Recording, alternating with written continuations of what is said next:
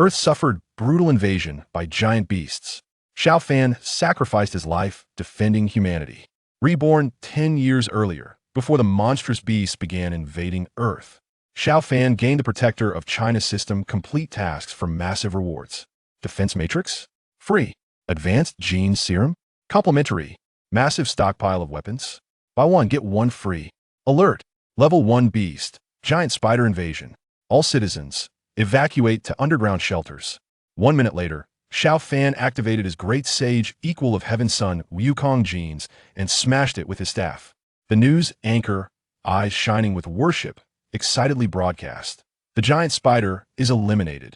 It's safe to return. Foreign media exclaimed.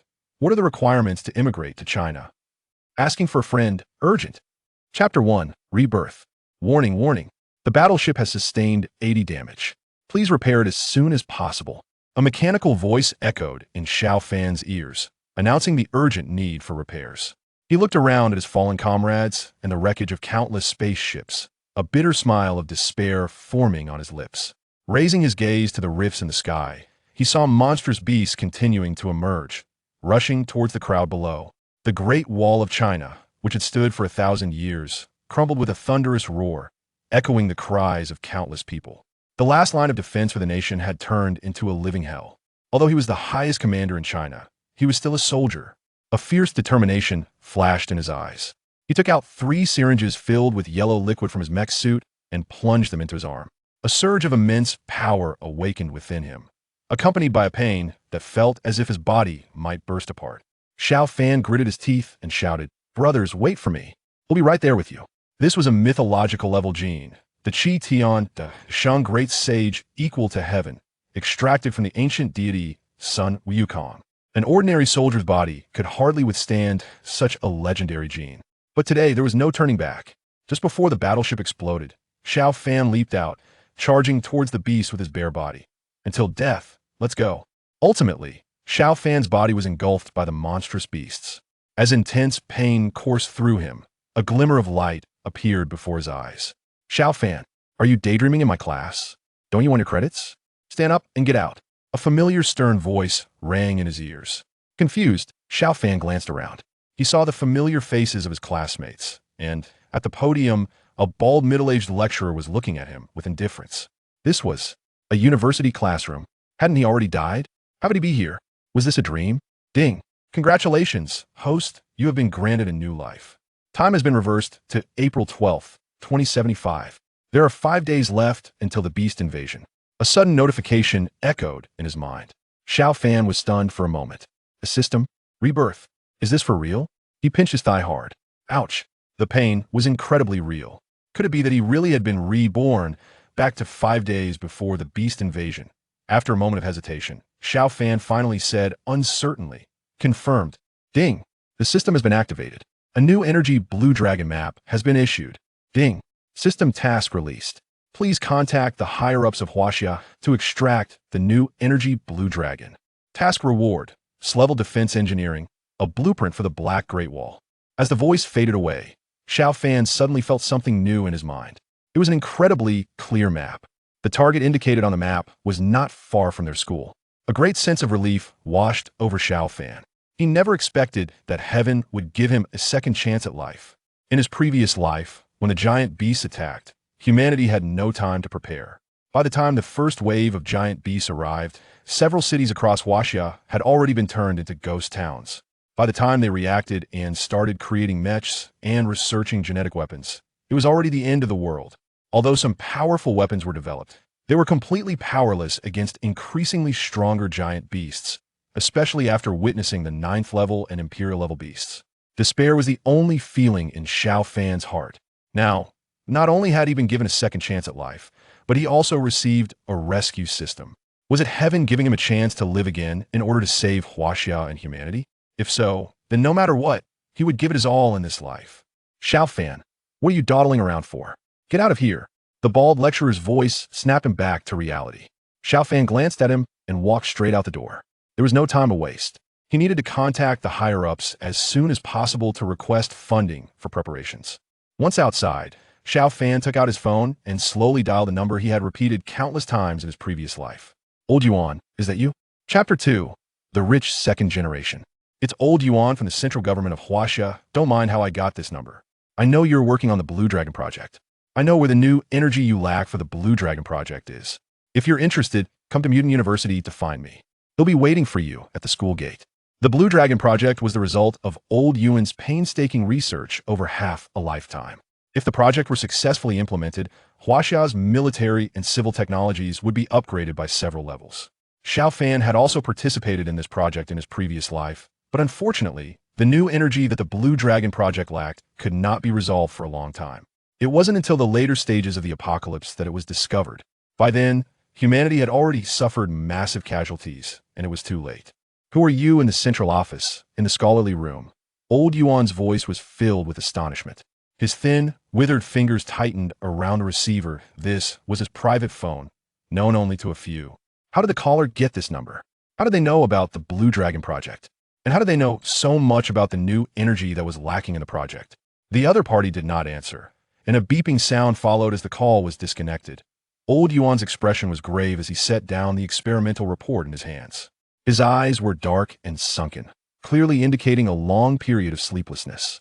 Outside, the sun shone brightly, while the stooped old man stood still for a moment, deep in thought, and clenched his fist. The issue of new energy had troubled him for many years, and with his age, time was running out. He couldn't afford to miss any opportunity that could benefit humanity in the limited time he had left. He coughed a couple of times, leaned on his cane, and shouted decisively, "Someone, come with me to the business street of Mutant University." The next day, a gentle breeze blew through the air. The business street outside the school was bustling with plainclothes officers. Xiao Fan sat at a breakfast shop near the school entrance, sipping soybean milk and waiting patiently.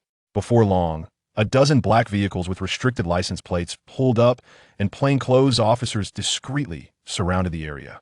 Soon after, a group of serious-looking special agents in uniforms emerged from the vehicles. Drones filled the sky, and the faint sound of a helicopter could be heard in the distance. The school's business street was instantly sealed off, leaving many students stunned and anxious. What's going on? Who are these people? And what are all these cars doing here? Is that a helicopter I hear? This is insane. Who is such a big shot visiting our school? Look over there. That old man has old Yuan. Oh my God. Old Yuan is actually here at Mutant. Xiao Fan remained calm, observing everything in front of him. Under heavy escort, the old man walked into the breakfast shop amidst the shocked gazes of the students. The shop owner was already frozen in place, utterly bewildered. Yuan Jua looked at the young man in front of him. Although he had investigated Xiao Fan's background and reviewed his information multiple times the night before, seeing him in person still surprised him. "You're the one who called me yesterday? You're the one who discovered the new energy?" Xiao Fan, a junior at Huaxia Mutant University, felt unworthy of the title of genius. He was just an unknown student who had met old Yuan. Xiao Fan stood at attention and saluted the elder. Having once been a commander guarding the nation's borders, a war god in the military, performing a salute was an instinctive response ingrained in him. Looking at Xiao Fan's youthful face, Yuan Jinghua felt a bit skeptical. After all, this new energy was deeply hidden and required advanced detection techniques. It had the potential to change the entire world and humanity as a whole. How could it possibly be discovered by a 20-year-old? Yet, observing Xiao Fan's demeanor and every word and action, there was an undeniable aura of a leader emanating from him. Yuan Jinghua couldn't help but feel a sense of admiration. Despite his youth, his presence was indeed extraordinary. "Young man, they'll need you to lead the way." "I want to hear your explanation," Yuan Jinghua said, giving Xiao Fan a deep look. Regardless of whether the new energy was real or not, Xiao Fan had to clarify how he knew about the Blue Dragon plan. Such a significant matter being leaked was no small issue. Although his background check indicated no major problems, it still raised concerns. "Happy to assist," old Yuan replied. Xiao Fan responded earnestly and stood up, gesturing for him to go ahead. Amidst the crowd, Xiao Fan and old Yuan walked out of the breakfast shop side by side. "Isn't that Xiao Fan? I know him, he's in our class." "Oh my gosh, isn't this guy an orphan? I can't believe old Yuan came personally to find him. Turns out this kid is a hidden rich second generation." "No, wait, this is more like the definition of a spoiled rich kid." Chapter 3. It will happen. Xiao Fan followed old Yuan into the car. Under Xiao Fan's guidance, they arrived at a forest. Xiao Fan got out of the car and pointed to a spot. "This is it. Just dig here. It won't take more than 100 meters to find it." Yuan Zhenghua wasted no time and called for the team to begin digging.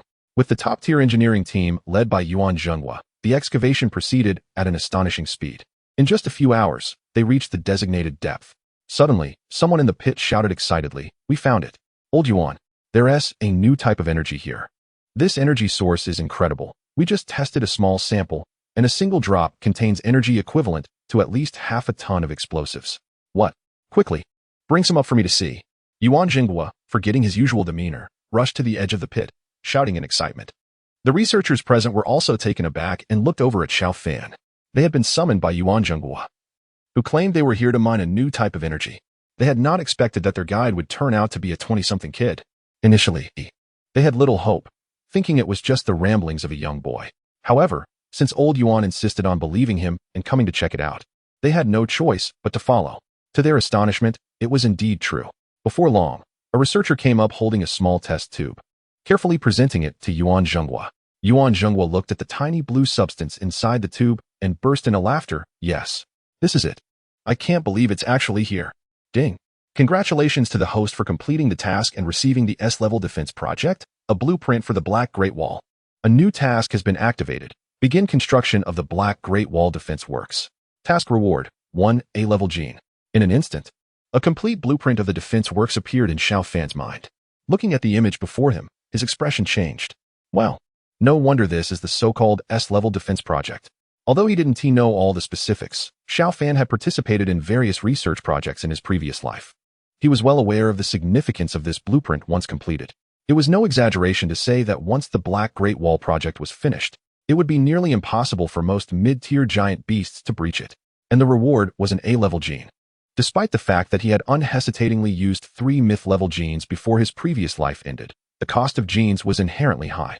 Myth-level genes were limited worldwide. He had been able to obtain 3 only because he was the overall commander of the Chinese forces at that time. "Xiao Fan, I want to ask how you know so much, but I have to ask you one thing. What is your true intention?" Yuan Zhenghua suddenly interrupted Xiao Fan's thoughts, a hint of caution in his eyes. Although Xiao Fan's actions were beneficial to the country and its people, they were still rather peculiar. Xiao Fan shook his head and met Yuan Zhenghua's gaze directly. "What if I say my only desire is for the country to prosper and the people to live in peace?" Yuan Zhenghua was taken aback for a moment before breaking into a smile. The previously tense atmosphere was significantly eased. "I have a piece of news that sounds utterly outrageous. But it is not false. It is a situation I can foresee based on what I currently know, and that is why I'm here." Xiao Fan continued. Yuan Zhenghua put away his smile and looked at him seriously. "Feel free to speak your mind. 2 days from now, time and space will intertwine, and the magnetic field will be chaotic. Things from alternate dimensions will tear through the fabric of our reality. If humanity does not respond in time, the casualties will be catastrophic." Xiao Fan spoke slowly, locking his gaze onto Yuan Lao's eyes, employing a convincing tone, each word resonating with weight. Upon hearing this, Yuan Zhenghua stared at Xiao Fan for a long while, somewhat dazed. Indeed, recent research has shown that magnetic field disturbances are occurring globally, with unknown creatures and phenomena emerging, as if hinting at something ominous. However, all of this has been kept under wraps, unknown to the general public. He also wondered where Xiao Fan had gotten this information. But if he were to make such an unrealistic conclusion based only on these observations, certainly, Xiao Fan's actions and thoughts were beyond what an ordinary person could comprehend. Yet, his claims ultimately lacked credibility. Nonetheless, Yuan Zhenghua recognized Xiao Fan's character, though he felt he lacked some guidance in his thinking. Considering this, Yuan Zhenghua's expression softened. He smiled and said, "Xiao Fan, you're worrying too much. When you return, I will report your contributions to the higher-ups. For now, your focus should be on completing your studies." Before he could finish, Xiao Fan interjected urgently, "Yuan Lao, I don't want credit. I know this sounds unbelievable, but it will definitely happen." Chapter 4. Guarding China. Seeing Xiao Fan's serious demeanor, Yuan Zhenghua pondered for a moment. Regardless, Xiao Fan had made significant contributions regarding the Blue Dragon incident. He decided to remain patient and offer some reassurance. "All right. I will look into this matter." Xiao Fan sensed that Yuan Zhenghua still harbored doubts. He quickly added, "The invasion of exotic beasts is beyond human capability to resist. I have a design plan here that can ensure the safety of China." Upon hearing Xiao Fan mention a design plan, Yuan Zhenghua became somewhat intrigued. After all, being able to locate the Blue Dragon indicated that Xiao Fan was indeed extraordinary. He replied, "Let us hear it." Immediately, Xiao Fan found a piece of paper squatted down. and began sketching the design of the Black Great Wall based on the images in his mind. This defensive project was called the Black Great Wall. Yuan Jingguo looked at Xiao Fan's meticulous strokes with some confusion. However, as Xiao Fan's design began to take shape, the perplexity on Yuan Jingguo's face slowly faded, replaced by a look of astonishment. This astonishment only grew as Xiao Fan continued to refine the design. 10 minutes later, Xiao Fan completed the drawing. All that remained in Yuan Jingguo's eyes was sheer amazement. With his experience and knowledge, he could tell how formidable this design was. This wasn't just a conceptual idea. It was something that could actually be built. As for its effectiveness, he couldn't make a definitive judgment. But one thing was certain. This was undoubtedly a new type of super defense project. If this project could be completed, it would become the most advanced defense system in the world, capable of withstanding even nuclear weapons. Yuan Jingguo couldn't help but glance at Xiao Fan several times. But could a 20-year-old really create something like this? Before Xiao Fan could hand it to him, Yuan Jingguo snatched the design away and examined it closely multiple times. Good, good, good, he exclaimed 3 times, unable to hide his excitement. If China could produce the Black Great Wall, its military capabilities would surely rise several levels. Without inquiring how Xiao Fan came up with the design, he looked at him with a gaze full of trust and appreciation. I will report this to the supreme leader.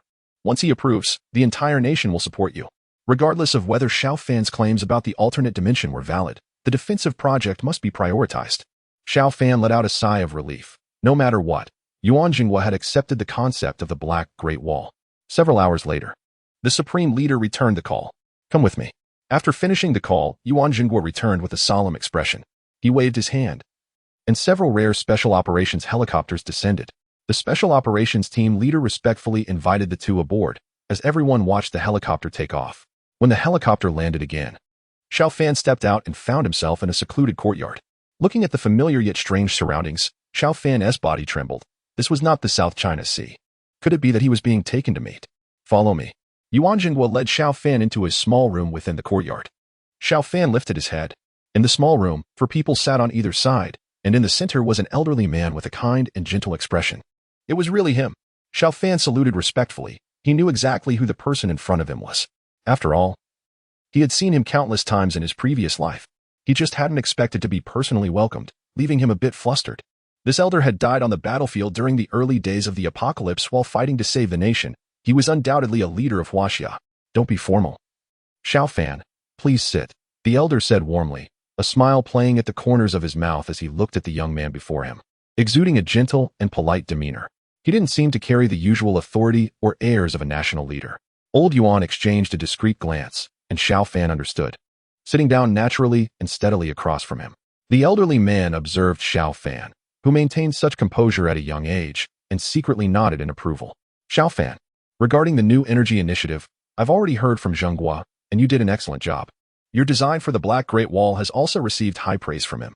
For your selfless contribution, you deserve recognition, but a typical reward may not suffice. Let me ask you, do you have the confidence to join us in safeguarding Huaxia? Chapter 5. Bring out the blueprint. The old man spoke slowly and clearly, his voice deep. Xiao Fan stood up seriously. Of course, I have too many people and things in Huaxia that I want to protect. I, Xiao Fan, am a Huaxia person in life and a Huaxia soul in death. His resolute gaze was filled with passion. The old man then said solemnly, regarding the alternate dimension you mentioned, Jingguo has also spoken to me about it. I have arranged for him to calculate it. Xiao Fan felt a sense of comfort in his heart. If he were to think from the old man's perspective, anyone hearing his claims would consider them absurd. Until something truly happens, no one would believe it. However, a leader is a leader, and even if such an event seems highly unlikely to him, he takes it very seriously. Of course, part of this is also due to the recognition of Xiao Fan's contributions this time. Then the old man continued, Xiao Fan, I hereby appoint you as the captain of the National Defense 7th Squad, codenamed Dawn, to participate in the Blue Dragon project. The name Dawn stirred a wave of excitement in Xiao Fan's heart. The Dawn Squad was the name of the first team he led in his previous life. He immediately rendered a standard military salute. Thank you, leader. The old man took a solemnly prepared tray from beside him and received it with a serious expression. On the tray lay a brand new custom military uniform for the highest National Defense Squad. The titles were Junior Commander, Mid Commander, and Senior Commander. As the squad leader, he held the title of Junior Commander. The old man removed the uniform from the tray and personally dressed Xiao Fan in it. At that moment, it felt like a lifetime ago. In his previous life, when he was awarded the title of Dawn's captain, It was also the old man who helped him dress. History seemed to repeat itself. Yet, the excitement in Xiao Fan's heart remained. However, when he thought about the impending giant beast coming in 4 days, his excitement quickly settled. Xiao Fan said, "Leader, I would like to apply for 10 billion Hua bills to develop the Black Great Wall." As soon as he said this, everyone in the room turned to look at Xiao Fan. Humph, this kid doesn't know the sky from the ground. Your design is still on paper. Just a rough concept. Whether it can be successfully developed is another matter, and you dare to apply for 10 billion. You must be out of your mind. A middle-aged man, overweight and in his 50s, slammed the table angrily. Although old Joe's words were a bit excessive, he was indeed right. 10 billion was quite a lot. I think it would be better for Xiao Fan to first organize the research report on the design, and then we can decide how much funding to allocate. Others chimed in with their opinions. Yuan Jinghua, listening to Xiao Fan's words, was nearly shocked speechless.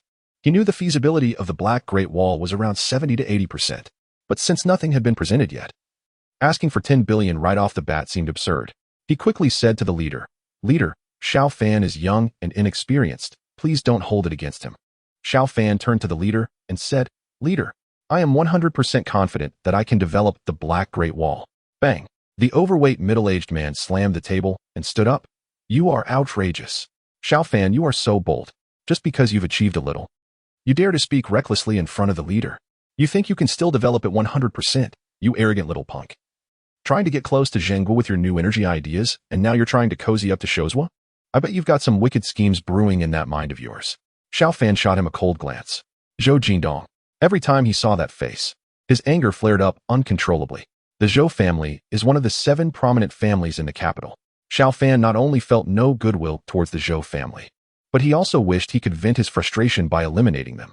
Zhou Jindong's reaction was so intense because the Zhou family's duty was to guard the national treasury. However, while guarding it, they treated the treasury as if it were their own. It was never easy to get money from them.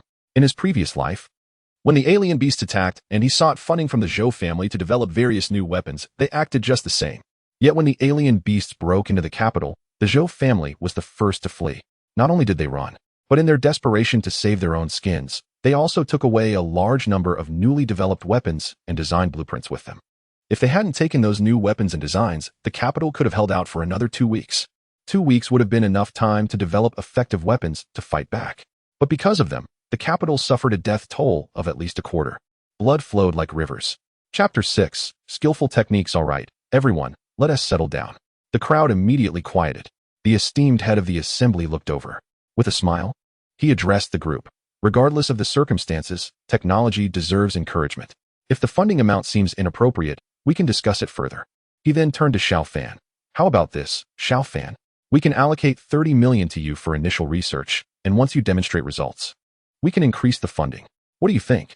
Xiao Fan let out a sigh of relief. He knew it was quite bold to ask for 100 billion right off the bat. Anyone in his position would have likely been turned down. The head's willingness to support him was already generous. Gratefully, he replied, "Thank you, esteemed head. I assure you, I will not let you down. Within 2 days, I will present a satisfactory outcome." Zhou Jindong, looking displeased, sneered. "Within 2 days? This little brat sure has a lot of confidence. Just to create a concept sketch. And he thinks he is a research genius. How about we make a bet? I'll develop a viable result within 2 days. If I lose, you can do with me as you please. If I win, I want you to resign and retire." Xiao Fan replied to Zhou Jindong with a blank expression. Zhou Jindong furrowed his brows, his face filled with rage. Resign and retire? On what grounds?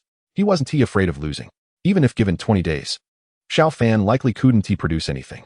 Even without understanding weapon development, he knew that creating a brand new weapon in just 2 days was utterly unrealistic. Who did this unknown country bumpkin think he was to challenge him? This wager was nothing short of an insult.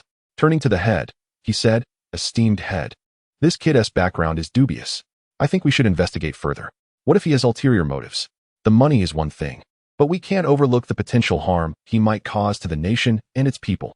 Before he could finish, the head interrupted him. The fact that he managed to discover new energy sources on his own and is willing to share it selflessly is already a significant contribution.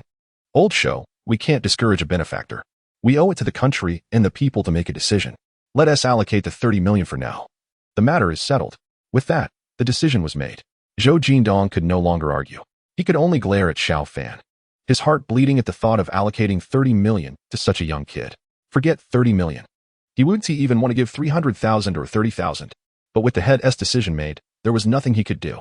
Though Zhou Jindong was reluctant to allocate funds, he had to respect the head's authority.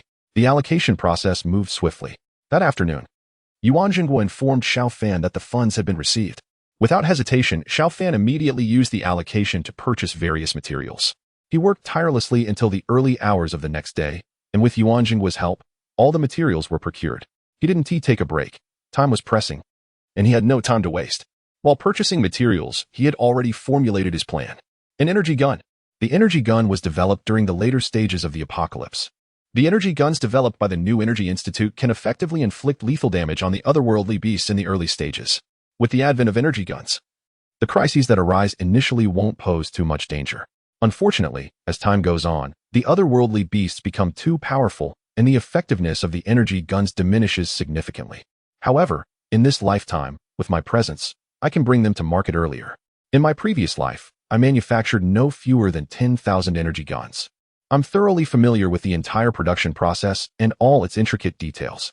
Yuan Jingguo looked at the somewhat fatigued Xiao Fan and said, Xiao Fan, if you're tired, you can take a break. If you need anything, just let me know. I've got decades of experience under my belt, so you can trust me. Xiao Fan shook his head and replied, no need, old Yuan. I can handle it myself. With that, he got straight to work. Dissolving, refining, polishing, assembling. At first, Yuan Jingguo watched with mere curiosity at Xiao Fan's skilled techniques. But as Xiao Fan delved deeper into the process, Yuan Jingguo's expression grew serious. Xiao Fan not only demonstrated exceptional skill, but also exhibited an astonishing mastery over every detail involved. Chapter 7. Tremendous power at the moment of dissolution. He was able to precisely control the melting point without any instruments, immediately integrating it into the mold. While some experienced veterans could achieve this as well, Xiao Fan was only in his early 20s and yet possessed such mastery. Next came the refinement of various components. This step was of utmost importance. The refinement of components is a matter of precision. A slight miscalculation can lead to disastrous results. Often, a small error in measurement can result in total failure. Yet, Xiao Fan had done it all by hand, without any instruments. What kind of hands were these? What kind of genius was he? He glanced down at the notes he had made, and his expression shifted from serious to astonished. According to the data, Xiao Fan had developed a model of a gun. But this was no ordinary gun. The power of this weapon, once paired with the right energy source, would undoubtedly be terrifying. Then Xiao Fan produced a drop of the new energy source, Blue Dragon, and dripped it into the gun's barrel. Yuan Jingguo was once again taken aback. It was complete. Xiao Fan let out a breath, placing the energy gun in front of Yuan Jingguo, and said, Old Yuan, this is called the energy gun, powered by the Blue Dragon. This kid was actually using Blue Dragon as a power source. The new energy had only just been developed, and he was merely exploring its most suitable applications. Yet Xiao Fan had already created a new type of weapon based on this energy. After staring at the physical object for a while, Yuan Jingguo's fiery gaze fell on Xiao Fan. Unable to contain his excitement, he burst into laughter. Good lad, you really are impressive. If the younger generation is like you, how can our China not prosper? Xiao Fan humbly chuckled. Thank you for your praise, old Yuan. But let's first test the energy gun's effectiveness. Given that the materials used were not as advanced as those from his previous life, the performance would certainly not match that of the energy gun from before. They would have to test it first. Yuan Jingguo's smile faded as he said seriously, Xiao Fan, I know you're eager. Your creation is already quite perfect. And your talent is the highest I've seen so far. If this attempt fails, don't lose heart. He had seen many talented individuals lose confidence after a single failure. Observing Xiao Fan's attitude, he believed it wouldn't be a significant issue, but he still wanted to remind him. As it was clear that Xiao Fan had high expectations for the energy gun, he certainly didn't want any mishaps with such a crucial future national weapon. Xiao Fan replied with a smile, I understand, old Yuan, but time doesn't allow for failure. Calculating the time left, there were only a few hours until the beast invasion. If they failed, who knew how many lives would be lost? Yuan Jingguo said no more. Xiao Fan was a smart person. Some things only needed to be pointed out once. He said, follow me, there's a practical training base outside. Xiao Fan took the energy gun and followed Yuan Jingguo to the training base. Xiao Fan glanced around and said, Old Yuan, the power of the energy gun might be a bit too much for this place, don't you think? While this combat training base has decent defenses, it's unrealistic to expect it to withstand a shot from an energy gun, even if the one I've created doesn't match the performance from my previous life. Yuan Jingguo, however, dismissed Xiao Fan's concerns with a smile, thinking he was being overly cautious. The defenses here are top-notch. among the best in the country and even the world. You can go ahead and give it a try. He calculated that while Xiao Fan's energy gun was powerful, it was unlikely to cause any damage to the training base. Reluctantly accepting Yuan Jinghua's confidence, Xiao Fan nodded and expertly operated the energy gun, pulling the trigger. Whoosh! A faint blue light shot out from the energy gun. Seeing this, Yuan Jinghu wasn't disappointed. After all, it was just a prototype, and failure was to be expected. He was about to comfort Xiao Fan when he noticed Xiao Fan staring intently at the faint blue light. Boom! A deafening explosion erupted. Yuan Jinghu was stunned into silence. His neck stiff as he slowly turned to look at the spot where Xiao Fan had fired. The solid walls of the combat training base had been severely damaged over a large area. Even outside the base, within 100 meters, the ground had turned to scorched earth. A massive crater, at least 7 or 8 meters deep, remained where the blast had occurred. How could the power be so immense? Chapter 8. Seizing credit. Yuan Jinghu was so shocked that his voice trembled. If it weren't for the defense of the combat base, the effects displayed would surely have been even more terrifying. Hiss! Yuan Jinghu gasped in cold air, staring incredulously at Xiao Fan. His gaze shifting to the energy gun in Xiao Fan's hand. Terrifying, absolutely terrifying. And this kid's talent. He had already overestimated Xiao Fan's abilities, but it seemed he still underestimated him by a long shot. Just then, a piercing alarm rang out in the research institute. Yuan Jinghua's expression changed. I need to check this out. The institute was equipped with the most advanced warning systems in all of Huaxia, but usually, it wouldn't react to minor incidents. Once it did go off, it meant serious trouble. Xiao Fan furrowed his brow, glancing at the sky. It seemed like they were coming sooner than expected. There were still over 10 hours left. Had time accelerated in this world? Xiao Fan didn't dare to be careless and followed Yuan Jinghu back into the research institute. The two entered a research room. Yuan Jinghu looked at the warning device flashing red in front of him, along with the various data on the screen, his face growing increasingly serious.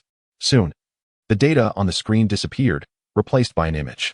The image showed a deep and massive crack appearing in midair. In front of the crack, the words danger were emblazoned in large font. Unknown life form, danger level SSS, expected arrival in 3 hours. Upon seeing this, Yuan Jinghu was stunned. Unknown life form, danger level SSS. What did that even mean? Such a thing had never happened before. Even when the warning systems alerted for volcanoes, earthquakes, or tsunamis, the highest level was only A.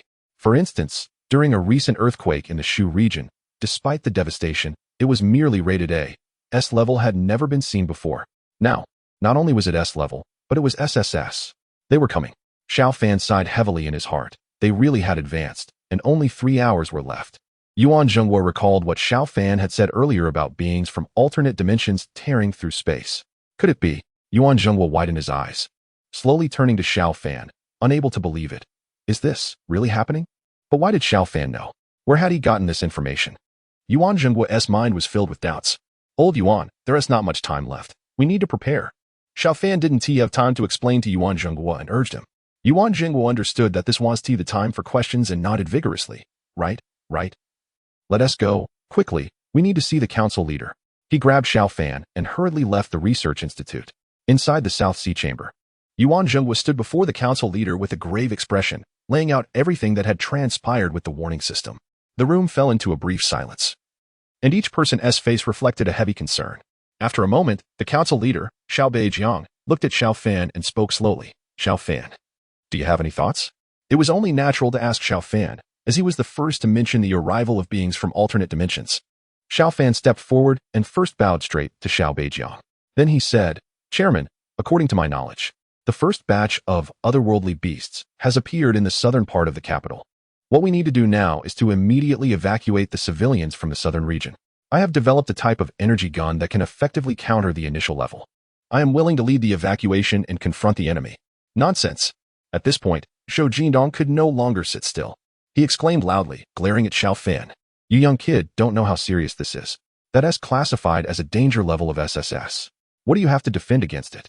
Do you have any experience in evacuating civilians? And what about your so-called energy gun? How effective is it really?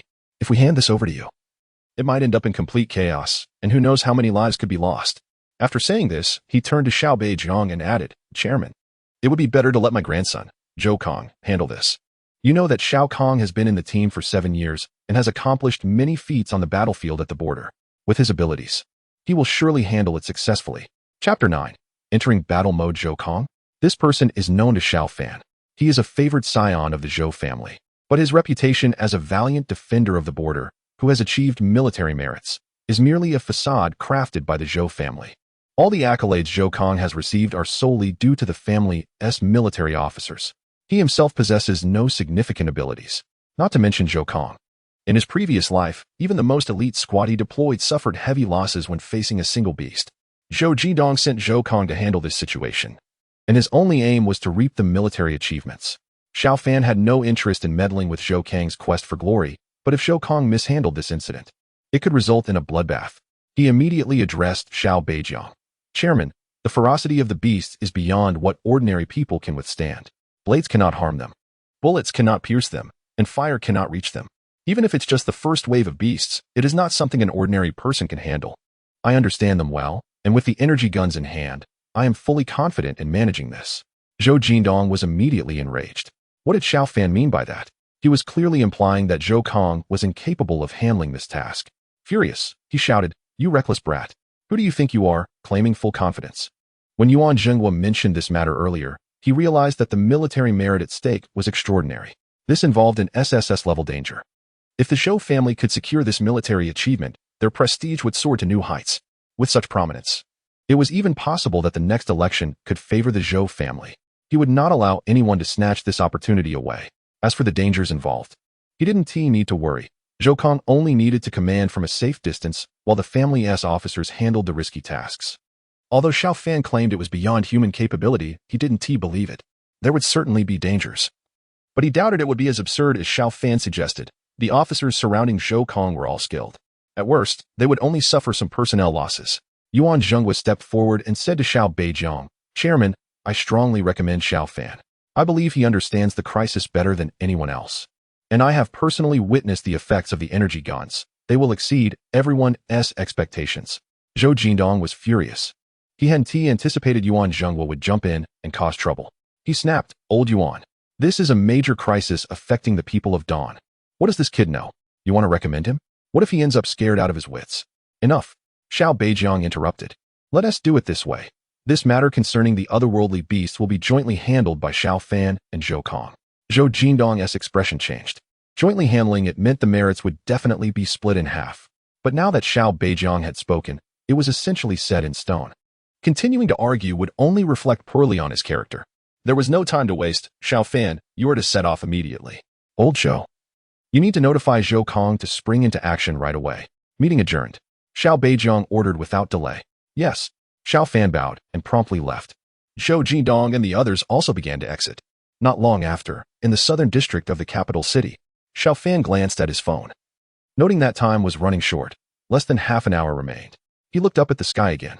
The fissure above was now several times larger than what he had seen on the warning screen earlier. The crowd below was curiously gazing at the crack in the sky, unaware of the impending danger. Thud, thud, thud. Suddenly, a rhythmic sound of footsteps echoed. Xiao Fan turned to see a young man dressed sharply, wearing sunglasses, approaching with a group of people. It was Zhou Kong, the grandson of Zhou Jindong.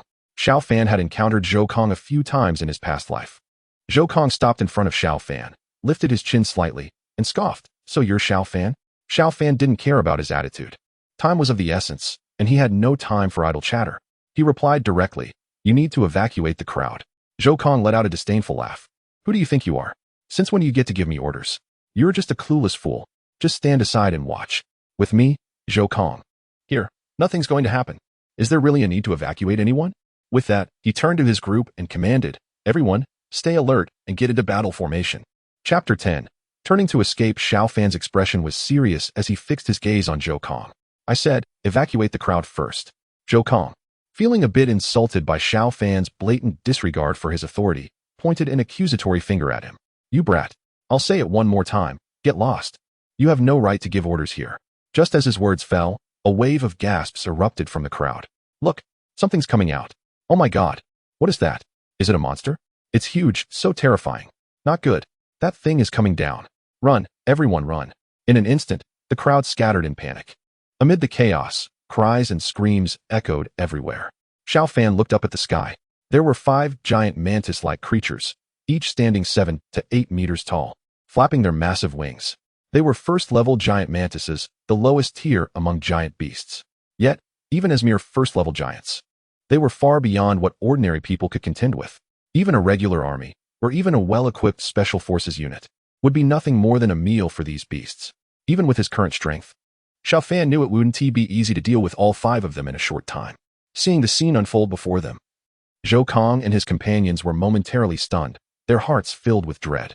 His grandfather had told him that if this mission was successful, the Zhou family would have an unlimited future. So, Zhou Kong was aware that the task would be challenging. However, he never imagined they would encounter such monsters. Even from a distance, witnessing the 5 creatures charge into the crowd like they were in paradise was horrifying. Their sharp claws swept down mercilessly, knocking down large groups of people. The once clean street was instantly stained red with blood, turning into a hellish battlefield. The terrifying sight sent the fleeing crowd into further panic. Some ran faster, some stood frozen in fear, and others fainted outright from sheer terror. Zhou Kong and his group had come from the border, and while they could tolerate such scenes, the sheer destructive power of the giant mantises still filled them with trepidation. They had never faced such monstrous enemies during their battles at the border. Xiao Fan turned to Zhou Kong once more. "I'll say it one last time. Organize your people and evacuate the crowd." Despite the urgency of the situation, Zhou Kong felt a surge of anger rise within him at Xiao Fan's repeated orders.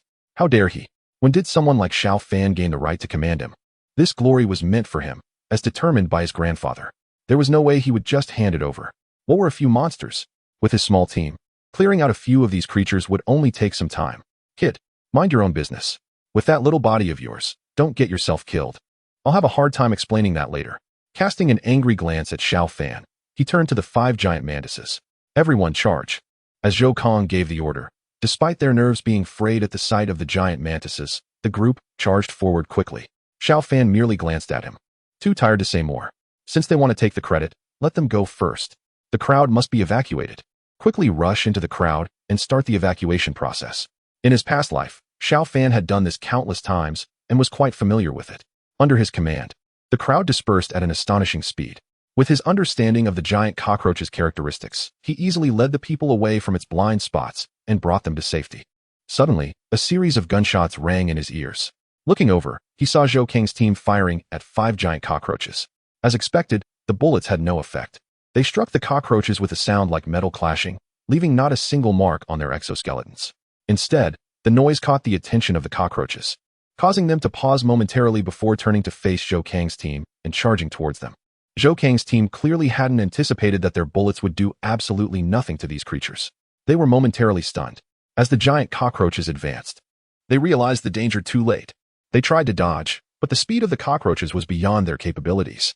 In the blink of an eye, the nearest cockroach had already lunged at one of the team members. That member's face went pale with fear as he turned to flee. Chapter 11. The leap. The rest of the team quickly shouted, "Shoot! Cover us!" However, the coordination and equipment that had been so effective on the frontier felt utterly powerless in front of the giant cockroach. The creature completely ignored their attacks and swiped a claw at one of the teammates. Fortunately, the teammate reacted quickly and barely managed to dodge.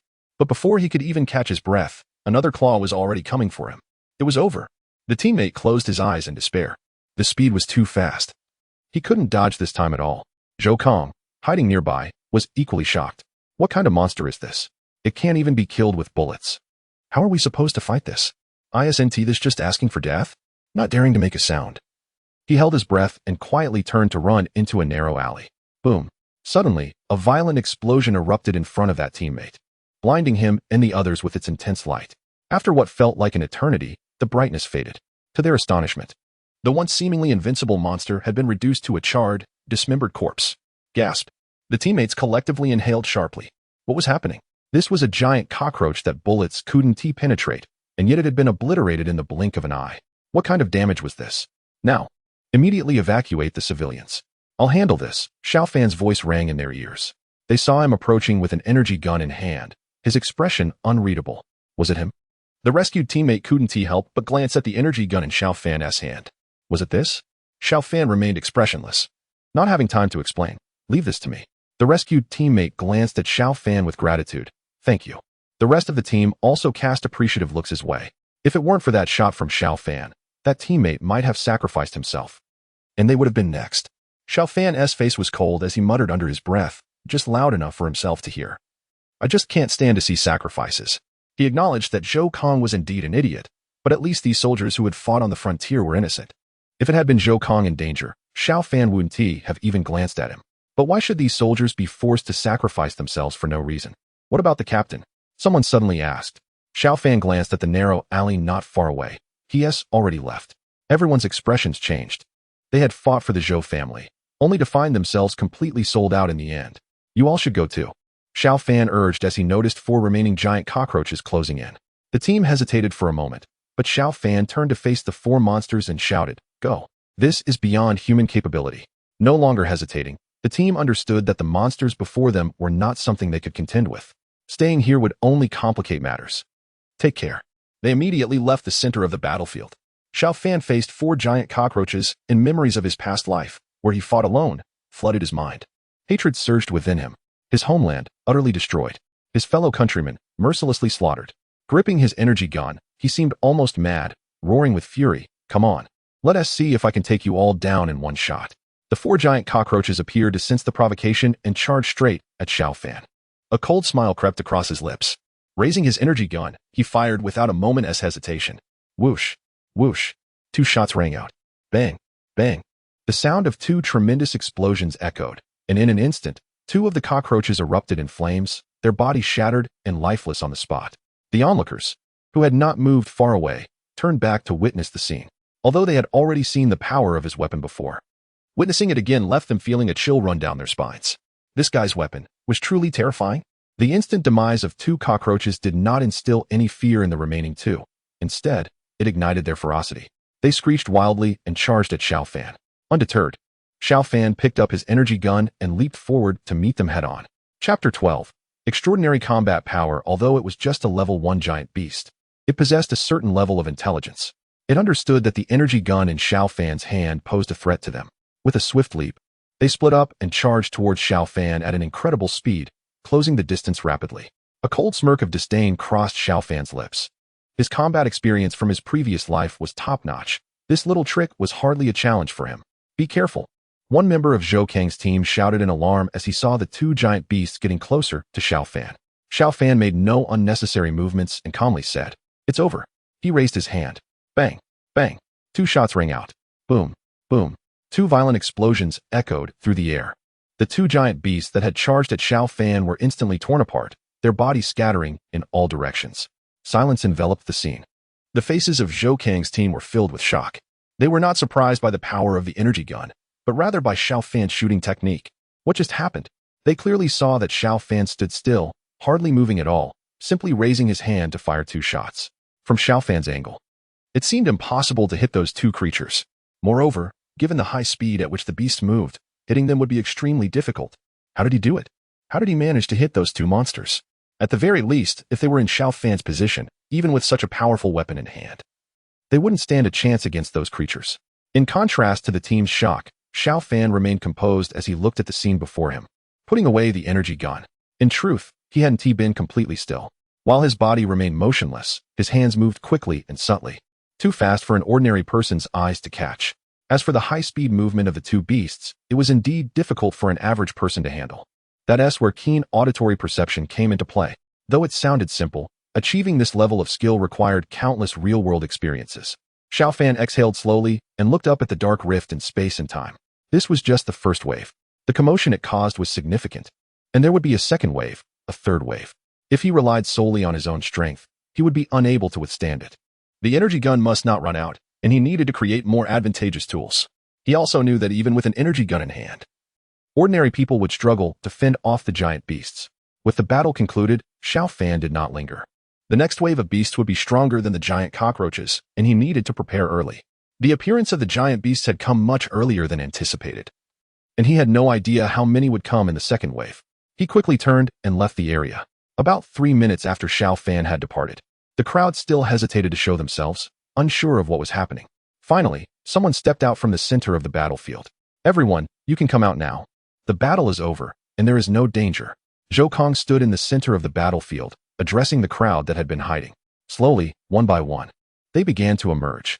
"Excuse me, sir, who are you? And who was that person just now?" A reporter from the crowd quickly approached Zhou Kang with a camera in hand. Without a hint of embarrassment, Zhou Kang replied, "Actually, there are many like that among my subordinates, so there's no need for anyone to worry about any crisis.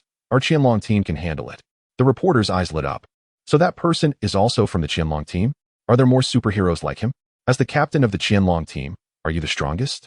Zhou Kong opened his mouth to respond, but ultimately chose not to clarify Xiao Fan's identity, opting instead to maintain his pride. He chuckled lightly at the reporter's subsequent questions, but did not provide an answer. However, to others, this silence was clearly an acknowledgement. I know the Qianlong team. They are the strong guardians of our borders. I also heard that the Qianlong team saved us. No wonder they're so impressive. The crowd cheered. Long live the Qianlong team. They're amazing. The Qianlong team's reputation in the country was quite significant, especially since it was led by Zhou Kong of the Zhou family. It seemed only fitting to occasionally promote the Qianlong team. Plus, the team led by Zhou Kong indeed had extraordinary combat capabilities. Chapter 13.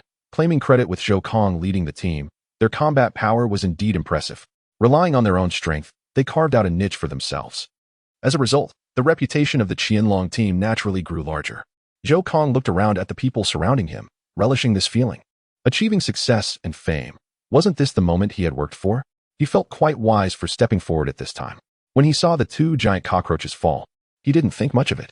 He was only concerned about not letting Xiao Fan steal too much of the credit, so he rushed to appear, thinking that any small share of the glory would be better than none.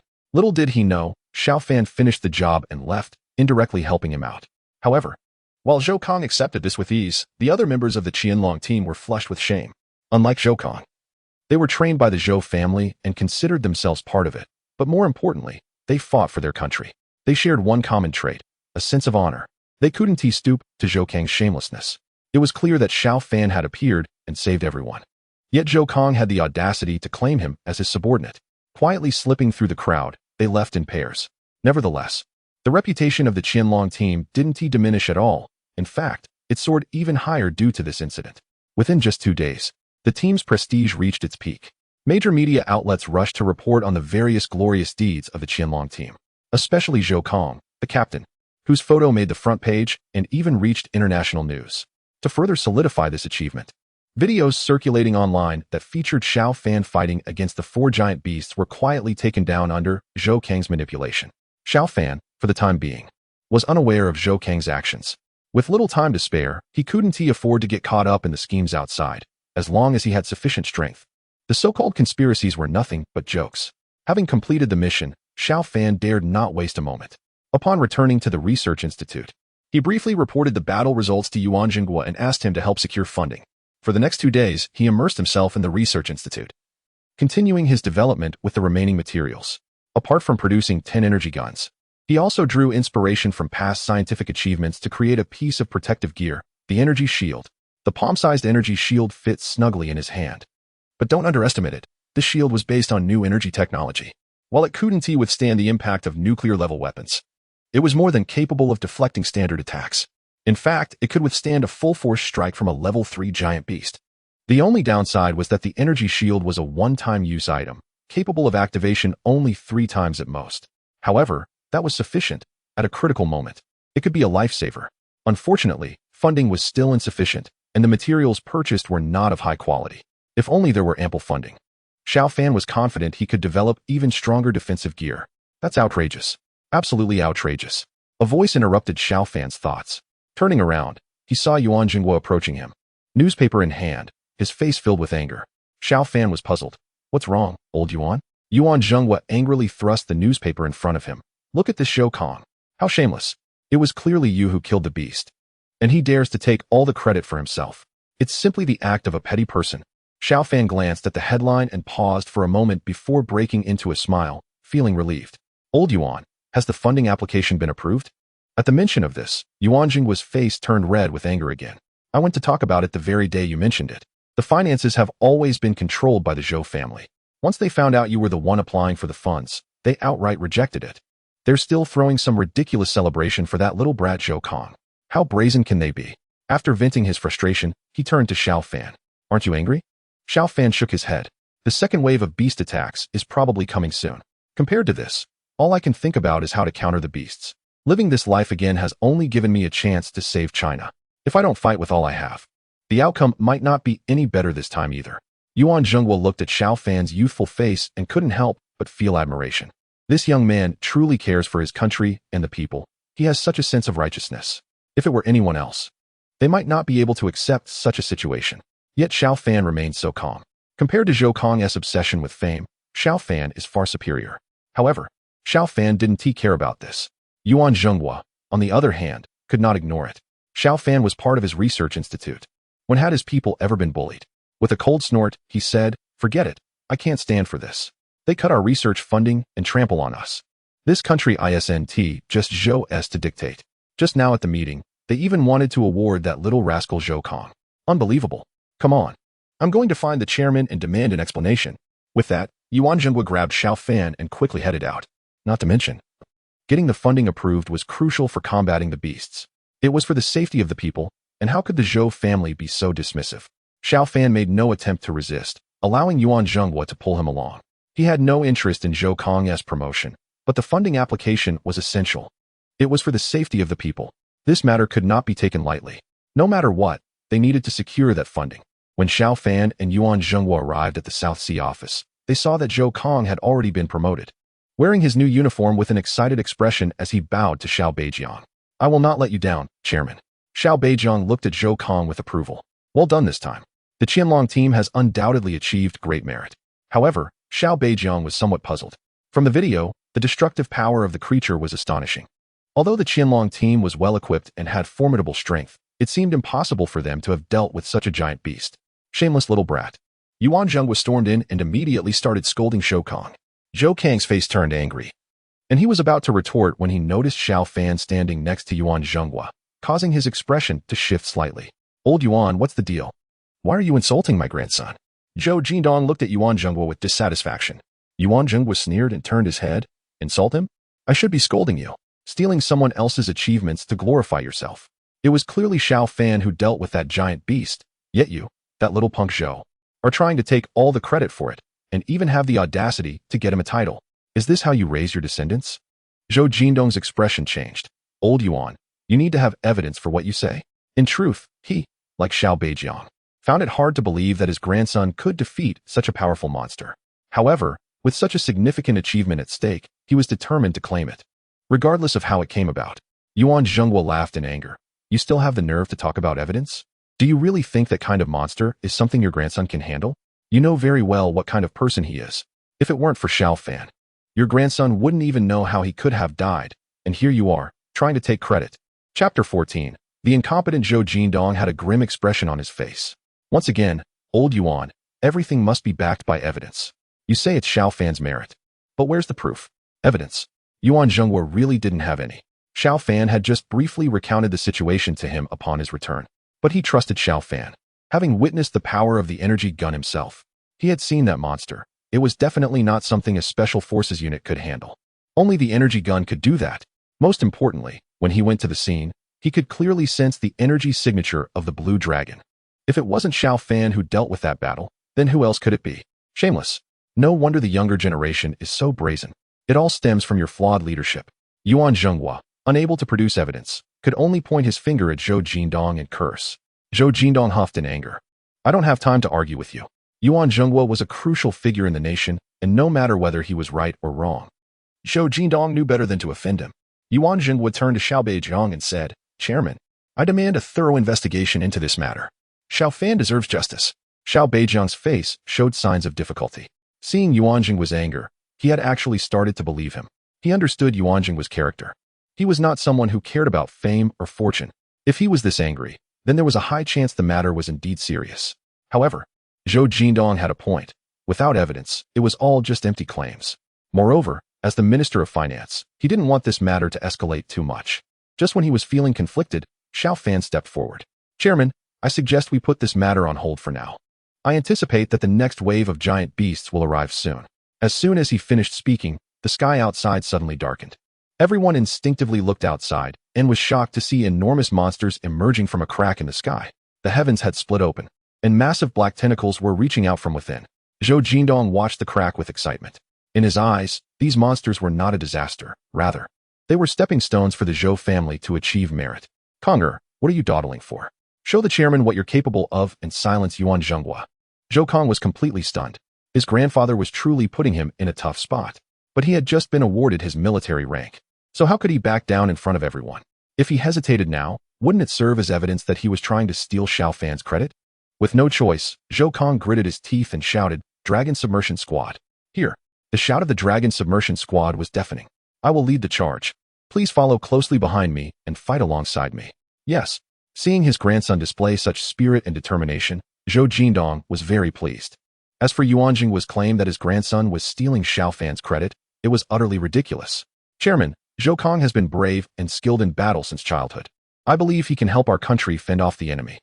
It was truly despicable that some people would resort to lies to try to take away my grandson's achievements during such a critical time for our nation." Zhou Jindong casually glanced at Yuan Zhenghua as he spoke, displaying a rather smug demeanor that left Xiao Fan speechless. He didn't have time to indulge these two in their little games. The safety of Huaxia was the priority. Right now, all he could focus on was the massive crack in the sky. System scan in progress, 001. Unbeknownst to Zhou Jindong, Zhou Kong was already contemplating how to ensure his own survival later. After all, the terror of those four manuses from that day still haunted him. His show of courage was merely a facade, intended to save face when he inevitably faced the monsters. At the very least, he wanted to maintain a semblance of bravado to preserve his reputation. Since Zhou Jindong aimed to enhance the Zhou family's standing in Huaxia, he had specially invited several of the most prominent media outlets for this rank conferral ceremony. The event sparked considerable discussion online. "I heard Xiao Fan is a major general?" "He has nothing special, just a timid turtle." "Don't talk nonsense. Every major general I've seen is a fearless warrior. This Xiao Fan is just an exception, don't generalize. Longqian squad is the best. Zhou Kong is so handsome.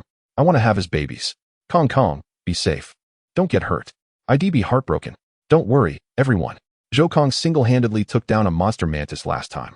This is no challenge for him." Of course, Xiao Fan was blissfully unaware of these comments, as he was currently lost in thought at the protective base. Though others might think he was daydreaming, he was actually using the system to scan for monsters within the crack in the sky. Data scanning in progress. 73-9. Scan data as follows. Species, wolf spider. Agility, extremely high. Attack power, 13, not exceeding the host's current armor. Racial abilities, long-range attack capabilities, with potent toxicity and corrosiveness. Additional data is still being scanned. Scanning for weaknesses of the individual wolf spider, current progress at 35%. On the battlefield, a loud rumble emanated from the crack in the sky, which widened further as a gigantic spider poked its head out. Zhou Kong quickly ducked behind the Longqian squad, but he managed to maintain an air of composure, appearing unbothered by the minor threat. Others would only see him as giving the Longqian squad a chance to hone their skills, ready to spring into action at the first sign of danger. This led viewers of the live stream to marvel. What a true master. Suddenly, a white silk thread shot down from the sky. Mid-flight, the front part of the thread spread out, forming an increasingly large net that ensnared the entire Longqian squad. If Zhou Kong hadn't been hiding behind them, he might have been caught as well. "Is this it?" Zhou Kong scoffed, finding the thread unimpressive and seemingly flimsy, floating lightly in the air and appearing easily breakable. Just as he was about to reach out to touch it, he suddenly froze mid-air. The team member trapped in the spider web had black spots crawling over his exposed skin. This web is poisonous. Although Zhou Kong didn't know the exact effects of the poison, he wasn't willing to gamble with his life. "Captain, help me." A teammate instinctively shouted towards him. But Zhou Kong quickly took a step back, his voice trembling with fear. "Don't come any closer." He looked up and saw a wolf spider poking half of its body out of the crack, preparing to leap across the long silk thread. With the saying, "While the mountains are green, there's no need to worry about firewood," Zhou Kong didn't hesitate to run to the armored vehicle, the engine roaring to life. A teammate who had already broken free from the web also tried to climb onto the vehicle, but Zhou Kong didn't stop. He slammed on the gas and charged towards the base. The surviving teammates were once again ensnared in spider silk, and this time, their luck had run out. In his mind, waiting for the members of the Longqian team at this point was a gamble that could cost him his life. He wasn't foolish. After all, the Zhou family was the guardian of the national treasury. Training a few Longqian team members wasn't a big deal, just a matter of throwing around some cash. Did the Zhou family lack money? Whatever amount the national treasury of Huaxia had, the Zhou family had access to it. As long as it could be solved with money, it was no problem. The wolf spider had already leaped down, devouring the members of the Longqian team who were fleeing toward the armored vehicle in just a few bites. Inside the protective base, everyone watched the intense battle on the massive screen with grave expressions. What was Zhou Kong doing? The commander glared fiercely at Zhou Jindong. Zhou Jindong was blushing with embarrassment, but knew he had to play his part because being labeled a coward was a serious crime. "Commander, there might be a misunderstanding here. This giant spider is hard to combat. It's reasonable for Zhou Kong to conserve his strength. The commander frowned and snorted coldly, realizing that the credit for killing the giant mantis was already clear without needing to distinguish further. Commander, Zhou Kong lured the wolf spider over. I may be old, but I'm not blind. Zhou Jindong knew it was time to salvage his dignity. He quickly called on the base S operators. Quick, activate the protective shield. Clear the way. Let me handle it. The azure shield expanded instantly. Zhou Jindong saw his grandson had already driven into the shield and finally breathed a sigh of relief, wiping the sweat from his forehead. As long as his grandson survived, that was all that mattered. Chapter 15. Slaying the monster. The wolf spider had already followed them to the entrance of the base. Seeing this, it spat out another strand of silk. Zhou Jindong, however, appeared calm and confident. How could soft spider silk possibly break through an energy shield? To his shock, as soon as the silk made contact with the azure shield, it rapidly melted away. The confident expression on Zhou Jindong's face froze, replaced by an overwhelming terror in his eyes. Scanning complete. Just when Zhou Jindong thought everyone was doomed, a larger shield suddenly expanded. Within the massive azure barrier stood a man with an imposing demeanor, striding confidently against the crowd toward the giant spider. Millions of people. I shall proceed. Scanning results. The wolf spider's eyes are its most vulnerable spots. The blue dragon energy is incredibly precious, a crucial means for humanity to defend against monsters. Given the scarcity of genetically enhanced warriors among humans, he would avoid using it unless absolutely necessary. Moreover, he had a better option now, renting the Demon Slayer blade. A scarlet line sliced through the air, landing in Xiao Fan's hand. He waved it casually, even in his past life. The feel of the Demon Slayer blade would have ranked among the top 3 of all the weapons he had used. Furthermore, according to the system, this was a blade that could grow, and its current demonstrated level was merely its baseline. As for the requirements to rent the Demon Slayer blade, they were straightforward. The blade must respect your strength and the blood of your enemies. In the system space, there were 5 weapon stands. The first stand was empty, meant for the Demon Slayer blade. The other 4 stands evidently held different weapons, but they were locked by 3 pitch-black chains. Clearly, Xiao Fan's current strength was insufficient to wield them. He glanced at the massive spider before him. After a moment of analysis, it was clear what he needed to do. Find a way to thrust the Demon Slayer blade into the spider's eye and shatter its brain. Suddenly, a white strand of silk shot toward him. Xiao Fan simply swung the Demon Slayer blade, and the silk was cleanly severed, falling to the ground without touching him at all. The blade's edge showed no signs of damage. It was far sturdier than the base's energy shield. Looking at the giant spider's enormous form, Xiao Fan seemed to have made up his mind. He ran toward a stack of metal boxes not far away. Without hesitation, he climbed up the steel wire to the top of the boxes, which were stacked 6 or 7 meters high. At that height, a fall from his non-genetically modified body would be fatal. But Xiao Fan was no fool. He knew there was a thick layer of sand beneath the boxes, which gave him the confidence to make this move. With the diminutive human form, the only way to reach the giant spider's eyes was to take advantage of the height of the boxes. He waited for the spider to crawl closer. 10 meters, 5 meters, 3 meters. It was time. He leaped into the air, the tip of the blade aimed at the giant spider's eye socket at an incredibly precise angle. This was a judgment honed through countless dangers in his past life. Just as the blade was about to pierce the spider's eyeball, an unexpected change occurred. The massive spider's body flickered in Xiao Fan's eyes, suddenly creating several afterimages. It actually dodged the attack. The target was a mutated phantom spider, which possessed a racial talent, phantom short-distance teleportation, usable only once a day. The phantom spider adjusted its position through the illusion, avoiding Xiao Fan's lethal strike and placing him in an inescapable dead zone. Xiao Fan's landing spot was right in front of the spider's gaping maw. With no chance to adjust or gain leverage in midair, Xiao Fan could only watch as that bloody mouth drew closer. The only thought in his mind was, damn it. System, you've betrayed me. Although they were both first-class giant monsters, this creature had evolved other abilities. In the protection base, everyone watched Xiao Fan with expressions of deep concern. Only Zhou Jindong had a glimmer of joy. If Xiao Fan were to be eaten by this monster on their first encounter, what difference would there be between him and Zhou Kong? Neither of them had inflicted even a scratch on the giant spider. So what right did they have to claim that my grandson had robbed Xiao Fan of his accomplishments? Moreover, this clearly showed that my grandson understood the situation. This wasn't he fleeing in the face of danger, it was called being prudent. Whereas Xiao Fan's actions could only be described as reckless, and recklessness comes at the cost of one's life. Due to a malfunction detected by the system, which caused the host to fall into peril, the decision was made to compensate the host. Super mythical gene, demonic bird ghost car, is being injected. Xiao Fan felt as if time had slowed down countless times, a strange power flowing through his body. A sharp pain shot through his back, as if something was growing. The demonic bird ghost car, Legend has it that this bird once had 10 heads and could collect human souls. One head was devoured by a dog. In Qin Zongtian's shadow, sometimes there was a sound, like the rumble of a forceful cart. Ghost car, activated emits a bizarre sound of wheels, causing mental shock to enemies, rendering them immobile for a short time. Duration depends on the enemy's mental strength. With each call, the hostess speed will briefly increase. 9 heads, not activated. Soul capture, not activated. Injection complete. As the system's notification faded, Xiao Fan felt the flow of time return to normal. He could feel powerful wings on his back. With just one flap, he soared several meters high. His throat felt so constricted. At that moment, he just wanted to let out a loud cry.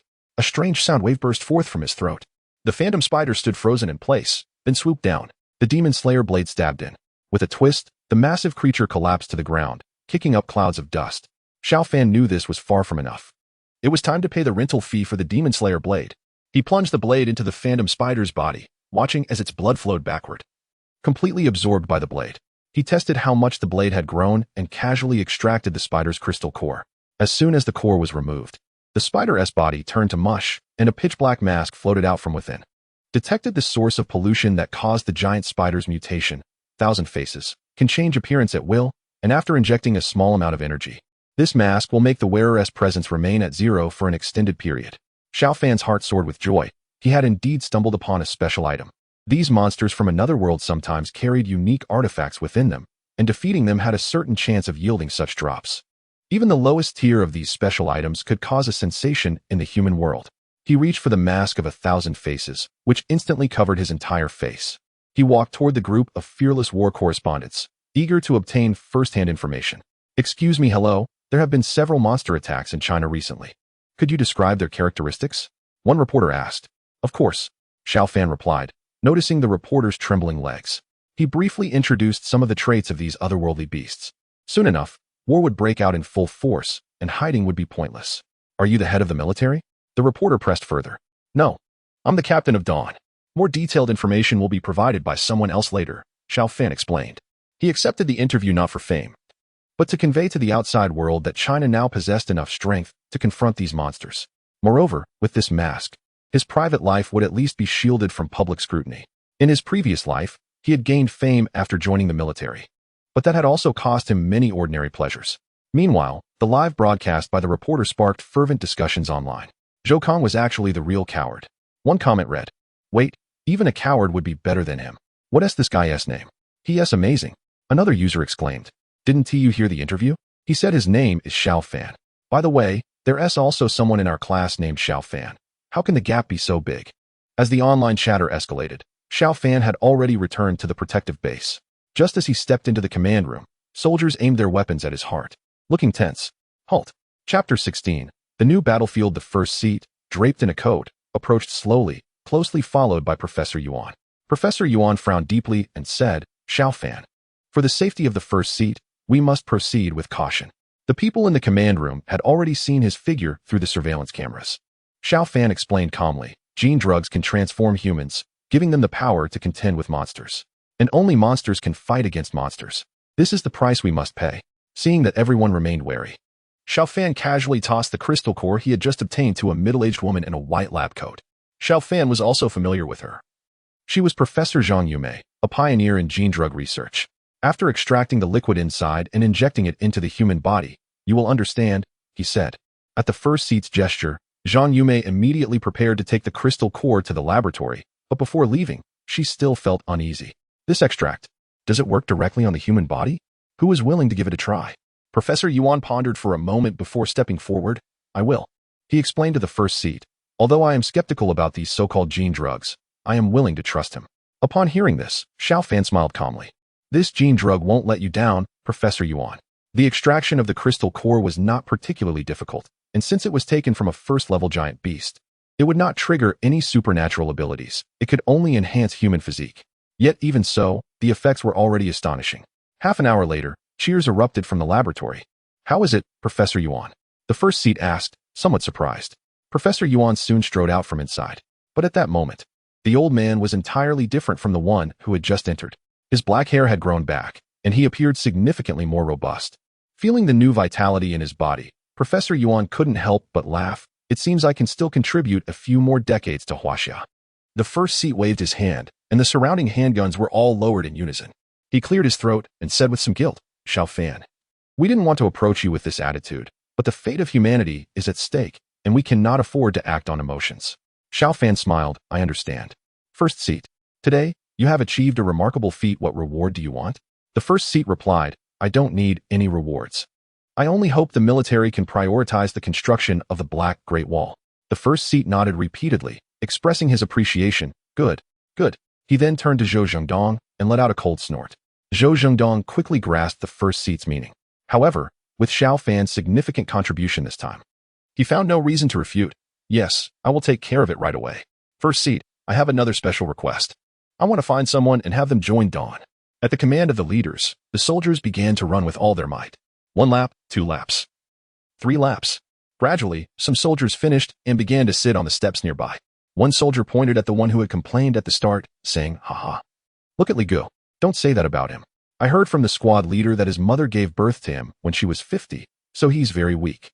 At first, the soldiers fell silent after hearing this. However, not everyone was so understanding. On the track, a burly man watched as Li Gu slowed down more and more, and his irritation grew. He shouted, "Li Gu, with your stamina, you might as well save your energy for farming back home to help the country stock up on food."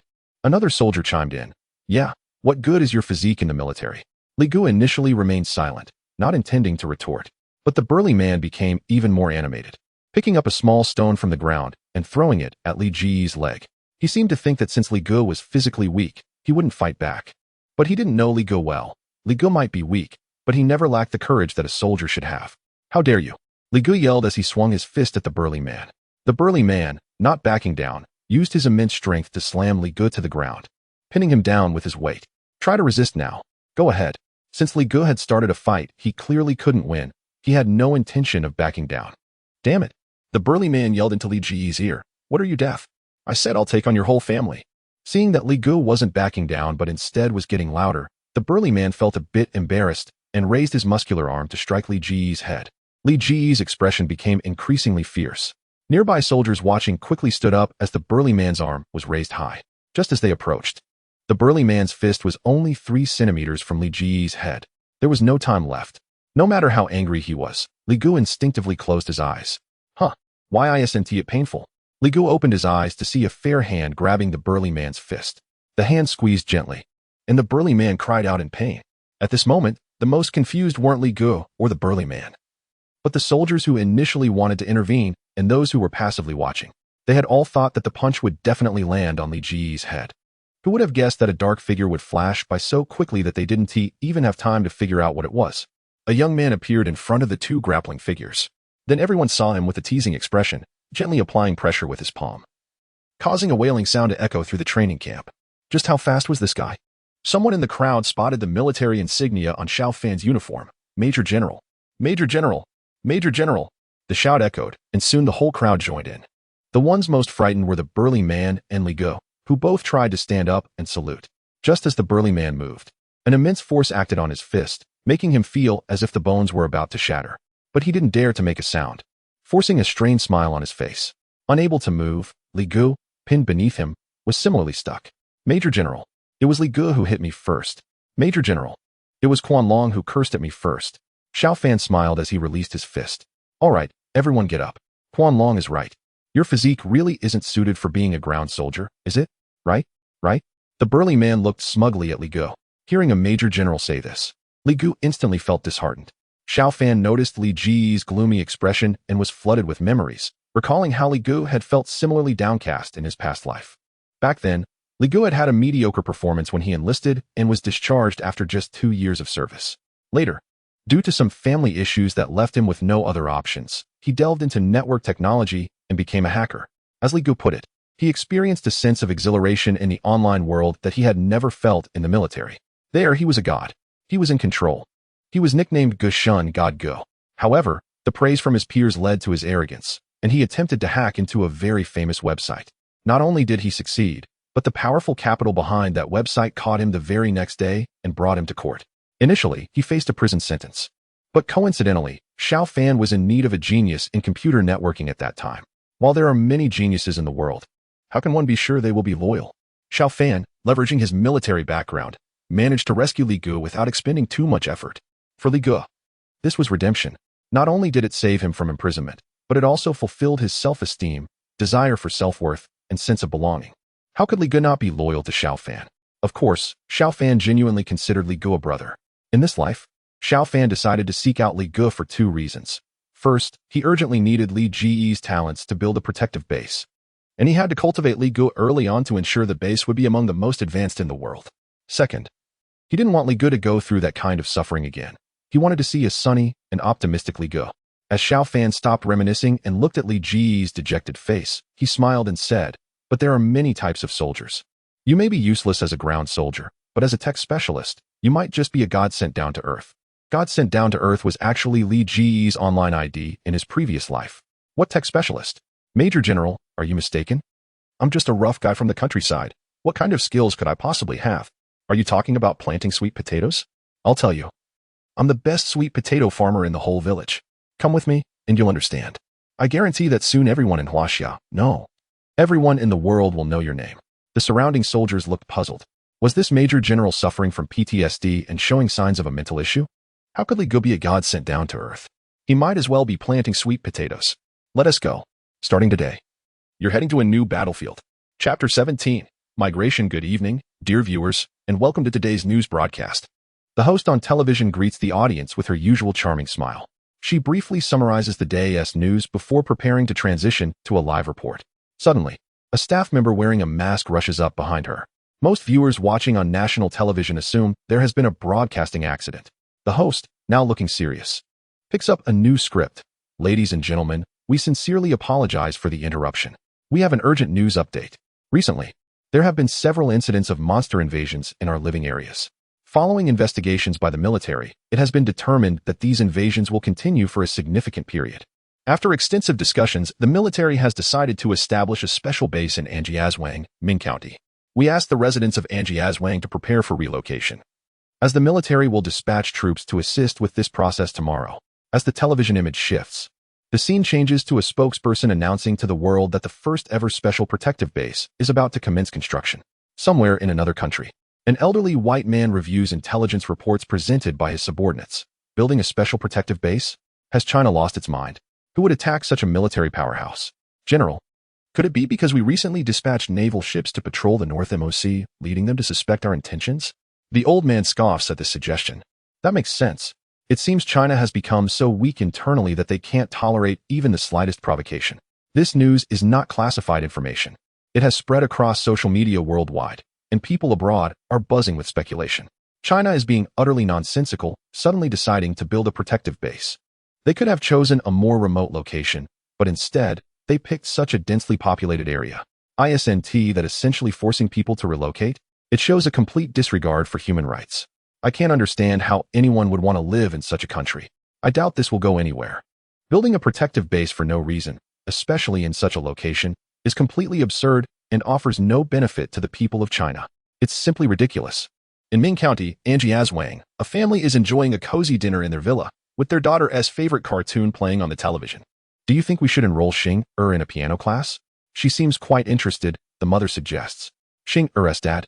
The middle-aged woman calls out, confused. The father at the table suddenly puts down his phone and exclaims, something big has happened. What now? Is there another monster attack? No. The woman rolls her eyes at her husband. What could possibly be bigger than a monster attack? The man opens his phone and tosses it onto the dining table. There's a message stating we need to prepare to move. They are going to build a special protective base here. While having dinner, the daughter hurriedly asked, Dad, is it related to the monsters? It's likely. Everyone quickly pack your things and get ready. The military will come to assist with the relocation tomorrow. In no time, the family was so busy that they didn't even finish their meal. Xinger, are you reluctant to leave this place? The mother gently patted her daughter's head, trying to comfort her. The daughter replied seriously, Mom, as long as the country asks us to do something, it's definitely for our own good and for the good of the people. Although I'll miss it, I'm willing to go. Our daughter has grown up. She is ready to contribute to our great nation. The man stepped outside to inform the neighbors, only to find everyone was already preparing for the relocation. Some were even shouting from their windows, in the face of disaster, we can't do much, but we will never hold back our nation. The man felt a pang in his heart and shouted along, yes, pure love is only for our homeland. Suddenly, a hand pulled him back inside. Aren't you getting a bit old for this? Why are you acting so silly? It's different. This is for our country, and there's no shame in that. The man glanced at his wife and saw her not only accepting but smiling brightly. The woman suddenly stood on her tiptoes and kissed him, then ran off to prepare for the relocation, just like when they first fell in love. The man shouted loudly at the door, eliciting laughter from the neighbors. Days later, the entire town of Ming County had been evacuated, leaving only military personnel behind. Foreign media were shocked and reported extensively on the event, causing those who previously doubted China's plans to feel embarrassed. Due to the secrecy surrounding the giant beasts, many media outlets speculated that China was planning something big, spinning various conspiracy theories. An international newspaper interviewed an expert. China must be developing some secret weapon. Otherwise, why would they build a protective base next to a desert? Which country would send troops to attack China from such a vast desert? It's laughable, thinking they need protection. Other media suggested that China was simply panicking due to the frequent patrols of a certain country's warships near its maritime borders. As for why they built the base there, they had no idea. The sea monsters first appearing in China seemed like a disaster, but also an opportunity. What do you mean by that? The chief was seriously reviewing the confidential documents and paying close attention to Xiao Fan's report. Chief, these giant beasts are not just appearing in China. I can't estimate the exact timeline, but soon these monsters will emerge from straits, valleys, and the skies all over the world. The longer we wait to respond, the greater the damage will be. This is not just bravado. Only our great nation has the cohesion and combat power to defend our territory. By the time other countries react, the casualties will likely be severe. Xiao Nai recalled the grim scenes from the future and couldn't help but sigh. In the face of disaster, most other countries would be at a loss. Only a few major powers have rapidly developed gene drugs to combat monsters by utilizing hidden weapons, allowing for a slim chance of survival. However, the cost has been the sacrifice of countless civilians.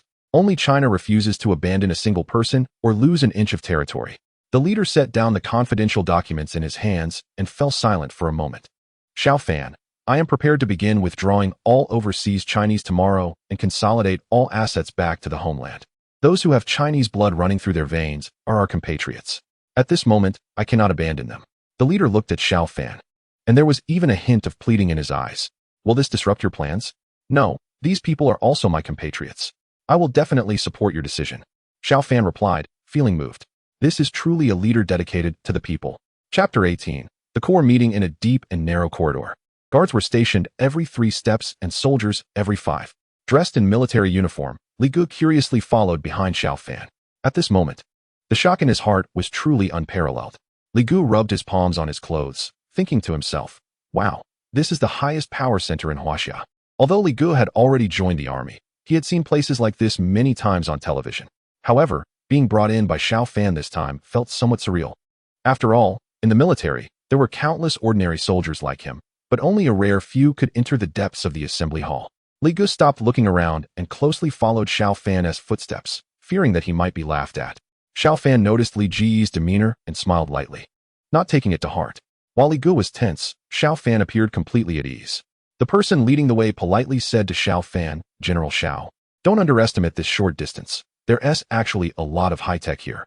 In this place, not even a mosquito or a bacterium can get in. With layers of security and the most advanced technology, this place is no joke. Xiao Fan didn't pay much attention, as he had been here many times in his past life. Moreover, with the emergence of various colossal beasts, to be honest, human technology was no longer impressive at this point. The leader seemed to have thought of something, chuckling wryly as he said, look at me, I forgot your status. This little bit of technology is truly child's play in your presence. Seeing this, Li Ji's eyes widened in astonishment. He couldn't help but think, General Xiao is really impressive, remaining unfazed in such situations. I can't let myself be outshined and embarrass him. Li Gu felt even more admiration for Xiao Fan and secretly vowed to learn from him closely in the future, striving to make a name for himself as well. In the meeting room, several bigwigs were whispering to each other. These were not ordinary individuals. Among them were top businessmen, military personnel, and political figures from Huaxia. It would not be an exaggeration to say that with just a stamp of their feet, they could create huge ripples in their respective fields. These people could command the winds and call the rain. At that moment, the presiding figure, Xiao Beijiang, appeared before everyone. The big shots who were discussing immediately stopped their conversations. They all stood up and bowed to the presiding figure. The military personnel saluted him with a standard military salute. The presiding figure casually waved his hand and directly sat down in a chair nearby. Seeing this, the bigwigs were instantly bewildered. A shorter, stocky man in a suit furrowed his brows and said to the person next to him, "Li Lao, what is going on? Why is the presiding figure sitting in a side seat?" Li Lao shook his head in confusion. Many others were equally puzzled, speculating about who had such great power to make the presiding figure take a side seat. At that moment, Xiao Fan walked in with Li Go. The chief smiled and said to everyone, "The main character this time is not me. It's this young man, Major General Xiao." Everyone turned their attention to Xiao Fan, who, despite his young age, exuded an extraordinary presence. The big shots looked at him, momentarily puzzled by the chief's words. The chief gestured for Xiao Fan to begin his report. However, Xiao Fan found himself in a dilemma. With only one main seat available, was he supposed to sit there? He glanced at the chief again, and upon receiving a nod, he no longer hesitated and confidently took the main seat. Just as Xiao Fan settled in, an elderly man with white hair suddenly stood up. His expression darkened, and he angrily exclaimed, "You kid, how dare you? You don't even understand basic etiquette. How can you sit in that seat? Get down." As soon as he spoke, the small meeting room fell silent. Zhou Yuandong watched the scene with amusement, thinking that Xiao Fan was simply asking for trouble. How could he possibly think he was worthy of that position? It was laughable. The chief, sitting to the side, smiled faintly and said, "It seems you all don't know Major General Xiao very well. Let me show you something." Soon, a video appeared in the center of the small conference room, showcasing Xiao Fan single-handedly defeating a giant spider. Although none of them had been there in person, watching the footage made them break out in a cold sweat. They could all sense the brutality of the battle, and at that moment, they gained a deeper understanding of Xiao Fan. Even the elderly man who had just reprimanded Xiao Fan was now applauding him. As the video ended, everyone began to praise Xiao Fan enthusiastically. Their attitude completely transformed from just moments before. Meanwhile, Xiao Fan remained composed in his seat, unfazed by the praise. He calmly said, "Everyone, let me briefly introduce myself. I am a freshman at East China University, having just enlisted 9 months ago, and I have recently been promoted to the rank of Major General." As soon as Xiao Fan finished speaking, everyone except the chief looked at him in disbelief. A freshman, a soldier who had just enlisted for 9 months, a major general. These words echoed repeatedly in the minds of the big shots. But recalling the earlier footage of the giant beast made it less surprising. It seemed that the times were about to change. Xiao Fan continued, "Everyone, I believe you are already aware of the information regarding the giant beasts. The military has developed methods to combat them. The reason for gathering everyone here is to establish the Black Wall base. We are all descendants of Yin and Huang, and I hope you can set aside everything and work together to protect our homeland." Though it was just a brief speech, it stirred the blood of everyone present. They had never imagined that they would one day be able to contribute to the defense of China. These individuals immediately expressed their commitment to support Xiao Fan's initiative. Meanwhile, on the other side of the table, Zhou Jindong looked at everyone praising Xiao Fan with a displeased expression. His heart was in turmoil, feeling that it was unfair for all the benefits to be taken away by Xiao Fan. With that thought in mind, Zhou Jindong remarked sarcastically, "This base is quite an investment. I wonder who is in charge?" As soon as he said that, everyone in the small conference room turned their attention to Xiao Beijiang. It's important to note that this is no ordinary defense base. It is arguably the most technologically representative site in all of China. Almost all of the country's highest tech products must be showcased and implemented here. Upon hearing Zhou Jindong's question, Xiao Fan, who was seated at the head of the table, responded with a blank expression, "Of course, I call the shots." Hearing Xiao Fan's answer, Zhou Jindong looked back at Xiao Beijiang, eager to gauge his final stance. However, to show Jindong's disappointment, Xiao Beijiang nodded and said, "The blueprints for this base were originally provided by Xiao Fan. Who else could manage the Black Great Wall better than him?" As everyone recalled the video they had just seen, they quickly agreed. Zhou Jindong's face darkened at this statement, but he remained silent. With his grandson having backed out at the last moment, the Zhou family no longer had the standing to compete for the base. After Xiao Beijiang announced the meeting adjourned, everyone quickly faded into the darkness. After Zhou Jindong left, he glared fiercely at Xiao Fan's back and coldly declared, "This base can only belong to the Zhou family. Xiao Fan, we'll see what the future holds." Chapter 19. Establishing authority at the Black Great Wall base. A group of cyber technicians sat in front of their computers, studying the blueprint of the Black Great Wall while their fingers danced across the keyboards. The construction of the Black Great Wall's intelligence system was proceeding in an orderly fashion. Major General Xiao Fan observed the scene with a calm nod. He had anticipated this all along. Li Gu, that guy, was truly a mathematical genius with a natural sensitivity to numbers. They had been racking their brains over simplifying the algorithms for the Black Great Wall. And who would have thought that just one sentence from him after reviewing their drafts would enlighten them? I hope you can cultivate him into a computer whiz. Can you do that? Xiao Fan asked. Absolutely. The technicians regarded Xiao Fan as a near-mythical figure, astounded that he could identify such a mathematical prodigy among a group of infantry soldiers. With Li Gu on board, the construction of the Black Great Wall's intelligence system would undoubtedly accelerate.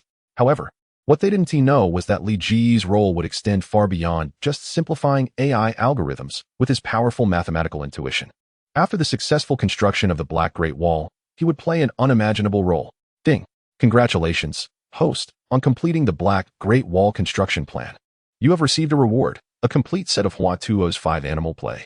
Xiao Fan knew that this Huatuo's 5 animal play was not the same as the simple exercises practiced by elderly people in parks. After all, the last reward from the system had been the blueprint for the Black Great Wall. How could it now offer something as ordinary as a wellness exercise? A massive stream of information flooded into Xiao Fan's mind. An old man appeared before him, facing away. Suddenly, the old man sighed and gazed up at the sky. I possess a technique called the 5 animal play. 1 is the tiger, 2 is the deer, 3 is the bear, 4 is the monkey, and 5 is the bird. It can eliminate illness and enhance vitality, serving as a guide for physical training. I hope you can use this secret to help Huaxiao overcome its calamities. When Xiao Fan regained his focus, the old man had vanished, leaving only a lingering sigh echoing in his mind. System, what is the use of Huatuo's 5 animal play? He asked. 2 seconds later, the following text appeared before him. Huatuo's 5 animal play, authentic version 1. Strengthens the body and can improve the practitioner's genes, with a certain probability of breaking through human limits. 2. Any mythical genes related to the 5 animals can be enhanced. Seeing the phrase breaking through human limits, Xiao Fan's heart leaped with joy. This meant that even without gene drugs, humans could awaken their potential. Moreover, if he learned the 5 animal play, he could teach it to others. If everyone could practice this set of exercises, its theoretical value would be limitless. Xiao Fan quickly inquired, are there any requirements for practicing Huatuo's 5 animal play? None. Suddenly, he had a plan. He knew that if the entire Huaxia could learn it, its value would be maximized. However, this also posed a significant risk of leaking information to foreign nations. Therefore, he initially planned to recruit 500 elite personnel from the military to teach this set of Huatuo's 5 animal play. What does authentic version mean? There is only one original text of Huatuo's 5 animal play, and the host can never teach it to others. Upon hearing this, Xiao Fan felt a wave of disappointment wash over him, and he nearly wanted to curse. However, the host can teach others the replica of Huatuo's 5 animal play. Damn it! Can't you just finish your sentence in one go? Xiao Fan swore he had never felt so speechless. What is the difference between the original and the replica? Ding. The original can enhance any of the 5 animal genes once, helping the host tap into genetic potential. As for the replica, it can only help ordinary people break through with a certain probability. Well, that's not too bad, Xiao Fan thought to himself, reminding himself to focus on training. The content of Huatuo's 5 animal play was instantly infused into his body by the system. After just performing a set in place, he felt a warm current flowing through his meridians. Ding! The host's mythical gene, the demon bird chariot, has been unlocked. Talent skill, 9 heads activated. 9 heads, active skill. Summons the phantom of the demon bird chariot, with only 1 head in a state of awakening initially, lasting for 10 minutes. The demon bird chariot can absorb other low-level bird gene potions to awaken 1 head of the phantom. Each time the host uses the chariot's call, the awakened head will respond in kind and deal equivalent mental damage.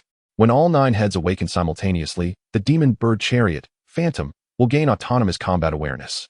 Xiao Fan was overjoyed. This Huatuo's 5 animal play was way more powerful than he had imagined. He had actually unlocked the talent skill 9 heads from his mythical gene.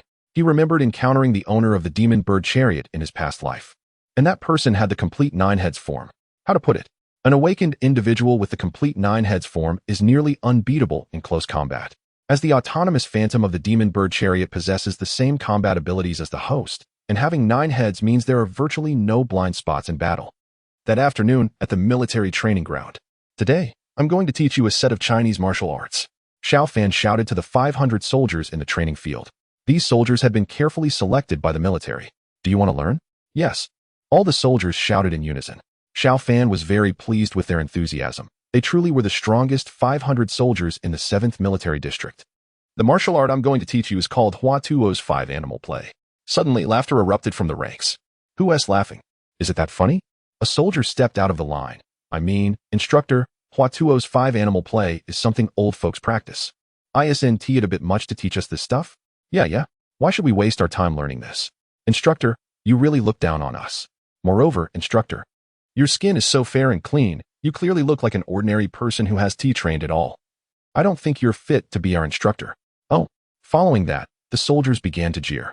Xiao Fan knew this group of soldiers responded better to toughness than softness. They brought in a massive stone and placed a strength meter on top of it. Since you all think I'm unworthy of being your instructor, let's have a competition and see who's stronger. Why back down? I don't believe I can't outdo you. Pretty boy. When Xiao Fan heard this, he just smiled and remained silent. One by one, the soldiers stepped up to test their strength. Xiao Fan called out each soldier's results loudly. 172 pounds. 573 pounds. This last number nearly dropped the jaws of everyone present. Xiao Fan smiled at the muscular soldier and asked, "Not bad. What's your name?" "Xiao, all right. From now on, you'll be the squad leader for these soldiers." Soldiers have always revered the strong. The commands of a strong leader are often more effective.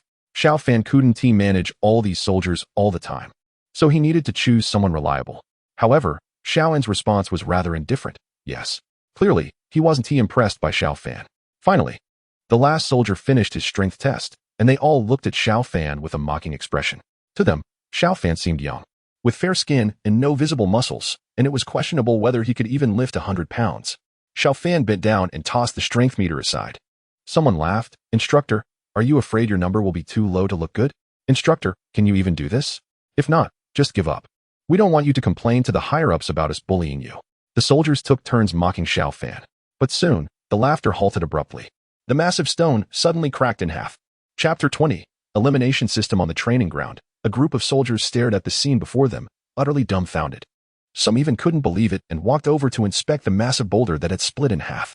But no matter how they examined it or widened their eyes in disbelief, the giant stone on the field was undeniably real. They exchanged glances, then turned to look at Xiao Fan standing nearby, their eyes filled with admiration. In an instant, these proud soldiers lowered their heads. No one spoke, and no one dared to meet Xiao Fan's gaze. Xiao Fan's expression turned extremely serious as he looked at the 500 soldiers and shouted, "Is this your strength? Is this what you take pride in? Is this what you call the so-called elite selected from the military districts across various continents? The kings of soldiers?" Xiao Fan's eyes sharpened once more. As soon as these words left his mouth, the soldiers clenched their fists, raising their heads to look at Xiao Fan with reddened eyes. It was hard for them to accept the scorn directed at them by Xiao Fan. Seeing their state, Xiao Fan felt a sense of satisfaction and said again, "What? Is there anyone who still disagrees? Step forward." As soon as he finished speaking, Xiao Fan slammed his palm down hard on the shattered boulder. Boom. The already cracked boulder shattered again, breaking into hundreds of pieces. The soldiers watching this were even more dumbfounded, many of them feeling as if something was stuck in their throats. Noticing the moment was right, Xiao Fan coldly looked at the group of soldiers and shouted, "Do you think I'm powerful? But right now, I can only take down a level 1 giant beast. Do you even know that the most powerful beasts are level 9, or even Soul Emperor level? In that endless dark rift, there might be even higher, more powerful beasts. I can't even handle those formidable creatures, and what about you? When those beasts attack all of China, how will you protect your families? How will you safeguard our homeland? With your current pride and arrogance?" Xiao Fan's few short sentences made the proud soldiers wish they could find a crack in the ground to hide in. Each of them turned red in the face, and soon many stood up to say, "Instructor, please stop. We will listen to you. None of us are cowards." "Yes, instructor. What you can do, we can do too. We are all with you." Because of Xiao Fan's earlier words, the 500 soldiers on the training ground suddenly seemed invigorated, as if they had been injected with adrenaline. At this moment, Xiao Fan shook his head and said, "I will teach you. But my black wall can only take 200 people." 200? The soldiers were taken aback, not expecting the conditions to be so harsh. But if it meant staying by the instructor's side, wouldn't their progress be extraordinary? Just thinking about the miraculous feats the instructor had just demonstrated excited everyone. Who in the military camp doesn't aspire to be a general? Soon, Xiao Fan conducted a rigorous selection process for the 500 soldiers. When the list of those selected was announced, emotions ran high. Some were overjoyed while others were despondent. Some soldiers even knelt on the ground, slapping their own faces in frustration, blaming themselves for not making the cut. They didn't resent others, they only felt disappointed in themselves. Looking at the 300 soldiers who didn't make the list, Xiao Fan couldn't help but say, "You all shouldn't feel too down. Temporary success or failure isn't everything. I'll teach you a set of 5 animal frolics. Learn as much as you can."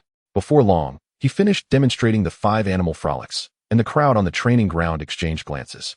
One soldier couldn't help but ask, "Instructor, Are you sure this is the 5 animal frolics from Chinese martial arts? Xiao Fan understood their reaction. The movements did seem a bit comical. Yes, I'm sure, he replied. The soldier clearly wasn't convinced, thinking, this looks more like a dance for the elderly.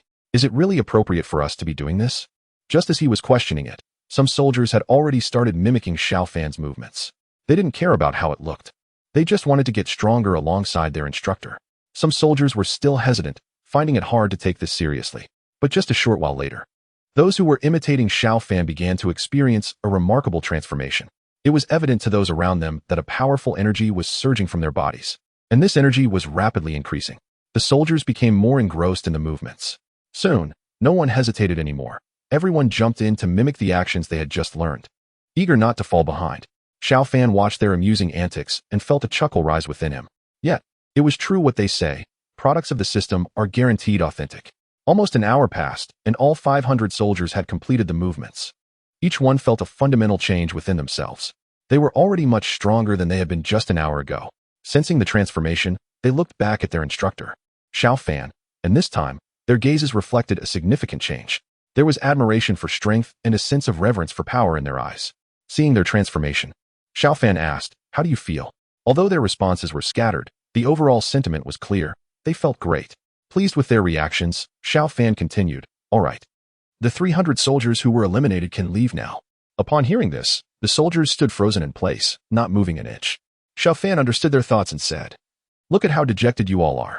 I'm not sending you away without a chance to return. Go back to your respective military districts and teach your fellow soldiers the 5 animal frolics I've shown you. I look forward to the day when everyone returns."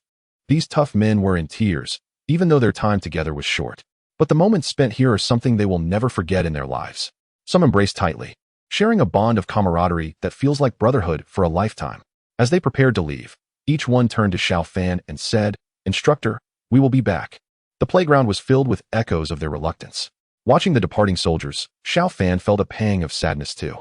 After the departure of those 300, his gaze swept over each cadet. He said, "What do those who remain prove? You must become stronger to be invincible on the battlefield. Now, I announce your first mission, which will also serve as the first test for you. Evacuation. Chapter 21. You still have a future. The world is in an uproar. What does China want?" Many leaders from various regions have raised questions about the evacuation order. Led by the United States, the West has begun to spin a series of conspiracy theories. This order could impact the business interests of Chinese nationals in their countries. Overseas Chinese are also puzzled, wondering why their homeland would issue such an announcement.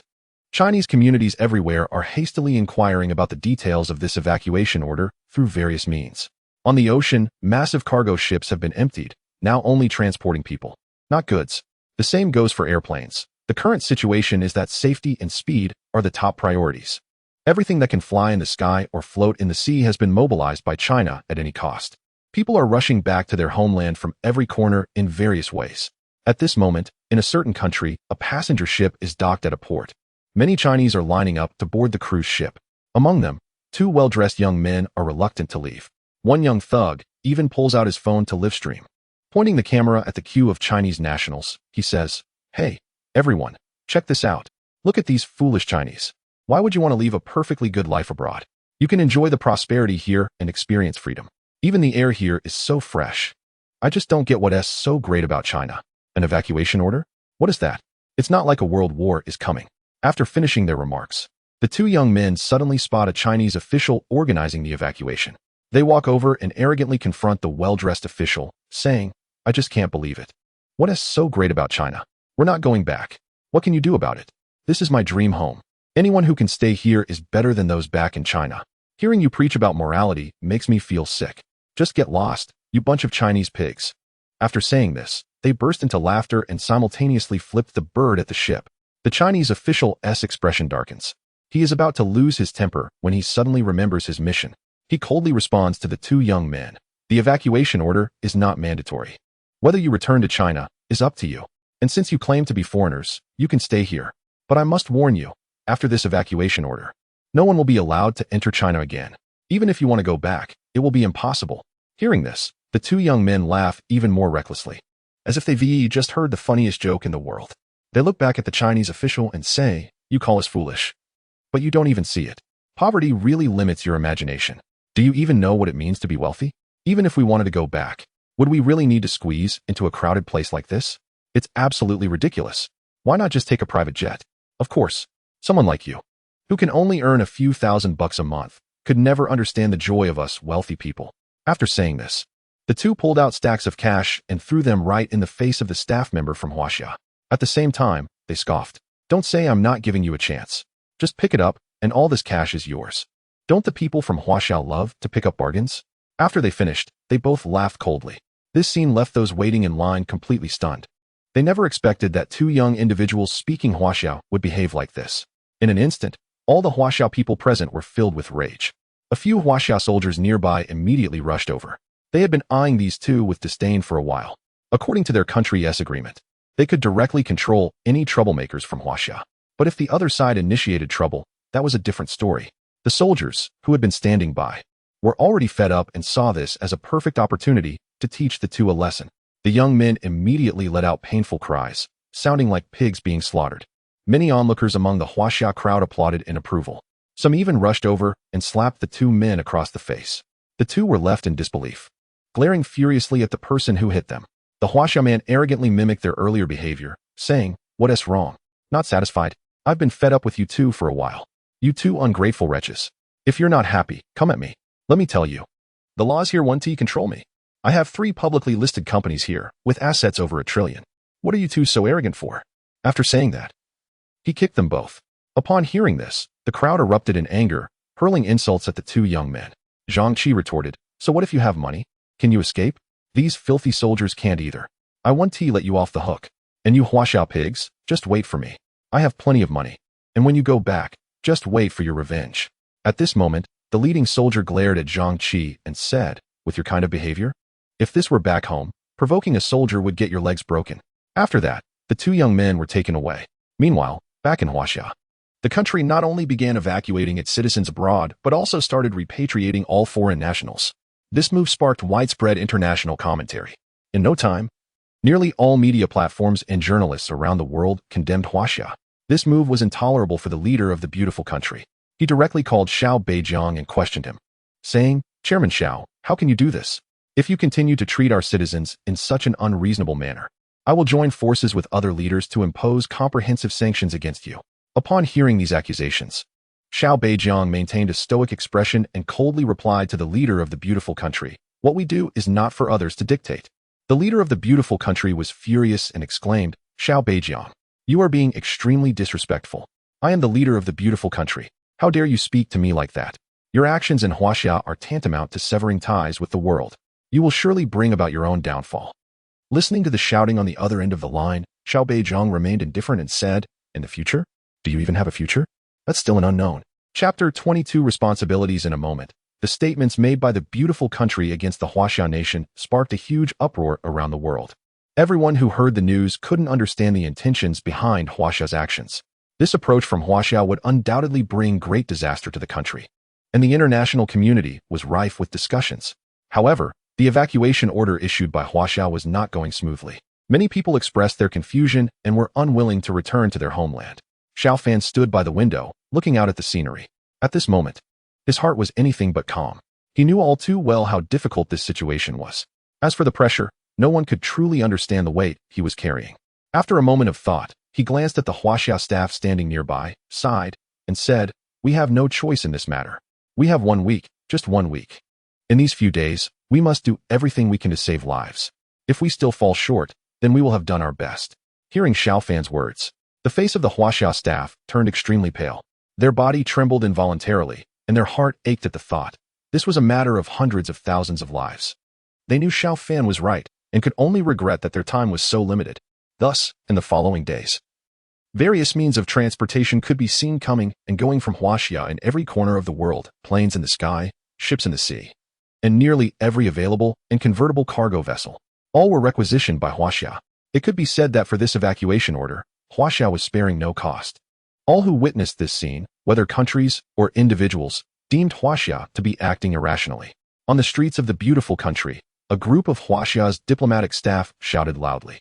At that moment, there were no ambassadors or civil servants from Huaxia. There was only a sense of responsibility to bring their compatriots home as quickly as possible. They shouted fervently, even going door to door, persuading people to return to Huaxia. But all of this was clearly in vain. No one paid attention to their frantic actions. To the onlookers, it seemed that the Huaxia authorities had gone mad, and these individuals had followed suit. However, by the next day, the situation began to change. After a day and night, the staff outside had not ceased their efforts. Soon, many Huaxia nationals began to emerge onto the streets of the beautiful country. The staff from the Huaxia embassy gathered everyone together and reiterated the situation back home. An elderly professor, after listening, addressed the crowd. "Dear friends, we are the descendants of Yin and Huang.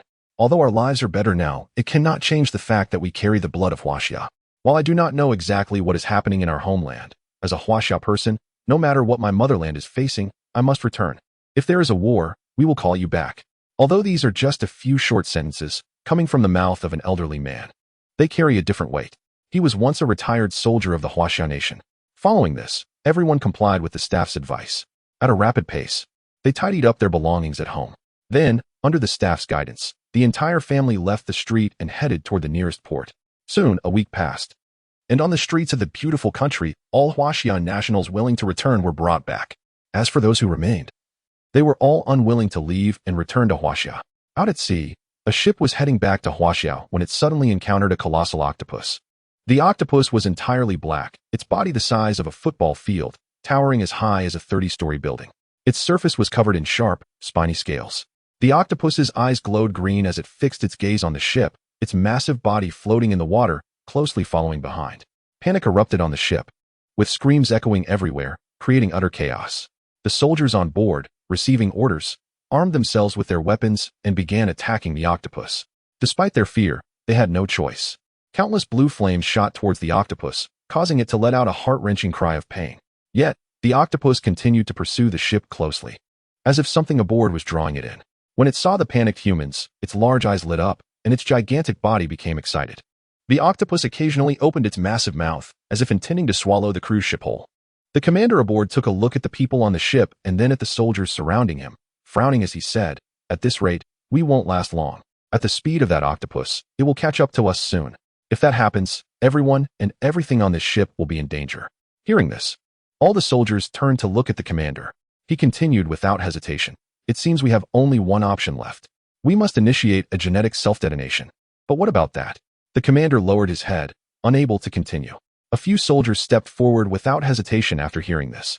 The commander looked at these soldiers, who had also undergone genetic enhancement, and paused before saying, "I have no regrets in serving Huaxia. Brother, I will go with you. We shall be brothers again in our next life. For our country, for our people, and for our families." The group embraced tightly, their eyes filled with determination. The commander and several soldiers who had awakened their combat genes all jumped into the sea. The octopus, watching the soldiers dive into the water, opened its enormous mouth and swallowed them whole in one gulp. What the octopus didn't expect was that just as it had devoured those soldiers, a series of tremendous explosions erupted from its body. A barrage of high-energy blasts detonated, and before the creature could even make a sound, its entire form was consumed by this explosive force. Although the ship had already sailed far away, the immense noise and shockwave from the explosion jolted everyone in the chaos back to reality. When they caught sight of the scene in the distance, silence fell over the crowd in sheer shock. Upon hearing the news, Xiao Fan took a deep breath, removed his military cap, and saluted in the direction of the explosion, honoring the fallen for a full 3 minutes. Once the moment of silence concluded, Xiao Fan commanded, "Seal the borders completely." Chapter 23. Purge. Upon hearing Xiao Fan issue the lockdown order, Feng Pingping, who stood beside him, wore a look of astonishment. Feng Pingping was the chief assigned to assist Xiao Fan with government affairs, and she typically conveyed all of his commands without question. However, she hesitated in delivering this particular order. After contemplating for a moment, she finally spoke up, "General Xiao, don't you think this might be a bit inappropriate? If our actions seem too extreme, we could face backlash from many countries. I believe you are aware that the international community is already condemning the actions of our Huaxia government. Moreover, I've heard that several nations are coming together to counter us. I hope you can seriously consider these factors. After all, we are responsible for the people of Huaxia." Xiao Fan, however, did not react with anger to Feng Pingping's words. He understood that she was right. With a wry smile, he replied, "I know what you mean. However, the beast lurking in the rift will soon emerge. We, the Huaxia government, have not kept this information from them. Yet when these heads of state learned about it, they not only ignored it but also mocked us for being dramatic, believing it was all just a ploy by our government. Just think about how stubborn the Western mindset is. Even if it were true, they would dismiss it. As for the consequences that follow, I believe they will soon find it hard to laugh. Feng Pingping sighed in resignation upon hearing this. Xiao Fan was right. The stubbornness of these Westerners was indeed alarming. It wasn't just the foreign leaders. Even the ordinary citizens shared this mindset. After their conversation, Feng Pingping followed Xiao Fan's instructions and promptly issued the order. Soon, the directive was sent out, and all institutions across Huaxia responded in unison. The Black Wall Plan, led by Xiao Fan and his team, was fully activated, and the defensive systems within the Black Wall were quickly engaged. This time, Xiao Fan decisively ordered the mandatory repatriation of all foreign personnel in the country. Many Huaxia citizens were thrilled upon hearing the news, with numerous comments flooding the internet. We finally waited for this day. I've been fed up with those foreigners for a long time. This is our own territory, yet they often act with such impunity. As this topic gained traction, the online community quickly chimed in. Yes, the original poster is right, especially with all those so-called cultural streets. Just look at those invaders. They've infiltrated their culture here. Our Huaxia staff are always so respectful towards them. Even when they are in the wrong, we bow and scrape without any backbone. And what about our diplomatic policies? It's like slapping ourselves in the face. With the comments from the two individuals, this post quickly went viral online. Some netizens also commented that the Chinese government has spent so much money just to bring foreign cultures into the country. Chapter 24. The lockdown. What made the atmosphere even more intense was that after these vibrant streets were built, only locals were allowed to visit and shop there. If foreigners wanted to enter, they had to wear the attire of that country and follow its rules. The more people talked about it, the angrier they became. But now it seemed that all these foreign dignitaries were going to be expelled. The vast majority of Chinese netizens were very supportive of such an order. Thus, the directive issued by Xiao Fan was being carried out in an orderly manner.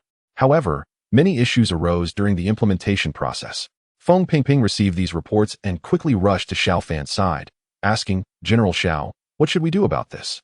Upon hearing this, Xiao Fan furrowed his brow tightly and replied coldly, "No matter the difficulties, they must be eliminated within a week. If necessary, we can use force." Soon, the new order was communicated down the chain.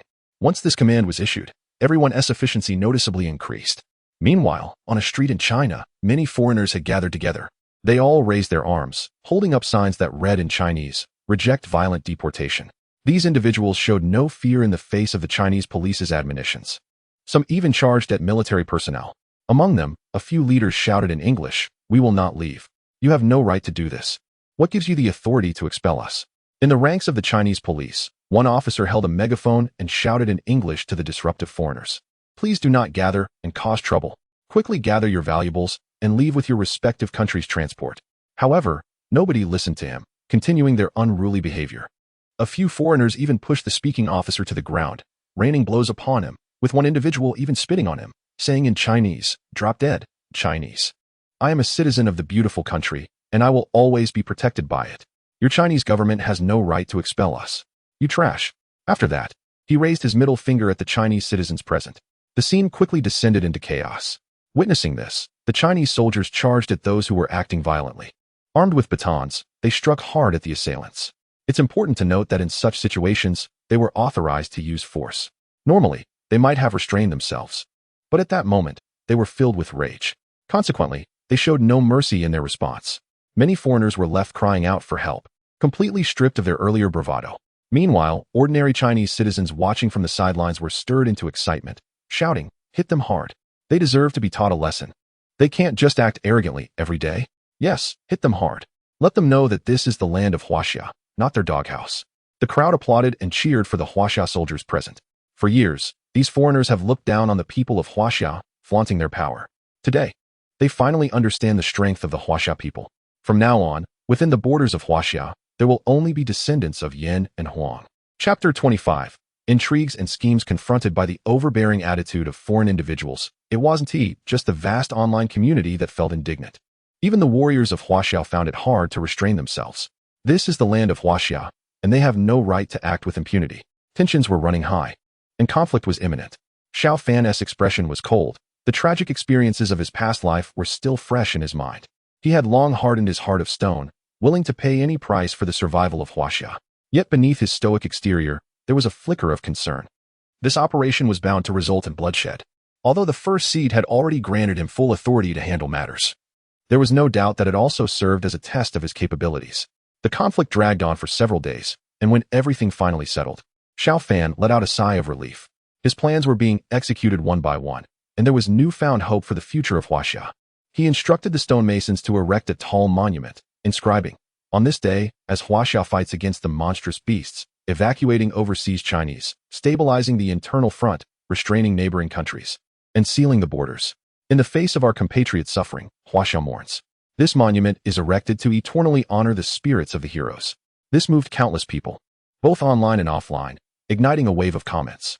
The first seat, Xiao Beijiang, summoned Xiao Fan to report on his work. Many veteran officials were present, their expressions dark and the atmosphere exceedingly tense. This young man was too reckless, declaring war and causing serious bloodshed. What were they to do? The crux of the matter lay in suppressing foreign allies, directly jeopardizing friendly relations and causing significant losses to the country, an unforgivable crime. They had even abandoned a few key ministers. First seat, this will only lead to hostility between Huaxia and the world. This is far from a good thing. Around Zhou Jindong, several subordinates were sharp-tongued and ill-intentioned, listing various accusations against Xiao Fan. But those with discerning eyes knew these were merely baseless charges. The others, even if not directly involved, mostly held a cold and indifferent attitude. After all, the number of offended parties was simply too great. Xiao Beijiang listened quietly, not expressing any opinions, lost in thought. I have a clear conscience. Xiao Fan's demeanor was open and fearless. You have all seen just how vicious those mutated creatures can be. If I hadn't taken the risk to eliminate them, many more lives would have been lost by now. Yuan Zhenghua, the head of the science department, understood the gravity of the situation and knew he could not allow Xiao Fan to be imprisoned. Otherwise, the future of Huaxia would be uncertain. Yuan Zhenghua, are you perhaps losing your mind? Don't you know what has transpired over these past few days? Or are you saying that this young man's actions were all at your behest? Zhou Jindong scoffed, his expression mocking and clearly displeased with Yuan Zhenghua. You bastard. Don't slander me. I, Yuan Zhenghua, am devoted to Huaxia, to the people, and to the nation. Yuan Zhenghua shot back, anger boiling over. What did you say? Repeat that. He snapped, glaring. Yuan, mind your words. Zhou Jindong and others turned their attacks toward Yuan Zhenghua. Enough. A thunderous voice rang out, cutting through the tension. Who do you think you are, speaking in front of so many prominent figures? Zhou Jindong sneered. Xiao Fan stepped forward, momentarily shocking everyone present. His gaze turned cold as he truly did not wish to see Yuan Zhenghua suffer because of him, which is why he had spoken up to stop it. Now that the focus was back on him, he was not the least bit surprised and calmly said, "The wolf spider was killed by me. Where were you all at that time? It was my suggestion to build the Black Great Wall to resist the invasion of the giant beasts. What were you doing then? I'm the one who has been closing borders, restraining foreign powers, maintaining stability, and protecting the safety of the people. What have you all been doing?" Zhou Jindong, furious, disregarded his status and shouted, "How dare you claim credit? Maintaining the safety of Huaxia is not solely your achievement. We have been working hard behind the scenes. Do you even know that?" Xiao Fan retorted, "I know that those so-called abandoned ministers have countless connections with you. As for whether it's clean or not, you all know in your hearts. And what about the merchants who claim to have made significant contributions? What exactly did they contribute, and to whom? The hidden agendas behind it all are even more unnecessary to mention." As these words were spoken, the atmosphere in the room shifted, with many veteran officials murmuring among themselves, seemingly in agreement. Xiao Beijiang also cast a questioning glance. Zhou Jindong, sweating profusely, did not expect the situation to develop this way. He turned to Xiao Beijiang and hurriedly explained, "This is slander, pure slander. As the Minister of Finance, overseeing the nation's economy, I naturally have more dealings with merchants. Some people harbor ulterior motives and inevitably spread rumors, trying to impeach me. That's the truth. Over the years, I have been dutiful and have pushed the national economy to its peak. It's precisely because we strengthened trade relations with foreign countries that we have this situation. Now that foreigners stranded in Huaxia have all been killed, it is extremely detrimental to us." Zhou Jindong rambled on, and just as he was about to continue, he was cut off. Xiao Beijiang waved his hand to signal for silence and slowly said, "You all are the backbone of the nation. Let us not ruin the harmony. The current situation is changing, with mutated creatures ravaging towns. Fortunately, Xiao Fan acted in time to save the people from disaster. This contribution is beyond doubt. Moreover, Xiao Fan provided the blueprints for the Black Great Wall, making significant scientific contributions that have equipped us to deal with the forthcoming changes. This is something everyone can see. Although there have been some bloody incidents during this time, we cannot afford to lose sight of the big picture, sacrificing the fundamental for trivial matters, thereby disregarding the interests of the people. Everyone, the times have changed. We need to unite and face the challenges together." The crowd responded in unison. The first seed is wise. Zhou Jindong, feeling dissatisfied, wanted to say something more. Xiao Beijing ignored him, summoned Xiao Fan forward, and praised, "You've done very well. We, the older generation, have weathered many storms and know the weight of responsibility. You can act with confidence. As long as it benefits Huaxia, we will support you." Xiao Fan thanked him, feeling deeply moved that his efforts had not been in vain. The rest of the meeting did not concern him, so he took his leave and, according to the schedule, headed to the Special Forces training ground. The 5-animal play has been passed down for some time now, and it's about time to see results. Some exceptionally talented warriors may even unlock their genetic locks early and awaken their extraordinary abilities. The training ground is filled with thunderous shouts, and rigorous training is in full swing. Numerous warriors are lined up in various formations, resembling a scene of dragons soaring and tigers leaping, exuding a grand momentum. The arrival of Xiao Fan has stirred them with excitement, and they quickly organize themselves for inspection. "Everyone, you've worked hard," he said, his heart swelling with pride as he offered words of encouragement. After a few more remarks, he inquired about the training outcomes, particularly interested in whether there were any awakeners among them. The crowd buzzed with anticipation as 4 warriors stepped forward, 1 woman and 3 men, approaching Xiao Fan. "I'm Sun Ying, and I have awakened the ability to control water, Blue Dragon. I'm Wang Qiao, and I have awakened the ability of White Tiger Hunt. I'm Zhao Weya, and I have awakened the ability to wield fire, Vermilion Bird. I'm Li Dashi, and I have awakened the ability to break the earth, Black Tortoise." Chapter 26. A powerful enemy approaches. As the 4 of them finished speaking, a wave of enthusiastic applause erupted from the crowd of soldiers. It was a mix of envy and joy for them. Xiao Fan felt a slight moisture in his eyes, his expression somewhat dazed, and the scene fell silent. No one knew what was happening, nor could anyone understand the complex emotions swirling within Xiao Fan at that moment. He recalled events from his past life. The 4 in front of him were core members of the Dawn Squad, who had fought alongside him through countless crises. He had once watched helplessly as they died before his eyes, unable to save them. That feeling of despair had driven him to madness, leaving him in a state of hysteria. Now, reunited with old friends, he could no longer suppress his emotions and found himself choking back tears. "Brothers, it's been a long time." The words were barely audible, almost like a whispered dream, transforming into a gentle breeze that brushed against the 4's faces, bringing warmth to their hearts.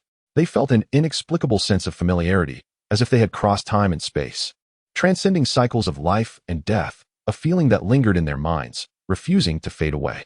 This sensation felt so familiar, like old friends reunited after a long separation. "What is going on? I feel like I might cry." Their bodies trembled as they found this hard to believe. A similar voice echoed in their minds, compelling them to simultaneously shout, "Hello, boss. What is happening with you all?" Xiao Fan was initially surprised but then realized it might be fate.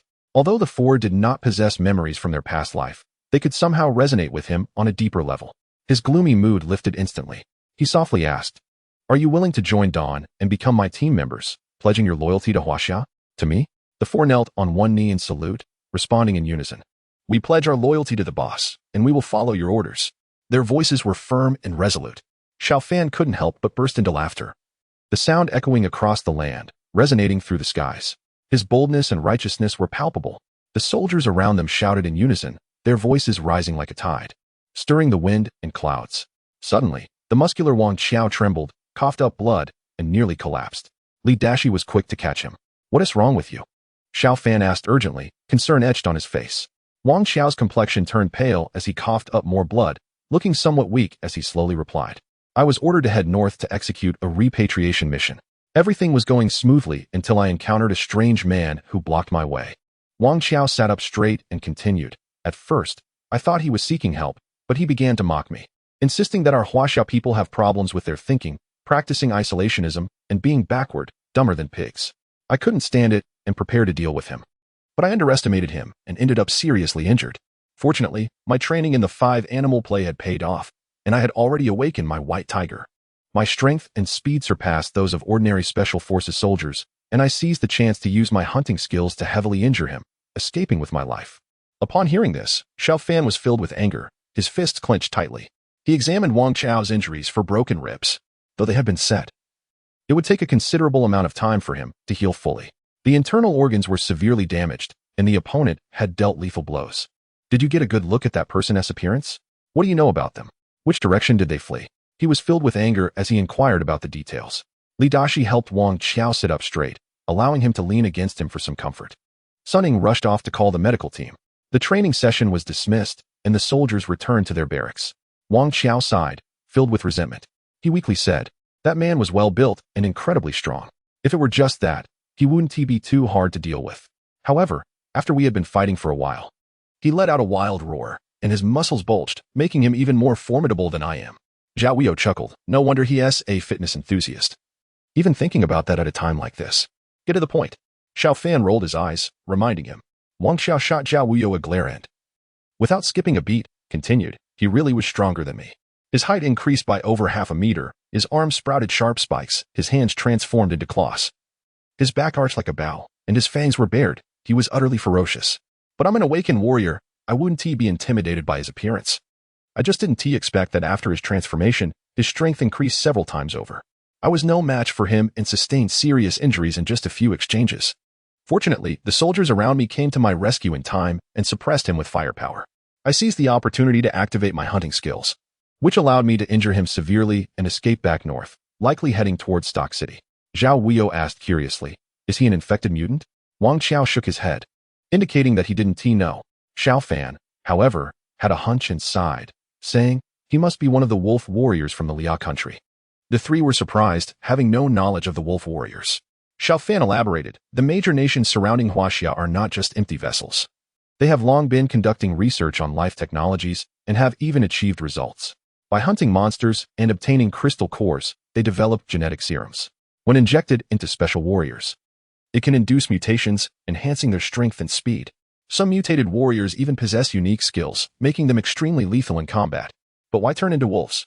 Why not bears?" Zhao Weiyou wondered. "Bear warriors exist as well. The northern snowfields are home to both species, and the chances of mutation are high. Which is why the Liao country has trained a large number of mutated warriors," Xiao Fan explained. The medical team quickly arrived, and Wang Qiao was lifted onto a stretcher. "Boss, we should also develop genetic serums so we won't have to fear their attacks." Wang Qiao couldn't help but exclaim. Zhao Weiyou and Li Dashi agreed, stating that it was a viable solution. "Of course, researching genetic serums is essential, but I don't want you to rely on them. The effects of the serums are limited. By the time the otherworldly behemoths tear through the fabric of space and descend upon Huaxia, those warriors who awaken through serums will no longer have the advantage. Trust me, focus on practicing the 5-animal play. It's the essence of Huaxia and can continuously enhance your strength and awaken your potential." Xiao Fan's eyes sparkled with confidence, and an inspiring aura spread among everyone present. Wang Qiao was lost in thought when he accidentally tugged at his wound, grimacing in pain and gasping sharply. "You should really head to the infirmary." Sunning instructed the medical staff to carry him away. Xiao Fan asked one last time, "Do you know the other person's name?" "Ivanov," came Wang Qiao's voice from a distance. Without further hesitation, Xiao Fan focused his mind and activated the demon bird and ghost card genes within him. A sharp pain shot through his back as a pair of deep crimson wings suddenly unfurled, pushing everyone around him aside. These wings had been nurtured within him for some time and had undergone subtle changes. The once flesh-colored membrane now shimmered with hints of purple. As he flapped the enormous wings, Xiao Fan soared into the sky, disappearing into the horizon. Chapter 27. Renowned far and wide, Xiao Fan soared into the sky, his gaze fixed on the north. An unmatched aura emanated from him, a testament to the indomitable wolf forged through countless battles in his past life. Like a hidden blade waiting to strike. With a thunderous sound, he transformed into a streak of purplish-red light, dashing through the sky like a shooting star. "Quick! Return to the base and mobilize the satellites to see where the boss has gone," Zhao Weiyou urged excitedly. The three of them turned and sprinted back to the base. In the northern snowy plains, at the border of the Liao Kingdom, lay Stock City, a somewhat dilapidated town. Inside an old tavern, the atmosphere was raucous. Lians with thick hair lifted oversized wooden mugs, drinking heartily. They clustered in groups, toasting each other while surrounding a man in the center. This man, animatedly gesticulating, boasted about how he would defeat the Awakened warriors of Huaxia, igniting waves of cheers from the crowd. "You're just bragging, Ivanov. Huaxia isn't that weak, is it? Besides, didn't you get injured too?" Ivanov, displeased, smashed his mug into pieces and roared, transforming into a wolf. "Look at this. Where's the injury? With my gene lock at 1.5 levels, a mere surface wound has healed long ago. But that warrior from Huaxia, Wang Qiao, if he doesn't get timely treatment, his life could be in jeopardy." Some eager onlookers threw down their mugs as well, expressing disbelief. "You're just full of hot air. Show us what you've got." "Yeah, let us see what you can do." Confident, Ivanov thought it was just a matter of showing off. He leaped toward the wooden wall, his hands morphing into claws as he struck down with force. The large wall shattered instantly into splinters, exposing the icy landscape outside. Well done, amazing wolf warrior. Long live Ivanov. The Lians rushed out, embracing one another in celebration, momentarily lost in their revelry. They failed to notice a purplish-red streak of light flash across the sky, landing right before them. You all seem quite happy, Xiao Fan said, shaking his shoulders and retracting his wings. Huaxia people, what are you doing here? Get back to your Huaxia, you're not welcome. Ivanov, take him down. Fueled by alcohol, the Lians began to stir. Some bold enough to smash their mugs and charge in with fists raised. You really are enthusiastic. Xiao Fan, furious, extended his left hand and grasped one man's fist effortlessly, rendering him unable to move, no matter how much strength he exerted. Are you Ivanov? Xiao Fan had already spotted the man who had transformed into a wolf among the crowd, but he wasn't sure if he was the one he was looking for. Huaxia people, you're not allowed to call the god of war by name. Get back to Huaxia. One after another, the Lians charged at him. Since you're seeking death, I'll grant you your wish. Xiao Fan snorted coldly, wasting no more words. With a flick of his left hand, he snapped the shoulder of the man he had pinned. A sharp crack echoing. The man let out a pained scream, and Xiao Fan's left leg shot up, landing a kick squarely in the man's chest, sending him flying like a cannonball. The force behind that kick was tremendous, resulting in the immediate death of the Lyrian. Those who were knocked over either bled from their mouths and noses, suffered broken ribs, or coughed up blood, rendering them completely powerless. Excellent. This scene reached the Black Wall base, where everyone cheered, wishing they could be there to teach those northern swine a lesson. In Stoke City, the remaining Lyrans were sobering up, their faces filled with horror as they scrambled away in fear. How despicable the Huaxia people are, daring to kill Lyrans. More and more Lyrans arrived, witnessing the chaotic scene and cursing loudly. So, you must be Ivanov? Xiao Fan's tone was icy as he looked at the only remaining standing mutated warrior, not giving him a chance to argue, and charged in for the kill. Ivanov felt a bit nervous. Despite the heavy winter snow, cold sweat trickled down his back due to the presence of this young man who had dropped from the sky. He let out a wild scream, extending his claws, advancing instead of retreating, trying to force Xiao Fan into a defensive position with a life-or-death gamble. He was far too naive. Xiao Fan secretly activated the genetic abilities of the demon bird and ghost car, launching a mental attack that stunned Ivanov, freezing his raised claws in place, unable to advance any further. God of War, you think you deserve that title? Xiao Fan scoffed and threw a punch. The sound of Ivanov's left cheek sinking into his flesh echoed, his nose and cheekbone collapsing into a cavity. But that wasn't the end. Xiao Fan followed up with a kick to Ivanov's groin, and a cracking sound was heard, as if his pelvic bone had shattered. You've broken 4 of Wang Qiao's ribs, so let us see how you repay that with your own bones. Severely injured, Ivanov's body, which was supposed to fly backward, was pressed down again. Xiao Fan's right hand shot from his waist, delivering a punch into Ivanov's furry chest, driving straight into his abdomen and shattering his entire skeletal structure. You mad dog from Huaxia, are you still not stopping? Do you want to provoke a conflict? A dozen or so Lyrans rushed forward, roaring as they transformed into bears or wolves, charging in. Although they shouted for Xiao Fan to stop, their actions were anything but hesitant. Xiao Fan kicked aside the barely conscious Ivanov and faced the incoming threat without fear. Can our leader handle so many Awaken warriors? What if it gets dangerous? I need to go support the boss. In the Black Wall base, everyone in front of the screen was shocked to see more than 10 Awaken warriors appearing, worrying for Xiao Fan's safety. Don't go. If he can't handle this little trouble, how can he be the head of the base? This is an excellent opportunity for training. Zhou Jindong activated the remote video, squeezing into the screen with a hint of glee, stopping the rescue operation. You shameless. Just as the debate among the crowd intensified, the scene on the screen changed dramatically. Xiao Fan was skillfully dodging among the many Awaken warriors, finding opportunities to strike, and surprisingly, he was not at a disadvantage at all. How can he take on more than 10 by himself? This Huaxiao person is too strong. When did such a formidable figure emerge from China? Who exactly is he? His name is Xiao Fan, a warrior awakened in China, who has defeated the monstrous wolf spider. It is said that the recent significant actions taken by China have been driven by him from behind the scenes. He must be privy to the highest secrets of the nation. How dare he venture alone into the snowy wasteland? We can't let him escape. As information about Xiao Fan was uncovered, it sparked intense discussions, and the online forums in Laya were flooded with comments. However, they were in for a disappointment. Despite being in a perilous situation, Xiao Fan showed no signs of weakness. Instead, he seized the moment to punch the lean wolf and kick the hefty bear, retaliating fiercely. He took one down. The wolf warriors on the other side were also struggling to hold their ground. The people of Laya were astonished, finding it hard to believe. As the Awaken warriors fell one by one, the the Liao warriors grew increasingly silent. Soon, only one awakened warrior remained. He was a bear warrior, massive in size with a thick coat, and his bare paws possessed tremendous strength, yet he couldn't land a hit on Xiao Fan. He began to grow agitated, then desperate. Then he surrendered, ultimately kneeling on the ground, closing his eyes, and awaiting death. Xiao Fan approached the bear warrior, his left hand clenched into a fist, raised high. This scene was broadcasted live around the globe, tugging at the heartstrings of countless viewers. Elderly people, women, and children all shut their eyes, unable to bear witness to what was about to happen. But after a long pause, a deep sigh echoed through the silence. I bear no grudge against you. The reason I have come this far is that Ivanov committed the first act of violence, unjustly humiliating my people and almost killing our awakened warrior.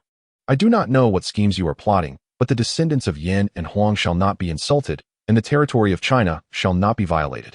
Should there be any transgression, even from afar, you shall face consequences. With that, Xiao Fan sprouted wings and soared into the sky, transforming into a streak of purple-red light, disappearing into the horizon, leaving the bear warrior in disbelief. On that day, the entire world's internet erupted, and the name of the Chinese war god became an indelible mark in the minds of people, like a splash of purple-red clouds. Chapter 28. The emergence of divine might at the Anjia village, where the Black Wall base is located. The muscular Wang Qiao was filled with excitement. The previous battle had been incredibly satisfying, allowing him to regain his lost face, and the renowned title of the war god of China was surely spreading worldwide now. He looked at Xiao Fan with endless admiration. This was the pride of China, the hope of the nation. Through the awakening gained from the 5 animals play, his growth potential was high, but it also required a lot of hard work. Xiao Fan reminded him that the victory in this battle was primarily due to his own efforts, and such achievements were actually trivial. After all, what lay ahead were even more formidable beasts, and if the team members did not possess strong abilities, all his current efforts would be meaningless. Don't worry, boss. We will definitely not let you down, Wang Qiao said with determination, displaying the bravery and fearlessness expected of a soldier. Li Dashi cast an appreciative glance. As a veteran, he had experienced much and understood that mental fortitude was the most fundamental strength of a person. Boss. Zhao Weiyo rushed over as soon as he received the news. Feeling indignant about Wang Qiao's ordeal and regretting that he couldn't participate in the battle. All right, enough chit-chat, Xiao Fan said, feeling a headache coming on from Zhao Weiyo's personality. He shook his head and began to inquire about the situation at the base. Sunning was still monitoring the situation. Li Ji's advanced monitoring system was already in operation, capable of detecting energy fluctuations worldwide in real time. Any anomalies would be recorded, and dozens of energy anomaly points had already been discovered. Though none were in China, most were concentrated in the beautiful country. Zhao Weiyo quickly regained his seriousness and provided a brief overview. As they walked along the long corridor, the guards along the way saluted them. Soon, they arrived at the control room. Sunning was sitting in front of the display screen, her eyes fixed without blinking as massive data streams reflected in her gaze. She reached out to click on the screen, bringing up a specific image that appeared to be a landmark in the beautiful country, but it had been severely damaged and no longer resembled its former self. What is the situation? Xiao Fan stepped closer and suddenly spoke, startling Sunning. Boss, you're back, she exclaimed in excitement, quickly stepping aside to offer her seat. Xiao Fan gestured that it was fine and asked her to elaborate on the details. Thanks to Li Ji's powerful monitoring system, energy anomalies around the world could be detected promptly. Currently, the energy anomaly points were mostly concentrated in the beautiful country. Due to their lack of preparation, they had suffered heavy casualties. Although they had sporadically organized a few counterattacks, the results were mediocre. However, in the most recent counterattack, they deployed a strong team, seemingly composed of genetically enhanced warriors, who were able to effectively resist the invasion of mutated beasts. After Sunning finished speaking, she pulled up the relevant video information. Suddenly, alarms began to sound. What is going on? Wang Qiao asked urgently, knowing that the base alarm must indicate something was wrong in China. But he was unclear about the specifics. Sun Ying was flustered as she tried to manipulate the data, hoping to get a clearer picture of the situation. Unfortunately, the information still seemed quite complex to her. Xiao Fan stepped forward and swiftly deactivated the alarm. Most of these systems had been designed by Li Gu under his guidance, and with memories from his past life still fresh in his mind, he was more than familiar with how to operate them. Sun Ying felt a bit embarrassed, standing off to the side, realizing that, strictly speaking, she wasn't a computer expert, just a soldier. Li Gu had entrusted her with this task temporarily because he was too busy with other system designs to deal with data issues. Our boss is amazing, he knows everything, she thought, feeling a bit shy. At that moment, Li Gu arrived, and upon seeing Xiao Fan, he felt a wave of relief wash over him. He immediately became excited, gesturing animatedly as he spoke incessantly. Boss, you're incredible. Based on the blueprints you provided, we've already completed over half of the Blackwall project. The weapon system still needs some work, but even so, the technology in this base is already hundreds of years ahead of humanity. The weapon system of the Blackwall is the most advanced I've ever seen, featuring all sorts of unexpected cutting-edge weapons. Even if aliens attack, they'll have no chance of returning. Xiao Fan cut off his enthusiastic rambling and quickly asked, "What's the progress on the weapon system?" Li Gu paused for a moment. "Come on, spill it." The others were anxious, thinking he was being slow. Realizing the urgency, Li Gu looked at the screen and, understanding the gravity of the situation, replied, "The weapon system is almost complete. We're currently at 95%. We have 50 laser cannons, 30 electromagnetic cannons, 60 infrasonic towers, long-range nuclear strike capabilities, and energy shields. However, the energy shields can't be used yet. They need to reach 100% completion. The progress has now entered an automatic phase and is gradually increasing. It might be at 97% by now. With the current weapon system, we'll be more than equipped to deal with the giant pangolins." Xiao Fan felt very satisfied with the progress. Achieving 95% in such a short time was no small feat if they had been this prepared in his past life. They could have built the base and saved many lives, preventing humanity from facing such a tragic end. Every time he thought of this, his heart ached. But now, those tragic events would not happen again, because he wouldn't allow it. Ding. System progress at 100%. The black wall has been established. Energy infusion in progress. Activate the defense system. Energy shields activated. Weapon system activating. Electromagnetic cannons activated. Laser cannons activated. Nuclear weapon system activating. As the system's notifications sounded, the entire base suddenly lit up, bursting forth with vibrant colors, dazzling to the eye. Xiao Fan's gaze sharpened. In this rebirth, he was determined to protect China, to retaliate fiercely against those giant beasts, to pierce through the stars. No matter who the ultimate enemy was, they would know that those who dare to harm China would face retribution, no matter how far away they were. Initiate live broadcast. He commanded. Xiao Fan understood that this was a crucial moment. The people of Huaxiao were confronting a giant beast together, even if it was just a mutated pangolin. But this would signify that everyone needed to know what kind of crisis Huaxiao was facing. Only then could they realize how correct the decisions made in recent days were, and how terrifying the giant beast they would have to face in the future could be. Under Li Ji's arrangements, the enormous pangolin was projected onto nearly everyone's phones, causing an uproar and sparking heated discussions. "Oh my god, what kind of monster is this?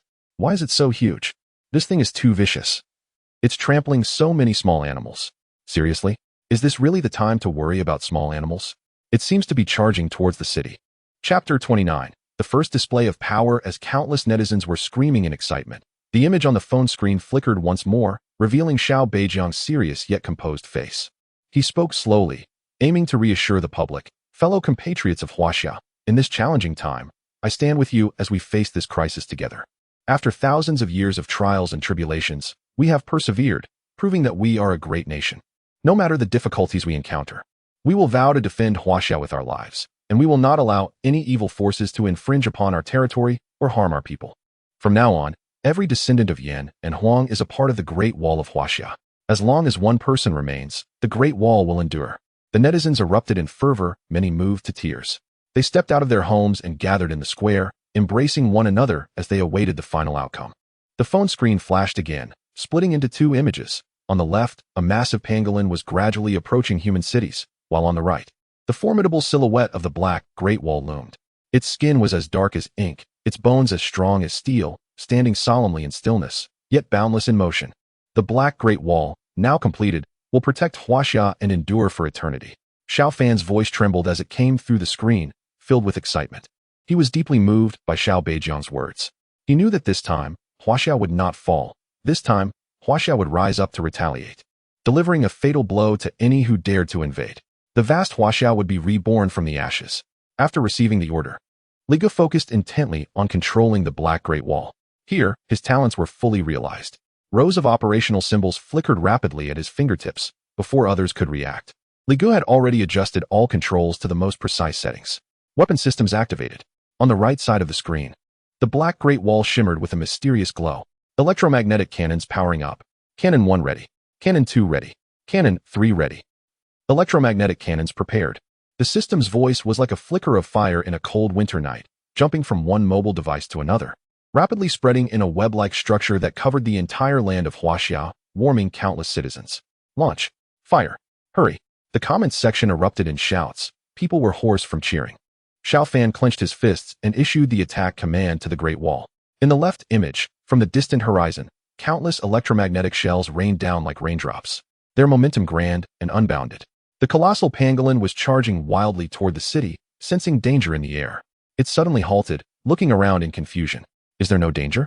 Just as it was about to move again, an electromagnetic shell whistled down from the sky, slamming into its armored shell and exploding violently, tearing apart its scales. The intense pain caused the beast to emit a chilling wail, igniting its fury as it stood upright, howling to the heavens. This guy has such thick skin. How can this be? Is it invincible? Is heaven punishing Huaxia? What nonsense. This is a natural disaster. Didn't you see it has already fought back? The netizens roared in anger, filled with righteous indignation, united against a common enemy. Everyone in the base was tense. This was the first appearance of the Black Great Wall. And if they couldn't defeat this armored pangolin, it could trigger a massive chain reaction, potentially leading to the collapse of the Black Great Wall. However, Xiao Fan was unfazed. The Black Great Wall could not be incapable of driving away even a Tier 1 behemoth. He knew very well that the mutated pangolin had incredibly strong defenses. In his memories from his past life, it caused massive casualties in human society during the initial stages. Ordinary physical attacks were ineffective against its armor. Only armor-piercing rounds could inflict any significant damage. It was already impressive that an electromagnetic shell could injure it with one hit. And with countless electromagnetic shells firing simultaneously, the beast would surely suffer greatly. In the left side footage, a continuous stream of electromagnetic shells struck the pangolin. Its head reduced to a bloody mess, yet it continued to howl at the sky. After a long time, it finally couldn't hold on any longer, howling in agony as it began to flee. It was digging into the ground. Don't let it escape. Quickly, kill this beast. Some nearby netizens picked up stones and chased after it, hurling them wildly, provoking the pangolin to turn around and chase them back. After just a few steps, it was struck again by falling electromagnetic shells, writhing in pain, and fled once more, cradling its head. It's coming back. Chase it down and hit it again. The bolder netizens relentlessly harassed the fleeing pangolin, infuriating it as it roared in frustration, but the sheer number of electromagnetic shells and their precise strikes were overwhelming. The pangolin wasn't particularly large, and being a Tier 1 behemoth, it quickly became unable to move under the precise bombardment of the Black Great Wall. After several rounds of struggle, it finally succumbed to its heavy injuries and excessive blood loss, collapsing to the ground. My legs were trembling with fear. But it was so exhilarating. Yes, we are so grateful to the soldiers of Huaxia. They are guarding us with their lives. People cheered and wept with joy. Inside the base, everyone wore serious expressions. Xiao Fan stood at the center and slowly said, "This is just the beginning. Next, we will face even more daunting challenges. Countless otherworldly behemoths, powerful and despair-inducing, will appear one by one." On the screen, the faces of Xiao Beijiang and many veteran generals appeared, all quietly listening. That will be the darkest era in human history. I have just one question. Are you afraid? Xiao Fan's tone was heavy, and his thoughts seemed to drift to another time and space, one ravaged to extinction by behemoths. Without this advanced technology, Huaxia's situation would be far more dire than it is now. But no matter how much technology there is, the core of victory will always be humanity. Whether in the past or present, as long as the human spirit remains unbroken, Huaxia will forever carry the torch. Xiao Fan. Professor Yuan couldn't understand why the young man on the other side of the screen seemed to have endured countless indescribable hardships, his eyes glistening with moisture. He liked this child and admired his passionate devotion to China. Zhou Jindong snorted coldly, but said nothing. Xiao Beijiang sighed. I can't imagine what a terrifying era that would be, but I believe that as long as our spirit remains unyielding, China will endure. Veteran Li Dashi was moved to tears, having experienced much over the years, and his age made him more susceptible to emotional triggers. I'm not afraid. Sunning said resolutely. I'm not afraid either. Count me in. Everyone chimed in, and in this base where only a handful of humans participated. The spirit of the Black Great Wall stood tall like a solid fortress, truly established. Chapter 30. Phantom Red Flower. The next day, Xiao Fan stepped out of the base. Just a mutated pangolin had consumed 10% of his energy reserves. Such expenditure was negligible when facing the colossal beasts from other realms. It had been the same in his previous life. The main force in combat relied on Awaken warriors. However, with the 5-animal plane now spreading, he believed that more Awaken ones would emerge in the near future. Xiao Fan was about to begin his morning exercises when the system's voice suddenly echoed in his mind. New task. Organize 100 elite members for group training in Dawa Village. Defeat the Phantom Red Flower to receive rewards. The spiritual energy of Huaxia is revitalizing. Upon hearing this, Xiao Fan's eyes widened in disbelief. He double-checked with the system to confirm.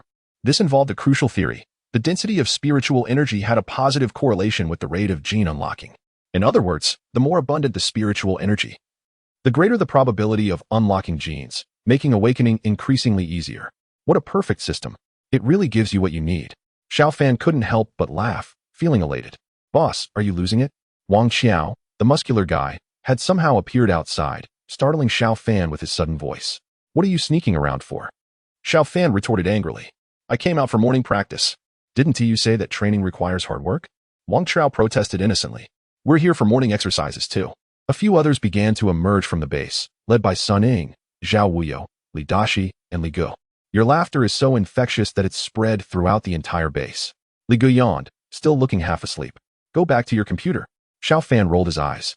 Boss, you're really forgetful. The Great Wall system is already completed, and I don't have much to do now. I might as well practice the 5-animal play. What if I awaken? Wouldn't that mean my ordinary life would take off? Reaching the peak would be just around the corner. Li Gu said, bursting into laughter. Why do I feel like your laughter is even more infectious than the boss's? Sun Ying raised an eyebrow. It really is more infectious than the boss's. Li Dashi joked for a change. Speaking of which, boss, why are you so happy? Care to share? Zhao Wuyo leaned in closer. A strong scent of perfume wafting from him, making it hard for Xiao Fan to breathe. Get that smell off you. Xiao Fan kicked him away, visibly annoyed. Xiao Fan sighed. These few people had fought alongside him in his past life, enduring countless hardships and slaying numerous invading beasts, only to ultimately meet their demise. Now, with their voices and laughter still alive, it felt as if time had reverted back to the past, stirring a wave of nostalgia in him. Boss, hurry up and tell us.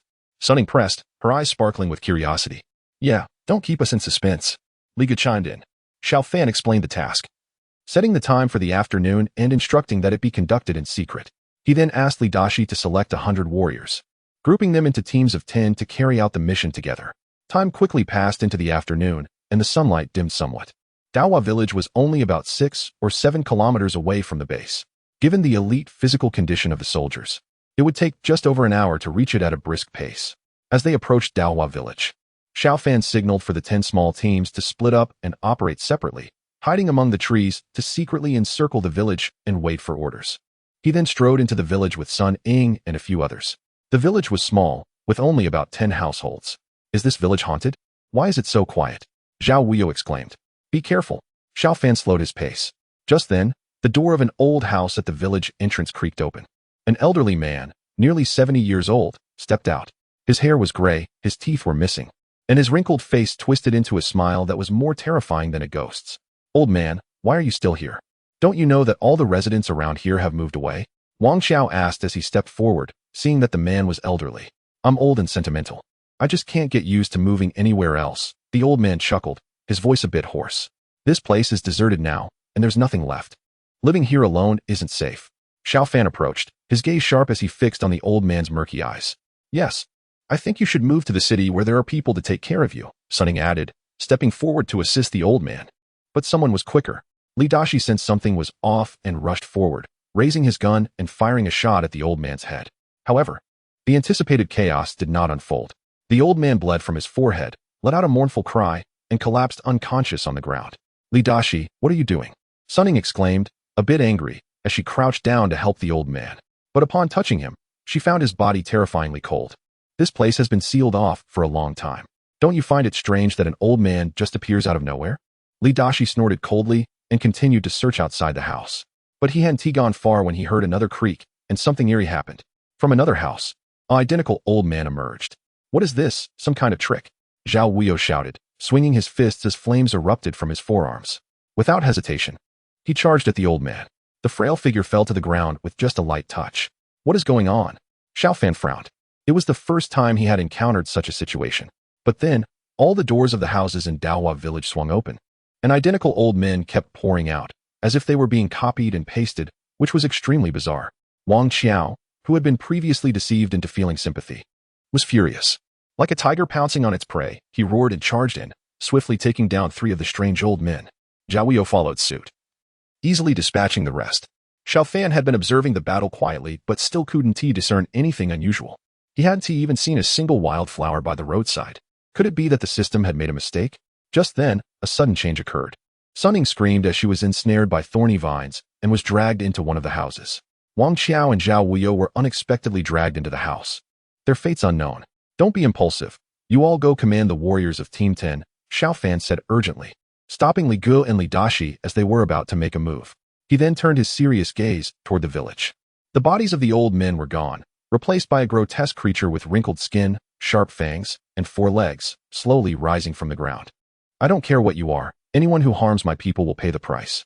With incredible speed, Xiao Fan took a few strides to close the distance to the creature and raised his fist to strike. However, the monster reacted quickly, launching itself off the ground with all 4 legs and landing on the eaves of a nearby house. You demon, where do you think you're going? Chapter 31. Upgrading the demon-slaying blade. Xiao Fan bravely pursued, his fists flying in a relentless barrage. Each time he struck the 4-legged monster, it would swiftly leap away, infuriating him to no end. The two engaged in a game of cat and mouse among the houses. You ugly beast, just wait until I take you down.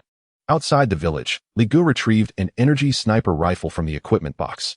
This was a new type of weapon that replaced traditional ammunition with a new energy source, boasting even greater power. Li Gu kept the crosshairs trained on the monster's head, waiting for the perfect moment. When the 4-legged creature dodged Xiao Fan's attack and jumped into the air, he pulled the trigger. With a loud thud, the energy projectile pierced through the monster's grotesque forehead. It lost its balance and fell from the sky, yet its 4 legs continued to flail desperately, trying to get back up. Xiao Fan wasn't about to give it a chance. He charged forward and delivered a flurry of strikes, breaking its limbs completely. As he killed the 4-legged monster, a phantom red flower appeared. The mission had begun, and upon completing the kill, he was rewarded with a surge of spiritual energy. The system's voice echoed in Xiao Fan's mind, causing him to tense up and quickly exit the combat zone. Li Gu and Li Dashi arrived with 100 warriors. The ground of Daohua village shook violently as countless vines erupted from the earth. Wang Qiao, Sunning, and Zhao Wuyo were lifted into the air by a spiked vine, and they appeared to have lost consciousness. Sunning, Li Gu shouted, raising his sniper rifle to fire at the vine. The shot hit, and Sun Ying's body fell like a broken kite towards the ground, only to be ensnared by new vines that wrapped around her even tighter, piercing her skin and causing blood to spill. A sharp, piercing shriek emanated from the ground as the vines thrashed about, greedily sucking the blood from Sun Ying and the others. This mutated creature is bloodthirsty. You all need to attack quickly. Seeing the situation turn dire, Xiao Fan dashed into the village without regard for his own safety. The 100 warriors split into 10 groups, surrounding the area and laying down suppressive fire. Li Dashi, an Awaken warrior with the Xuanwu attribute, had astonishing defensive capabilities and could manipulate earth. He strained to channel his energy, pressing his hands down in an attempt to bury the monsters back into the ground. However, his efforts only delayed the emergence of the creatures. Li Gu seized the opportunity and fired again, severing the vine that had ensnared Sun Ying. Xiao Fan leapt up and caught her, skillfully stepping on the vines to safely deliver her out of danger. The phantom red flower seemed furious, and the ground trembled more violently as the vines thrashed wildly. Li Dashi, exhausted from exerting his energy, coughed up blood and collapsed. After saving Wang Qiao, only Zhao Wuyo remained suspended in the air. The warriors divided into 2 large groups, taking turns to engage, switching their weapons to flamethrowers capable of reaching temperatures of 5 to 6,000 degrees. The vines that emerged from the ground were incinerated upon contact, effectively suppressing the combat zone. Seeing Zhao Wuyo fall from the air, Xiao Fan quickly jumped up to catch him. Just as he was about to rush out, several vines struck like lightning, ensnaring him tightly. He barely managed to throw Zhao Wuyo to safety before being dragged back into the fray, more and more vines wrapping around him, their sharp barbs piercing his skin and soaking in bright red blood. This was bad. Xiao Fan felt a sharp pain and quickly activated the genes of the demon bird within him, unleashing a cry that echoed like a bird's call. A powerful mental wave radiated from his body, temporarily freeing him from the vine's grasp. However, with a thunderous crash, a thick vine shot up from the ground, wrapping around him again with even greater ferocity, making it hard for him to breathe and causing his mind to swirl in confusion. Quick, say the boss. Li Ji's eyes were bloodshot with urgency. The combat team, originally on a rotation for rest, rushed to the battlefield. The flamethrowers were pushed to their limits, with one after another being rendered useless, yet they still couldn't eliminate the vines. It seemed the thick vines had sensed Xiao Fan's divine genes and were filled with excitement. A once unremarkable bud at the tip of the vine began to swell rapidly, growing to the size of half a basketball court in just a few breaths, while the surrounding vines gradually withered, seemingly sacrificing their lives to nourish the main vine. What the hell is this? Is it dying? Someone shouted. No, it's not dying. Look at that bud. What is it trying to do? The soldiers were filled with dread, having never witnessed such a scene before. Even the earlier battle against the mutated pangolin hadn't been this shocking. Save the boss. Li Gu screamed hoarsely as he assembled a larger flamethrower, one with over 10 times the power of a standard infantry flamethrower, pushing into the combat zone with help from several squads. Other teams followed suit, constructing their own powerful flamethrowers.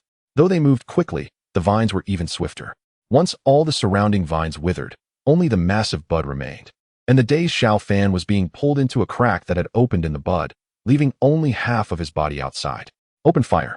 8 flamethrowers unleashed a torrent of fire upon the bud, the temperature soaring to tens of thousands, incinerating the outer layers of leaves and revealing the soft pink petals inside. A piercing wail erupted from within the bud, transforming into a sonic attack that shattered the flamethrowers and sent many soldiers flying, some injured, others rendered unconscious. Xiao Fan's consciousness finally returned, his face pale and incredibly weak, clearly having lost too much blood. Borrow the Demon Slayer blade. In a moment of crisis, he called upon the system, and a crimson line cut through the air, landing in his hand. Without hesitation, Xiao Fan plunged it fiercely into the pink bud below him. In that instant, the air seemed to freeze, and time stood still. The Demon Slayer blade emitted a dazzling red light, as if coming to life, voraciously absorbing vitality. The illusionary red flower let out another heart-wrenching scream, but this time, its voice grew weaker until it finally lost all life. Successfully killed the illusionary red flower. Reward, spiritual energy recovery.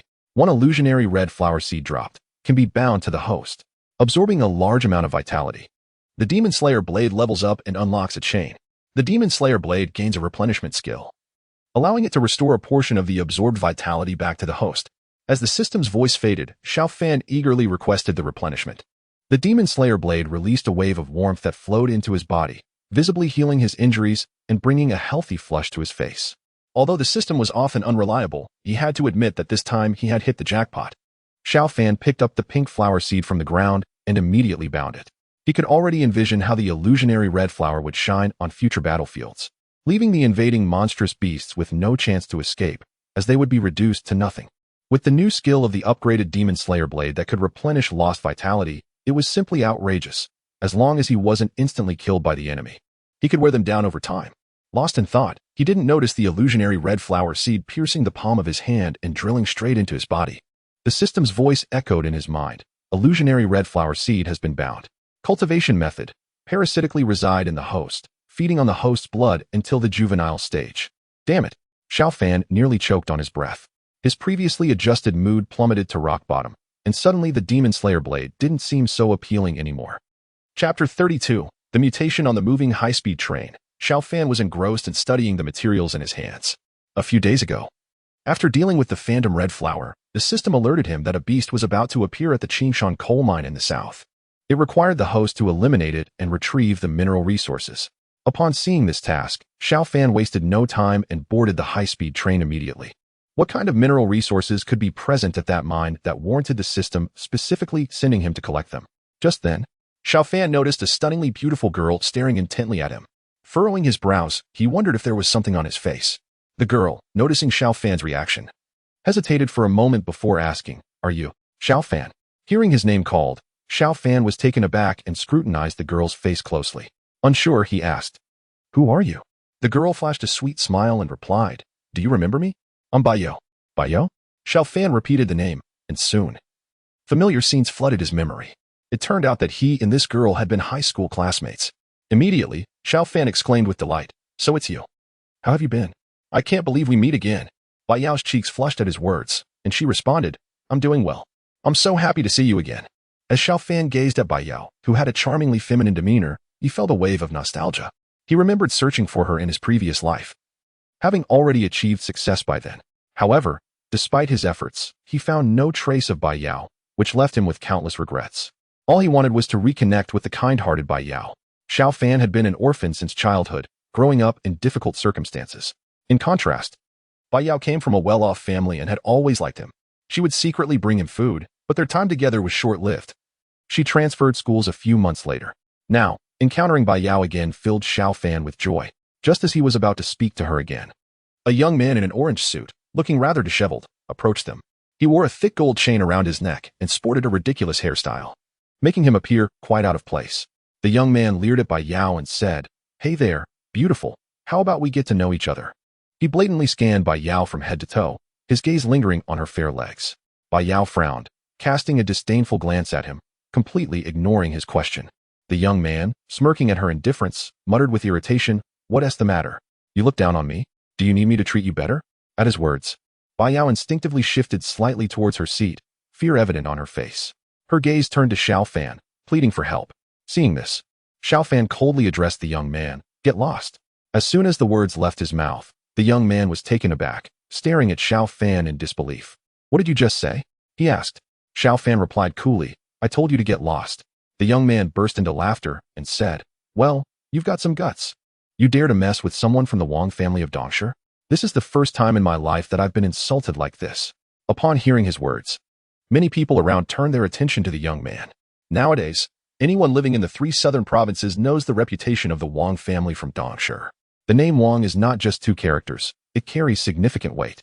However, Xiao Fan showed no reaction, merely glancing at Wang Chuan and saying, "Wang family? I've honestly never heard of it." This was true. Given Xiao Fan's current status, he had no interest in mingling with aristocrats or wealthy families. In fact, no matter how prestigious or noble someone was, if Xiao Fan wanted, he could resolve things with just one word. Wang Chuan's face darkened upon hearing Xiao Fan's words. He pointed at Xiao Fan and shouted, "Damn it, you're really asking for it. How dare you disrespect someone from the Wang family? You must be tired of living. Let me tell you, once we get to Dongshi, I'll break all your limbs, feed them to the dogs, and toss the rest into the sea for the fish." Wang Chuan's loud voice drew the attention of everyone in the train carriage. A few unaware passengers voiced their displeasure. "Can we have some quiet, please? This is..." Before he could finish, one of Wang Chuan's friends covered his mouth. "Are you crazy? You dare to meddle in Wang family's business? That guy is Wang Chuan, known as the living king of hell." The man whose mouth was covered clearly didn't believe it. "What Wang family? Living king of hell? Is it really that serious?" The friend who had covered his mouth stood up to gauge the atmosphere around them, then sat back down and said, "You must have heard about the massacre of the 8 members of a family in Dongshi, right?" "Of course, I know about that." The moment he said this, the man's expression turned fearful. You can't be telling me that it was." The friend nodded and whispered, "Yes. It was this living king of hell who did it. They say he defiled all the women in that family, and even the children weren't spared. It all started because Wang Chuan thought a girl was pretty, but she reported him for harassment, and then this happened. But that's just two. To what? The stronger the fist, the more reason there is. The Dongming gang in Dongshi belongs to them." The man who had been covered went silent. On the other side, Wang Chuan looked at Bai Yao with a lewd grin and said, "What's wrong? Are you scared, little sister? Don't worry, as long as you stick with me, you won't suffer at all." He reached out to grab Bai Yao. Terrified, Bai Yao quickly clutched Xiao Fan's arm. Xiao Fan gently patted her arm and reassured her. "It's okay. I'm here." Upon hearing this, Bai Yao immediately calmed down and quietly responded with a soft Suddenly, Xiao Fan stood up, and his aura shifted dramatically. He coldly fixed his gaze on Wang Chuan. Feeling the chill emanating from Xiao Fan, Wang Chuan instinctively took 2 steps back and stammered, "What do you want?" "I am not afraid of you." However, deep down, he was in a state of extreme panic. This guy had definitely killed before, and more than once. Xiao Fan strode over, grabbed him by the collar, and threw him to the ground, unleashing a flurry of punches. Wang Chuan cried out for mercy, desperately pleading as he was pummeled. The onlookers were immediately filled with fear. "Are you crazy? You dare to hit someone from the Wang family? You must have a death wish." They gasped. What a shame for that young man. The Wang family won't let this couple off easily. Just then, as Wang Chuan lay on the ground, his body began to undergo a transformation. He rapidly swelled up, his clothes bursting at the seams, and his defenses became astonishingly formidable. Wang Chuan now resembled a small giant. Feeling the changes in his body, he suddenly grew arrogant, laughing. "Huh, didn't you see this coming, did you? I've got superpowers now. Go ahead, hit me again." Chapter 33. A clean sweep. Seeing the arrogant Wang Chuan, Xiao Fan was speechless. He never expected that such a scumbag could undergo a physical mutation. Ever since the spiritual energy in this world had revived, many people's bodies had evolved, and clearly, Wang Chuan was very lucky in that regard. Xiao Fan said, "I can't believe you have such high talent. It's a pity, though, you don't deserve it." Upon hearing Xiao Fan's words, Wang Chuan let out a cold snort. Right above him was a luggage rack, and Wang Chuan stretched out his arms to grab the edge of the rack, bending it effortlessly with a slight twist. The passengers immediately let out a series of screams. "Is this guy even human?" Wang Chuan glanced at Xiao Fan, licking his lips mockingly as he said, "I'm going to rip off all your limbs." One by one, Bai Yao looked at Wang Chuan, who had transformed into a monster and urgently tugged at Xiao Fan's sleeve, saying, "We should get out of here. He's already turned into a monster." Xiao Fan reassured her, "It's fine. He can't hurt me." After saying this, he stepped forward and took out a black demon-slaying blade, ready to strike at the mutated Wang Chuan. Seeing Xiao Fan pull out a shabby knife, Wang Chuan scoffed, "Huh? You're killing me with laughter. Do you really think I'm afraid of your little knife now? Let me tell you, with my current level of defense, that broken blade can't hurt me at all. Soon, I'll twist your head off and use it as a chamber pot." Ignoring him, Xiao Fan swung the knife forward with lightning speed. Wang Chuan didn't even have time to react before he was horrified to find that his strength had been completely restrained by the black blade. He fell to the ground, and his newly mutated, muscular body reverted to that of an ordinary person, twitching uncontrollably. At that moment, the system prompt echoed in Xiao Fan's mind. Ding. The black wall needs more awakened individuals for labor. Primary mission target. 50 people, completed 150. Hearing this task, Xiao Fan paused, thinking, primary mission? I wonder what kind of reward I'll get for completing it. After a while, Wang Chuan regained consciousness, clutching his wound as he stumbled to his feet. With a sinister expression, he glared at Xiao Fan and said, "You wait. This isn't over." With that, he limped away. The surrounding passengers looked at Xiao Fan with expressions of regret. However, Xiao Fan didn't pursue him. After all, the system task still required him. Bai Yao watched Wang Chuan flee and let out a sigh of relief. She quickly asked Xiao Fan, "Are you okay?" Xiao Fan smiled. What could possibly happen to me? But hearing his tone, she felt he must have been quite impressive. Xiao Fan shrugged. No matter how strong a pig is, it's still just a pig. Upon hearing this, Bai Yao couldn't help but smile, feeling much more at ease. Unfortunately, she would be getting off the train in an hour, while she still had another stop to reach home. Soon, the train's announcement system chimed in, reminding passengers to prepare to disembark. Although Xiao Fan was reluctant, they ultimately parted ways. Dong City, a city brimming with charm, its prosperity rivals that of the capital. Skyscrapers tower over the landscape, and this land carries the dreams of millions. After getting off the high-speed train, Xiao Fan walked into the arrival square, only to find something was off. This was the bustling Dong City. How could it be so quiet at this hour? In fact, he was the only person left in the entire square. Soon, the roar of engines filled the air as several business cars pulled up and a large group of people emerged. They quickly surrounded Xiao Fan, brandishing an assortment of weapons, machetes, batons, axes, and more. There were nearly 1,000 of them by estimation. At that moment, Wang Chuan limped over, clutching his wound, and arrogantly said, "Aren't you tough? Why don't you give it a shot?" Xiao Fan looked at them coldly and replied, "Who gave you the audacity? How dare you disregard the law and commit violence in public?" Suddenly, the crowd parted, and a middle-aged man in traditional Chinese attire approached. He had a gaunt face, narrowed eyes, and exuded a confidence that suggested he was well prepared. Upon seeing Wang Shan arrive, everyone in the crowd bowed respectfully, their demeanor exceedingly deferential. Wang Shan declared, "For decades, you are the first person from the Wang family of the Dongming gang to dare lay a hand on me. Don't think that just because you are an ordinary person, you can act without considering whether to show my family some respect." It seems that after a long time without action, no one remembers the power of the Dongming gang. The Wang family of the Dongming gang? Is that your excuse for trampling the law? Xiao Fan stepped forward, his gaze darkening. Wang Shan laughed heartily. "Law? My Wang family is the law." Before he could finish speaking, Xiao Fan had already reached him and grabbed his neck, coldly stating, "If your Wang family is the law, then let me see just how powerful this law is." As soon as he finished speaking, he exerted force and landed a devastating punch. Wang Shan didn't even have a chance to respond before he was killed with a single blow. Just then, dozens of armed helicopters appeared in the sky. Not far down the road, armored vehicles were quickly approaching. Meanwhile, heavily armed soldiers were rapidly converging on the scene.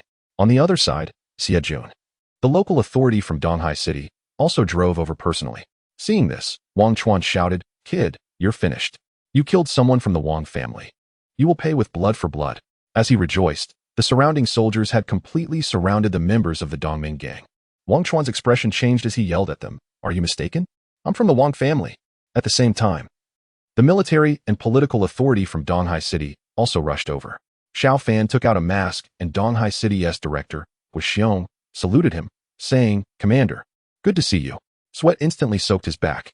Xiajun, on the other hand, fainted from the realization that he was done for. Xiao Fan coldly stated, "Take all these people away.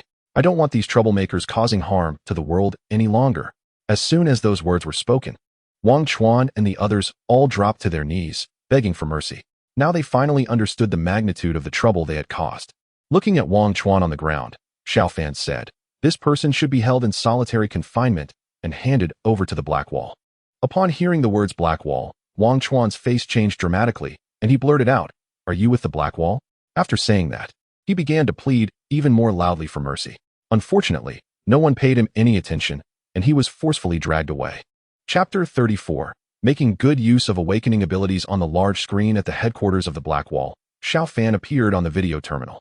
All personnel in the on-site command center stood up and saluted him.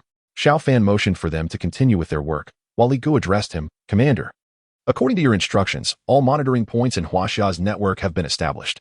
From now on, anyone who awakens a gene lock will be monitored by us." Listening to Li Gu, Xiao Fan nodded. He believed that those who could unlock their genes were definitely not limited to just Wang Chuan.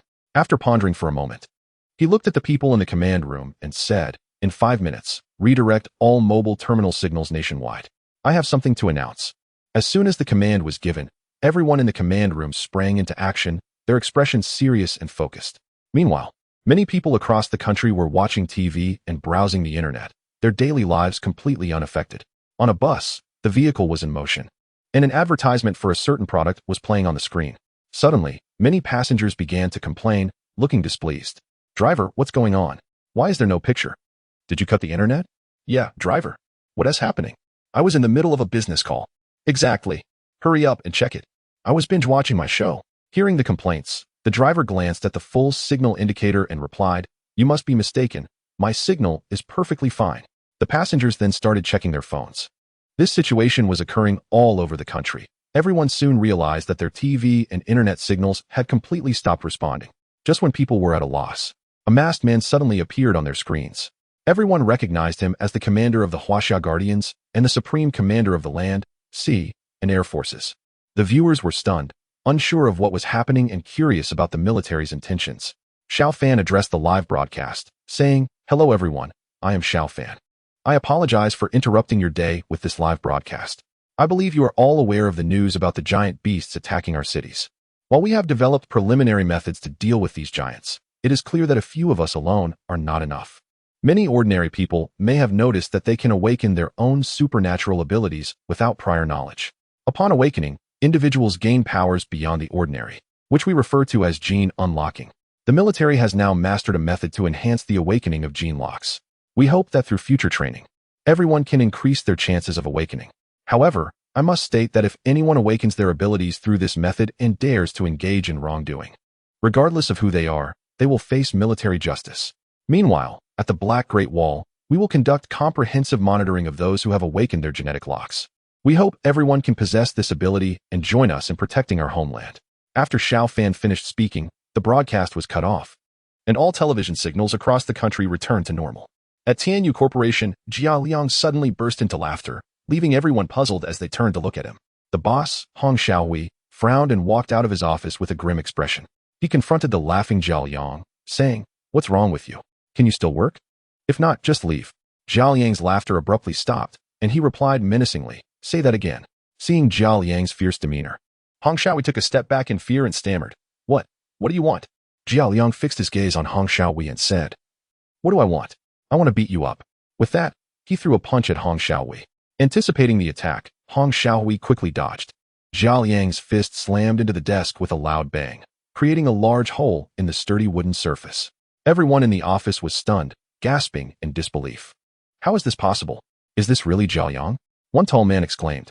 "Yeah, he always looks so weak. How does he have such strength?" The astonishment wasn't limited to them. Even Hong Xiaohui, who had dodged the punch, wore a look of sheer terror. He couldn't fathom how Zhao Yang had become so powerful, especially since the desk was solid wood.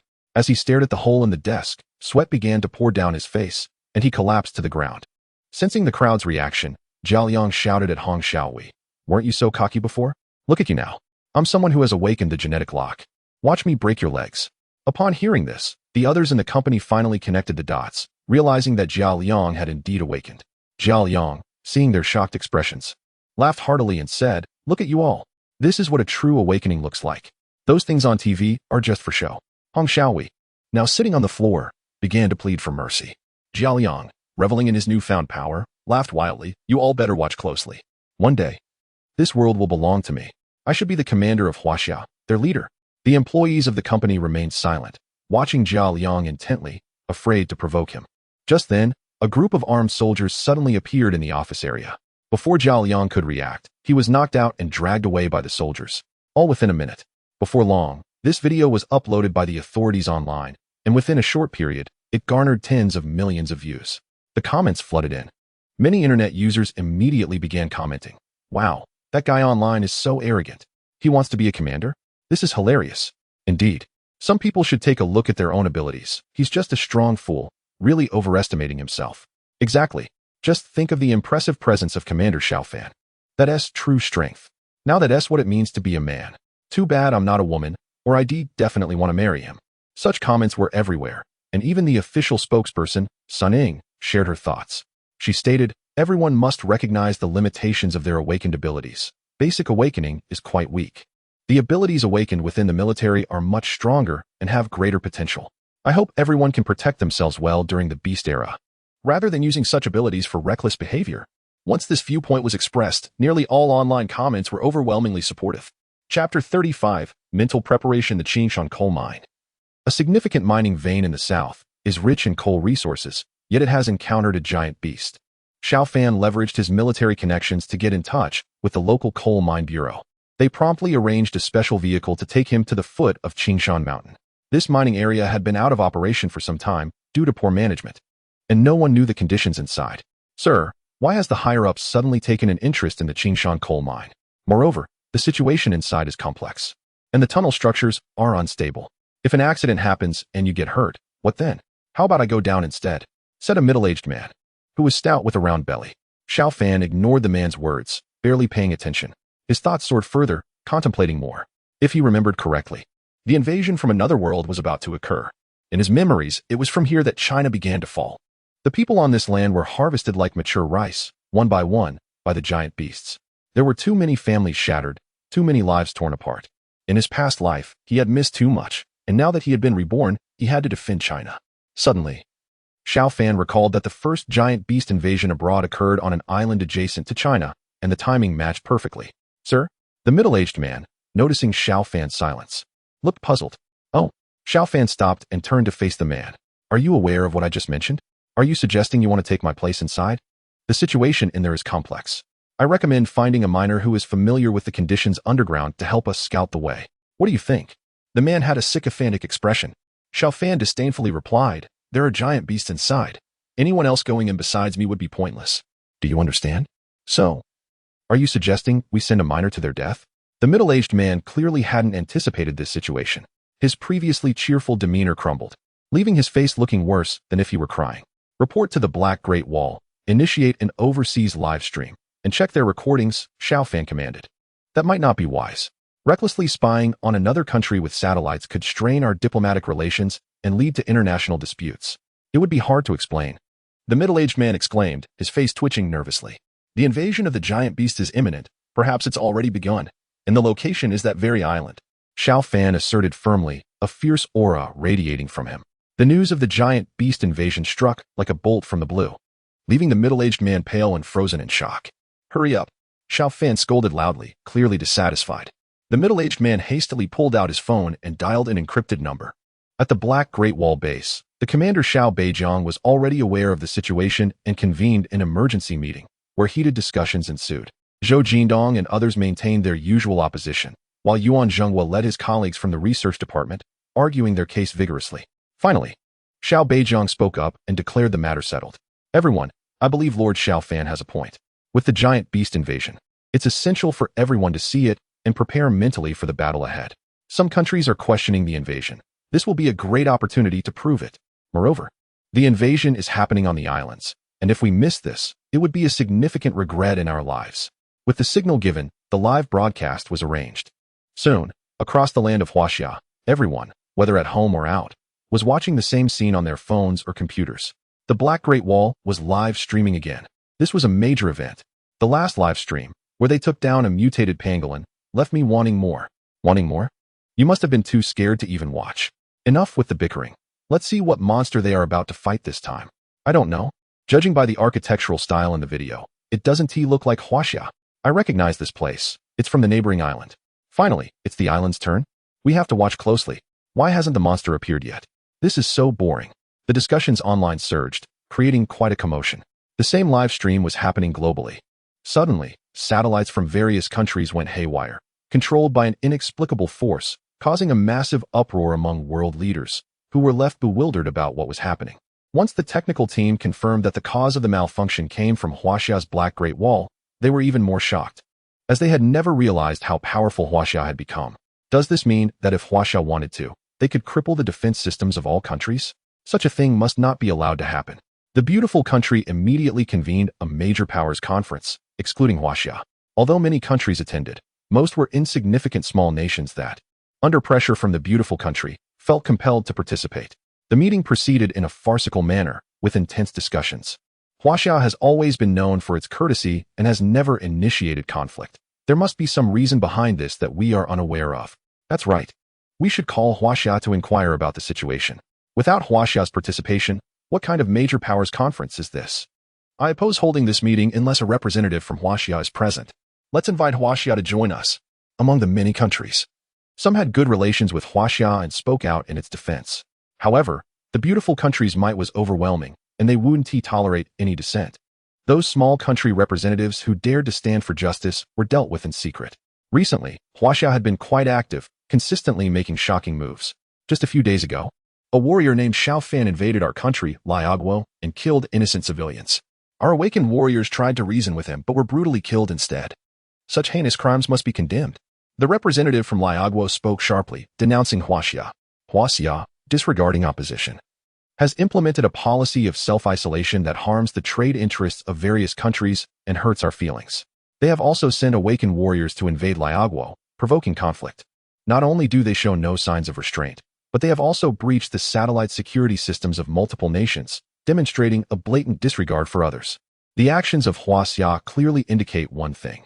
They are positioning themselves as adversaries to the world. The representative from the opposing side spoke passionately, tears streaming down their face. The beautiful nation was quite satisfied with the representative's speech.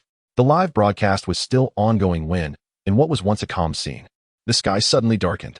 A fierce wind blew away the clouds, and deep fissures appeared in the sky, as if carved by a knife, one after another, covering the entire expanse above, a terrifying sight. The internet erupted in another wave of heated discussion. Look, the sky is splitting apart. Impossible. How could the sky crack? Did you not finish elementary school? Don't you know this is a spatial rift? A spatial rift? An alien invasion? But no matter the speculations swirling online, the people on the ground were crying out in despair. Chapter 36. Death in stark contrast to the excitement of netizens from various countries. The people of the island nation wore expressions of despair, as if facing the end of the world. The overwhelming sense of pressure brought by the fissures was so intense that many islanders screamed and jumped from tall buildings, choosing to end their lives prematurely. The transportation system quickly collapsed, and frantic people ran through the streets and alleys, either vandalizing shops, looting goods, or tearing at each other, leaving no one unscathed. Cars were overturned, igniting fierce flames that spread with the wind. Some people cried out in agony amidst the inferno, their bodies turning into tendrils of black smoke, drifting slowly with the breeze until they vanished into the fissures. It was as if a heartbeat was echoing, thump-thump. Thus, the fissures seemed to come alive, spewing out black particles, more and more of them, fluttering and filling the entire sky. Representatives at the major country conference were shocked by the scenes unfolding on the screen. They watched as, in just a few short minutes, the black particles had descended upon the island nation, falling into the raging sea of flames, landing on the charred corpses. Suddenly, a roar erupted, oppressive and painful, as if it came from hell, piercing through the barrier of the screen and horrifying the world. In the flames, one figure after another rose up, all of them islanders who had long been dead. Their bodies were undergoing a violent transformation, their white bones breaking free from the confines of flesh, turning into enormous skeletal frames that bound the flesh within. The remnants of flesh clung to the hardened bones, burned to ashes by the fire, turning the once grotesque skeletal bodies into a mottled array of colors. In the live streaming space, comments flooded in endlessly. Some biologists had uncovered the secret of the particles. I know what these black particles are. They are spores emitted by a type of fungal plant. This spore carries an unknown virus. Once it infects a host, it immediately takes over the nervous system. It rapidly reprograms the genes. As the footage continued, more and more people were shown to be infected, their bodies transforming without exception. The dead turned into pure skeletal monsters, devouring the living, consuming flesh and blood, leaving only shattered bones. Even those who were not dead found it hard to escape the fate if they were infected by the black particles. They would lose their sanity while their flesh grew wildly. Some transformed into massive heads rolling on the ground, while others became multi-limbed creatures crawling chaotically along walls. Some even morphed into flesh-eating fiends, continuously devouring the living and sprouting countless heads. The entire scene was horrifying, truly resembling hell on earth. The air was filled with piercing screams, helpless cries, and desperate wails, resonating throughout the land. This terrifying sight sent chills down the spines of everyone watching from their screens. It was too awful. Was this really the end of days? The people of the Huaxia continent couldn't help but think of the Black Wall and felt a sense of relief. To be reborn in Huaxia was surely the result of countless lifetimes of good fortune. Yet, some foreign netizens mocked and claimed the live stream was fake, believing that only brainless Huaxia would produce such content. As soon as he made that statement, he was bombarded by outraged netizens, retreating from the live stream as if he were fleeing. At the Grand National Conference, the previously loud voices denouncing China had fallen silent. The island nation ultimately succumbed, and the live broadcast came to a sudden halt. However, the leader of the United States was not willing to accept defeat. Just a few days later, he claimed that it was all a conspiracy by China, fabricating numerous false pieces of evidence to sow discord. In an instant, China became the target of criticism. After the live stream, Xiao Fan was unclear about what happened next. After sending off the middle-aged man, he set off alone and arrived at the entrance of the Qishan coal mine. It took him some effort to clear away the dense and chaotic underbrush surrounding the area. Squatting at the cave entrance, Xiao Fan observed the darkness within for a long while, where a faint wind could be heard howling. He recalled his last mission from the system, where he had to kill the phantom red flower in Daohua village, nearly losing his life, although it seemed rewarding. He ultimately suffered losses. Ever since the seed of the phantom red flower was bound to him, it had been draining some of his blood daily.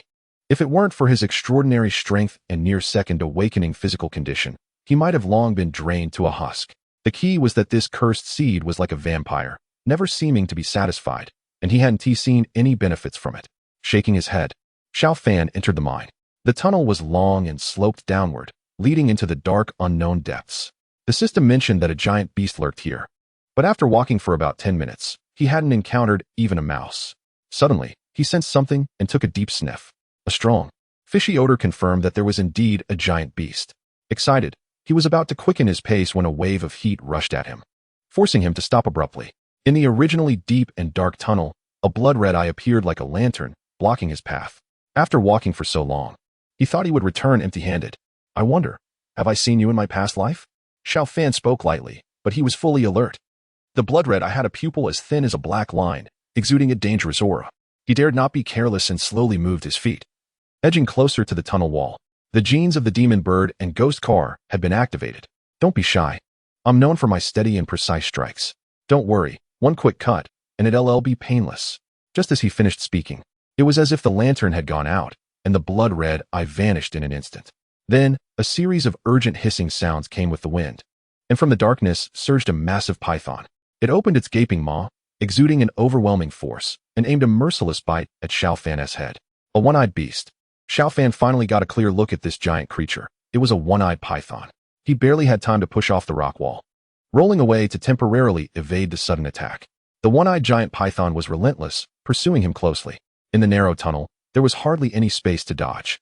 Despite Xiao Fan's remarkable agility, he was forced to retreat repeatedly until he reached the cave entrance. The one-eyed python followed closely behind, its massive head with the lantern-like blood-red eye suddenly lunging forward, but it bit nothing but air. It let out an angry hiss as its massive body slithered out of the mine, an astonishing length of nearly 20 meters. Its tail coiled tightly, and its head rose high, locking onto Xiao Fan as it launched another attack. "Now that you're out, it'll be easier to take you down," Xiao Fan scoffed, his violet-red wings flapping against the air as he shot upward like a drawn sword, narrowly dodging the strike. Hovering in the sky, he locked eyes with the one-eyed giant python. With his right hand poised, he summoned the demon-slaying blade. A crimson line sliced through the clouds, descending from the heavens, which he caught effortlessly. The blade, now unbound from its chains, had taken on a hint of demonic essence, embodying an intense thirst for life. Whoever wielded this blade would inevitably be affected, and Xiao Fan was no exception. His eyes, once clear, now had a faint red hue swirling within them, and a surge of killing intent suddenly erupted from his body. "You beast, prepare to die." Chapter 37. Enemy attack. Xiao Fan's body shot through the air like a cannonball, tracing a graceful arc as he rapidly closed in on the one-eyed giant python. The demon slayer blade flickered with an eerie red light, its power even greater than before. The one-eyed giant python showed no fear. Its blood-red eye blinked 3 times in quick succession before it opened its mouth and unleashed a torrent of searing flames to counter the blade. To its surprise, the seemingly formidable flames were instantly pierced upon contact with the demon slayer blade, splitting apart and dissipating into nothingness. It spat out 3 more fireballs in quick succession. But the outcome was the same. The blade could decapitate even massive beasts, let alone mere flames. The demon slayer blade seemed to possess an unbeatable quality. No matter how hard it tried to resist, failure was inevitable. Die. A glint of excitement flashed in Xiao Fan's eyes as he let the demon slayer blade slip from his grasp, driving it into the giant python's blood-red eye. It might have been an instant, or perhaps a long time. The giant python began to gather another ball of fire in its cavernous mouth. But before it could unleash it, a wave of soul-wrenching pain surged from its head, emanating from its blood-red eye, as if its body was being torn apart. The once coiled and orderly serpent body twisted violently, devolving into chaos. The intense flames within its mouth exploded, blowing off the massive head and spilling bright red blood onto the ground, transforming the dark cave into a crimson abyss. Xiao Fan's vision cleared somewhat as he floated high above, waiting for the demon slayer blade to drain the giant python's life force. His expression was slightly pale, tinged with lingering fear. He was clearly affected by the power of the demon slayer blade during the battle, which made him uneasy. This was just the blade with 1 chain unsealed. What if the remaining 2 chains were also released? Wouldn't it be even harder to control this weapon within the system space? However, perhaps this was due to his insufficient strength. Once his genes were fully unlocked, and he became a second-tier Awaken warrior, things might be different. Half an hour passed, and the one-eyed giant python had been reduced to mere remnants, scattered by the wind. Success! The one-eyed giant python was slain, and the Qingshan coal mine was reclaimed. The death of the one-eyed giant python resulted in the drop of the blood eye. The blood eye can see through the folds of time and space, locating weak points within dimensions, and can be bound. The system's voice suddenly rang out, prompting Xiao Fan to bind the blood eye. Bind it. No way. The phantom red flower seed nearly ruined me. Xiao Fan had no intention of binding this so-called blood eye. He retracted the demon slayer blade and turned to walk deeper into the mine. The system's voice sounded again, announcing that if the blood eye was not bound, it would be recycled, and the host would receive an equivalent reward. What reward? Xiao Fan wondered, surprised that the system could recycle dropped items. However, after waiting for a long time, the system remained silent about what the reward would be. As expected, the system was a great deceiver. He stopped overthinking it and quickened his pace, charging deeper into the mine. The task at Qingshan coal mine was assigned by the system. It couldn't simply be about reclaiming coal resources. Moreover, the one-eyed giant python was a creature from another realm. Its appearance here must have a reason behind it. In the tunnel, after a series of sharp turns, a shimmering lake suddenly appeared before Xiao Fan, radiating a brilliant blue light. Initially disoriented and unable to see clearly, he quickly adjusted his vision and was left speechless, his breath quickening involuntarily. This is Blue Dragon. He couldn't help but feel a surge of excitement. Such resources were incredibly rare. When battling monstrous beasts from other realms, they were most effective. With it, humanity's technology could truly unleash its combat potential, and the Black Wall could withstand the onslaught of these otherworldly creatures. To his astonishment, there was an entire lake of blue dragon energy here, enough to sustain the Black Wall for several hundred years. This was a salvation for Huaxia, truly a blessing for Huaxia. Xiao Fan laughed heartily, overwhelmed with joy. He took out his portable energy storage device, intending to extract all the blue dragon energy from the lake. However, he soon realized that other monstrous creatures inhabited the cave. With a furious roar, a jet-black dragon burst forth. Its scales were dark as ink, with 4 claws hovering above the lake's surface as it charged at him, bellowing. "Ignorant human, how dare you trespass in my territory and attempt to steal my treasures? You seek death." Xiao Fan, taken aback, blurted out, "You can talk?" The black dragon, filled with rage, lunged at him, raising its sharp claws to strike down. "Who's seeking death is yet to be determined," Xiao Fan retorted, summoning the demon-slaying blade, his aura instantly transforming. The space here was vast, allowing him to unleash all his skills. He flapped his wings, swiftly dodging the black dragon's claws, spun around, and deftly climbed onto its back. "You dare ride on the back of your grandpa, the black dragon? You seek death." The black dragon roared in fury, thrashing its body violently, but couldn't shake Xiao Fan off. It then charged wildly within the cavern, attempting to smash Xiao Fan against the rocky walls. Yet, even after exhausting itself, Xiao Fan remained securely on its back, unharmed. "Looks like you've run out of tricks. Now it's my turn." With that, Xiao Fan raised the demon-slaying blade and plunged it deep into the black dragon's body. A massive surge of life force was drawn out, causing the black dragon immense pain as it plummeted to the ground, pleading, "Stop. I'm going to die. I'm not your grandpa. You are. Take the blue dragon. I don't want it anymore. Please, just stop." Xiao Fan, in a state of frenzy, barely registered the black dragon's words until he heard the system's voice in his mind. System task: encounter an initial stage black dragon, god-level pet, and subdue it. He immediately snapped back to reality, quickly retracting the demon-slaying blade, his eyes regaining their clarity. "From now on, you'll be my little brother. I promise you'll live a life of luxury. Do you hear me? Hurry up and agree, or I'll stab you with the demon-slaying blade." Under Xiao Fan's coaxing, threats, and a bit of persuasion, the black dragon begrudgingly agreed. As soon as the words fell, a mysterious contract emerged from the system, not allowing the black dragon to resist and directly entering its body. From that moment on, the black dragon became Xiao Fan's subordinate. Successfully taming the black dragon earned him the reward of a mythological gene experience package for the Monkey King, allowing for a 7-hour experience. The system's voice echoed once more. "The Monkey King, that's the Buddha of battle, right? With his genes, wouldn't I directly become a god? Unfortunately, it's only a 7-hour experience. The system is so stingy." Xiao Fan felt frustrated as he returned to the lakeside, collecting all the blue dragon energy, accompanied by his moody black dragon subordinate. He exited the mine. Just as he was contemplating whether to head straight back to the base, his phone suddenly rang. It was Li Go calling. "Hello? Boss. Great. Your call finally got through." Xiao Fan was puzzled and asked what was going on.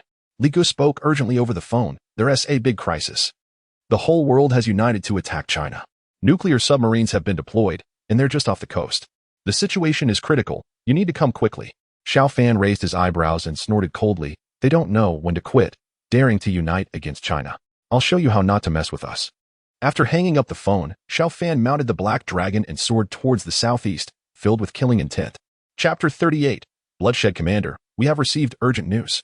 A dozen fishing boats from our nation are currently surrounded by foreign coalition warships in international waters. How should we handle this situation?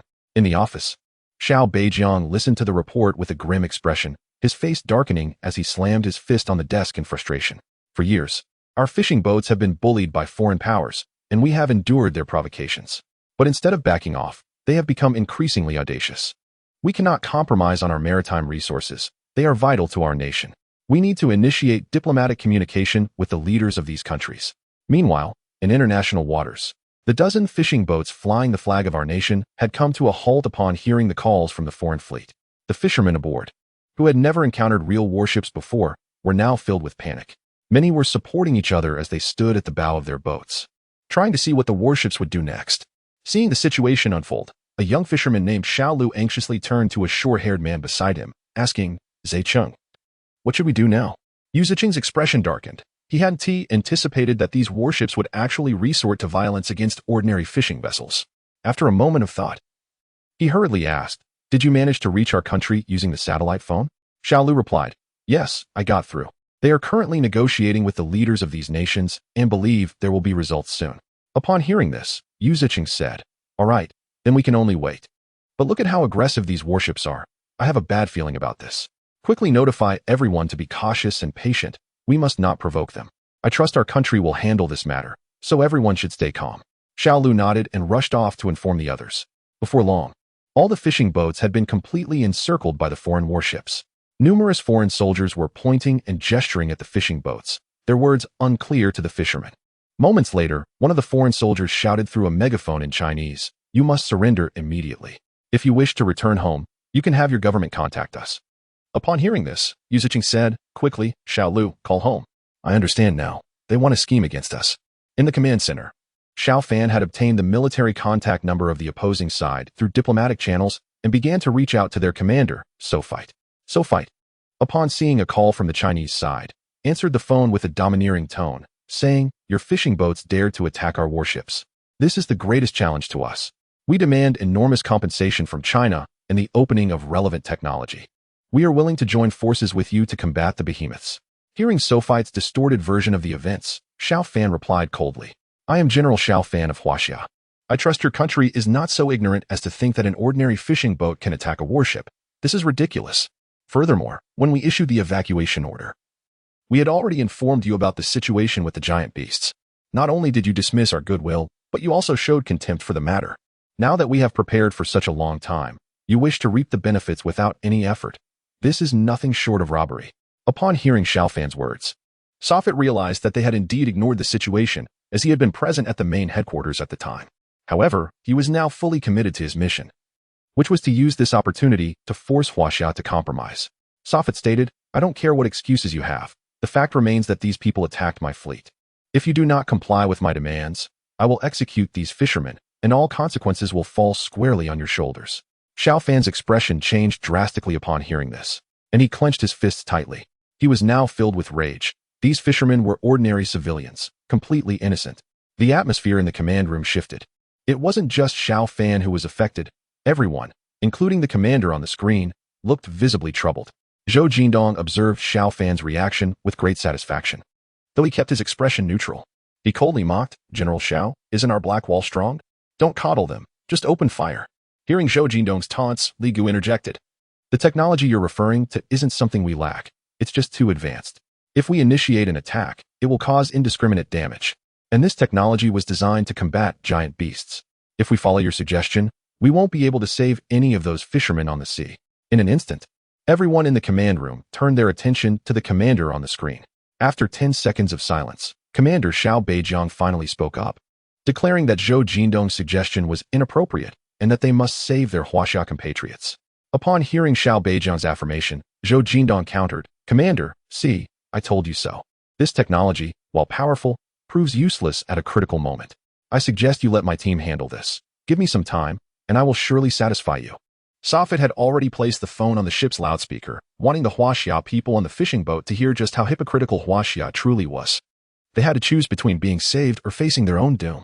The people on the fishing boat, through foreign translation, also heard these words and understood that their country was facing a difficult choice.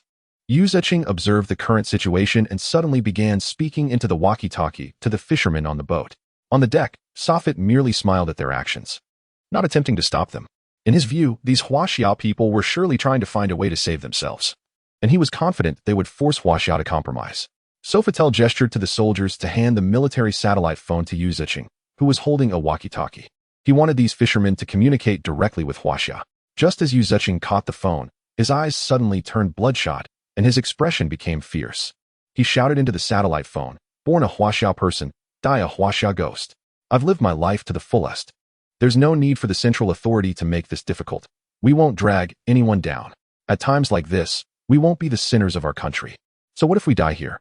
These heartless people, let's fight them together." As his words fell, the fishing boats that had been stationary suddenly accelerated. They charged at the surrounding joint military ships, and explosions rang out in the sky. The soldiers on the joint military ships had never expected these Huaxia fishermen to act this way. Many warships were left in ruins after being rammed by the fishing boats. And before the soldiers could react, they were thrown off their ships by the shockwaves. Seeing the soldiers in the water, many Huaxia fishermen swam over to them, tightly embracing them as they sank together to the bottom of the sea. Sofitel watched this scene in shock, utterly stunned. He muttered in disbelief, "Huaxia people. Could it be that even the ordinary citizens have such bravery?" Chapter 39. Apollo. The surface of the sea was churning, debris scattered everywhere. They watched in horror as a fishing boat was violently wrecked, yet the other fishing boats showed no sign of fear. On one of the boats, many crew members gathered on the deck, their expressions serious. "Captain, make the call. For China, we fear no death." The captain, a middle-aged man with a bushy beard, stood at the bow, his eyes moist as he gazed out at the sea for a long time. With a sigh, he turned around. "Xiao Lu, come out." The crowd parted to reveal a thin, frail boy hiding behind them. "Go back on the small raft." The captain's tone was firm and brooked no argument. "I want to leave. I want to fight the foreign devils." The boy mustered his courage, refusing to back down. "You're still young. Why follow us to certain death? You're the only child in your family. If you die, there will be no one left." The crew members urged him, their hearts heavy with compassion. "I want to go. I'd rather die than leave." The boy cried, clinging tightly to the mast. "Bind him up and send him away on the small raft." The captain's eyes reddened as he issued the order. "I am a Chinese. I am a descendant of Yan and Huang. I refuse to be a coward." The boy struggled desperately, crying out, "You're not a coward. You must live for us. Live well." The captain's voice was filled with sorrow as he shouted. The boy's face turned pale, tears streaming down as he sat on the small raft, drifting further away. "Set sail. We will fight the foreign devils." The captain wiped away his tears and spoke resolutely. "For China, The crew members faced death with courage. On the vast sea, the foreign fleet was collectively silent, shocked and unable to comprehend why ordinary Chinese fishermen displayed such fierce bravery. Advance. The beautiful nation's forces emerged to take charge, looking down on the Chinese fishing boats with disdain. The warships of various nations reformed their ranks, preparing to press forward against China. Not good. Another Chinese fishing boat is coming. Someone suddenly spotted a new fishing boat emerging from the thick fog, charging fearlessly toward them. Stop it now. The beautiful nation shouted anxiously. A warship launched torpedoes, diving beneath the waves, striking the fishing boat directly. The hull was torn apart, seawater flooding in, but it didn't slow down. It swayed yet persevered, like an unstoppable mountain weighing heavily on the hearts of the foreign sailors. More Chinese fishermen, driving various fishing boats, came out, including a few small rafts that bobbed along, yet bravely followed behind. Faced with such a massive array of fishing boats, the foreign warships appeared somewhat flustered. The sailors of the beautiful nation looked pale, momentarily at a loss for what to do. Launch missiles. Destroy them all. These damned fishing boats will regret this. The leader of the beautiful nation roared, issuing commands. Then came a deafening roar that filled the air, clouds rolling violently. From the distant western continent, an intercontinental missile, shimmering with fierce flames, soared across the vast sea, heading straight for the fleet of Chinese fishing boats. The missile was awe-inspiring, flames blazing at its tail, distorting the very air around it. Its speed was astonishing, carrying a cold and ruthless command, along with earth-shattering power, determined to destroy the fishing fleet of China. How dare you? At this critical moment, a sharp shout broke the sound barrier, suddenly ringing out, causing the sailors from various nations to wince in pain. There, in the sky above the Chinese mainland, a figure appeared, radiating golden light, as if stepping on clouds of 7 colors, exuding an overwhelming aura, charging forth in an instant. In his hand was a large stick forged from fine iron, perfectly sized, as if a mischievous monkey was stirring up the sea. With a fierce roar, the Rui Jingu Bang instantly expanded to an enormous size. With just one sweep, it knocked the incoming missile off course, sending it crashing into the fleets of various nations. Oh my God, it's an angel come to judge us. Jesus. He threw the missile back at us. A thunderous explosion followed. A massive mushroom cloud rose above the sea, and the shockwave generated towering waves that capsized countless warships. The fortunate sailors who survived struggled in the water, their cries of agony rising and falling, as the fleets of various nations faced total destruction, suffering catastrophic losses. The impact of this scene was too shocking. The leaders of the nations stared at the screen, rendered speechless for a long time. Their hearts stirred with waves greater than those of the sea. How could China possess such powerful Awaken warriors? Who is he? He is the god of war of China, Xiao Fan. In the Black Great Wall, the first seat. Xiao Beijiang felt tears welling up in his eyes, filled with pride. Members of the Dawn Squad were ecstatic, cheering for their leader. Zhou Jindong's expression darkened, and with a cold snort, he turned away from the screen. At that moment, on the surface of the sea, Xiao Fan held the iron stick, floating in midair. His face filled with disbelief. Truly the victorious fighting Buddha, this genetic endowment is extraordinary. Too bad I can only experience this for 7 hours. I need to make the most of my time. The Rui Jingu Bang swung out again, unleashing an invisible ripple of energy that flattened the surging shockwave from the nuclear explosion, sparing any fishing boats from harm. You all hurry back, leave this to me. Xiao Fan shouted to the fishing boats below, and then, golden light erupted once more as he transformed into a streak of golden radiance, soaring deep into the ocean. In the western sea continent, the beautiful country launched countless unmanned combat aircraft into the sky. These aircraft were the pinnacle of beautiful country's technological achievements. Designed for exceptional maneuverability and unparalleled striking power, they could be deemed the strongest aerial combat force in the world today, the very foundation upon which beautiful country dominated others. The aircraft roared off, their lightweight nuclear weapons ready for action. Their sole mission was to eliminate the god of war of China at any cost. Real-time footage quickly returned, the roar of explosions resonating through the heavens, while clouds of smoke billowed like a tide. Yet within it, a golden figure could not be obscured. The more Xiao Fan fought, the stronger he became. Energy coursed around his body, shimmering like flowing light. Upon closer inspection, it seemed to form a golden armor that safely protected him inside, rendering him invulnerable to the shockwaves of explosions. Jesus above, this man is incredibly strong. Is he even human? He alone could obliterate the world. We are no match for him. Surrender. A fierce debate erupted within the beautiful cabinet, as most members were reluctant to continue the fight. No, you fools. We haven't lost yet. The leader, filled with emotion, wasted no time in deploying the secret weapon. In the western sea of the beautiful nation, a massive whirlpool emerged at the center of the ocean, followed by a steel arm reaching out, then a head, and finally a metallic body. As the last steel leg stepped out of the whirlpool, the full form of this metal giant was revealed to the world. Its surface shimmered with colors, its hands clasped in front of its chest, surrounded by an energy shield that enveloped its entire body, exuding an extraordinary presence. Apollo, the sun god, go and kill that awakened warrior from Huaxia. I want his blood to stain the ocean. Chapter 40. The reputation is well-deserved. The voice of the leader was somewhat deranged, like a gambler who was willing to risk everything to destroy the golden figure in the image. Apollo's eyes glowed red. It had received the command and no longer hesitated. It took a huge step and ran across the surface of the sea, creating a trail of splashing waves. Xiao Fan crushed a drone underfoot, propelling himself into the sky. The golden staff in his hand swept out again, causing widespread devastation. His eyes shone with golden light as he gazed into the infinite world, spotting the approaching Apollo mechanical warrior. Let me show you what true despair looks like, he roared, stomping fiercely into the void, carrying an unstoppable momentum that stirred the winds and clouds of the world as he charged forward. The golden staff suddenly expanded, wielding a weight of immense power that caused the void to tremble violently. Sensing the disturbance, Apollo immediately halted, raising its massive metallic arms and crossing them over its chest to meet the descending iron staff. A thunderous crash resounded as the colossal metal giant was sent flying, stirring up towering waves. Yet it did not fall. Its energy shield flickered on and off, unstable and unreliable.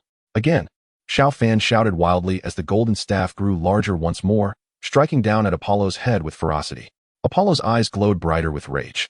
It flipped over in the water, swinging its gigantic fist to meet the attack. Another deafening impact echoed as the golden staff was deflected. Apollo's metal fist had already lost 3 fingers. Had it not been for the energy shield, its entire arm would have been shattered. Idiot Apollo, don't engage in close combat. Use your holy light to strike him. The leader of the beautiful nation yelled in frustration. Apollo rose again, but this time it chose not to attack directly. Instead, it retreated a considerable distance before clasping its hands together in front of its chest. The 3 metal plates on its chest, which had been tightly sealed, began to spin, gaining speed. Finally, they coalesced into a blue energy beam that tore through the barriers of space and shot out. Blue dragon energy? Xiao Fan was astonished, swinging the iron staff effortlessly to block in front of him. With a thunderous bang, his body was struck down from the sky like a kite with a severed string, plunging into the boundless ocean below. Yes, just like that. Hit me hard. Kill that awakened warrior from Huaxia. The leader of the beautiful nation was ecstatic, dancing around like a madman. But before he could revel in his joy for 2 minutes, a shocking change unfolded on the screen. The sea shook violently, churning up massive waves as if some colossal creature was rising from the depths, stunning the world. Suddenly, a massive black dragon soared out with a resounding roar. Atop its enormous head stood a figure radiating golden light, none other than Xiao Fan, who had just fallen into the water. The members of the Black Great Wall sighed in relief. The fishermen, still present, were awestruck by this scene, kneeling in reverence, moved beyond words. Look, a black dragon is emerging from the sea. Oh my God, the Dragon King has manifested. But soon, they spotted Xiao Fan's figure and collectively gasped in shock, left speechless. After a long silence, someone spat and couldn't help but curse. The Dragon King acting as a henchman. That's just insane. The coastline of Huaxia instantly erupted in excitement. On the battlefield, Xiao Fan asked, "How's it going? Are you satisfied with my performance?" The black dragon, trying to ingratiate itself, flaunted its massive body, doing everything it could to appear imposing and stylish, putting on a show of dominance. "Keep it up, and I'll deal with you," Xiao Fan snapped, giving a kick to the black dragon's horn. "What a piece of junk. In front of your grandpa dragon. It's all child's play." "Oh wait, I misspoke. It's in front of me. I'm not the grandpa you are." Seeing Xiao Fan's displeased expression, the black dragon quickly changed its tune and rushed out without a second thought.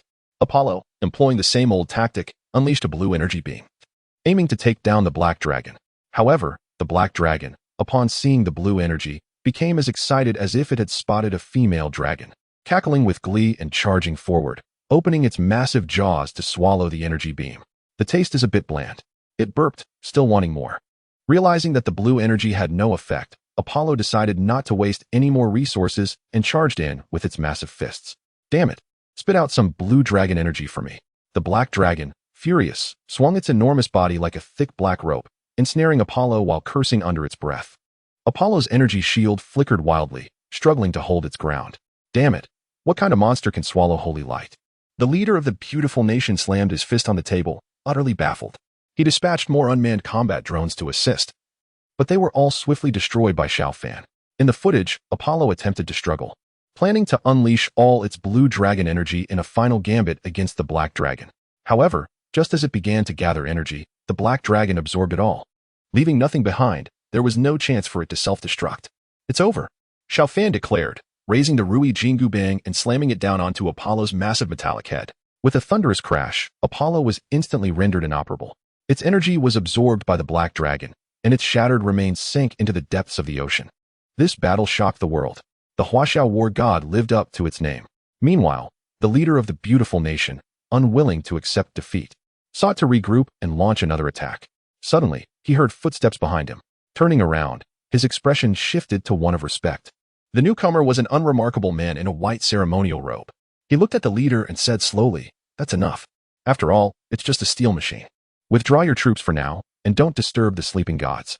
The leader wanted to say something, but could only reluctantly respond, "Understood. Withdraw." The man in the white robe said no more and turned to leave. "Yes, Master Priest."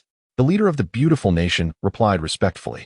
Subsequently, warships and aircraft dispatched by various countries, whether still en route for support or preparing to set sail, were all ordered to halt and withdraw. Huaxiao has already demonstrated with strength that anyone seeking confrontation will pay a heavy price. The coalition forces attacking Huaxiao announced their dissolution, and the crisis for Huaxiao was thus resolved. A streak of dark light cut through the sky as Xiao Fan rode back to the base on the black dragon. As soon as they landed, the black dragon retracted its scales and transformed into a large black dog, sticking out its tongue. "You're quite clever." Xiao Fan, who had been worried about the black dragon's size, was very pleased with this transformation. "I don't know why, but working alongside the boss makes me feel more energetic." The black dragon wagged its tail, playfully circling around Xiao Fan. "Since you're so understanding, I'll reward you with 2 big bones." Chapter 41. Awakening Thunder. Xiao Fan entered the base and instructed someone to fetch 2 leftover bones from the kitchen. The black dragon barked loudly and pounced on them, munching eagerly. Its exaggerated expression was nothing short of comical as it kept smacking its lips and saying, "Delicious. Your grandpa dragon, oh no. I've never tasted anything this good before." Xiao Fan shook his head, gaining a deeper understanding of the black dragon's thick skin. Li Gu and the others arrived to celebrate with him, all of them filled with excitement. If it hadn't been for Xiao Fan's timely appearance in this battle, who knows how many innocent fishermen would have suffered casualties. "Boss, where's the dragon?" Sun Ning asked curiously, her big eyes blinking eagerly. "Over there." Xiao Fan pointed at the large black dog gnawing on the bones. "Where?" Zhao Waya was puzzled, and the others looked confused as well. "Can't you see such a big black dog?" Xiao Fan rolled his eyes. "This is a dragon?" Wang Xiao scoffed, approaching it and giving it a kick. Woof! The black dragon bared its teeth and clamped down on the hem of his pants, refusing to let go. "Stupid dog, let go?" "Oh no, I mean release." Wang Xiao didn't expect the black dog to attack so quickly. He accidentally got bitten and turned pale with fright, struggling to shake his leg but couldn't break free. "The dog is so cute." Sun Ning giggled behind her hand. The black dragon, hearing this, shot her a cheeky glance. "This pug can understand human speech?" Zhao Wire exclaimed, not holding back his words. "Woof! How dare you mock your grandpa dragon?" The black dragon abandoned Wang Xiao and lunged at Zhao Wire. "Boss, keep your dog in check." Zhao Wire shouted in alarm, sprinting away. To him, this dog was extremely fierce and could bite at any moment. Woof!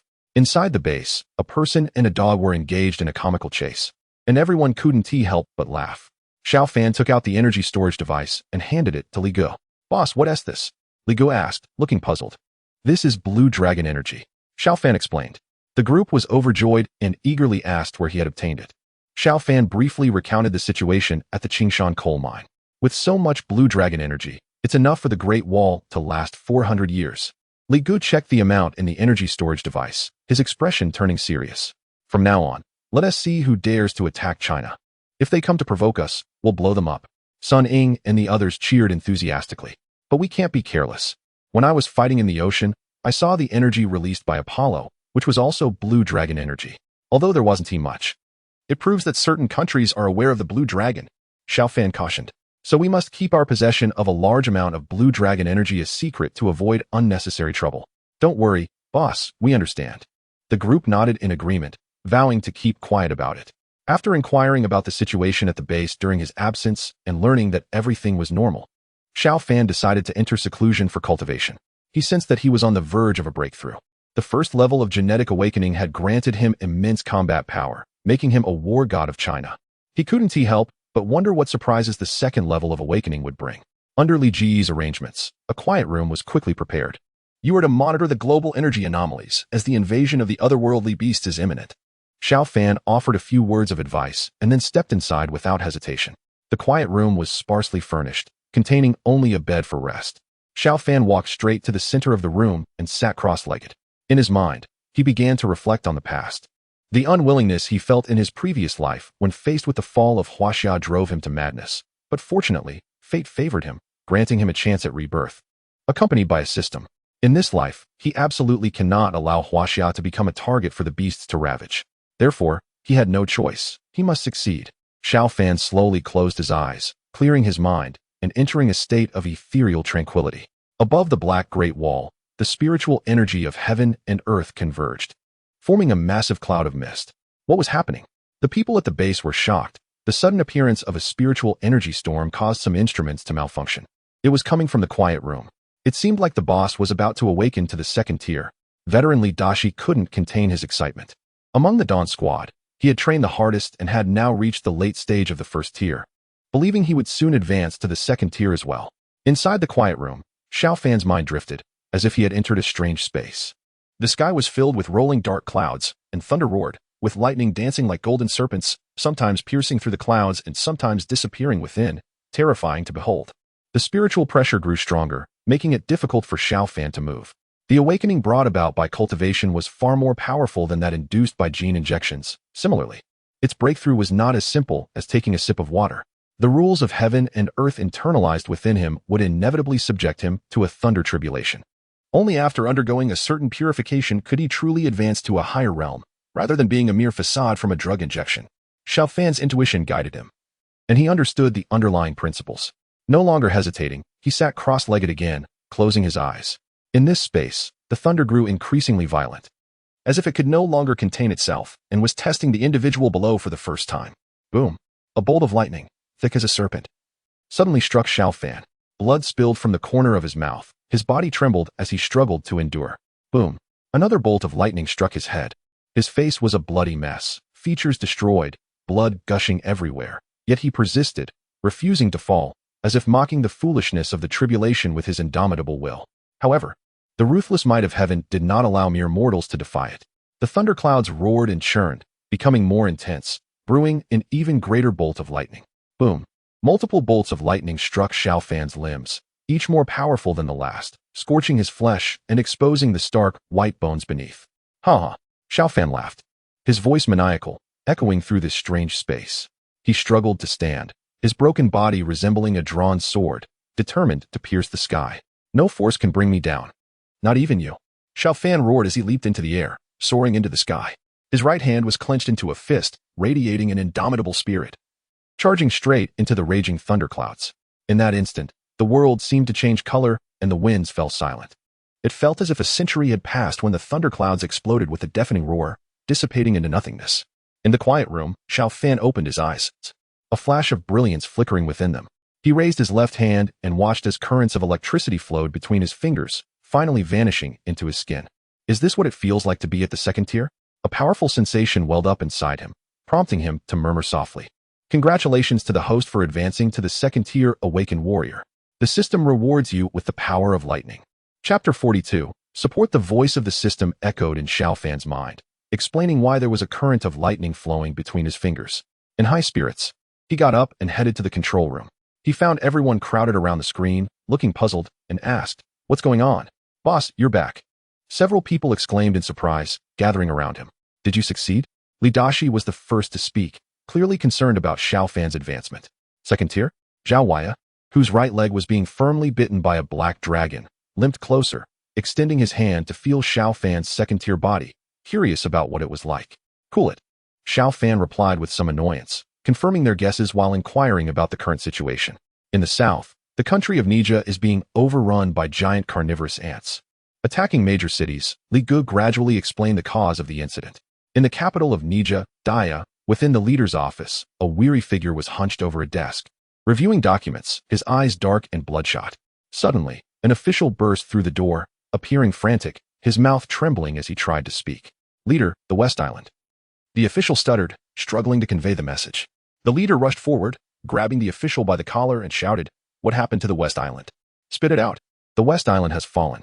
The words struck like lightning, and the leader felt darkness closing in, nearly collapsing. "Leader, are you all right?" Several council members rushed in. "I'm fine. Request assistance from Huaxia, quickly." The leader's face turned pale as he summoned all his strength to utter those words before fainting completely. In the Black Great Wall, Sunning had already relayed Nijia's call for help to Xiao Fan, waiting for his decision. "In my opinion, let them self-destruct. They were part of the coalition that attacked Huaxia before." Li Gu voiced his opinion. "Exactly, these people are ungrateful. No matter how good you are to them, they won't appreciate it." Wang Qiao added his perspective. Sun Ying and Li Dashi also expressed their refusal to provide aid. Xiao Fan furrowed his brow, contemplating for a long time before he finally agreed. "We will help." As the others were about to argue, he slowly explained, "They are also part of humanity. Faced with the invasion of giant beasts, we should set aside past grievances, unite, and concentrate all available forces to have any chance of survival. However, we can't help for free. Tell them we need 2 billion tons of oil. If they agree, we will mobilize our troops immediately." Xiao Fan's bold demand shocked everyone. "Way to go, boss," Li Gu exclaimed, giving a thumbs up. Sunning replied to the call, and the country of Nijia, in tears, reluctantly agreed to the terms. Meanwhile, the beautiful nation heard about Nijia's offer of 2 billion tons of oil in exchange for Huaxia's military support and immediately intervened with a phone call. "Nijia brothers, Huaxia has ulterior motives, asking for 2 billion tons of oil as if it were just lying around. That's just utterly greedy. I can't stand it anymore. So I called to check on you. I have good news for you. We can deploy troops for just 1.5 billion in resources. What do you think? Do we have a deal?" "Get lost." The leader of the beautiful country hung up the phone immediately. Furious, he glared at the receiver, his face turning green with anger, and smashed the phone to pieces. "Mr. President, what happened?" A guard rushed in after hearing the commotion, scanning the room anxiously. "Get out, you two." The leader of the beautiful country was fuming, picking up documents from his desk and throwing them at the guard. "Damn that muddy country. They're truly blind to their own fate. Once the gods awaken, I'll make sure to eliminate all of you." He cursed under his breath, venting his rage. "Sir, you don't seem well. Should I call a doctor for you?" The guard asked, concerned. "What did you say?" "You're fired. Get out of my office now." The leader of the beautiful country roared. The guard turned pale with fear, not daring to say another word. He trembled as he stepped outside, waiting for the president to calm down. Meanwhile, outside the Black Wall, a massive C-12 transport aircraft was ready on the expansive plaza. This military strategic transport plane could carry a large number of troops and was equipped with an extremely advanced command system, making it the latest achievement of the Black Wall, perfect for missions abroad. This operation marked the first time Huaxia was providing support to another country in their fight against monstrous beasts, and Xiao Beijiang was particularly focused, personally attending to give a speech. Huaxia has always been a nation of propriety. Even though some countries constantly make things difficult for us, we must not forget our national character. You are all outstanding soldiers of Huaxia, but the mutated beasts are equally dangerous, especially in a foreign land where supplies may be hard to come by. I hope all of you can come back alive. Remember, the nation is proud of you." Xiao Beijiang maintained a serious expression and saluted. "Rest assured, we will not fail our mission." Xiao Fan returned the salute and led the Dawn squad members onto the plane. 50 Awaken warriors, dressed in black combat uniforms and carrying their gear, boarded the aircraft one after another. The C-12's propellers began to spin rapidly, kicking up a cloud of dust as it slowly ascended and headed south, gradually disappearing from view. The muddy country was not too far from Huaxia, at most about 2,000 kilometers away. At the C-12's normal cruising speed, they would arrive in just an hour. "Boss, look below," Li Gu exclaimed. Below them was what should have been an airport, but it was currently engulfed in fierce combat. A massive swarm of ants was violently assaulting the airport, with muddy country soldiers covered in blood, desperately maintaining a small safe zone under heavy fire. But the situation was critical and on the verge of collapse. "Prepare the electromagnetic cannon." Xiao Fan chose a heavily attacked defensive line and instructed Sun Ying to fire. The electromagnetic projectile was launched from the C-12, slicing through the air with a whoosh. In an instant, they fell into the ant swarm, followed by a thunderous explosion, leaving behind a ground littered with severed limbs and debris. Support from Huaxia had arrived. The soldiers below showed excitement in their eyes and launched a more vigorous counterattack. The transport aircraft fired off a dozen electromagnetic shells, finally clearing the area around the airport of the ant swarm. But when they looked up, they saw an endless tide of ants still charging forward. Suning, Li Gu, and Zhao Waya, you three stay on C-12 and monitor the movements of the ant swarm at all times. The rest of you, follow me down, Xiao Fan commanded, his back unfolding into enormous crimson wings. With a leap, he jumped from the high ground. A number of awakened warriors, equipped and ready, followed suit, descending using ropes. The leaders of the Mujia nation and several officials had been waiting for a long time, all wearing expressions of profound gratitude as they stepped forward to shake hands with Xiao Fan warmly. Thank you, War God of Huaxia, for coming to our aid in your busy schedule. Chapter 43. The takeover. How many of your soldiers are still missing? This airport might not be big enough, and we may need to make arrangements again. The president of Mijia subtly cast a glance behind Xiao Fan, showing a hint of unease. No need to worry. Our people are all here, Xiao Fan replied calmly. What? How many of you have come? The president of Mijia looked shocked, his gaze darting around. About 50 or so. Xiao Fan maintained his composure. The Mijian leader felt weak in the knees, nearly fainting, and the surrounding legislators quickly supported him to the side. 50 people? Are you joking? Is this how Huaxia is treating us? The people of Mijia were visibly furious, murmuring among themselves. Do you know how many mutated ants there are? 50 people? That's not even enough to fill the gaps in the ant swarm. If I had known it would be like this, I would have agreed to the beautiful nation's demands. At least we could have reduced our oil output by 500 million. A young Mijian officer, seemingly the leader, angrily swept his machine gun around, venting his frustrations. Who are you? Xiao Fan asked calmly, unfazed. I am Major General Laka of Mijia, an awakened warrior. Laka pressed down on his machine gun and couldn't help but show a hint of pride when mentioning his status as an awakened warrior. There's an old saying in Huaxia, the value of soldiers lies in their quality, not quantity. I wonder if Major General Laka has heard that? Xiao Fan inquired. Are you trying to tell me that the few people you brought are stronger than my Mijian army? Laka couldn't help but chuckle, his expression revealing his sarcasm. You'll find out if you give it a try, Xiao Fan replied indifferently. As soon as the words left his mouth, the awakened warriors behind him instantly formed ranks. Their weapons were all loaded, with gun barrels pointed outward. Their swift movements were a testament to their elite training. Upon hearing this, the soldiers of Mijia began to gather around, eager to see how these arrogant Huaxia warriors would survive surrounded by the Mijian army. Don't make a move. At a critical moment, Laka stopped the many soldiers. As a major general of Mijia, he finally managed to keep his head clear despite his frustrations. He turned to Xiao Fan, a hint of suspicion in his eyes. Since you have such confidence in your people, how about we have a duel? If you win, I will willingly give up command. Sure. Who is stepping up? You? Xiao Fan smiled slightly, showing no concern. That would be me. But you are the war god of Huaxia, and your strength is well known. I can't fight you. Choose a warrior of comparable strength, and I'll test my skills against him. Laka's eyes burned with fighting spirit as he thought about how to deal with the Huaxia warriors, hoping to make them pay for their arrogance. In that case, let me face this major general of Mijia and see how strong he really is. Wang Qiao stepped forward, handing his weapon to Li Dashi. You still have injuries. Are you okay with this? Li Dashi, who was itching to try his skills, felt a bit worried since Wang Qiao had stepped in first, concerned about Wang Qiao's condition. Don't worry, taking care of this foreigner is a piece of cake. Wang Qiao cracked his knuckles, completely dismissing Raka. You dare to look down on me? I was going to go easy on you since I heard you were injured, but now I'll tear you to shreds. Raka's face twisted with rage as he charged forward. Woof! The black dragon moved even faster, springing out from behind Xiao Fan in a flash. Its massive jaws opened wide, revealing a mouth full of sharp fangs, and it lunged straight at Raka. Where did this mad dog come from? Raka barely had time to react before the creature clamped down hard on his thigh. The excruciating pain made him grit his teeth and swing his fists to strike back. But the black dragon didn't give him a chance. It violently shook its head, sending Raka flying.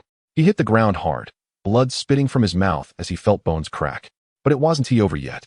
The black dragon charged again, biting Raka's calf and, like a wild beast, began to run in circles around the airport, picking up speed so quickly that it was almost a blur to the naked eye.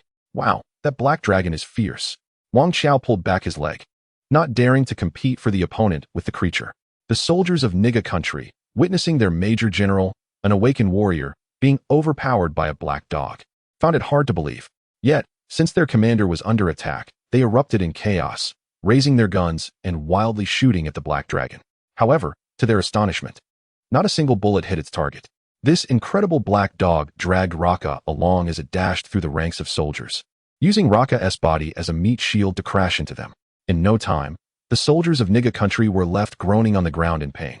Little Black, come back quickly. Who told you to attack? Xiao Fan watched with a smile, thoroughly pleased with the black dragon's performance. A single black dog had defeated the enemy's strongest warrior. It seemed anyone who dared to challenge the might of China would have to think twice. All right, Black Dragon. That's enough. You've taken them all down. Wang Xiao couldn't help but laugh, causing the 50 Chinese warriors behind him to burst into laughter as well. The Black Dragon finally stopped, trotting back happily. Xiao Fan leisurely approached the barely conscious Raka, squatting down to ask, "Want to continue the competition?" "You unleashed that dog," Raka rasped, his voice a mix of anger and disbelief, unable to hold back as he spat more blood. Woof! The Black Dragon let out a fierce bark, startling Raka so much that he fainted on the spot. Hey, don't pass out. Does our agreement still stand? You need to give me command first." Xiao Fan gently patted Raka's face, leaving 2 deep red handprints. Raka was completely out cold, perhaps too embarrassed to wake up after being defeated by a dog. Fortunately, the leader of Niga country had regained consciousness, and upon learning of the situation, his face lit up with joy. Without further hesitation, he granted Xiao Fan the highest command authority. "I apologize for my earlier disrespect towards the brave and fearless warriors of China." The leader of Niga nation, along with the lawmakers, performed a deep bow, exuding sincerity and intense emotion, with smiles that felt genuine. Of course, it's best to have the strongest support possible. However, when his gaze inadvertently landed on the lazy black dog, his eyelids couldn't help but twitch.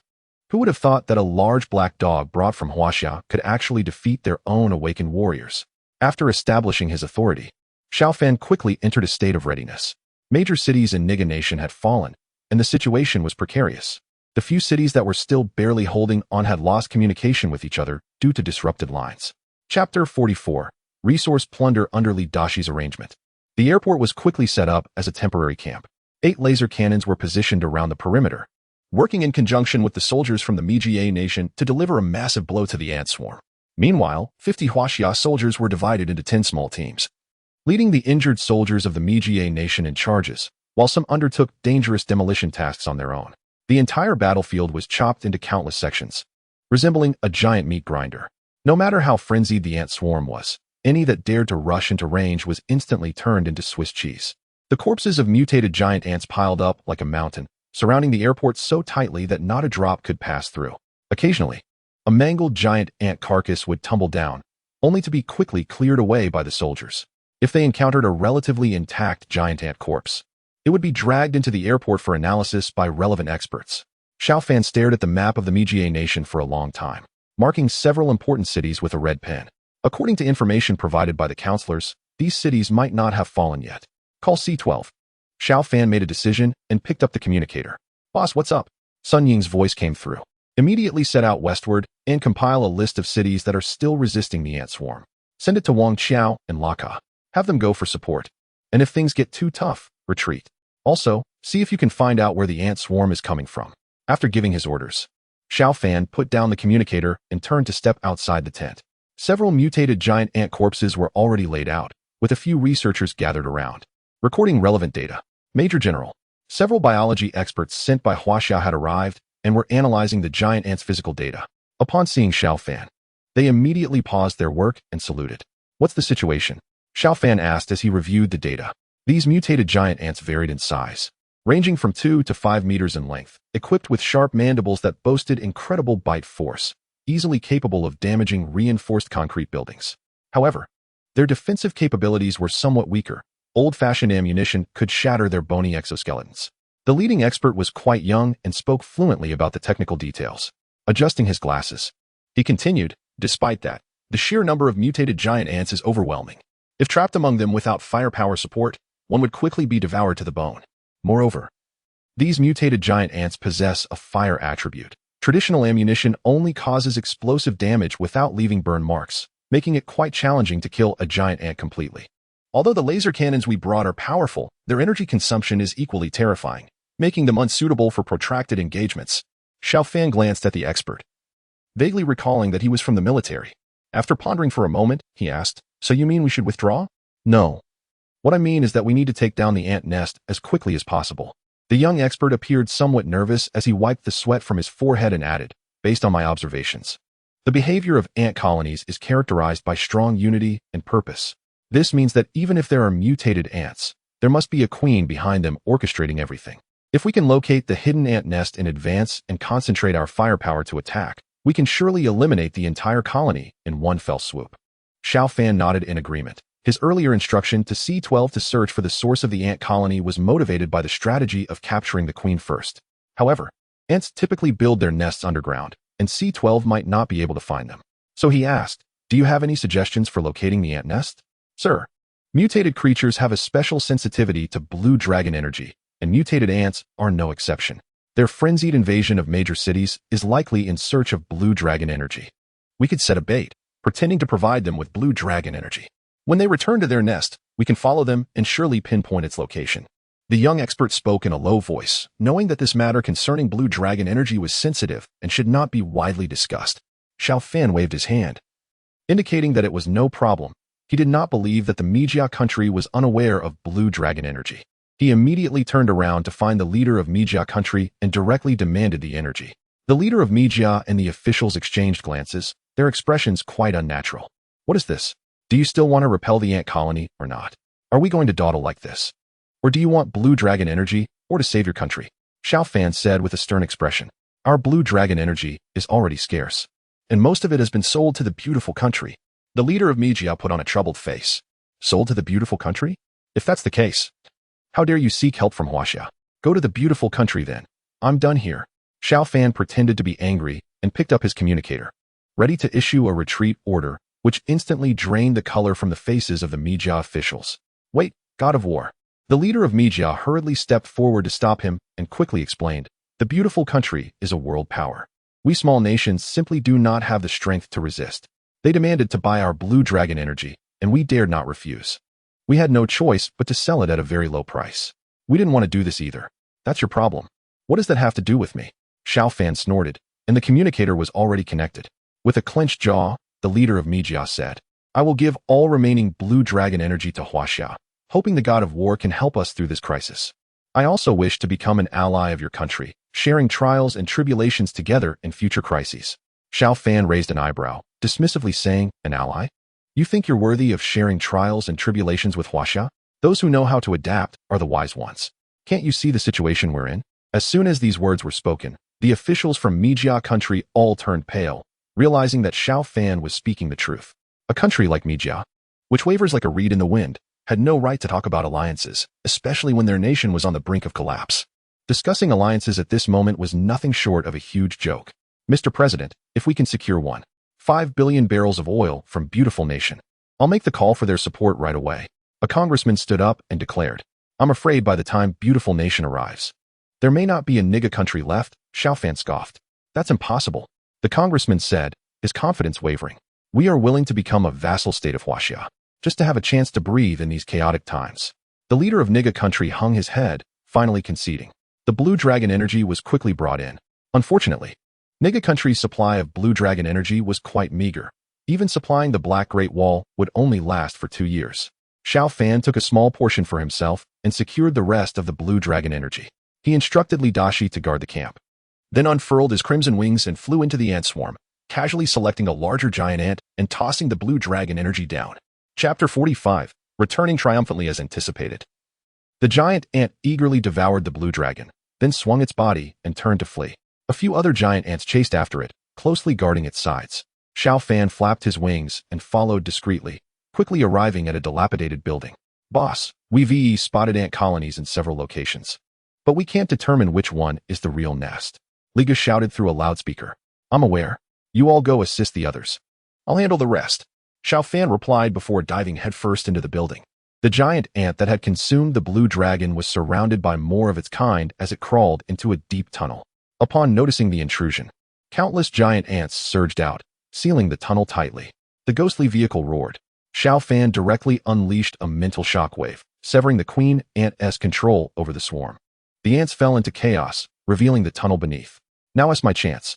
Seizing the moment, Xiao Fan flapped his purple-red wings with all his might, generating immense thrust that propelled him into the tunnel. The tunnel wasn't very deep, a wide fissure extended downward at its center. Countless mutated giant ants were emerging from the crack.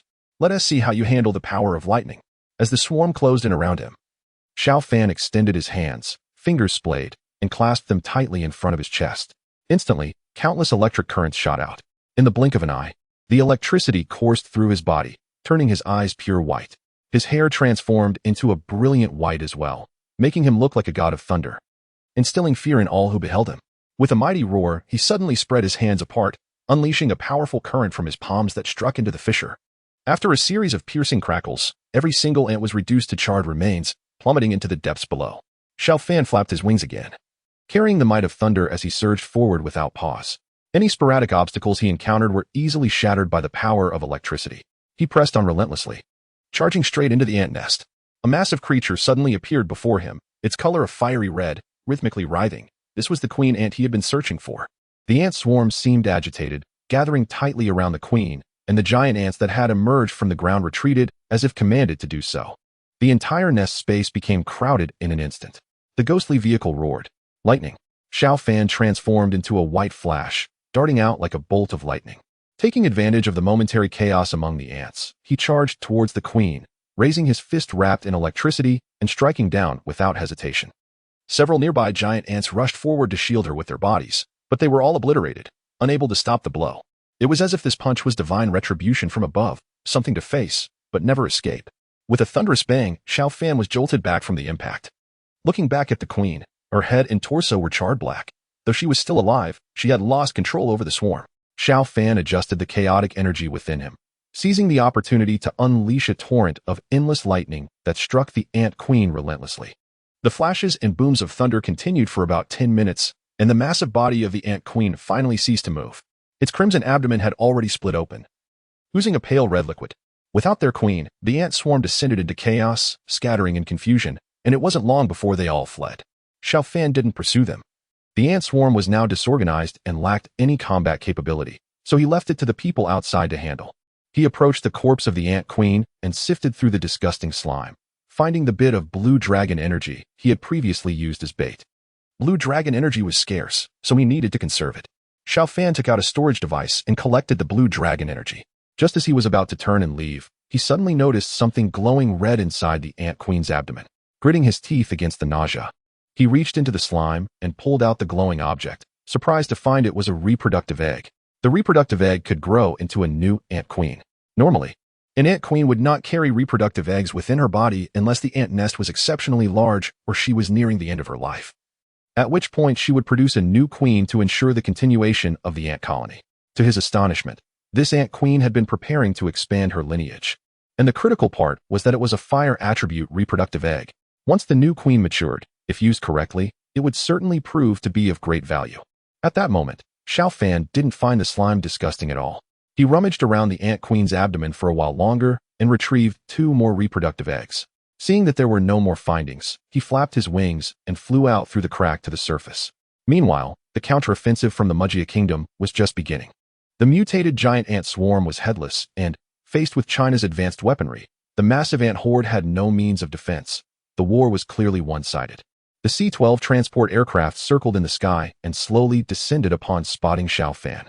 "Boss, what on earth is that sticky stuff in your hands?" Zhao Waya asked, a look of disgust on his face as he kept his distance. Sun Ying, being a girl, also looked somewhat uncomfortable. "This is the egg from the ant queen's belly. If I'm not mistaken, it should be a new ant queen," Xiao Fan explained. "Why not just kill it outright? Why pick it up?" Zhao Waya couldn't understand. Xiao Fan walked over and kicked Zhao Waya, making him yelp in pain. With a look of exasperation, Xiao Fan said, "Less perfume, more brain power. Mutated giant beasts can also be utilized. These 3 fire attribute ant queen eggs are naturally resistant to cold. Once they grow, they can continuously generate heat energy to supply the Black Great Wall, which will save a lot of energy consumption." Zhao Waya's face turned slightly red, feeling embarrassed. Xiao Fan shook his head, ignoring him. He ordered Li Gu to fetch a special box to store the 3 eggs. Suddenly, the system notification chimed. Black Great Wall labor recruitment task, completion rate 450. Xiao Fan was taken aback. "This counts? What counts, boss?" Sun Ying asked, looking puzzled. Never mind, let's go." Xiao Fan quickly regained his serious demeanor and boarded the transport aircraft. "Boss is always so mysterious," Zhao Wei said softly. "This has happened several times, and I suspect there is something wrong with him." Li Gu raised his hand to his head, lowering his voice even further. "What are you 2 chattering about? Get over here," Xiao Fan shouted in frustration. The 2 immediately fell silent, pretending they knew nothing, and boarded the transport plane. C-12 slowly ascended, flying towards the horizon. In Huaxia, the Black Great Wall. The crisis in Niga country has finally been resolved, and the promised resources are being delivered one after another. In addition to the initially discussed 2 billion tons of oil, Niga country has also offered a wealth of other resources. Chapter 46, an unwanted engagement. This chapter includes 1.5 billion tons of coal resources and over 1 billion corpses of giant ants. The military specifically requested the giant ant corpses for research on new equipment. Although the exoskeleton of the giant ants is not particularly hard, especially when compared to the scales of a pangolin, it is still more durable than traditional ceramic materials. The key factor is that the giant ants possess a fire attribute, which means that even if their soft membranes are used to create armor, they can provide excellent insulation in extremely cold weather. Beautiful Country was reluctant and made several calls to Muddy Country, hoping to purchase a batch of giant ant corpses at a low price. However, their requests were met with firm rejections. When they learned that Muddy Country had also submitted to Huaxia, the leaders of Beautiful Country were furious. They had originally planned a joint offensive and had secretly schemed for a long time, but ultimately, nothing came of it. In desperation, Beautiful Country reached out to Huaxia, expressing their desire to purchase the giant ant corpses. Brothers of Huaxia, we are all part of the human alliance. With the monster invasion, it's everyone's responsibility. We can't have you enjoying good resources while we struggle to get by. Huaxia was puzzled and did not understand Beautiful Country's intentions. Are you asking if you can buy the giant ant corpses that Muddy Country offered us? The price is negotiable. Beautiful Country felt somewhat humiliated, their tone sounding unnatural. Oh, you mean those worthless things? No problem. Huaxia replied confidently, stating they would provide some giant ant corpses to Beautiful Country. But with conditions, we need all the design data for Apollo. Once we receive the data and verify its accuracy, we will give you 1,000 mutated giant ant corpses. Come pick them up yourself. The leader of Beautiful Country smashed the office phone in frustration and fired the guards outside. The negotiations with Beautiful Country had nothing to do with Xiao Fan. He finally had a rare moment of relaxation and suddenly remembered an old classmate, Chen Biao, whom he had met not long ago. He decided to invite her out for a meal. Biao happily agreed, and they arranged to meet at a coffee shop. How long has it been since we last met? Biao sighed. Have you forgotten? We just saw each other on the high-speed train. Xiao Fan smiled slightly. All right. Biao gazed out the window, lost in thought. Are you unhappy? Xiao Fan noticed Biao seemed distracted. Am I? Biao turned back, forcing a few laughs. I remember you made me lunch for 3 months. No matter what difficulties you face now, I will help you. Xiao Fan said earnestly. I'm fine. You're overthinking it. Biao shook her head. Xiao Fan could clearly see a trace of sadness in Biao's eyes, but this girl stubbornly refused to mention it. After a moment of silence, Biao slowly spoke. I'm getting married. You should congratulate me. Xiao Fan was about to congratulate her, but the words stuck in his throat as he noticed tears welling in Biao's eyes. It seems this marriage isn't your choice? Xiao Fan frowned. At that moment, a butler-like figure hurried in, leading 7 or 8 bodyguards dressed in black suits. Seeing Biao chatting with another man, he frowned and said unhappily, What kind of lowlife dares to approach our young lady?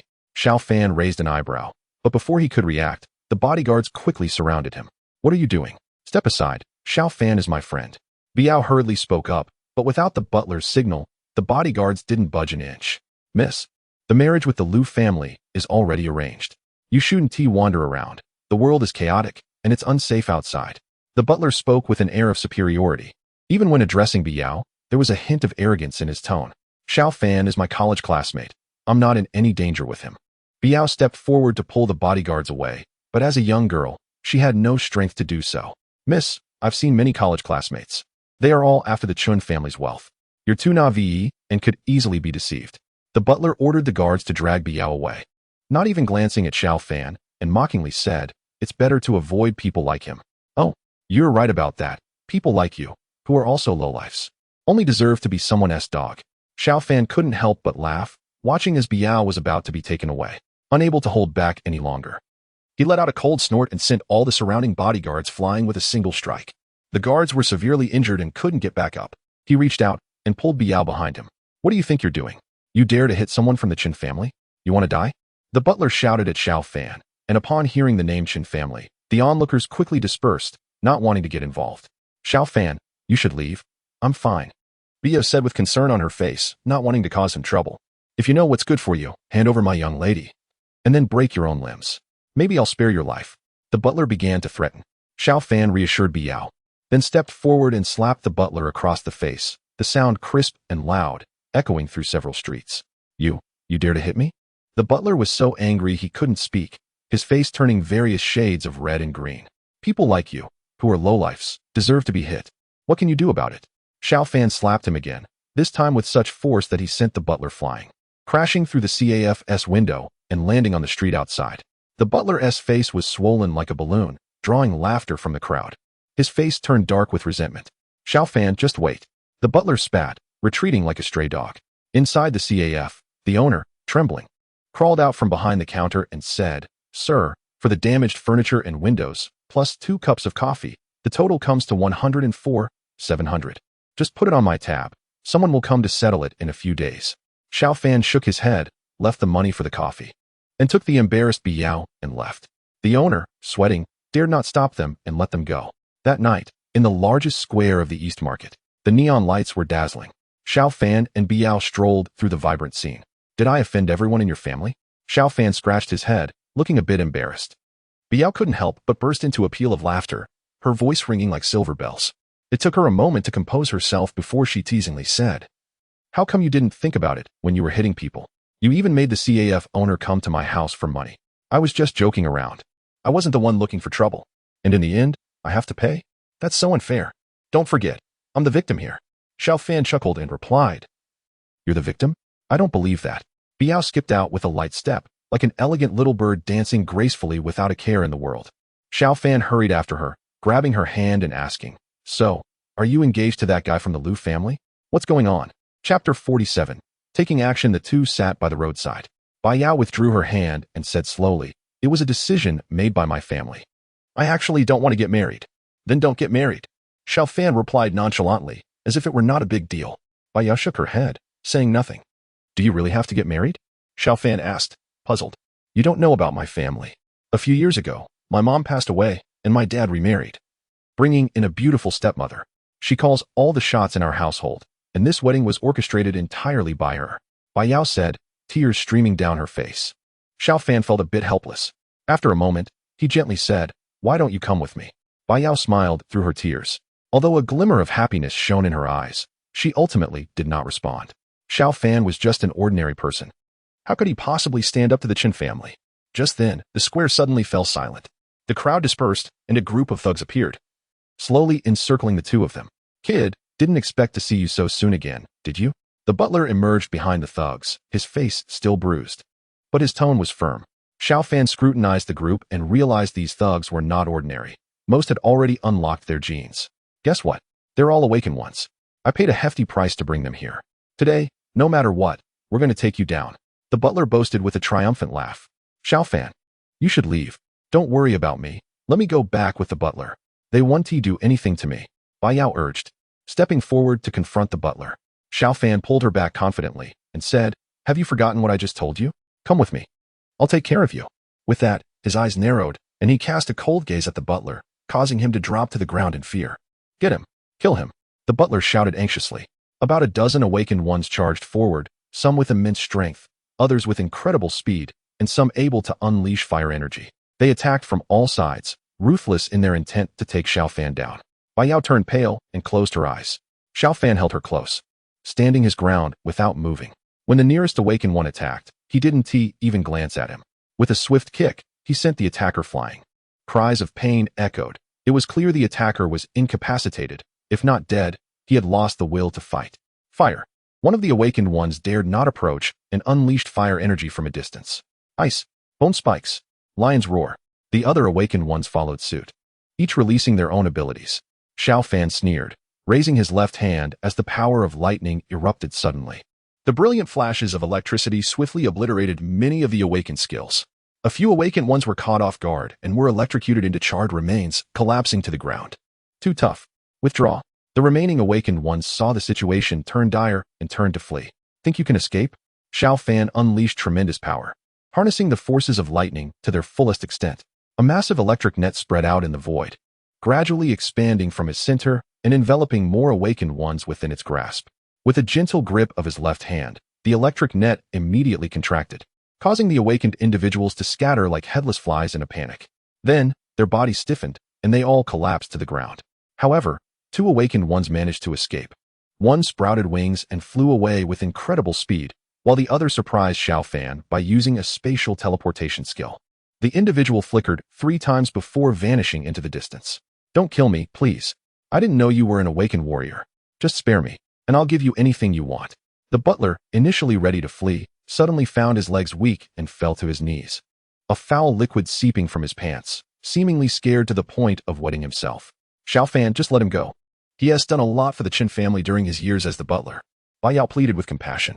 "So, you agreed to come with me?" Xiao Fan took the opportunity to ask. Bai Yao nodded obediently like a little kitten. "Since Bai Yao is pleading for you, you can go," Xiao Fan said dismissively. Turning to leave with Bai Yao, the butler sighed in relief, a flash of malicious intent flickering in his eyes. He quickly got up and hurried back to report to the family head about what had happened. The next day, at the Dongshi Grand Hotel, on the 38th floor, in a certain room, Xiao Fan rolled over and fell off the sofa, bumping into the corner of the coffee table, wincing in pain. He made his way to the window, pulled back the curtains, and let the morning sunlight lazily seep into the bedroom. There, Bai Yao was comfortably curled up in the blankets, her face serene, as if she were dreaming of something wonderful. Xiao Fan smiled slightly and gently closed the door, not wanting to disturb her sweet dreams. Recalling what had happened yesterday, Xiao Fan worried that with the butler's narrow-mindedness, he wouldn't let this go easily and would likely gather more people to deal with him again. Moreover, with Bai Yao leaving with him without any explanation, it was bound to cause some trouble. He needed to come up with a plan to handle the situation. After pondering for a while, Xiao Fan dialed a number for a department in Dongshi, identified himself, and requested the person in charge to meet him immediately. Ding! Soon, the doorbell rang, and a middle-aged man in his 40s or 50s entered, with a round belly and a slightly balding head. He was very polite, introduced himself as Yang Rong, and welcomed Xiao Fan to Dongshi. After exchanging a few pleasantries, Xiao Fan invited him to sit down and talk. "I wonder why the Major General urgently called me over?" Yang Rong asked, taking a sip of the hotel tea. "It's nothing serious, just a butler who overestimates his status. He has caused me trouble twice, and I find it quite annoying. I'd like you to help resolve it." Xiao Fan replied nonchalantly. "What butler? Which family is he from, that he is so blind?" Yang Rong asked, pulling out a cigarette and offering it to Xiao Fan. Xiao Fan waved his hand, declining the cigarette, and succinctly said, "The Qin family." "Oh, the Qin family in Dongshi?" Yang Rong displayed a look of confusion. However, Xiao Fan didn't provide any more information. Feeling it inappropriate to press further, he continued. "The Qin family is just that, a small family that ranks at the bottom among the families in the East Market. The head of the family is Qin Zhengrong. I've heard that their business has been struggling in recent years, and they've been trying to build connections and seek favors. Recently, they've even gotten a bit closer to the Liu family, supposedly discussing a marriage alliance." Xiao Fan put down his teacup and added, "I'm a college classmate of Qin Biao. If she doesn't want to marry, she shouldn't be forced into it. Moreover, this isn't just a matter for the Qin family." Chapter 48. Kneeling and begging for mercy. Xiao Fan directly spoke about the incident on the street where the awakened ones had blocked his path, and this caused Yang Rong's expression to change as well. With the resurgence of spiritual energy in Huaxia, many people have awakened their abilities. Some have become incredibly strong, while others can manipulate different elements. The emergence of colossal beasts has forced everyone to begin their own evolution in response. This is an undeniable reality. However, in Huaxia, it is absolutely unacceptable for anyone to commit wrongdoing simply because they possess great power. Such individuals have mostly been apprehended by the Black Wall. The fact that the Qin family could send out so many awakened ones to obstruct Xiao Fan indicates that they have likely engaged in numerous unlawful activities behind the scenes. Those in power always enjoy cultivating their own enforcers. This has been true throughout history, without exception. But since I've encountered this, the matter must be thoroughly investigated. Everything I do for Huaxia is not for the wealthy elite to act with impunity. Xiao Fan's voice was not loud, but to Yang Rong, it sounded like thunder. This was his jurisdiction, and such unlawful behavior had occurred. He would surely be held accountable. However, Yang Rong glanced at Xiao Fan, an old hand in the game, and realized that Xiao Fan had likely called him over privately with the intention of showing some leniency. Yang Rong set down his teacup and smiled, saying, "It's a small matter. I'll make a call and clarify this issue." He then dialed the office phone and gave a few instructions to have the Qin family's butler brought in. About 10 minutes later, there was another knock at the door. Yang Rong got up to open it, and the butler was ushered in. "You little brat, you dare to come here." The butler, upon spotting Xiao Fan comfortably seated on the sofa, widened his eyes and shouted, his face still bearing traces of bruises. Xiao Fan didn't even turn his head. setting down his cup and pouring himself another cup of tea. Qin Jingrong's face darkened instantly, and he was filled with rage. If it weren't for Yang Rong being present, he would have surely pointed at Xiao Fan's nose and cursed him out. His mind raced with thoughts, and he thought he had figured something out. He turned to Yang Rong and said, "Thank you, Minister Yang, for capturing this thug. I was just worried about how to find him. I heard you enjoy tea, and I just received a batch of fine tea leaves. I will personally visit you later to deliver some." Huh. Xiao Fan raised an eyebrow. The word thug sounded particularly grating to his ears. Yang Rong, who had initially felt a bit embarrassed by the butler's blatant bribe, immediately became furious upon hearing Xiao Fan's astonished voice. He scolded, "How can you speak like that? Who asked the thug? Apologize immediately." Apologize? The butler was unwilling and replied, "Minister Yang, you don't understand. This thug injured my butler and even abducted my daughter Biao. He is utterly despicable, and I must teach him a lesson." Slap. A sharp slap landed on Qin Fei's face, leaving him in disbelief. Yang Rong retracted his right hand and, in front of Xiao Fan, said, "Thug? I think it's your Qin family that's the real thug here. If you can't even keep your dog properly restrained and let it roam around biting people, creating trouble and refusing to take responsibility, then to make matters worse, you dare to shamelessly slander Xiao Fan. Do you even see me, your superior, in this situation?" Yang Rong glanced at Xiao Fan on the couch, who was indicating that he would handle it all, and his worries eased. He was afraid that Qin Jingrong, this incompetent fool, might say something disrespectful again. Without waiting for a response, he continued, "Xiao Fan has already told me the truth about the situation, so you don't need to keep making excuses. The group of awakened individuals raised by the Qin family must be disbanded immediately and detained in the Black Great Wall." At that moment, Qin Fei looked extremely aggrieved. No matter how much discontent he felt, he didn't dare to lose his temper at Minister Yang Rong standing beside him. His right cheek was already swollen and red. But even so, Qin Fei still forced a smile and continued to ingratiate himself with Minister Yang, saying, "Minister Yang, is there perhaps some misunderstanding here? You mustn't be deceived by this kid's appearance." After saying this, Qin Fei pointed at Xiao Fan sitting nearby and added, "Minister Yang, I admit this kid has some skills, but he and Bai Yao were just ordinary classmates. I even know they used to be so poor they could barely afford pants. Do you think someone like him has any special background? Besides, even if he does, so what? Against my Qin family, it would still be a dead end. You know this better than anyone." Hearing Qin Fei's words, Yang Rong's heart trembled. He realized the Qin family was in serious trouble. He looked coldly at Qin Fei and shouted, "You, Qin Fei, are utterly reckless. You should know that the person in front of you is." Before Yang Rong could finish his sentence, two coughs interrupted him. He was about to say more when he saw Xiao Fan signal him to stop, and he immediately closed his mouth. Xiao Fan turned to Qin Fei and said, "Perhaps to you, I don't seem like a person of great wealth and status. But this is Huaxia, and everyone deserves respect. We are all equal. Did you not know this? You barged into my home for no reason and threatened me and my family. Your group is completely lawless. To you, this behavior seems like everyday life, but what makes you any different from bandits and thugs? You take pride in your shameful actions. How wonderful. Those who don't know might think this country has been taken over by the Qin family." As Xiao Fan's words echoed, Qin Fei and his subordinates were left dumbfounded. At that moment, Xiao Fan unconsciously radiated an aura of authority that sent chills down their spines.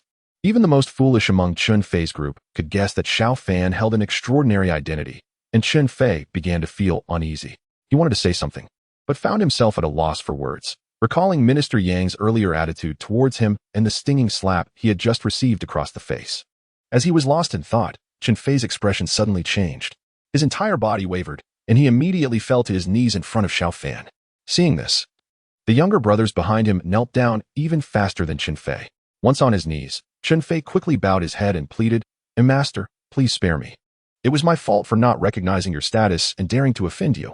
If I had known it would come to this, I wouldn't have dared to cross you even if it meant my life.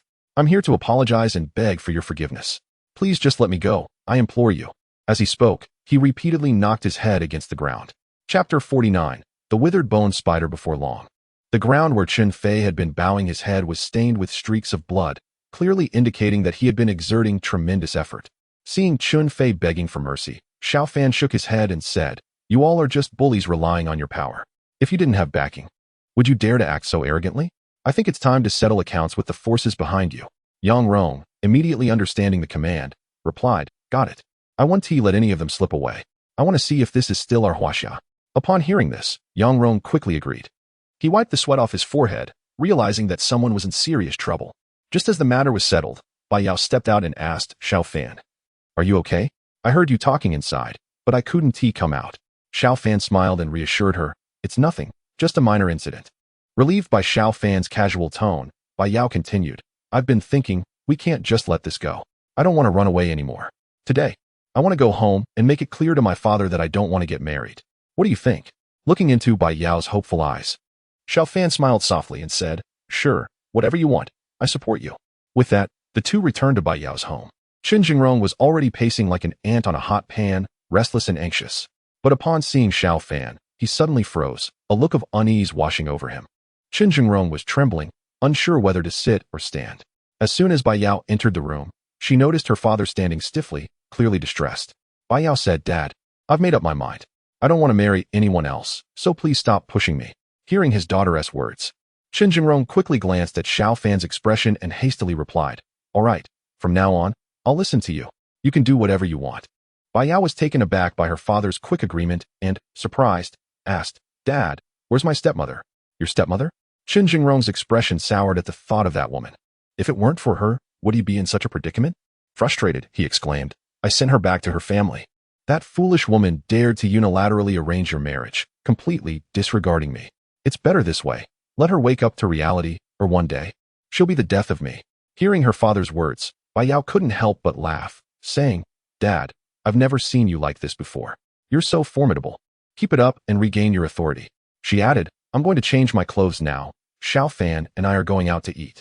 Though Bai Yao didn't understand why her father had suddenly become so agreeable, as long as he accepted her decision, she didn't care about the reasons. Once Bai Yao left, Qin Jingrong trembled and knelt before Xiao Fan, pleading, "Xiao Fan, please spare me. I promise I won't be so arrogant again. If I had known you were this formidable, even with 100 times the courage, I wouldn't have dared to act like that. You just heard it too. I absolutely won't interfere too much in Bai Yao's life from now on. I've given that nasty woman a good lesson. And I believe she won't dare to meddle in Bai Yao's affairs again. You have to trust me. I swear to God, if I dare to lie, may I be struck by lightning. Please, I'm begging you, let me off the hook." Xiao Fan looked coldly at Qin Jingrong and said, "If it weren't for Bai Yao, I wouldn't let you off the hook at all. I'll give you a chance to live, but if I find out there's a next time, I'll wipe out your entire family. Don't say I didn't give you a chance then." Bai Yao smiled at Xiao Fan and said, "I never expected that my relationship with my dad would improve so much after I came back. He hardly opposes me at all. It's unbelievable. You don't know. My dad used to ignore me completely and even let that stepmother encourage me to marry someone else. Since my dad isn't interfering anymore, I'd like to finish my studies here. What do you think?" Xiao Fan looked at the happy Bai Yao and said, "Sure, you can make your own decisions. And I'll support you. I'll give you a phone number. If you ever need anything, just call me." Just as they were parting ways, Xiao Fan received a call from the base. On the other end, Li Gus said, "Boss, it's bad. A mutated giant beast has appeared in H City, and the situation is extremely critical." Hearing this news, Xiao Fan didn't dare to waste any time and rushed directly to the headquarters. As soon as he entered the command room, everyone stood up and saluted him. Li Gu, looking anxious, said, "Commander, due to the urgency of the situation, Qilong and Baihu have already been dispatched to H City." Upon hearing this, Xiao Fan frowned, thinking to himself, "This kind of situation never happened in my previous life. It seems that many things have changed since I came back. Now that Qinglong, Sun Ying, and Baihu, Wang Qiao, have been sent out by the headquarters, I hope they can stay safe." Soon, Sun Ying and Wang Qiao arrived in H City, where the urban area was already in a state of extreme panic. People were shouting that a giant beast was rampaging inside a nearby building. The streets were filled with people running chaotically, and some were even breaking into shops to loot and escape with stolen goods. Seeing the scene before them, Sun Ying and Wang Qiao's expressions turned grim. It seemed the situation was much worse than they had imagined. Without further hesitation, they rushed toward the direction people were pointing. Quickly, they arrived outside an office building. Strangely, the building was brightly lit, yet several human corpses were hanging outside the windows. Seeing this, Sun Ying frowned and said, "This is bad. Although the huge beasts are difficult to deal with, they're relatively easier to kill. But these beasts that can blend into human society are much harder to handle than their larger counterparts." Wang Qiao nodded in agreement. The two exchanged glances and, without hesitation, entered the building. Once inside, they saw that many people had already died. Many of them had grotesque expressions, their eyes wide open like copper bells, as if they had endured immense suffering before death. Just then, a beautiful girl suddenly collapsed in a pool of blood in the hall. She saw Sun Ying and Wang Jiao, clinging to them like a lifeline, and cried out, "Help, please." Wang Jiao was about to rush over at the sight, but was suddenly pulled back by Sun Ying. As Wang Jiao looked on in confusion, Sun Ying fixed her sharp gaze on the girl calling for help in front of them, and said, "Everyone here is dead. Why are you the only one still alive?" Chapter 50. Bone Cleaver. Upon hearing this, the girl's expression gradually became strange. Her body twitched violently on the floor, her limbs slowly contorting into a grotesque position, with her hands and feet supporting herself on the ground, and her head spinning a full 180 degrees. In less than a few seconds, the girl transformed into a spider-like creature. Her bones pierced through her flesh, as if her body were merely a garment. And now the true master no longer needed to disguise herself. Sun Ying and Wang Jiao both turned pale at this sight. The skeletal spider had a head made of flesh and blood, but its body was entirely composed of bones. Sun Ying gritted her teeth. A second-level behemoth? How is this possible? We are no match for her. We need to retreat quickly, or we'll be facing certain death. But Wang Jiao insisted, "No, we can't leave. If we do, the innocent people outside will be in danger." Hearing this, Sun Ying realized that there were more innocent lives left in the city. Her resolve strengthened. Their goal was to protect the masses. After all, fleeing at such a critical moment would be too shameful. "Then, let's go together. I want to see what makes this second-level behemoth different." With that, Sun Ying and Wang Jiao charged towards the skeletal spider woman. The spider woman looked at the two approaching humans with disdain, surprised that these insignificant beings dared to provoke her. She spit out numerous strands of silk, accompanied by a thick, toxic green liquid. Though they carefully dodged, some of the venom still splattered onto them. Inside the building, only Wang Jiao could fully unleash his strength, while Sun Ying's water manipulation abilities were not at their best. Fortunately, Sun Ying used her powers to control the spider woman's venom, otherwise they would have been eliminated long ago. Sun Ying continually drew the spider woman's attention, while Wang Jiao attacked her using his white tiger abilities. The attacked spider woman clearly possessed a certain level of intelligence. She quickly spat out a lot of silk, nearly blocking off all space for the two. Meanwhile, the venom from her mouth continuously sprayed onto the webs. The already limited space inside the building became even more constrained, and soon, the two were severely injured by the skeletal spider woman. What was even more terrifying was that the spider woman's venom also had a paralyzing effect. Both of them felt changes within their bodies, yet they couldn't leave this place. At that moment, the behemoth suddenly let out a deafening roar, its entire form becoming extremely agitated. The already dire situation in the city became even more chaotic due to this thunderous cry. Wang Jiao coughed up blood, his expression extremely grim. Had he given up so quickly? Sun Ying wasn't in much better shape, but her eyes were filled with determination as she encouraged her teammate. "I feel my strength seems to be continuously rising. Even if we can't escape alive, perhaps we can perish together with her." The soldiers stationed outside, despite their inner fear, did not retreat. Instead, they exchanged resolute glances. They were determined to stand with the city. If they left, the entire population would face disaster. The spider bone woman no longer lingered with Sun Ying and Wang Jiao, knowing that their deaths were inevitable. The two of them sensed her desire to leave and clung to her desperately, ignoring their severe injuries. In the face of their attacks, the spider bone woman charged toward the entrance of the building without hesitation. However, as soon as she emerged, countless beams of light shot toward her head, causing her to cry out in pain. With a wide-open mouth, she unleashed a flurry of spider silk toward the soldiers shooting at her. Several soldiers were pierced by the silk and yanked back, directly into her mouth. Despite multiple attempts to break through, the spider bone woman was repelled each time by the soldiers outside. Nevertheless, each assault claimed the life of a brave soldier. Inside the building, Sun Ying and Wang Jiao were on the verge of fainting. They could barely hold on any longer. The situation outside was equally grim. If the second-level giant beast charged a couple more times, the defense line would surely collapse. The only reason they were still holding strong was the unwavering will of these soldiers. None of them faltered. Each person's gaze was resolute. At this critical moment, Xiao Fan descended from the sky like a god of war. His imposing presence radiated an ever-increasing battle intent. Many soldiers outside erupted in cheers, shouting, "The commander is here. Our war god Xiao Fan has arrived." The commotion outside quickly caught the attention of the spider bone woman, who turned her gaze toward Xiao Fan, standing outside. Xiao Fan noticed her stare as well, and their eyes met in a rapid clash. Strangely, the spider bone woman seemed to flinch, a hint of fear creeping into her heart. Xiao Fan did not give her time to react. He sprang forward like a cannonball, vanishing in front of the soldiers. Although many soldiers had seen Xiao Fan fight through various means, witnessing it in person was an entirely different experience. The spider bone woman sensed Xiao Fan entering the building and swiftly launched an attack against him. She did not underestimate him. This human exuded a dangerous aura. Faced with this unsettling feeling, the spider-bone woman spat out white silk, her 8 sharp bone-like legs lunging toward Xiao Fan. Meanwhile, a torrent of venom gushed from her mouth, far exceeding the amount she had used against Sun Ying and Wang Qiao. In her eyes, those two humans were mere playthings. But the power of the person before her compelled her to be on high alert. Faced with the attack from the spider-bone woman, Xiao Fan quickly stepped back, and a black demon-slaying blade suddenly appeared in his hand. He swung it swiftly at the webs surrounding him. Normally, these ordinary blades wouldn't be able to cut through the webs, but upon contact with the demon-slaying blade, they sliced through as easily as soft hair. Meanwhile, the poisonous liquid that spewed forth was effortlessly dodged by Xiao Fan. He utilized his agility to move his body swiftly. Although the spider-bone woman was able to keep up with his movements, Xiao Fan's varying speeds and sudden turns left her feeling somewhat dizzy. Chapter 51, Underground Food Soon. Xiao Fan found himself on the back of the spider-bone woman. This startled her. Although her back was made of a tough skeletal structure, her head was still flesh and blood, which was her greatest weakness. The spider-bone woman climbed higher into the building, trying to shake Xiao Fan off. But Xiao Fan was not so easily dislodged. With his demon-slaying blade in hand, he swiftly aimed for her head. However, the spider-bone woman's skull was harder than stone, and the blade failed to penetrate, getting stuck on the edge of her head.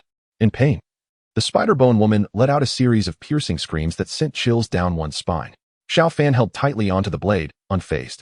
Realizing she couldn't shake him off, the spider-bone woman's stomach began to rumble. Suddenly, she spat out a mouthful of venom and headed straight for it. Xiao Fan quickly understood her intention. Gripping the demon-slaying blade with both hands, he gathered his strength and, with a thunderous sound, tore a large gash in the spider-bone woman's head. As she screamed in agony, her body began to convulse. She crashed to the ground, and a thick green liquid spilled out of her brain, pooling around her. Her 8 skeletal legs flailed desperately, but soon, there was no more movement. Looking at the lifeless spider-bone woman, Xiao Fan pried open her skull. After searching for a while and finding nothing particularly special, he felt a hint of disappointment. He then approached Sun Ying and Wang Qiao, only to discover they had already passed out. He fed each of them an antidote pill, and upon seeing their faces regain some color, he felt relieved. At that moment, a system notification echoed in his mind. Ding! As the host has killed the level 2 giant beast, the spider-bone woman, the system rewards a random item. Would the host like to draw? Draw. Xiao Fan responded eagerly, curious about what he might obtain. Ding! Congratulations, host, you have received a special item, a powerful healing potion that can quickly restore health. Ding! Congratulations, host, you have received several seeds and an underground plant cultivation manual. Seeing this reward, Xiao Fan was overjoyed. These underground plants were exactly what he needed. With the emergence of giant beasts, the food crisis was inevitable. As long as there was a way to cultivate food underground, Huaxia would have a chance for survival. With this thought in mind, Xiao Fan immediately called Old Yuan. Upon hearing the news, Old Yuan was equally astonished and promised to seek out Professor Yuan, the father of food production in Huaxia. After the call, Xiao Fan arranged for Sun Ying and Wang Qiao to be taken back to the base while he set off to find the aforementioned Professor Yuan. At a plant research base on the outskirts, in a green field, an elderly man wearing a straw hat bent down to carefully observe the thriving crops. Suddenly, Xiao Fan appeared in the field, and the soldiers on guard quickly saluted. Professor Yuan saw that Xiao Fan had also stood up. He walked out of the field and said to Xiao Fan, "I never expected our leader from Huaxia to be so young. Truly impressive." Xiao Fan quickly replied, "Professor Yuan, you flatter me. Protecting Huaxia is my duty." Hearing this, Professor Yuan's face lit up with satisfaction. With passionate and loyal young people like Xiao Fan, how could Huaxia not thrive? After chatting for a while, Xiao Fan asked, "Professor Yuan, you are aware of the current situation in Huaxia. May I ask if our food crops can be planted underground?" If this question had been posed by an ordinary person, Professor Yuan would have likely dismissed it, as anyone with basic knowledge would know that it's nearly impossible for plants to grow underground. However, hearing Xiao Fan ask such a question, Professor Yuan's expression turned serious. As the leader of Huaxia, this inquiry carried a different significance. Professor Yuan pondered for a moment and replied, "It's very difficult to have plants survive underground." At this point, Lu Yuan, Professor Yuan's student who was standing nearby, couldn't he help but sarcastically remark, "Commander Xiao Fan, you may be a master of battle, but you're lacking in farming. No offense, but do you even know how to farm?" Upon hearing this, Professor Yuan immediately reprimanded his student Lu Yuan and explained to Xiao Fan the reasons why plants couldn't survive underground. After listening, Xiao Fan took out a black seed and a planting manual.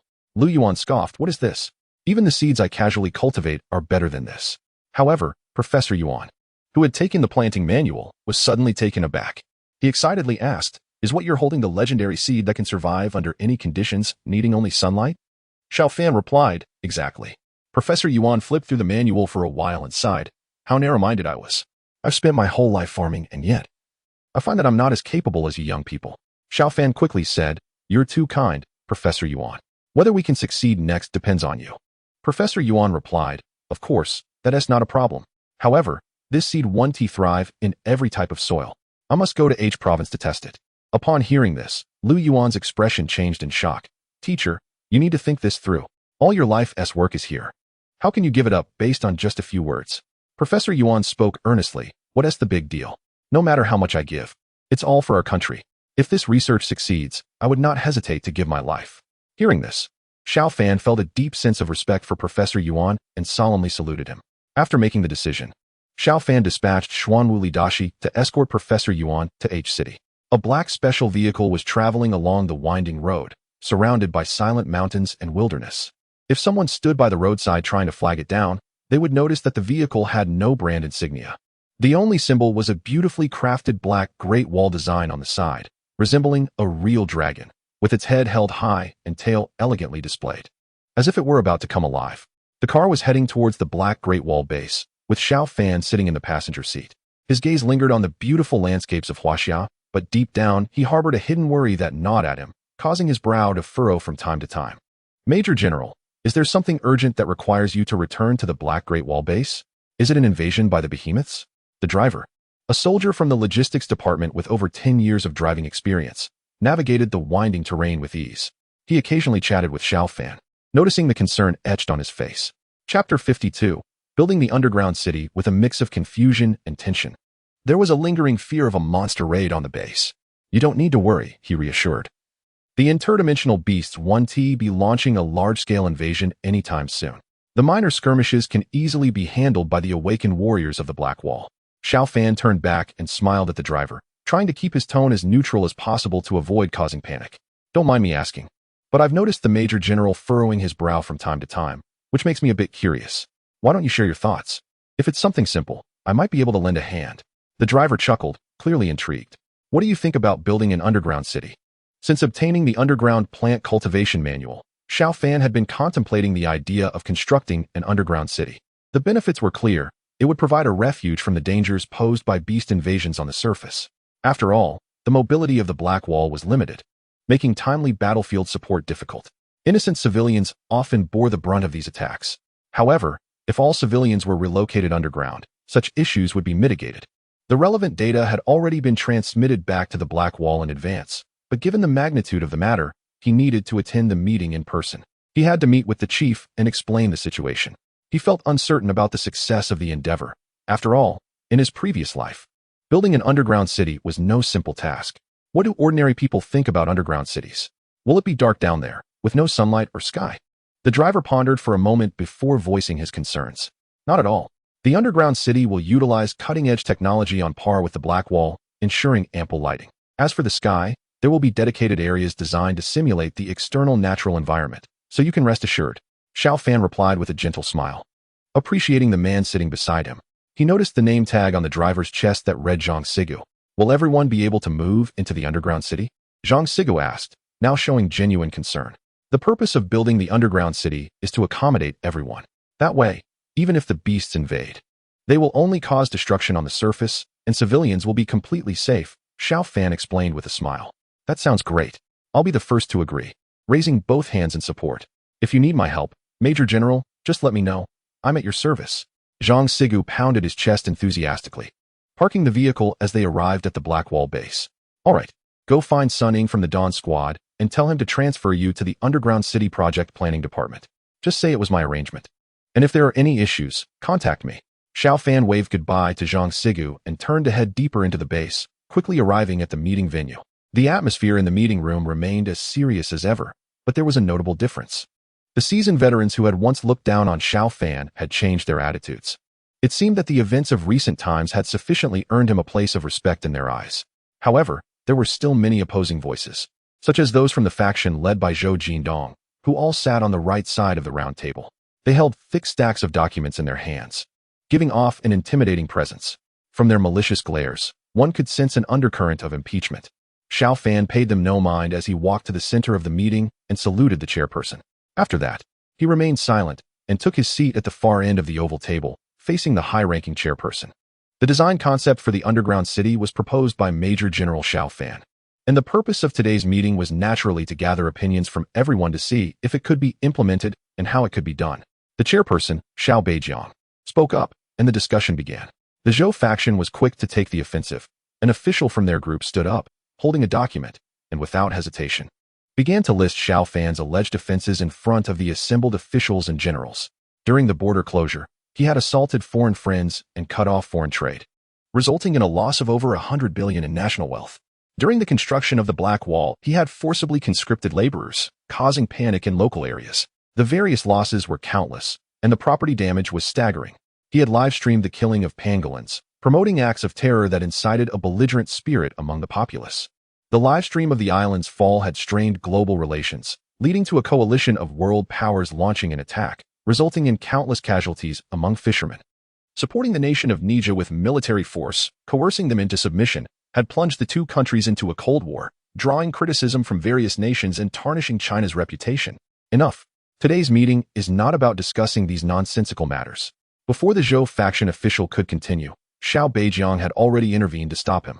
While the senior generals on the left side acted as if they hadn't heard a word, dismissing the accusations entirely. Zhou Jindong wanted to say something, but Xiao Beijiang's displeasure was evident. However, he didn't want to undermine the finance minister's authority, so he had to add a few more words. The events that had transpired during this time had already demonstrated Major General Xiao Fan's foresight. Although there were inevitably some unexpected consequences, they had eventually been resolved, thanks to Major General Xiao Fan's willingness to take risks. Now that Major General Xiao Fan had proposed the underground city plan, considering the enormous success of the Black Wall, I believe that the underground city project can be implemented. There are just a few details that need to be discussed among the esteemed ministers, so let's not dwell on anything else. Many of the senior generals expressed their agreement, eager to see the Zhou faction's embarrassment. Another official from the Zhou faction stood up and selected a document from the pile, questioning Xiao Fan directly. The underground city project is massive, aiming to accommodate 1 billion people, which is simply impossible. Such a labor-intensive and costly endeavor in this chaotic era is likely to provoke public outcry. Moreover, with awakened individuals occasionally appearing, if they were to be exploited by those with ulterior motives, wouldn't that lead to chaos? What exactly does Major General Xiao Fan mean by proposing this plan? Does he intend to plunge China into turmoil? The hat was a bit too loose, even making Xiao Beijiang feel a bit moved. He was also concerned about the stability of society, turning to Xiao Fan with a questioning look. After pondering for a moment, Xiao Fan took a deep breath, stood up, and faced Xiao Beijiang and the others present. He said slowly, "Ladies and gentlemen, the times have already changed. If we do not strive for progress and fail to keep up with the shifts in society, we will ultimately be eliminated. The concept of the underground city is designed to provide people with a refuge, protecting them from the harm of monstrous invasions, as in the future. The onslaught of otherworldly beasts will become even more intense." Chapter 53. The plan. The losses at that time would be even greater, and the casualties would significantly increase. I cannot bear to see innocent people suffer. I admit that the implementation of this plan is a massive undertaking, but it is not impossible to complete. Nowadays, there are many awakened individuals with diverse abilities, showing a trend of diversification. Among them, there are those who can excavate earth and stone, capable of large-scale digging operations. Coupled with the technology of the Black Wall we currently possess, the implementation will be much easier. Of course, it will take some time. But whether it takes 1 or 2 years, or 3 to 4 years, it is necessary to build. As Xiao Fan spoke, his eyes grew moist. He truly did not want to see any more unnecessary deaths in China. Many veteran leaders nodded in agreement, accepting Xiao Fan's words, believing that constructing an underground city was essential. Zhou Jindong snorted coldly, stood up, and said, "Not to mention the depletion of manpower and financial resources. Even if we actually build the underground city, what about food? Without sunlight, in the pitch-black tunnels, we would merely be consuming what we have left. And soon we would face starvation. The underground city would just be a joke." His words pinpointed the crux of the problem, sparking a new round of heated discussion. Suddenly, everyone seemed to feel that the underground city plan was somewhat unrealistic. After all, people's primary concern is food. Without it, chaos would surely ensue. However, Xiao Fan had already anticipated this question and immediately mentioned the underground plant cultivation manual, stating that Elder Yuan had already rushed to H City to study the manual's contents, and the relevant experimental results had mostly come out. They could call to inquire. Xiao Beijian promptly arranged for a remote video call. In the video, Elder Yuan was as excited as a child, showcasing the experimental varieties and praising them profusely. This left Zhou Jindong and the others with nothing more to say. Yet, Zhou Jindong and the others were still not convinced. Another official stood up, looking worried, and addressed Xiao Fan, saying, "But have you considered that perhaps the public does not want to enter any underground city? Forcing them to do so would only lead to bloody conflicts, resulting in chaos." What then? His expression was sincere, affecting everyone present. "You're right, I share that concern. On the way here, I asked the driver, Zhang Sigi, what he thought about building an underground city for people to take refuge in. He didn't have many concerns, only about insufficient sunlight and whether everyone could enter. After I gave him affirmative answers, he became quite excited, even feeling that the plan was great and voluntarily requested to participate in the underground city construction." Thinking of Zhang Sigi's appearance, Xiao Fan felt a sense of confidence. However, Zhang Sigi, being a base soldier, could not represent the views of the general public. "I think it would be better to interview ordinary citizens." Zhou Jindong, like an old fox, seized on Xiao Fan's vulnerability and insisted on connecting with the media to publicize the underground city plan and gather public opinion. Underground city plan? Proposed by the war god? That's great. We all believe in the god of war and support this plan. The monsters are terrifying, and as long as I can enter the underground city, I wholeheartedly agree. I believe in our country and in Huaxia. I support anything that benefits the people. But isn't it too dark in the underground city? How about building land fortresses instead? I've been thinking about this project for a long time, but I've been unable to reach you at the Black Wall. What do you think about the land fortress idea? If that doesn't work, I have even better plans, such as many citizens have voiced their opinions and expressed support. Even if there are one or two dissenting voices, they are just troublemakers seeking chaos, so they don't matter. Every interview feels like a heavy punch to Zhou Jindong and others, and their faces look extremely grim. Ahem, since the key issues have been resolved, I propose that the underground city plan be approved and implemented starting today. Xiao Beijiang timely cut off the connection, leaving Zhou Jindong and others with a bit of face. He cast an approving glance at Xiao Fan, acknowledging the capabilities of this young man. The meeting quickly concluded, and everyone dispersed. Zhou Jindong walked down the corridor with a sullen face, saying nothing, followed by dozens of officials. "Old Zhou, that Major General Xiao Fan is really infuriating. Always coming up with various plans. Does he want to drain our budget dry?" One official said indignantly. "What good ideas do you have then?" Zhou Jindong retorted irritably. The official flushed and couldn't get a word out for a long time. Another official stepped forward, leaning close to Zhou Jindong's ear and whispering, "Since the core issue of the underground city is food, why not start there and get rid of Yuan Dinghua?" His expression was somewhat sinister as he made a gesture across his throat. "Are you crazy? Yuan Dinghua is the head of the Ministry of Science. He has made great contributions to the country. We can't just get rid of him." Zhou Jindong was clearly frightened and firmly rejected the idea. The other officials were also shocked and fell silent, pretending they hadn't heard. The official with the sinister expression, showing no shame, continued in a low voice. "The deficit in the Ministry of Finance is particularly severe. They owe a lot of money to local governments. If this continues without a good solution, it will lead to chaos, and the blame will fall on us, leaving a lasting disgrace. Wouldn't that be worse?" Several officials began to realize the gravity of the situation and listened closely. Zhou Jindong's face turned pale, and his steps faltered. He nearly lost his balance but was supported by a few officials. The sinister official continued to persuade him, "I've already identified a suitable candidate for this matter. Even if it doesn't succeed, no one will suspect us. But if it does succeed, it could solve our current dilemma, and we bear the blame. Isn't it worth a try?" Zhou Jindong looked up at this somewhat sinister official, recognizing him as a trusted confidant he had cultivated over the years. After deep contemplation, he finally nodded gently, as if summoning all his strength. These days, monsters are frequently appearing across the Huaxia continent, leading to heavy casualties among civilians and an increasing number of innocent people suffering. Xiao Fan cannot stand by and do nothing. As soon as the meeting concludes, he rushes to the training ground and gathers everyone together.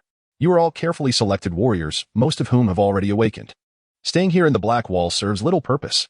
True strength is forged in the crucible of life and death. If you want to quickly break through and enhance your abilities, you must engage in real combat. The outside world is overrun with monsters, and many innocent people are being harmed. I ask you, as members of the Black Wall, do you not have an obligation to protect the people of Huaxia?" Xiao Fan stands before the warriors, his voice strong and resonant, his words ringing with conviction. Chapter 54. recruiting troops born as a guardian of the Great Wall, dead as a spirit of the Great Wall, protecting Huaxia and annihilating all beasts. The soldiers, initially feeling a bit ashamed, soon shouted in unison, vowing to eliminate all monsters in the world. From now on, the 200 of you will form your own teams. Gather your gear. We're setting out to hunt the monsters. Xiao Fan was pleased with the soldier spirit and went on to relay some important instructions. Finally, he said, if you encounter a monster, try to capture it alive if possible, and bring it back to the base for research. If the monster is too formidable to be captured, then kill it and drag it back to the base. Yes, the soldiers were fully equipped and boarded different transport planes, soaring into the sky and disappearing above the black Great Wall base. Xiao Fan set off alone. With his second-tier strength, ordinary monsters were no challenge for him. He specifically targeted groups of monsters with 3 or 4 members, which allowed him to hone his existing skills, thus solidifying and enhancing his power. Moreover, these groups of monsters often appeared in major cities, posing significant threats that needed to be dealt with promptly. In the central square of City W, 5 mutated mantises suddenly appeared, killing and injuring hundreds of ordinary citizens. Fortunately, awakened civilians bravely rushed forward, sacrificing their lives to shield others, preventing even greater casualties. Xiao Fan received the news and rushed over immediately. A man, his face slashed open with a gaping wound, struggled to stand up again, his expression fierce. With his skin hanging from a wide jaw, he roared, ready to charge forward. Xiao Fan grabbed him and shouted, "Are you insane? You're injured. Get back. Who are you to stop me?" The man yelled, his eyes blazing with fury. "That beast killed my wife and child. I want revenge." He broke free from Xiao Fan's grip and charged out, showing no fear in the face of the enormous mutated mantises. He was willing to risk his life to avenge his family. Xiao Fan was momentarily stunned, and upon seeing the scattered remains on the ground, he felt a surge of sorrow. He didn't need to summon his godly powers or announce his arrival as a warrior. At that moment, the people didn't need a hero, they needed to unite and fight back together. His back surged, and soon his shirt ripped apart his 2 wings. Now a deep shade of purple unfurled dramatically. Lightning flickered between the wings, rapidly coalescing above his head into a massive sphere of electric energy. The sphere shot forward like a bolt, reaching the mutated mantises in an instant. Before the awakened fighters could react, it struck one of the mantises. With a thunderous boom, the mantis's body exploded into pieces, scattering debris everywhere. But the energy of the sphere hadn't been exhausted. It continued to strike the second mantis, severing its sharp forelimbs in a single blow. Is there a powerhouse? The awakened fighters turned to see Xiao Fan and his striking purple wings crackling with electricity. Some looked on with envy, while others gazed at him with greedy eyes. Everyone's attention quickly shifted from the mutated mantis to the newly emerged powerful figure. Speculating who he might be, Xiao Fan didn't bother to explain anything. Facing the crowd's gaze, he stepped forward, continuing to channel the orb of lightning energy. He unleashed several bolts of lightning, reducing the remaining mutated mantises to mere fragments. His eyes were fixed on a frenzied figure, a man who had broken free from his grasp and charged forward to fight the mutated mantis with reckless abandon. The man was pounding his fist mercilessly on the already lifeless body of a mantis, his hands bloodied and mangled, yet he showed no signs of stopping. Tears mixed with blood stained the ground beneath him. "It's already dead," Xiao Fan said softly as he approached the man from behind. But the man seemed not to hear, pouring every ounce of his strength into his blows against the massive scythe-like arms of the mantis. Xiao Fan noticed that the man's fists were partially covered in a hard, stone-like shell, suggesting some kind of petrification ability, which could be quite useful for the construction of the underground city. Seeing the man's relentless assault, Xiao Fan suddenly shouted, "It's dead. Get away." The man swung a punch at him. Xiao Fan didn't dodge. He let the fist strike his abdomen. Although he was a second-tier powerhouse with exceptional physical resilience, he couldn't withstand such a fierce blow from an awakened individual. Pain surged through him, and he coughed up a mouthful of blood. The man, tears streaming down his face, locked eyes with him. "He is hurt," someone whispered among the awakened crowd, causing a subtle shift in the atmosphere. "I want to consume him. I want his power." Several awakened individuals with devouring abilities couldn't contain their greed and stealthily crept toward Xiao Fan's back. But Xiao Fan didn't look back. His gaze remained fixed on the man in front of him, waiting for him to speak. Time seemed to stretch on, yet the man remained silent, his eyes reflecting the figures of the 4 awakened individuals behind Xiao Fan. They had drawn their sharp blades, ready to strike at Xiao Fan's back. "Watch out." The man finally spoke, shoving Xiao Fan aside with a swift motion, raising his petrified fist to meet the blades. But Xiao Fan was quicker. The moment he was pushed, he was already in motion. Utilizing the floating ability of the Thunderbolt purple wings, his left leg lashed out in a rapid series of kicks. The four would-be attackers fell immediately, their ambitions thwarted. Even severely injured, his strength as a second-tier Awaken warrior was not something ordinary Awaken individuals could easily bully. The onlookers gasped in shock, and those who had initially planned to take advantage of the situation extinguished their greedy desires. I represent the Black Great Wall and summon you to join the Underground City project. For the sake of countless ordinary people who wish to avoid losing their homes and families, I hope you will agree. Xiao Fan ignored the murmurs from the crowd and turned to the man. Join the Black Great Wall. Help build the Underground City. Protect more families. The man muttered to himself, a glimmer of determination shining in his eyes. He stood up and agreed to Xiao Fan's proposal. Ding. Black Fortress Labor Task. Completion. 550. Ding. Black Fortress Labor Task. Completion. 1050.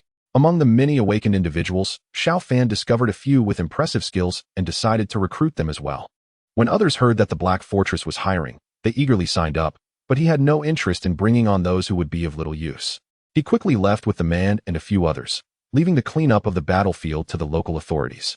Nearby, a transport aircraft from the Black Fortress arrived promptly in response to Xiao Fan's call, picking him and the others up. Inside the aircraft, Zhao Huaya was also present, though he looked somewhat uneasy. Boss, we've been receiving a lot of negative reports from overseas. Chapter 55. Old Yuan attacked, ignoring Xiao Fan's objections. Zhao Huaya approached with a cloud of cologne and said, the whole world knows that we, Huaxia, are building an underground city now. The foreign forums are in an uproar, with the beautiful country stirring up trouble by sending in trolls to attack us mindlessly. They're even spreading the word that Huaxia plans to abandon most of its citizens and build the underground city solely for a select few elites to take refuge, which has caused domestic forums to follow suit and panic. Thankfully, the Black Great Wall is controlling the related information. Otherwise, who knows what kind of chaos would ensue. Xiao Fan raised his eyebrows, surprised that the beautiful country was so forgetful as to stir up trouble again. He took a few steps back and said discontentedly, there is nothing to hide about the underground city. Tell the Black Great Wall that we can't just be passive in response to the media warfare from the beautiful country. We should announce it to the world. Everyone can enter the underground city. Let us release the news in the name of the Huaxiao war god. Zhao Huaya relayed the message back and soon received a reply. Sunning appeared on the video call, looking somewhat anxious. Boss, it's bad. Things are getting chaotic inside the base. Take your time. What is going on? Xiao Fan signaled her to calm down. Sunning slowly explained, after the meeting, Zhou Jindong and others started stirring up trouble in secret. Since the design plans for the underground city haven't been released yet, they began spreading rumors, claiming we don't even have blueprints for the underground city and that the entire plan is a scam to embezzle state assets. Many people who don't know the truth are causing a ruckus, calling us traitors. The base is in disarray, and a bunch of unfamiliar Awakened warriors suddenly appeared, claiming to maintain order, but they're just attacking anyone they see. You need to come back quickly. It's definitely those Awakened warriors Zhou Jindong trained. Xiao Fan was genuinely angry and ordered the transport plane to speed back to the base. As the transport plane approached the Black Great Wall, he could hear shouting from a distance, and even the sound of energy weapons being activated. The situation was chaotic. Xiao Fan jumped out of the transport plane and charged into the Black Great Wall, disregarding whose Awakened warriors they were, and gave them a good beating. This continued until evening, when he finally managed to restore order. Traitor! Sellout! A few of the more defiant Awakened warriors spat blood and cursed at Xiao Fan. Who is the traitor? Who is the sellout? Even if everyone in the world betrays Huaxia, I want to betray Huaxia. Keep it up, and I'll hit you. Xiao Fan felt both amused and infuriated. These people were actually quite patriotic, just manipulated by certain individuals. He certainly wouldn't blame them. But his hatred for Zhou Jindong's despicable actions only grew. He had already noticed that the equipment of these Awakened warriors was identical to that of the Black Great Wall. Aside from the blue color of their clothing, their firearms and energy weapons were almost all products of the Black Great Wall. He checked the weapon inventory and found no signs of missing equipment. He speculated that Zhou Jindong must have taken the design data and secretly produced a batch of identical equipment on his own. He wasn't sure if this was done with the endorsement of the chief, and the situation might be quite complicated, so he didn't want to think too much about it. Li Gu had been busy with the dungeon design plans and finally ran over, drenched in sweat, presenting an electronic blueprint to everyone. See, this is the dungeon blueprint. Did I lie to you? Xiao Fan said irritably. The Awakened warriors, who had initially been cursing, immediately fell silent upon seeing the blueprint. Their eyes were glued to it. And being elite warriors among elites, they could naturally distinguish the authenticity of the design. I told you the Major General wouldn't betray Huaxia, but you didn't believe me. Someone murmured softly, and others turned red, feeling quite embarrassed. I heard it from someone else. I didn't expect to be fooled, another Awakened warrior said, feeling a bit sheepish. Who did you hear it from? Don't be afraid. Speak up, and I'll transfer you all under my command. You'll have my protection from now on. Xiao Fan had been observing this group of Awakened warriors for a long time and was very satisfied with their high caliber. Since Zhou Jindong was willing to go to great lengths to train them, that was even better. It's the Minister of Finance, Zhou Jindong. We are Awakened warriors secretly trained by him, without any official status. We hope the Major General will take us in. Zhou is truly shameless, deceiving us. We won't let this go. Brothers, from now on we'll follow Major General Xiao. Initially hesitant, these Awakened warriors quickly introduced themselves. They also took the opportunity to insult Zhou Jindong's ancestors to show their loyalty to Xiao Fan. Xiao Fan knew the source of this matter lay with Zhou Jindong and his associates, and they were definitely watching the scene through remote video. He decided to use the Awakened warriors to slap them in the face, serving as a kind of warning. The matter was resolved simply, and he turned to return to his room to rest. However, the system's voice suddenly rang in his mind. Ding. The chief official of the Ministry of Agriculture, Yuan Qing, is under attack. The host is requested to proceed for rescue immediately. A few days ago, Li Dashi was responsible for picking up Professor Yuan and was heading to City H with him. Inside the armored vehicle, Li Dashi continuously observed the external situation. Since picking up Professor Yuan, his face had remained tense. Professor Yuan looked at the visibly anxious Li Dashi and said, "Young man, relax a bit. There's no need to be this tense." Hearing Professor Yuan's words, Li Dashi replied, "Professor Yuan, before I came, Boss Xiao instructed me that if anything were to happen to you, I wouldn't need to go back." Boss Xiao? It seems you all really recognize Xiao Fan. As if recalling something, Li Dashi added, "Yes, Professor Yuan, Boss Xiao treats us very well, and I don't know why. But there is always something special about him that draws us in." Just as Li Dashi finished speaking, a series of explosive sounds suddenly erupted outside, and an armed vehicle leading the way was flipped over. At the same time, a voice came over the intercom inside the vehicle. "There are mines ahead. Everyone be cautious." Li Dashi's expression changed. His worst fears had come true. Although Professor Yuan also heard the sounds, he wasn't as panicked as Li had imagined. After a moment's thought, Li Dashi said, "Professor Yuan, the situation is very dangerous. We can't stay in the vehicle any longer. You need to come with me." Professor Yuan nodded and followed Li Dashi out of the car. As soon as they got out, Li Dashi saw a group of masked individuals attacking the armed vehicle ahead. To his surprise, these people had also unlocked their abilities, just like him. Li Dashi didn't dare to waste any time. He carefully protected Professor Yuan while slowly retreating towards the forest behind them. "Li Gu, be careful." Chapter 56. There's a traitor among us at that moment. Several masked figures came rushing toward the two of them, clearly having discovered their target. The brothers following Li Dashi glanced at the approaching masked men and charged straight at them. Before they even made contact, several brothers had already fallen to the ground. Although Li Dashi felt a pang of sorrow, he knew he had no choice. His only priority was to protect Professor Yuan. They hadn't taken many steps when Professor Yuan, fatigued, began to slow down. Seeing this, Li Dashi didn't hesitate for a moment. He picked up Professor Yuan and sprinted forward. Soon, they found a cave and quickly ducked inside. As they entered the cave, Li Dashi swiftly summoned his Xuanwu power. A large piece of earth and stone within the cave shimmered briefly before transforming into a golden shield, blocking the entrance. However, just as the golden shield took form, a series of thunderous booms erupted outside, causing the ground to tremble. The men in black were relentlessly attacking the shield at the cave's entrance with their blue dragon weapons. After a while, numerous cracks began to appear on the shield made of earth and stone. Li Dashi's face changed drastically at the sight. He quickly activated his Xuanwu power again, forming another shield. Just as the newly formed earth and stone shield shattered completely, Li Dashi had no choice but to continuously use his abilities to construct defenses. But this was not a sustainable solution. If this went on too long, even Li Dashi wouldn't be able to hold out. As the situation grew increasingly dire, Li Dashi turned to Professor Yuan and said, "At this rate, we'll eventually be overwhelmed by the enemy. You need to leave first. We'll hold them off."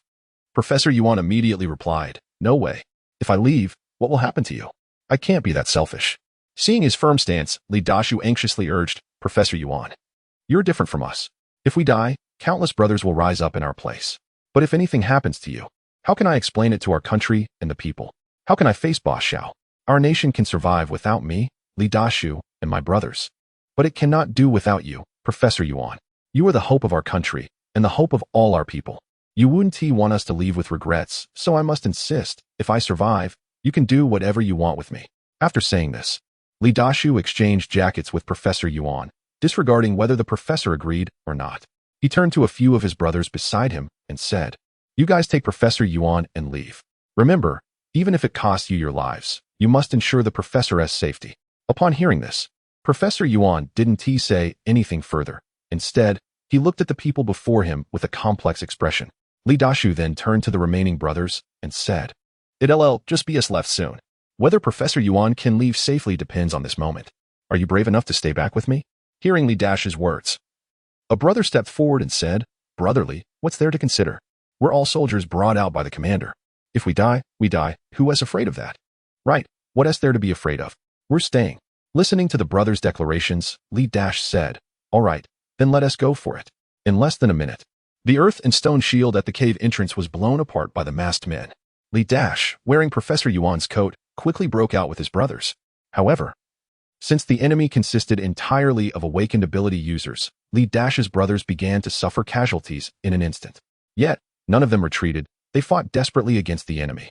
Meanwhile, the masked leader chuckled lightly and said, "Your skills aren't bad. Here's the deal. If you and your men surrender, I'll spare your lives. Otherwise, not one of you will make it out alive." Li Dash shouted back, "Dream on. Even if I die, I want to surrender." Upon hearing this, the masked leader became furious and commanded, "Kill him." As soon as he finished speaking, 5 or 6 awakened ability users attacked Li Dash. In no time, Li Dash had sustained numerous injuries, blood oozing from his wounds. Just when the enemy thought they were about to succeed, Li Dash suddenly roared, and a more intense aura of the Xuanwu surged from him. A set of small golden Xuanwu armor materialized around him, and his aura transformed dramatically. The leader in black was taken aback. He hadn't expected that the Li Dash he thought was about to be defeated had actually advanced to a level 2 ability user at this moment. He shouted, "At any cost, take him down." A group of masked men attacked Li Dash and his remaining brothers frantically. After a tough battle, Li Dash and the few brothers who survived managed to repel the masked men, but at a significant cost. Meanwhile, upon hearing the news, Xiao Fan was racing towards City H. Li Dash and the remaining brothers didn't dare to delay and contacted the brothers protecting Professor Yuan.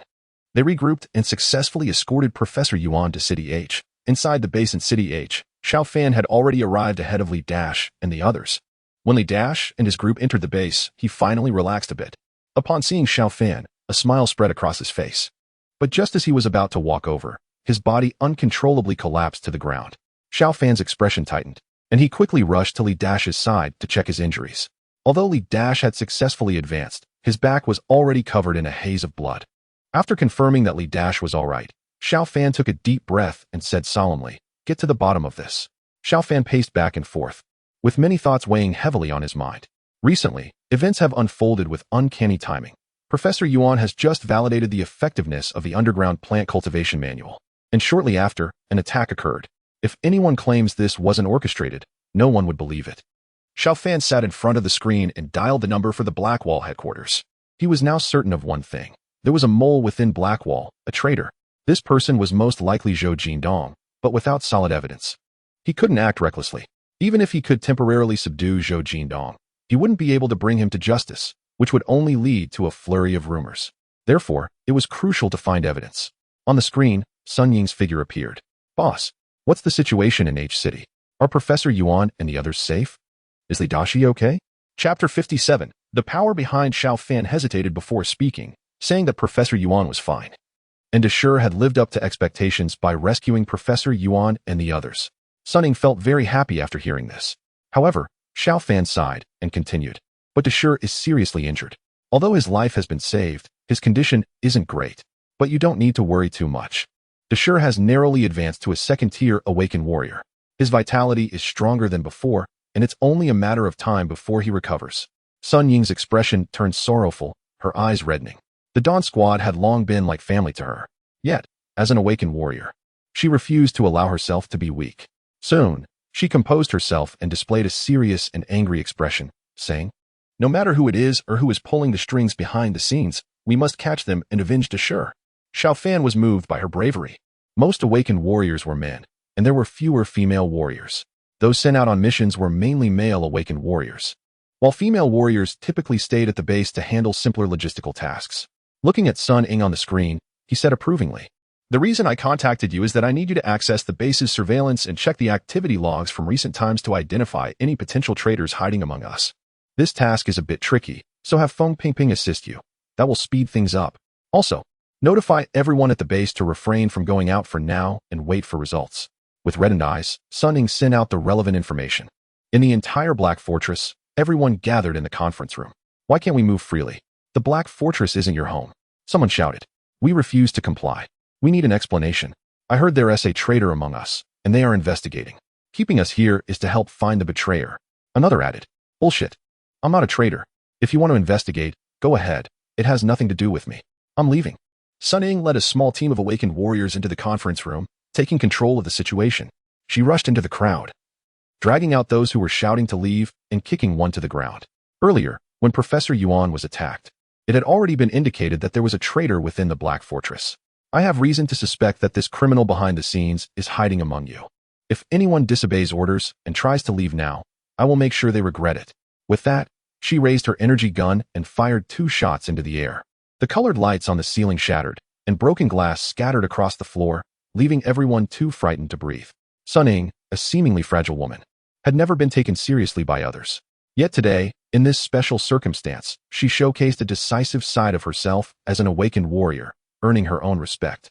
Hours passed, and finally, Feng Pingping rushed in with the relevant data. Did you find anything? Sun Ying asked excitedly. Yes, there is a discovery. Feng Pingping replied, her face slightly flushed. She wasn't an awakened warrior, and her limited stamina made this high-intensity log review quite exhausting for her. After her breathing steadied, she spoke up, saying, based on the activity data of the base personnel during this period, I applied several advanced algorithms for repeated filtering. Due to the massive amount of data, even if there are anomalies, they can easily be obscured. Fortunately, with the efficient data analysis system designed by Li Ge, I conducted a secondary data processing and finally found a suspicious individual within the security department. Who is it? Sun Ying asked as she took the relevant documents. There was a brief introduction about the suspicious individual, but oddly, the identity information was vague. The secrecy level was marked as 4 stars, which didn't seem typical for an ordinary employee. If this person were an important member of the Black Wall, why didn't she have any impression of him? This puzzled her. Feng Pingping had anticipated her question and continued. This person's secrecy level was temporarily raised, and all previous data about him has been deleted. Luckily, the deletion wasn't long ago. I was able to recover some information about him using the data recovery system. Sun Ying took the second document she handed over and carefully reviewed the information about this security department employee. His name was Wang Fei, 30 years old, an employee of the security department with 4 years of service. He graduated from a third-rate university's computer science department, skilled in data extraction, and participated in the construction of the Black Wall, contributing significantly. He was now employed in the security department. His personality was quiet, and he was low-key, rarely interacting with others. Sun Ying frowned slightly. Without any connection to the bigger players behind the scenes, Wang Fei seemed like a scapegoat. It appeared that Wang Fei was no longer with the Black Wall. He might have caught wind of the investigation and fled ahead of time. Or perhaps he had anticipated being discovered and escaped a day earlier. Sun Ying transmitted the relevant data to H City. Xiao Fan had been waiting for a long time. It's not Zhou Jindong, he exclaimed in surprise, reviewing the documents multiple times, but finding no connection to Zhou Jindong whatsoever. This old fox, Zhou Jindong, really knows how to cover his tracks. Forget about him for now. Focus on Wang Fei and find out where he fled. Xiao Fan instructed Sun Ying, and soon received a remote video call from Feng Pingping. Hello, Major General Xiao. Feng Pingping saluted and then slowly said, Wang Fei has been on the run for over 24 hours. It's difficult to pinpoint his exact location, but the general direction is southwest. After further analysis by our professionals, we've narrowed down the coordinates to a remote fishing village not far from H City. The detailed data has been organized. Please receive it. Xiao Fan acknowledged her work and, after reviewing the data, connected back with Sun Ying, saying, arrange for a thorough search of the fishing village. Not even a fly should escape. Whoever dares to betray Huaxiao will pay a heavy price. Yes, boss.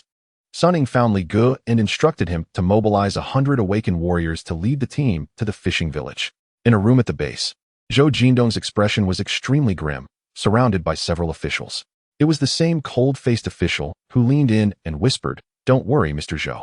That kid, Wang Fei, knows what he's doing and won't leak a single piece of information. Zhou Jindong shook his head, remaining silent for a long time before finally saying, Wang Fei is your man, and I trust you. Of course, I trust him too. I'm just worried that the secret base might get exposed. If Xiao Fan and his team find it, all our previous investments in resources and finances will be in vain. So what if they find it? That base was designed based on the blueprints of the Black Great Wall. In terms of defense, it's not something a few Awaken warriors can breach. Even if there were some cuts during construction, all the necessary weapon systems are intact. If it comes to a real fight, we will definitely hold our ground. Chapter 58. Steel City. Moreover, the exposure is only temporary. I've already made arrangements. The main structural framework of the base is being dismantled and secretly transported to a new location for reassembly. Wang Fei and the others just need to feign defeat. Let a few Awakened warriors die and escape quietly. This made a lot of sense and calmed everyone down. From City H to the fishing village. With Xiao Fan's current mid to late stage of second-tier strength, he could cover the distance in about 10 minutes at full speed. As he floated in the air, he noticed that several independent media outlets were spontaneously organizing to rush to the scene. It was unclear how the news had leaked. It was no surprise, though. The Awakened warriors of the Black Great Wall had been hunting monsters in various locations recently. Most of them were in groups of 2 or 3. So the sudden appearance of a team of over 100 heading straight for an obscure fishing village inevitably drew attention. Breaking through the clouds, Xiao Fan descended into the fishing village to meet with Li Gu. Boss, you're here. Li Gu was busy setting up a security perimeter to prevent the media from entering. In case of any incidents that could harm innocent people. What's the situation now? Xiao Fan asked directly. The fishing village seems normal, nothing strange. However, the mountain to the west has some issues. Li Gu replied. What kind of issues? Xiao Fan inquired further. Li Gu handed over the detection data and said, the mountain may be hollow inside, which means there's something fishy going on. According to the data we've collected, there are signs of small-scale deforestation on the mountain, and many areas have had their soil turned over without any crops being planted, which is very suspicious. This further confirmed one thing. The interior of the mountain might have been artificially excavated into a vast space, and this space was highly likely to be some sort of illegal secret base. A storm of thoughts surged in Xiao Fan's mind. He couldn't fathom that there was a secret base outside the Black Great Wall. Who was orchestrating all of this from behind the scenes? What was their purpose? I found it. There's an entrance 80 meters south of the mountain. A delighted voice from a warrior came through the communicator, but was quickly followed by a loud explosion. A beam of laser light shot up into the sky from the mountain to the west, disappearing in an instant. The communicator was left with nothing but static. Damn it, we lost a brother. Li Ji's eyes turned red as he picked up his individual laser tube, ready to rush in, but Xiao Fan grabbed him firmly. If it's a secret base, it must be equipped with powerful firepower. Charging in like that would be suicide. Call the warriors back and let the electromagnetic cannons of the Black Great Wall take flight first.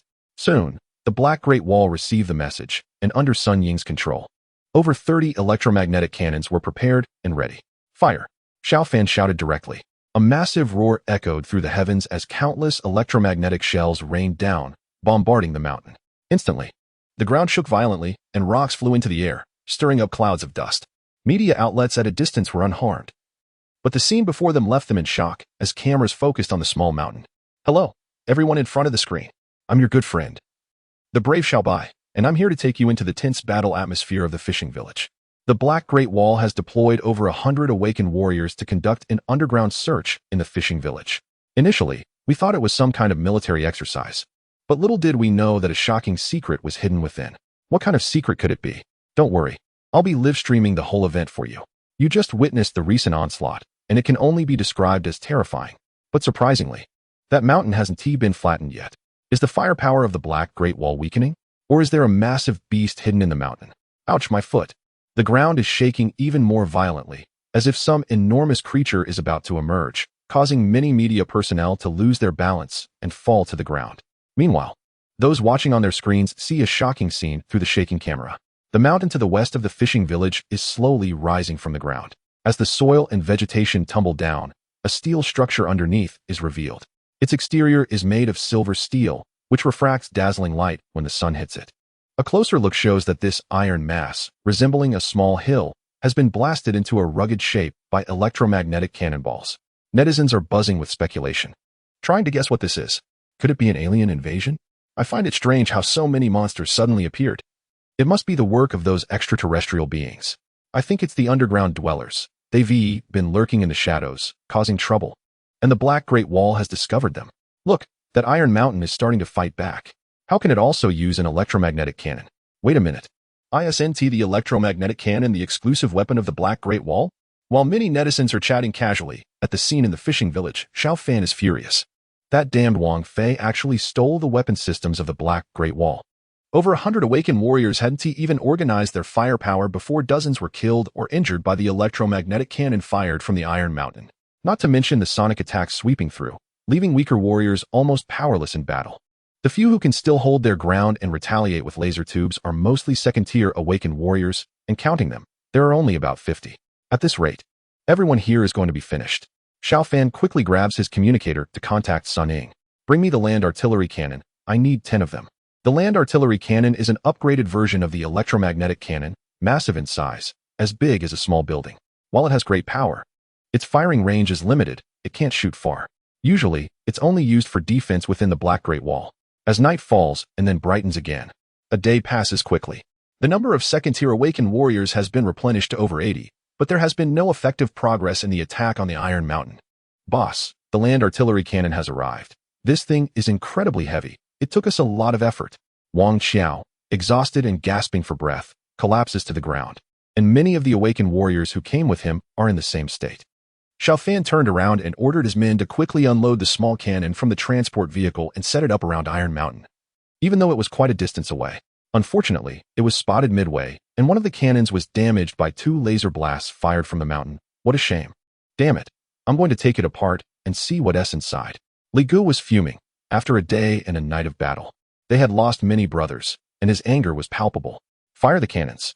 Damn it, fire already. The Awakened warriors were also fired up, urging him on. With Xiao Fan's command, the small land cannons roared to life like fierce lions, each unleashing electromagnetic projectiles engulfed in searing flames, crashing down aggressively onto Iron Mountain. Chapter 59. Temporary breakthrough. Smoke billowed into the sky, followed by a series of thunderous explosions, accompanied by the ear-piercing sound of steel being torn apart. Viewers glued to their screens were exhilarated. This battle had showcased an array of weapons, satisfying their thirst for spectacle. Incredible. Our nation is truly terrifying. The Black Great Wall stands majestic and powerful, making the steel behemoth scream in agony. While discussions raged online, the on-site battle had reached a fever pitch. The once pristine Iron Mountain was now riddled with countless wounds, with only a few gun emplacements still feebly resisting. Tear it apart, Xiao Fan roared, unfurling his thunderous purple wings, transforming into a god of thunder as he soared into the sky. The Demon Slayer blade flew from the endless void and was seized by him. Breakthrough. Xiao Fan's body plunged from the sky, carrying boundless lightning. All concentrated on the Demon Slayer blade as he struck fiercely at the massive waste of the Iron Mountain. Bolstered by the lightning, the power of this strike was terrifying, ripping the Iron Mountain in half and revealing a massive gash. Numerous Awakened warriors seized the moment, rushing forward. In their hands were weapons, laser guns, electromagnetic rifles, energy weapons, and Awakened skills pouring into the breach like they were free to use. There were many traitors inside, but before they could even show their faces, they were reduced to mere pulp. Those who survived writhed in agony on the ground. Anyone still alive? Get over here. All Awakened warriors, come and block the breach. Soon, the traitors organized a powerful counteroffensive, engaging in a tug-of-war with the forces of the Black Great Wall at the breach. Xiao Fan, witnessing this from the air, was taken aback. He hadn't expected so many Awakened warriors to be inside. It pained him to think about why these warriors chose to betray their own. It was truly a shame. If only they could be used to combat the behemoths, how great that would be. But the path is chosen by the individual. Since they had aimed their weapons at their fellow countrymen, let the battle commence until total annihilation. Xiao Fan let out a fierce howl, no longer suppressing the devouring malevolence emanating from the Demon Slayer blade. His eyes turned red as he charged directly into the breach. With swift movements, he swung his blade, splattering bright red blood everywhere, his body entwined with lightning as he rampaged through the crowd, claiming countless traitors' lives in a matter of moments. The war god has broken in. We can't hold him off. The Awakened warriors inside the Iron Mountain were stunned by Xiao Fan's ferocity, their formation collapsing as they retreated. Thankfully, an experienced commander stepped up to rally the troops, stabilizing the front lines momentarily. Several laser cannons were rolled out, their barrels trained on the lightning figure relentlessly charging through the crowd. Fire! The laser beams dazzled the eyes, and in an instant, at such close range, Xiao Fan was blasted away, crashing outside the breach. Boss! Li Gu shouted, his eyes filled with rage, rushing forward. The many Awakened warriors of the Black Wall gathered around, forming a protective circle around the two. I'm fine. Xiao Fan's eyes regained clarity as he coughed up a mouthful of blood. He was gravely injured and hardly able to fight any longer. His clothes were torn to shreds at his waist, and a deep gash opened up on his abdomen. Blood gushing from the charred wound. Where are the medics? Hurry up and get over here. Li Gu felt an inexplicable panic rising within him, terrified that Xiao Fan might die right then and there, and he cried out loudly, "Don't worry, I have medicine." Xiao Fan's face was pale, and he pushed the crowd aside, struggling to pull out a powerful healing potion he had on him. This was a reward from the system earlier, and he hadn't expected it to be needed so soon. The deep red liquid was indistinguishable from blood or something else, and it didn't seem to inspire much confidence among the onlookers. "Boss, what kind of medicine is this?" Li Gu voiced the group's uncertainty. "A miracle medicine. The kind that can save lives." Xiao Fan managed to force a faint smile. "Are you sure?" Li Gu held back the approaching medics, wanting to wait for a response that was uncertain yet somehow reassuring. "When have I ever lied to you?" Xiao Fan could no longer hold back and coughed up another mouthful of blood, causing the potion to slip from his hand. Li Gu quickly reached out to catch it, took one last look at Xiao Fan, who seemed dazed, and without further hesitation, he twisted off the cap and poured it into Xiao Fan's mouth. The battle was still raging on, but in this small pocket of space, everyone was surprisingly quiet. They held their breath, afraid to make even the slightest sound, lest they disturb the man who was about to fall into eternal slumber. "Boss!" Li Ji's heart-wrenching cries pierced the air as Xiao Fan remained unresponsive for too long. His voice stirred a storm on the battlefield, causing everyone to stop in their tracks. Wang Qiao rushed over, throwing himself onto Xiao Fan. This muscular man cried like a woman. "The war god is dead, brothers. Let's charge out together and kill all these scum of the Black Wall." Someone inside Iron Mountain shouted, igniting a fierce battle cry that surged like a tidal wave. "Kill, avenge the war god." The Awaken warriors surrounding Xiao Fan lifted their weapons once more, responding to the enemy with even fiercer retaliation. The battle grew more chaotic, with various weapons being rendered useless. In the end, both sides fell into a ridiculous melee. Li Gu was already blinded by rage, with several deep wounds on his body, blood flowing like water. Yet he felt no pain. Compared to the physical injuries, his heart was bearing the agony of Xiao Fan's potential departure. It was a mental burden that felt as if it would crush his very life. He had no choice but to fight to the death. Wang Qiao wiped away his tears and gently set Xiao Fan down. He, too, wanted revenge for his boss. Cough, cough, cough. As he turned to leave, a weak cough came from behind him, halting his steps. "You big man, why are you crying like a woman? Don't you feel it's a bit dramatic?" Xiao Fan's strength was slowly returning as he struggled to get back on his feet. "Boss, you're alive," Wang Qiao exclaimed in disbelief. Dropping his weapon and pulling Xiao Fan into a tight embrace, tears and snot streaming down onto Xiao Fan's thighs. "Are you itchy? Did you dare to curse me to death? Let me down already, you sticky mess. You're getting everything in my pants." Finally regaining all his strength, Xiao Fan pried Wang Qiao's hands apart and landed back on the ground. "Boss, I was just so happy. I didn't curse you to death." Wang Qiao got kicked, but felt an odd sense of warmth from it. Chapter 60, A Robust Labor System. All right, stop being mushy. How long have I been out? What's going on now? Xiao Fan asked the question he was most concerned about, only to find that over 2 hours had already passed. The Demon Slayer blade was too addictive. While it helped the host enhance their strength, it correspondingly diminished their mental acuity, turning them into pure killing machines. Xiao Fan felt a lingering unease. Even with his current second-tier strength, he still couldn't fully control the Demon Slayer blade. He needed to level up quickly. Look! The Major General is back. The Awakened warriors of the Black Wall cheered with joy. Xiao Fan had already become the backbone in everyone's hearts. As long as he stood strong, there were no challenges that could not be overcome. The atmosphere of joy infected everyone, revitalizing their fighting spirit. In stark contrast, upon hearing that the god of war had resurrected, the enemies instantly lost their will to fight and began to flee. The Azure Dragon team of the Black Wall is here to assist. The White Tiger team is here to assist. The Vermilion Bird team is here to assist.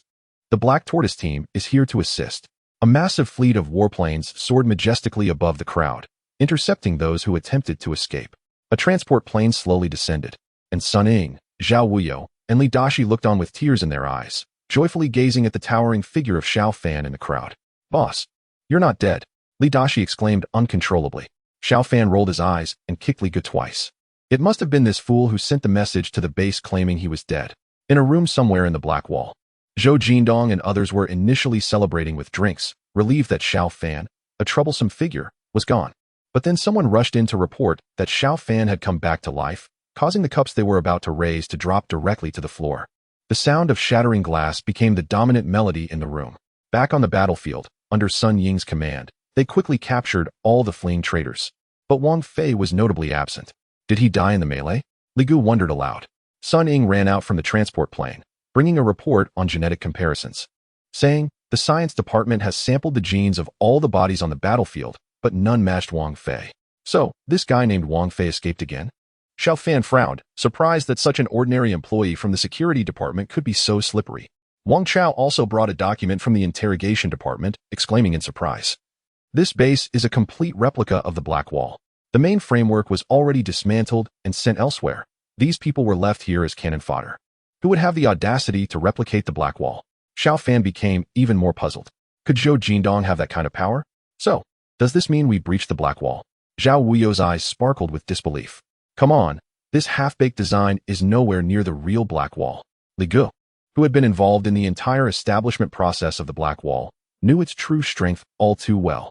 Li Dashi let out a sigh of relief. If the Black Great Wall could be breached so easily, then in the future, when faced with invasions from otherworldly beasts, they might as well just surrender without a fight. After reviewing the battlefield data, Xiao Fan selected a few well-coordinated Awaken warriors from the list of captives and immediately issued an order. The remaining captured Awaken warriors, having deliberately conspired to murder the important Chinese scientist Professor Yuan and secretly organized armed forces to resist the central authority, would all be charged with treason and executed on the spot. As various media outlets had not yet dispersed, this order quickly spread online, sparking new discussions. It turned out they were traitors, absolutely outrageous. They deserved to be killed. In such difficult times for the country, they would turn their guns on their own people. It was utterly despicable to even target Professor Yuan. Had these people gone mad? All of them killed? Was that really necessary? Why be so ruthless? Showing sympathy for traitors was irresponsible towards one's fellow countrymen, and those who tried to pose as saints were fiercely criticized, especially those who dared to suggest forgiveness for something as heinous as plotting against Professor Yuan. Such people were worse than animals. Inside the Black Great Wall, Zhou Jindong and others silently stared at the screen. The live feed of the execution of the criminals showed gunshots ringing out for a while, and many traitors' bodies turned into cold corpses. Zhou Jindong trembled in anger at the sight of the fallen Awaken warriors, flipping over the table and scattering food and drinks everywhere. Calm down, Elder Zhou. Yes, Elder Zhou, don't be angry. Focus on your health. Let that brat be arrogant for a few days. We'll find a chance to deal with him later. Several officials hurriedly stepped forward to console him. Just then, someone came in from outside to report that Xiao Fan not only executed the Awaken warriors who betrayed the country, but also arrested the families of those traitors. Zhou Jindong's face turned ashen. This is bad, Elder Zhou. Things are chaotic down below. Many people are demanding to withdraw. An official, after finishing a phone call, turned pale, unsure of what to do next. The other officials, upon hearing the news, also lost their composure. Humph. Xiao Fan, you little bastard. I want to rest until I've dealt with you. Zhou Jindong was so furious he spat blood. He kicked a stool out of his way, making it crash to the ground, and stormed off. The underground city project had been underway for some time, and the number of awakened civilians recruited from various regions was no small matter. While these people might lack combat power, their awakening abilities mostly involve the release of elemental energy, such as gold, wood, water, fire, and earth. The energy from the gold element could help in quarrying stone, and when combined with certain enhanced excavation equipment, it could even unleash tenfold power. In various excavation activities, gold energy awakened individuals played an essential role. As for earth and wood energy attributes, their utility lay in reinforcing the tunnels that had been dug out. Some petrification techniques and methods to stimulate plant growth were also beneficial for stabilizing the underground city's structure. Water and fire, of course, were used for material bonding and smelting, though their effects were still inferior to that of the equipment. Due to the varying abilities of the awakened and the difficulty in meeting the specific criteria for the elements of water and fire, they are currently only assisting and working alongside the machines. Feng Pingping projected the relevant documents onto the screen while explaining to the members of the Dawn team present. How is the supply situation? Can it meet our daily needs? Xiao Fan was particularly concerned about this issue. Although the Black Wall represents national solidarity, it does not mean that the awakened can be forced to work. Establishing a sound wage system is crucial for maintaining a stable and accelerated construction progress. Chapter 61. Reckless Abandon. Feng Pingping presented several confidential documents, laying them out before everyone. She slowly spoke. Thanks to the excellent reputation of the Black Great Wall among the masses, as well as the formidable image of the Huaxiao War God, Over 80% of the nation's material resources have been mobilized. Among these, 10% is allocated as compensation for the Awakened, which is more than enough to meet their needs. The specific distribution method employs a contribution points exchange mechanism, settled daily, where the contribution points earned by the Awakened are equivalent to the amount of labor they provide, excluding those who slack off. Most Awakened individuals earn between 10 to 20 contribution points per day, which is roughly equivalent to 10,000 to 20,000 yuan. So, Major General, you don't need to worry about this issue. With such high returns, who wouldn't want to join? Zhao Weio's eyes widened upon hearing the compensation offered by the underground city project. Sun Ying couldn't help but laugh. Didn't you hear Ping say that water and fire are the two most useless types of energy? If you want to earn this money, you might as well be dreaming. Her words elicited laughter from everyone. I've heard that even with such high compensation, some people are still complaining that the work is too exhausting. Li Dashi chimed in, a rare comment from him. Those people have been spoiled. They feel uncomfortable if they don't grumble a bit every day, so don't pay too much attention to them. Wang Xiao clearly had heard about such complaints as well. I think the main issue is that the impact of the underground city project is too overwhelming. Many people feel lost and do not believe in the underground city plan, thinking it's a form of modern slavery, even proclaiming doomsday theories. They argue that the development of Huaxia over thousands of years relies on the Earth's great virtues. And now turning the land upside down is ruining the legacy of our ancestors. Li Gu took over the conversation, providing his analysis. This possibility cannot be ruled out. Xiao Fan fell into deep thought, then made a decision, instructing. The Black Great Wall should allocate a frequency band for a 24-hour live broadcast from construction sites across the country. This will help ordinary citizens understand the progress of the project and build national confidence. Under the operation of the Black Great Wall, a live broadcast room for the underground city was launched and recommended to everyone's mobile devices. People discussed it fervently, feeling both intrigued and proud of their nation's greatness. Isn't that my college roommate? I can't believe he's awakened and is involved in the underground city excavation work. That's amazing. Whoa, I just saw my ex-girlfriend. How did she become so fierce? That's terrifying. Thank goodness we broke up. What's that old man doing? Can he really move such a large rock? Oh my god, he actually shattered it. This ant is as thin as a monkey, and she's lifting rocks like it's child's play. While many netizens were buzzing with discussions, an astonishing incident occurred at the construction site in City W. The machine that was drilling vertically suddenly got stuck. No matter how much metallic energy was input, the drill bit wouldn't budge, and they couldn't pull it out either. The person in charge was as anxious as an ant on a hot pan, hurriedly calling the relevant departments. Hello, can you hear me? Here at the construction site in Zone 3, our equipment is stuck. Please send over some technicians quickly to check what's going on. What? You want me to send someone down into the well to gather first-hand data? Are you kidding me? Why don't you go down yourself? The person in charge is Zhang Danian, a middle-aged man wearing a hard hat, bustling back and forth at the site. Despite his round figure, he has dedicated most of his life to the construction industry and is well aware of the various dangers that may arise. He looks at the group of older workers who have been summoned and realizes that no matter how awakened they might feel, their age is an undeniable fact. Normally, he assigns them simple tasks, leaving the heavy lifting to machines, but asking them to go down now seems reckless. Zhang, why the long face? What is bothering you? A cheerful old man approaches, tossing a large rock he just dug out onto the side of the road. He takes a seat on it and notices the frown on Zhang's forehead, curious about what is troubling him. Oldly, you don't know? That iron piece is broken. Another old man kindly reminds him as he tries to squeeze past for a better spot. What? You mean that noisy machine that has been buzzing all day? No wonder it's so quiet today. Oldly's eyes light up as he realizes. But he doesn't budge from his spot on the stone. Zhang, if there's anything you need, just let us know. We elderly folks have received your care often. So if you're in trouble today, how can we not help? Right, everyone? More and more older men and women gather around, eager to hear what the foreman has to say about the situation. Zhang Danian wipes the sweat off his forehead, feeling conflicted. He paces back and forth, finally turning to face everyone. The drill bit is stuck, and we can't pull it out. We need a few people to go down and take a look. It could be life-threatening. Is that all? I crawl in and out of the ground every day without any danger. I'll do it.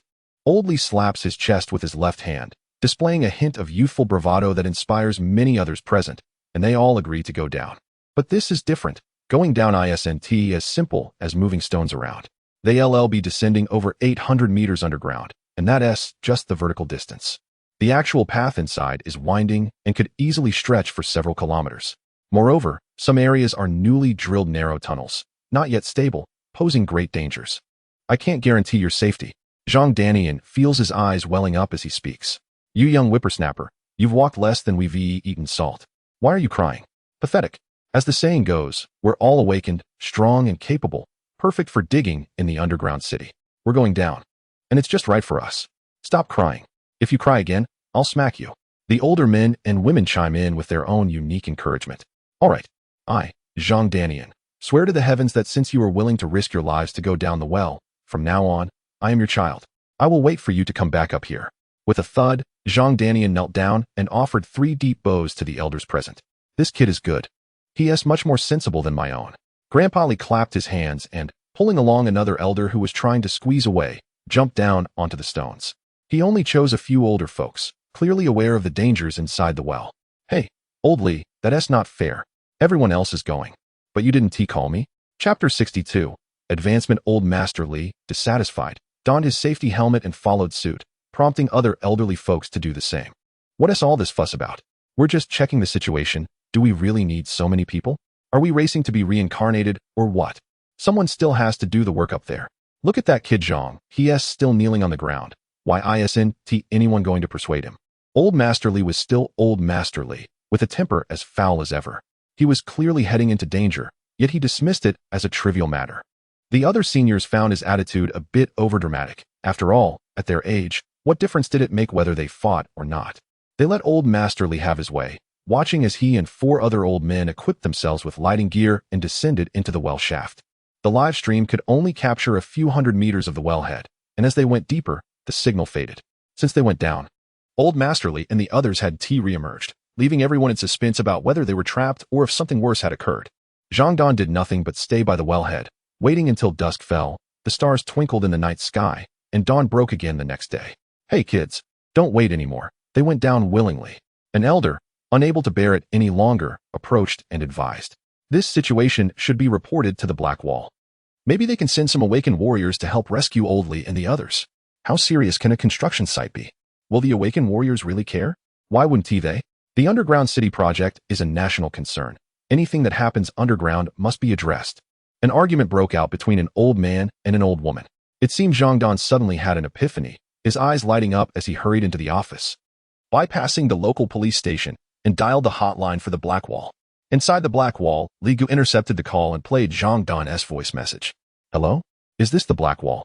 My name is Zhang Dan, and I'm the site manager for the W City District 3 excavation project. Our equipment has malfunctioned and has suddenly jammed. Someone needs to go down and check the situation. But the construction site is filled with elderly folks. They're all quite old and are still risking their lives to go down into the well. It's been 2 days now with no news. I beg you. Please come and rescue them. Sunny's eyes turned red as she looked at Xiao Fan, hoping he would agree to send help. I've been a strong advocate for the underground city project, and now that something has happened, I bear full responsibility. Orders were dispatched for the Qinglong team to head to the scene for rescue operations, instructing Zhang Dan to temporarily seal the wellhead and prohibit anyone from entering until the Awakened warriors arrived. Xiao Fan opened the live channel for W City District 3 to check the situation. Seeing that Zhang Dan had already arranged for the wellhead to be sealed, he felt somewhat relieved, but at the same time, he felt distressed for the elderly suffering at the bottom of the well. Ding! Due to the host's efforts to save the people of Huaxia, the system rewards a random item. Would the host like to draw? Xiao Fan waited quietly, eager to see what item he would receive. Ding! Congratulations, host, you've received an advancement pill. Xiao Fan suppressed his excitement and took out the pill. It looked freshly made, exuding wisps of heat. The surface had faint green patterns that swirled with the breeze, appearing quite extraordinary. He withdrew his gaze and looked at the screen. Seeing everything was normal, he made up his mind to advance first. I'll leave this to you all. I'm going back to my room for a bit. If anything unexpected happens, notify me immediately. Boss, you should rest first. Although the others were puzzled, they didn't say much. But soon, they noticed something unusual. A strong spiritual energy storm erupted in the sky above the base, leaving everyone stunned. Is the boss about to break through again? How long has it been? As expected of the boss, truly impressive. As night fell, the quiet construction site was filled with a chilling wind from the north, creating a desolate and sorrowful scene. After sealing the well, Zhang Dajing arranged for people to patrol in shifts to prevent any ignorant individuals from entering. Grandpa Wong, carrying a flashlight, came out for his shift, needing to guard for 2 hours. He had taken a couple of sips of liquor, feeling a bit exhilarated, and sat down by the well. Oldly, though I've only known you for a short time, I really admire your courage. People say that as you get older, you tend to let go of many things. But I wonder why I can't be as carefree as you. Grandpa Wong shook his head and turned off the flashlight. You all go ahead. I want to be long before I head down too. He sighed, stood up to leave, but suddenly heard a noise coming from the well. What's that? Oldly. Is that you? You're not dead? Grandpa Wong was somewhat surprised. He stepped closer and turned on the flashlight again, peering through the gaps in the wooden boards. Oddly, he found nothing. Thinking it must be the alcohol playing tricks on him, he chuckled at himself and decided to head back. Just then, a squeaking sound emerged from the well, and pairs of eerie green eyes opened. With a thunderous crash, they knocked over the large wooden board covering the well. Countless mutated giant rats surged out of the darkness, their front teeth as wide as palms, mercilessly pouncing on Grandpa Wong. Stone petrification. In a moment of crisis, Grandpa Wong activated his awakening skill, but his ability was far too weak, only able to cover his upper body with a thin layer of rock. To the ferocious swarm of rats, this was utterly insignificant. Before long, Grandpa Wong's body was devoured, leaving him no time to even let out a cry. Dang, dang, dang. There are monsters. So many monsters. The old man, who had rushed out to relieve himself, struck the nearby drilling equipment with all his might. His metallic energy was powerful enough to buy him a few more minutes of breath, but faced with the endless tide of rats, he was still overwhelmed. All the workers on the construction site, whether in their beds or watching the live stream, rushed out. It's mutated rats. Everyone run. Zhang Dajin went door to door knocking and warning, panting heavily. I'm going to kill these beasts. A few elderly men, with stubborn tempers, picked up their weapons and charged into battle against the mutated rat swarm, fighting for their lives. Unfortunately, their age and frailty left them unable to match their courage with strength. You all need to leave. Stop throwing your lives away. Zhang Danian cried, overwhelmed with despair. In a moment of distraction, he was knocked down by a giant mutated rat, putting his life in jeopardy. The Qinglong rescue team arrived just in time. Prepare the electromagnetic cannon. Fire the electromagnetic cannon. With a series of thunderous booms, blinding flashes of light erupted at the construction site under the night sky. For transport planes hovered above as hundreds of Special Forces soldiers and Awaken warriors jumped down, armed with flamethrowers and heavy equipment. They quickly cleared the battlefield, firmly suppressing the mutated rats back into the well. Chapter 63. Underground Monsters. Sun Ying organized her team to set up a camp and then approached a group of elderly people, giving them a solemn military salute. Hello. I am Sun Ying, commander of the Black Great Wall Qinglong team. I am here on a mission to rescue you. You are now safe. But this place is fraught with danger. It's not a place for onlookers. Please evacuate as soon as possible. After speaking, she instructed the soldiers beside her to ensure the elderly were escorted away. I won't leave. One elderly man shouted. Neither will I. The others echoed, covered in blood. They had just fought a fierce battle against mutated rats, and some of their friends had perished in the encounter. How could they just leave like that? I understand how you feel, but war is no child's play. You are all ordinary people without the ability to protect yourselves. Staying here is just asking for death. Sun Ying's tone softened a bit. She admired the courage of these elderly folks despite their frailty. Kid, I'm an awakened, not an ordinary person. I've lived long enough to have seen more storms than you can imagine. One elderly man, Zhang Danian, said, stepping forward.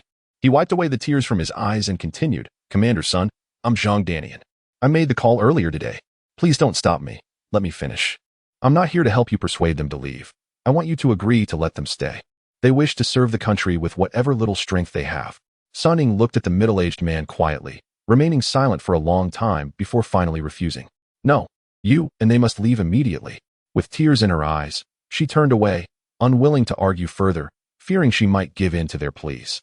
The camp was already set up, with several light laser cannons positioned in front of the well. Any mutated rat that dared to break out would be instantly killed.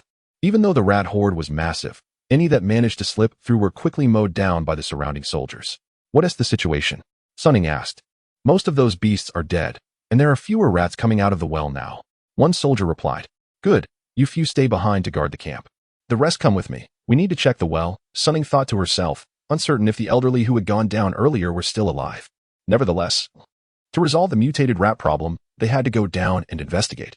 However, she did not expect that Zhang Danian and the others were so stubborn. They had not left and insisted on leading the way down into the well. Why haven't you left yet? Do you have to get yourselves killed? Sun Ying was furious, especially feeling that the older they were, the less they listened. Leave? Where would we go? The underground city is built for future generations. If we run away, where will our children and grandchildren live? One elderly woman, empowered by her awakening, snatched a soldier's energy weapon and fearlessly stepped forward. The development of Huaxiao requires the sacrifice of generations, and we are duty-bound to continue the legacy. Another elderly man stepped forward, his hands turning to steel, clanging together with a ringing sound. The remaining elderly individuals sprang into action, taking the weapons from the Special Forces soldiers and standing proudly in front of Sun Ying. As if they were holding up the sky. The soldiers of the Qinglong battle team were in tears. They didn't stop this group of elderly people. Nor did they have the right to do so, because these individuals were determined to serve their country. Who were they to prevent them from fulfilling that duty? Sun Ying felt a lump in her throat and nodded in agreement. Let us go. With that command, the elderly rushed forward, followed closely by the awakened warriors. Inside the black wall, the aura storm finally dissipated, and Xiao Fan emerged. What is the situation now? Boss, you're out. Li Dashi exclaimed in surprise, sensing a powerful force subtly emanating from Xiao Fan's body. In District 3 of W City, mutated rats about a meter long with sharp front teeth appeared, biting anyone they encountered and causing many casualties. Thankfully, the Qinglong battle team arrived in time to stabilize the situation. Sun Ying had already led a team underground, but 3 hours had passed without any news. Li Ge felt a bit anxious. Oh, I'll go take a look. Before he finished speaking, Xiao Fan's body flickered and vanished. He had successfully advanced to a Tier 3 awakened warrior, greatly enhancing his strength. The demon-slaying blade, having only released one chain, no longer affected him, and he also received a system reward, teleportation. At first, Xiao Fan was quite excited about this new ability. But he soon realized that it was rather impractical.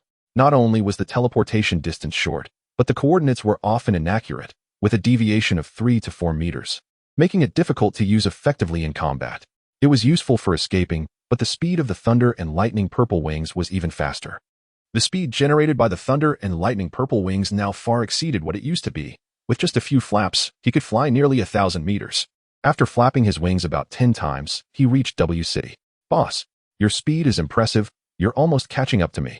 The little dog transformed from the black dragon appeared beside Xiao Fan, its paws seemingly walking on air. It had been cooped up in the base for a long time and wanted to stretch its legs, but when Xiao Fan acted quickly, it missed the chance to shower him with compliments and lost sight of him. What are you following me for? Xiao Fan rolled his eyes. Of course, to protect the boss. The little dog grinned, revealing its teeth.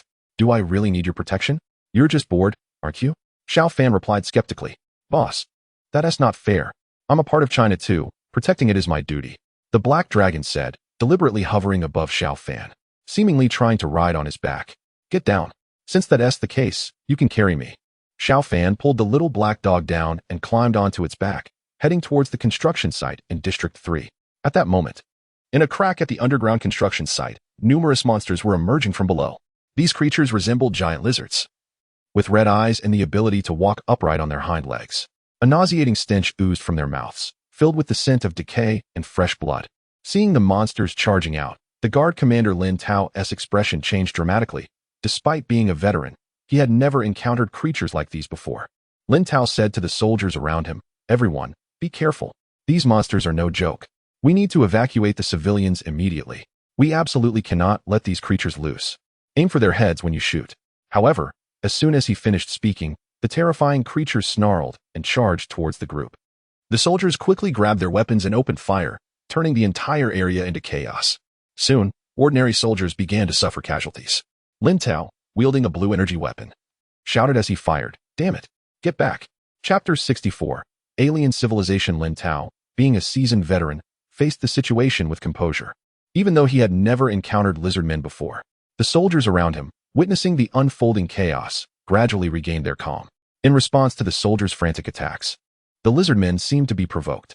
They opened their drooling mouths and lunged at the crowd, filling the air with screams. Many soldiers didn't have time to react before being devoured by the lizardmen. Deputy Captain Liang Yun's face turned grim at the sight. He shouted and charged at the monsters. Like Lin Tao, he was one of the few awakened abilities among the guards. The soldiers here were those he and Lin Tao had personally trained. They often joked and laughed together, and although the work was tough, not a single one had complained. Watching them die one by one was unbearable for Liang Yun. At that moment, a soldier named Xiao Huzi was suddenly swallowed up to his waist by a lizard man. In agony, he let out a scream but couldn't voice it. He knew that if he cried out, it would cause panic among his comrades, even though blood was pouring from his mouth. Seeing this, Deputy Captain Liang Yun shouted, Xiao Huzi, and rushed forward. As Liang Yun approached, Xiao Huzi, with tears in his eyes, mustered all his strength to shout, "Captain, don't come over. Look at me. I'm done for." But Liang Yun wouldn't listen and continued to run toward him. Realizing the gravity of the situation, Xiao Huzi pulled out a landmine from his chest and shouted, "Captain, please take care of my mom if you get the chance. It's been worth it to have you as my big brother."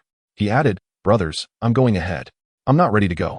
With that, he shoved the landmine into the monster's mouth. Boom. A deafening explosion erupted from the creature's mouth. "No!" Liang Yun roared, his eyes bloodshot. He fell to his knees, tears streaming down his face. Xiao Huzi was someone he had brought from his hometown, and he had always looked after him. He never expected today would be their final farewell. In his grief, Liang Yun didn't notice that several lizard men had crept up behind him, ready to attack. Just then, Lin Tao arrived and drove away the monsters attempting to ambush Liang Yun. He kicked Liang Yun and shouted, "You idiot! Are you even a man? If you keep crying, all our brothers will die." This snapped Liang Yun back to reality. He wiped his tears and rejoined the fight. Meanwhile, the scene was being live-streamed, and foreigners commented, "Look at these invincible Chinese. How could they die like this? Aren't they supposed to be strong?" Such remarks spread rapidly across the internet. Although the situation on site was dire, no matter how much the soldiers urged them, the ordinary civilians refused to leave.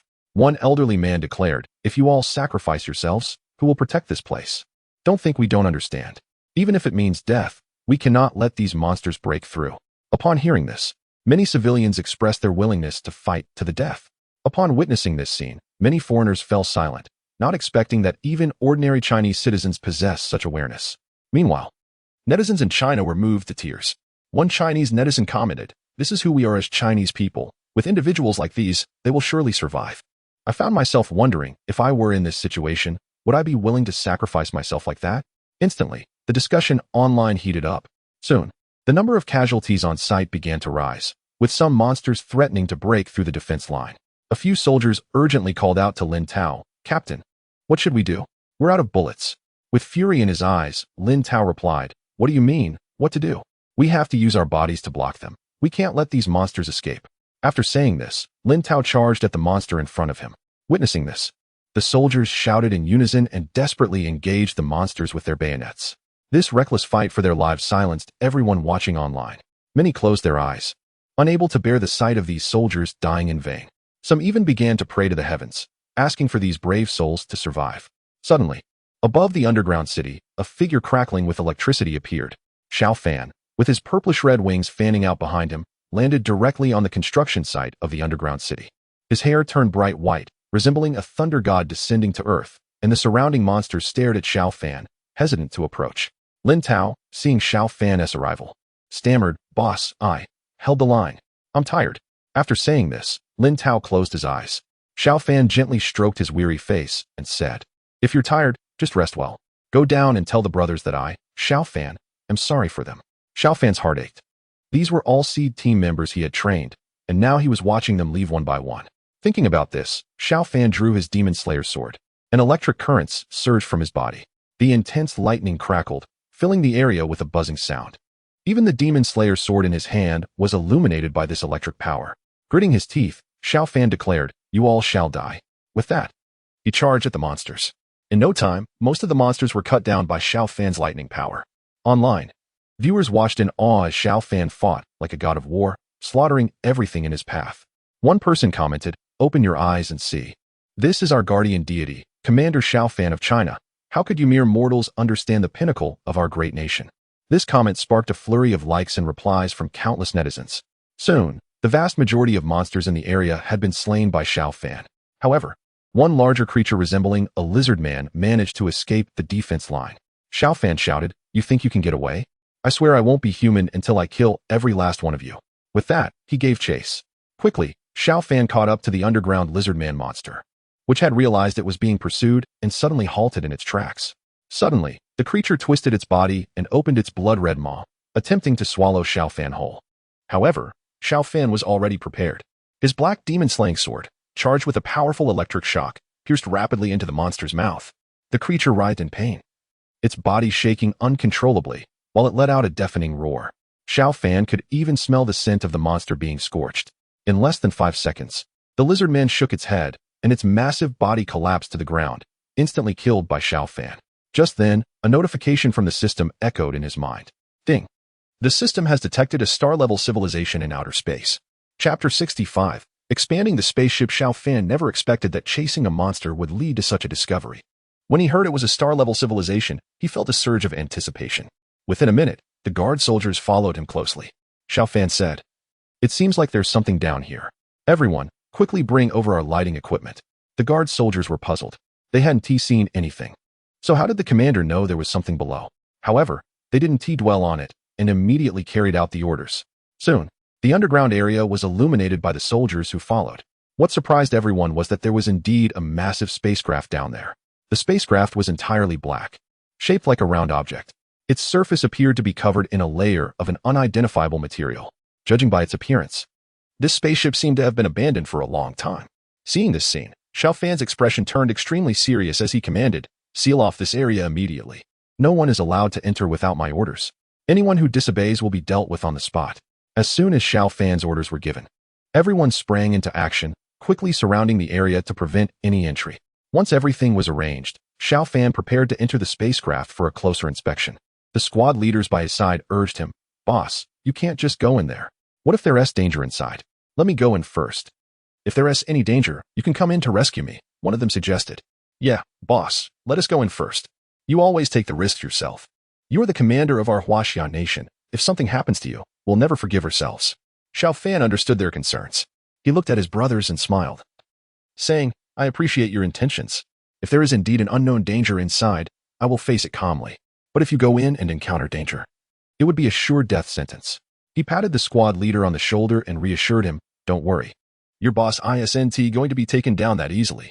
I'm known as the most handsome war god of Huaxia among netizens." With that, Xiao Fan entered the spacecraft and disappeared inside. As everyone watched him venture deeper, their faces turned serious, and some even kicked the stones on the ground in frustration. They hated their lack of strength, feeling powerless to help their leader. Soon, Xiao Fan found the hatch of the spacecraft. He successfully opened it and discovered that various devices inside were still functioning normally. As he approached the control panel, with the help of the system, Xiao Fan input his information and became the commander of the spacecraft. At that moment, the system prompted, "Congratulations, host. You have acquired advanced technological civilization beyond this world." According to system analysis, the extraterrestrial technology civilization discovered this time is approximately 1,000 years ahead of the current world's technological civilization. Upon hearing the system's words, Xiao Fan said, "Since this technology is so impressive, your capabilities must be just as remarkable, right?" After he finished speaking, the system fell silent. Just when Xiao Fan thought the system wouldn't respond, a notification appeared. "Congratulations, host. You have won a set of connectors." "Connectors? What are those?" The system explained. "These connectors can integrate the spaceship into the entire underground city. In other words, the core structure of this underground city is the spaceship itself, and the owner of the spaceship is the host. No matter how the forces here expand, they cannot escape the host control." Upon hearing this, Xiao Fan's eyes lit up with excitement. He exclaimed, "Wow, system, you really are something else. I absolutely love you.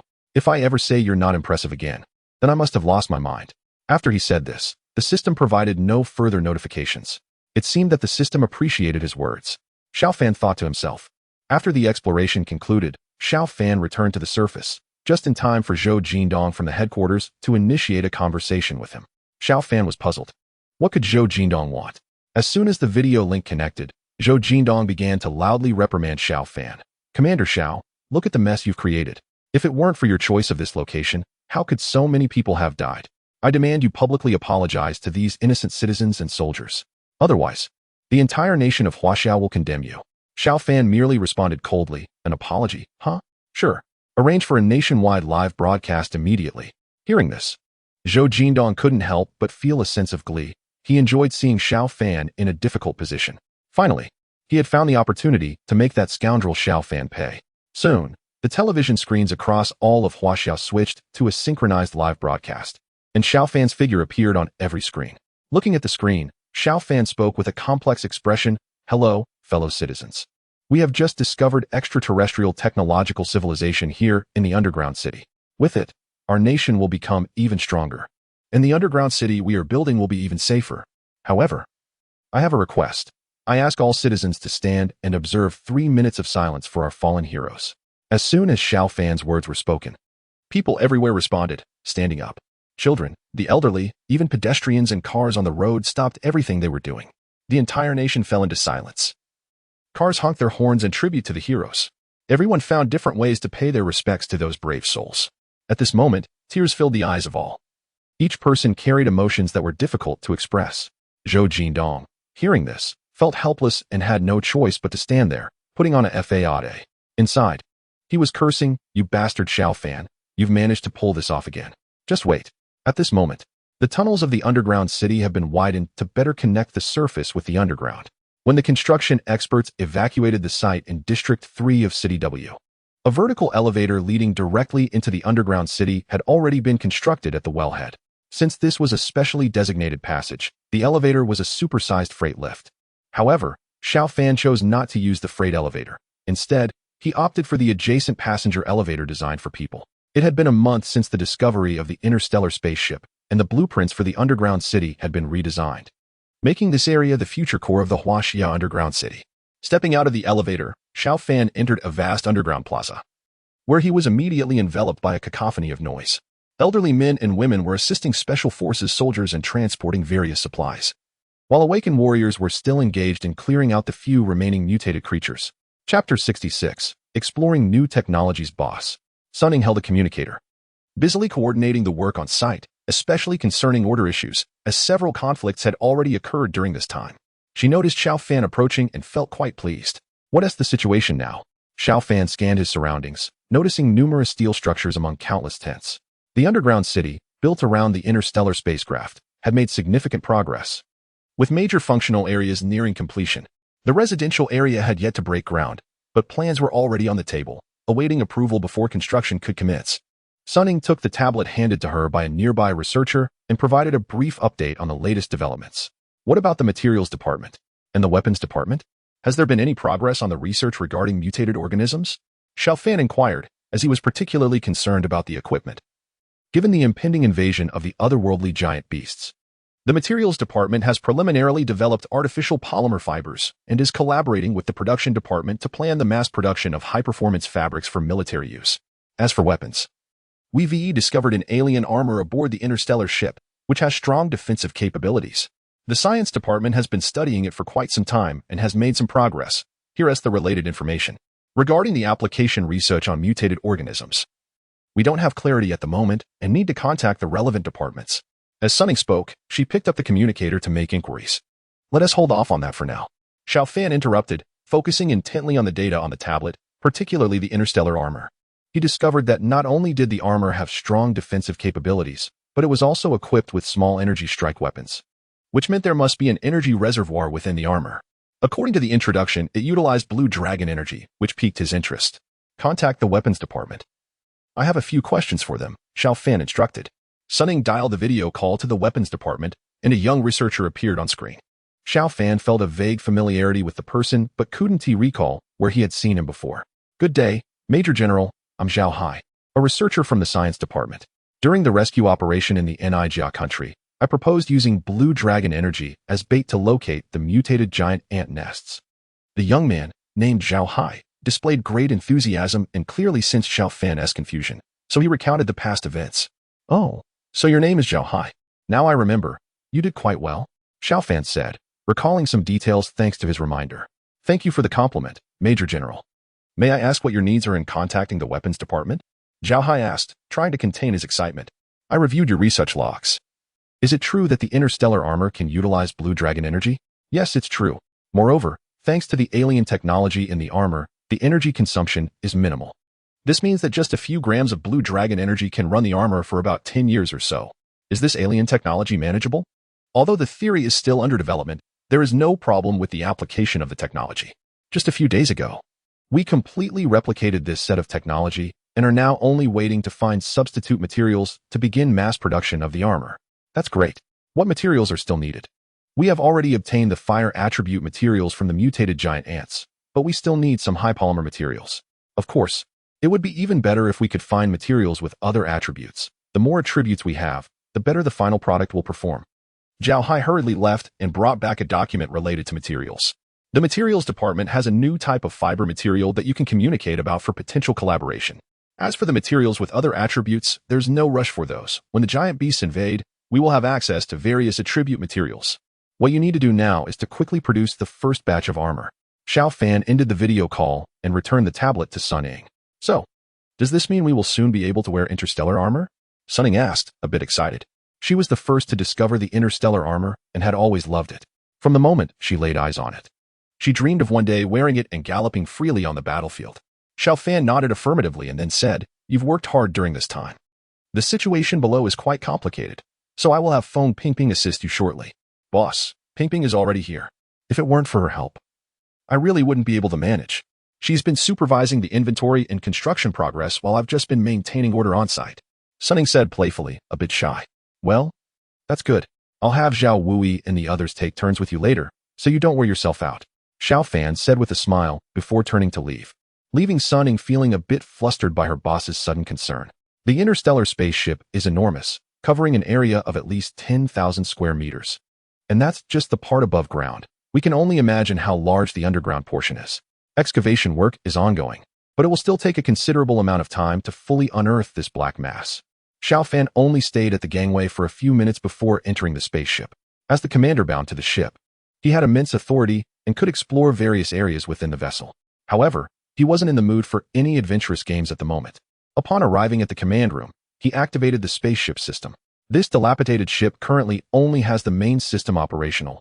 All other facilities, including the power and weapon systems, have been completely wrecked and will require a long time to repair. The ship's name was changed to Yin Huang half a month ago, and for some reason, Xiao Fan always felt that Huaxiao would ultimately fall. Perhaps it was just a delusion. But if that day truly comes, he hopes this ship can help Huaxiao endure, becoming a lifeboat for the descendants of Yin and Huang. Even if the cosmos is lonely and boundless, as long as there is life, there will be a glimmer of hope. With a long sigh, Xiao Fan contacted the Black Great Wall. Li Gu had been waiting for a long time, his fingers dancing nimbly over the keyboard as he quickly connected the systems of the Black Wall and the starship. The technology of this spacecraft was extraordinarily advanced, far surpassing anything on Earth from hundreds of years ago. Although it had been decommissioned, the relevant data within the system was still intact, and there might be useful technology for the Black Wall hidden within. "Boss, we hit the jackpot," Li Gu exclaimed, his excitement palpable as he stared at the data streaming in on the screen. "Speak in plain language." Xiao Fan rolled his eyes, puzzled as to when Li Gu had become so easily excitable, much like Zhao Wuyo. The decryption system designed by Li Gu was still running at full speed, but from the fragmented information that had already been decrypted, he discovered a new type of weapon, a plasma cannon. Chapter 67. Summoning all researchers. This is a weapon more powerful than a laser cannon, relying on laser and electromagnetic technologies. Countries around the world are currently researching it, hoping to achieve breakthroughs and become the new global superpower. China is no exception. It has been studying this technology for decades without significant progress. When the Black Wall system emerged, it provided a glimmer of hope, but it would still require half a century of hard work to yield results. Unexpectedly, the information was directly decrypted from an interstellar spaceship, which left Li Gu feeling exhilarated. Not only him, even Xiao Fan found it hard to believe, until Li Gu transmitted the decrypted information, dispelling all doubt. At the same time, an immense sense of joy flooded his heart, making it difficult for him to calm his emotions. This powerful plasma cannon was essentially a killing machine for lower-tier colossal beasts. Reminiscent of the year when the world fell into chaos in his past life, humanity unleashed an unprecedented scientific potential, with various advanced weapons emerging, including plasma cannons that almost saved humanity from extinction. Unfortunately, higher-tier colossal beasts appeared, rendering all weapons ineffective. Given enough time, humanity would surely develop advanced weapons to counter these higher-tier beasts, but alas, harsh reality has no what-ifs. A glimmer of hope sparkled in Xiao Fan's eyes, and his emotions resonated with Li Gu on the other end of the screen. "Boss, I believe China will definitely succeed in resisting the invasion of the colossal beasts," Li Gu murmured, his gaze growing more resolute. "It will be," Xiao Fan replied with equal determination. He felt the weight of hope more deeply than anyone else. After leaving the interstellar spaceship, Xiao Fan entrusted all data transmission tasks to Li Gu and sought out Sun Ying to discuss new arrangements for the upcoming tasks. They decided to hold a technology seminar, limiting participation to researchers within China's borders. The interstellar spaceship had made significant discoveries, and they needed to pool their collective wisdom to overcome challenges. "What if the United States wants to participate?" They contacted us earlier, expressing interest in researching the interstellar spaceship. There are also some foreign scientists still residing in the country. Should they be excluded as well? Sun Ning expressed her concerns. In this day and age, no significant information could remain completely confidential, especially with hidden moles within the Black Wall. Make sure to keep the seminar's information from leaking outside the country. If, by chance, it reaches the world, we will firmly reject any requests for participation. Anyone in China who leaks information will be charged with treason. Xiao Fan's tone was resolute. This matter concerned the survival of China and warranted utmost caution. What if it draws the attention of the global coalition again? I know we can hold our own and aren't afraid of their coalition, but there will inevitably be those who seize the opportunity to stir trouble. What if you get impeached? Sun Ning thought of Zhou Jindong and others, revealing her deep-seated worries. Xiao Fan furrowed his brow slightly, deep in thought for a long time, then said, "All right, let us do this. The seminar will exclude foreign researchers, but foreign scientists who reside in China and have made significant contributions to our country can participate. We will limit their communication with the outside world. As for the research outcomes, countries can exchange technology. Of course, the latest technological advancements must remain strictly confidential." After emphasizing this point again, the matter was settled. Once the news of the technology seminar was released, it caused a huge stir in various scientific circles across China. Many people were eager to rush to the spaceship site for on-site research, but the Awaken warriors, fully armed, stood solemnly at the entrance. Anyone daring to intrude without the proper authorization would be met with immediate lethal force. Who would have thought that my old bones would still be of use one day? I have immersed myself in the field of materials molecules for half my life. Although I haven't made significant theoretical breakthroughs, my understanding of materials far surpasses that of those in academia. I must attend this seminar. An elderly man sat on a park bench, reminiscing about his past, when a sudden message sparked a new light in his once dull eyes.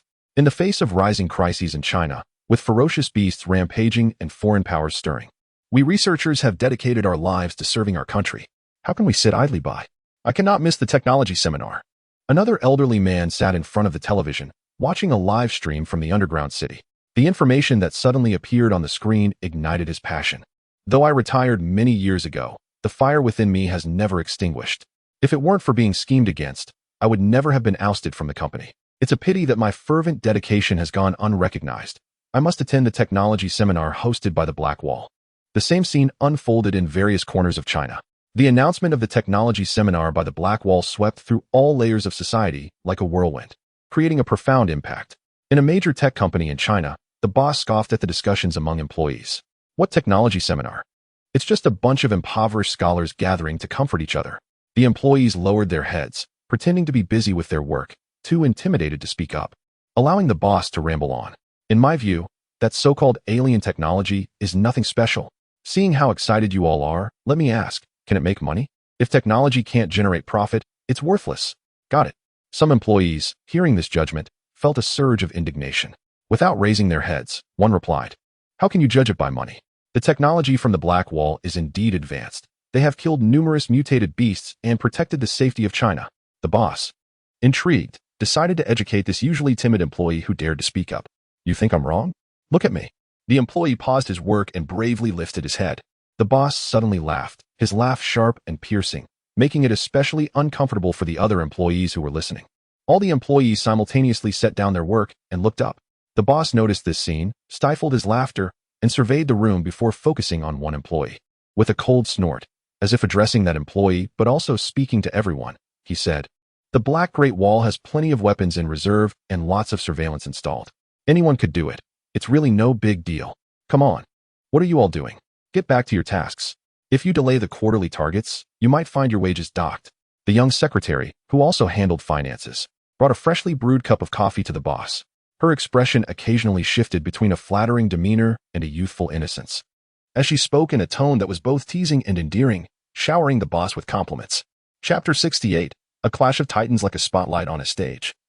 The boss happily accepted the coffee, took a sip, and emitted a contented hum. Seeing his employees bow their heads once more, a smug expression spread across his face. Accompanied by his secretary, he turned to leave, jokingly saying, "You're the most sensible one, knowing how to win my favor. The boss better take good care of her." The female secretary pretended to be shy, resembling a timid deer, her long legs tapping nervously on the spot before she awkwardly hopped away. The boss let out another obnoxious laugh and then taunted his employees. "See? I'm the king of private tech. Black Wall is nothing." As soon as he finished speaking, a wave of discontent rippled through the room, and several veteran employees smashed their keyboards in frustration. What are you doing? Planning a rebellion? Don't you know who the boss is? Destroying company property means your salaries are all docked this month. The boss was taken aback, but quickly turned his embarrassment into anger, shouting that he would punish a few of them. Dock my pay?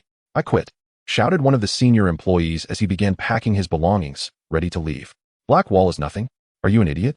How can you say something so foolish? Another veteran employee chimed in, equally fed up with the boss. Tech that can't make money is trash? I think you're the real trash, said yet another seasoned employee, also gathering his things. The three of them didn't even glance at the boss's flushed face, turning their backs and walking away. Meanwhile, the female secretary stood by. Her jaw dropped in shock. Usually wielding her power with confidence, she now dared not make a sound, her small hand clutching her chest, unsure of what to do. You three, stop right there. The boss shouted as he hurried after them. What? Not allowed to leave? The trio shot him a menacing look. Having already smashed their keyboards, they felt there was no going back. If he dared to obstruct their exit, they would have to teach this shameless boss a lesson. No, listen to me. Where are you going? To a tech seminar? They won't pay you a dime. What do you expect to gain from that? Just stay here. The company needs you. We can't do without you. The boss was regretting his words deeply. These three weren't just ordinary employees. They were highly sought-after technical advisors he had recruited at great expense from prestigious universities. If he drove them away now, the company would face severe losses. Money? With a brain full of cash like yours, how could you possibly understand the advancements of Blackwall? It's a creation far beyond this era. Not to mention the extraterrestrial technology involved. These are the harbingers of a new era of civilization, and you and your pathetic company can just wait to be eliminated. With that, the three of them resolutely turned away, leaving behind a boss who looked as if he might burst into tears. 1 week later, at the temporary exhibition site in District 3 of W City, a stage had been hastily erected, drawing researchers from all corners of the world. The construction of this stage utilized the most advanced technology available, and although it took less than 7 days, the seating arrangements were perfectly organized, with no details overlooked. The entire seating area is divided into 4 tiers, encircling the exhibition booth in a semicircle. Each tier consists of more than 10 rows, sloping upwards, accommodating over 10,000 people. The 4 tiers together have nearly 60 rows, and when you factor in the aisles and gaps between seats, the total capacity approaches 100,000. The Black Wall has already arranged for designated female awakeners, flitting about like butterflies, either delivering delicious fruits to the researchers or organizing their seating. Overall, the atmosphere is exceptionally lively. However, there are still some discordant voices among the crowd. Why hasn't it started yet? We've been waiting for hours. What is taking the Black Wall so long? What is the rush? If those in research had any patience, they wouldn't be like you. Stop complaining, it's annoying. Just as the murmurs grew louder, an announcement blared from the speakers placed around the venue. The science department of the Black Wall has arrived. At the entrance, Professor Yuan, a prominent scientist from Huaxiao, along with several seasoned scholars, led a group of young researchers into the hall. They were dressed in the distinctive black uniforms of the science department, making them stand out. Professor Yuan and the older scholars wore broad smiles, and the many young researchers behind them were equally excited. Xiao Hai was among them. Such a grand scientific event was a once-in-a-lifetime opportunity for him. He curiously scanned the crowd, intrigued by the many scholars from the grassroots level, and wondered where Xiao Fan was. However, despite his efforts, he couldn't spot Xiao Fan. Major General Xiao Fan would certainly show up.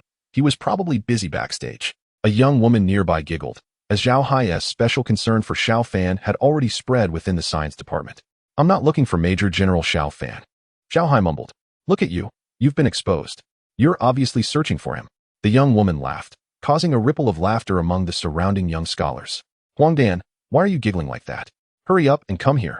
An older scholar, who followed Professor Yuan to find their seat, heard the laughter from the young scholars and turned around to find her new students teasing Xiao Hai, which displeased her. The girl named Huangdan quickly suppressed her laughter, winked at Xiao Hai, and then sat down behind the older scholar. The arrival of the science department shifted the focus of the room's discussions entirely onto them. Did you see that older woman from the science department? Just look at her cold, indifferent face. You can tell she's no good. Let me tell you. She took my spot in the science department years ago. Who would have thought she'd become such an important figure now? It's infuriating. Is that true? Does the science department really operate in the shadows? It can't be that dark, right? Maybe you just weren't good enough, and someone took your place. Not good enough? You can't expect ivory from a dog's mouth. Which dog's I saw that I wasn't good enough? As the crowd continued debating, the speakers announced once more, the Ministry of Finance has arrived. I saw Zhou Jindong rush into the conference room with a group of officials, looking flustered and anxious. He first did a full 360-degree scan of the room, finally locking his gaze on Professor Yuan and the others. Is Professor Yuan really so free that he has time to attend such a pointless seminar? Doesn't he realize how dangerous it is outside? What if someone plans another attack? That would be a huge loss for Huaxia. Zhou Jindong wore a concerned expression, but anyone with eyes could see that he harbored a deep resentment towards the science department. And his tone was laced with sarcasm. Chapter 69. Armor of Absolute Defense. Is there something wrong? The technology seminar is organized by my Department of Science. But I don't see how it concerns your Ministry of Finance. Our Minister Zhou is running around like a frightened mouse, leading a gaggle of subordinates into the streets. And he's not even afraid of being publicly criticized? Before Professor Yuan could say a word, the old scholar beside him, the woman who had previously called for Huang Dan, sharply took over the conversation. As soon as her words left her mouth, Zhou Jindong and his group of aides were immediately furious, hurling insults at her and calling her an unwanted old maid. What ensued at the seminar was quite a comical scene, with the Ministry of Science and the Ministry of Finance arguing back and forth. They didn't stop quarreling even when military personnel arrived. Isn't the funding for this seminar coming from us? Should we not be here? Then hand over all the money. Zhou Jindong's eyes widened in anger, resembling an old man cursing in the streets. Who are you calling an old maid?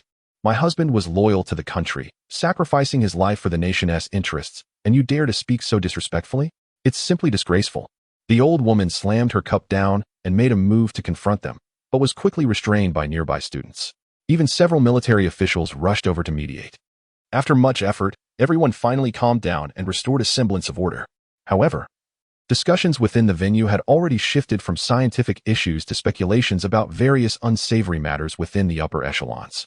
Soon, representatives from various departments of Huaxia had all gathered, and the seminar officially commenced. In the center of the stage, a massive curtain was slowly drawn back, revealing an opera troupe invited from the Huaxia Grand Theater.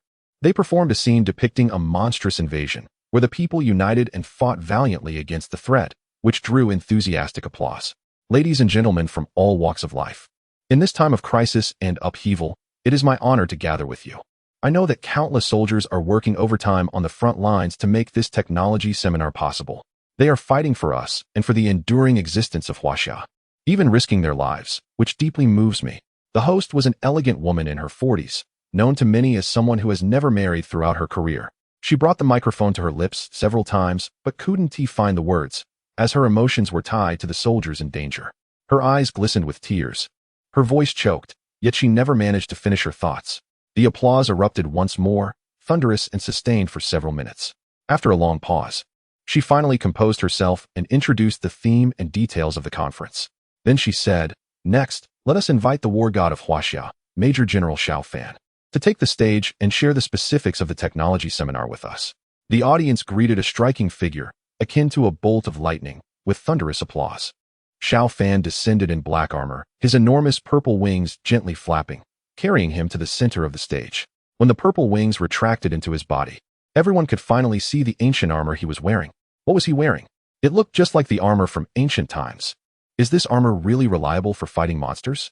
Some uninformed scholars have started to point fingers, feeling deceived by the Black Great Wall, and are angrily criticizing it. Zhao Hai's eyes lit up with excitement when he saw Major Xiao Fan appear. When he heard the murmurs of discontent behind him, he stood up decisively and sternly criticized. The interstellar armor is the most significant achievement from this extraterrestrial technology exploration. You are merely judging it with your eyes without understanding its specific functions, and yet you are hurling accusations. You're simply unworthy of being researchers. Interstellar armor? This? You must be joking. What exactly is this armor good for? Does it make you feel like you've transformed into a great general just by putting it on? Or can you fly or enter the earth and daydream after wearing it? With the increasingly ferocious monsters appearing now, is this flimsy armor really useful? Zhao Hai found himself overwhelmed by the crowd's skepticism and could only sulk back into his seat. Don't argue with them. Just watch Major Xiao Fan explain. Huang Dan shook his head and comforted Zhao Hai. Once they see the armor's capabilities with their own eyes, they will surely be taken aback. On the stage, Xiao Fan seemed to have already anticipated the crowd's reaction. A slight smile curled at the corners of his mouth as he calmly activated the armor. Suddenly, a low-frequency vibration filled the air, and the entire suit of armor erupted in dazzling light. A blue glow danced across the surface, forming a marvelous pattern that resembled the starry sky. Yet it was unfamiliar to everyone. What is this? Is it a starry sky? But I've never seen a sky like this. Some scholars couldn't contain their excitement and stood up, their voices trembling with a hint of uncertainty. Zhao Hai couldn't help but beam with pride. These scattered scholars were finally recognizing the armor's uniqueness. As the patterns on the armor gradually took shape, the vibrations inside the armor intensified.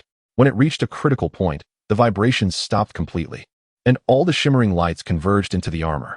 What remained was an enigmatic starry sky pattern that wrapped around from the front to the back, cascading down the legs and eliciting gasps of awe. It truly is a beautiful piece of armor, but I must remind you that in battle against monsters, looking good in armor alone won't guarantee victory. Zhou Jindong seized the opportunity to strike, hoping to embarrass Xiao Fan in front of the crowd. As expected, his words snapped the hot-headed spectators back to reality, and a barrage of negative comments rained down on the stage. So what if it looks good? The problem now is the monsters. Do you really expect them to spare you just because the armor looks nice? How ridiculous. I thought the Black Great Wall would present something impressive, but instead, they're just showing us how to wear armor stylishly. What a waste of my time. This is so disappointing. A scam. The Black Great Wall is a scam.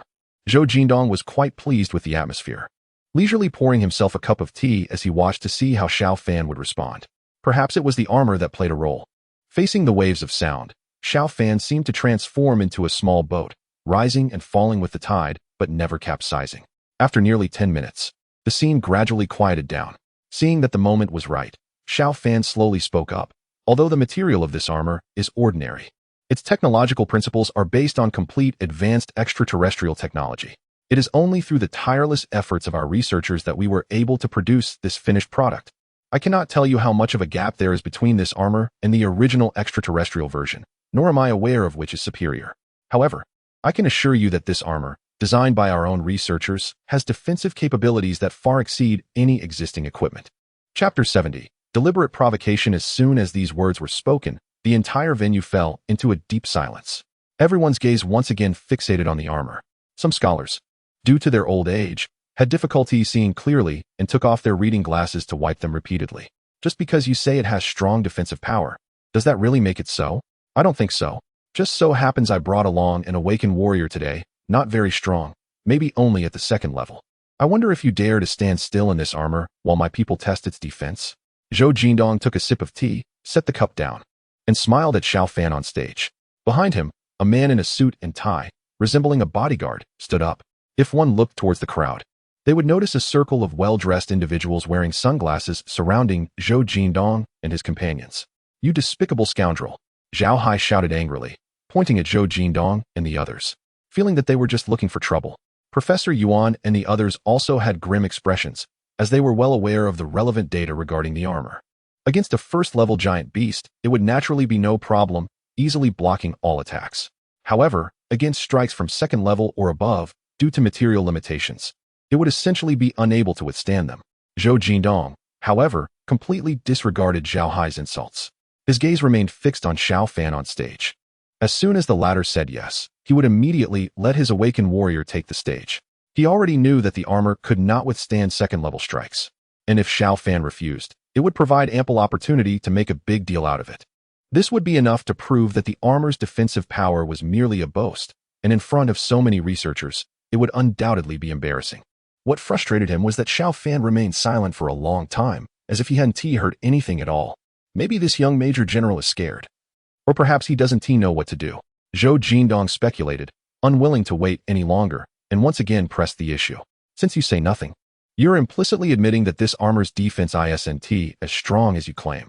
Saying this, he stood up in front of everyone and began to berate Xiao Fan, shouting, "How dare you, a Major General of Huaxia, mock scholars from around the world with this piece of junk armor? What right do you have to be a Major General, or to stand on that stage?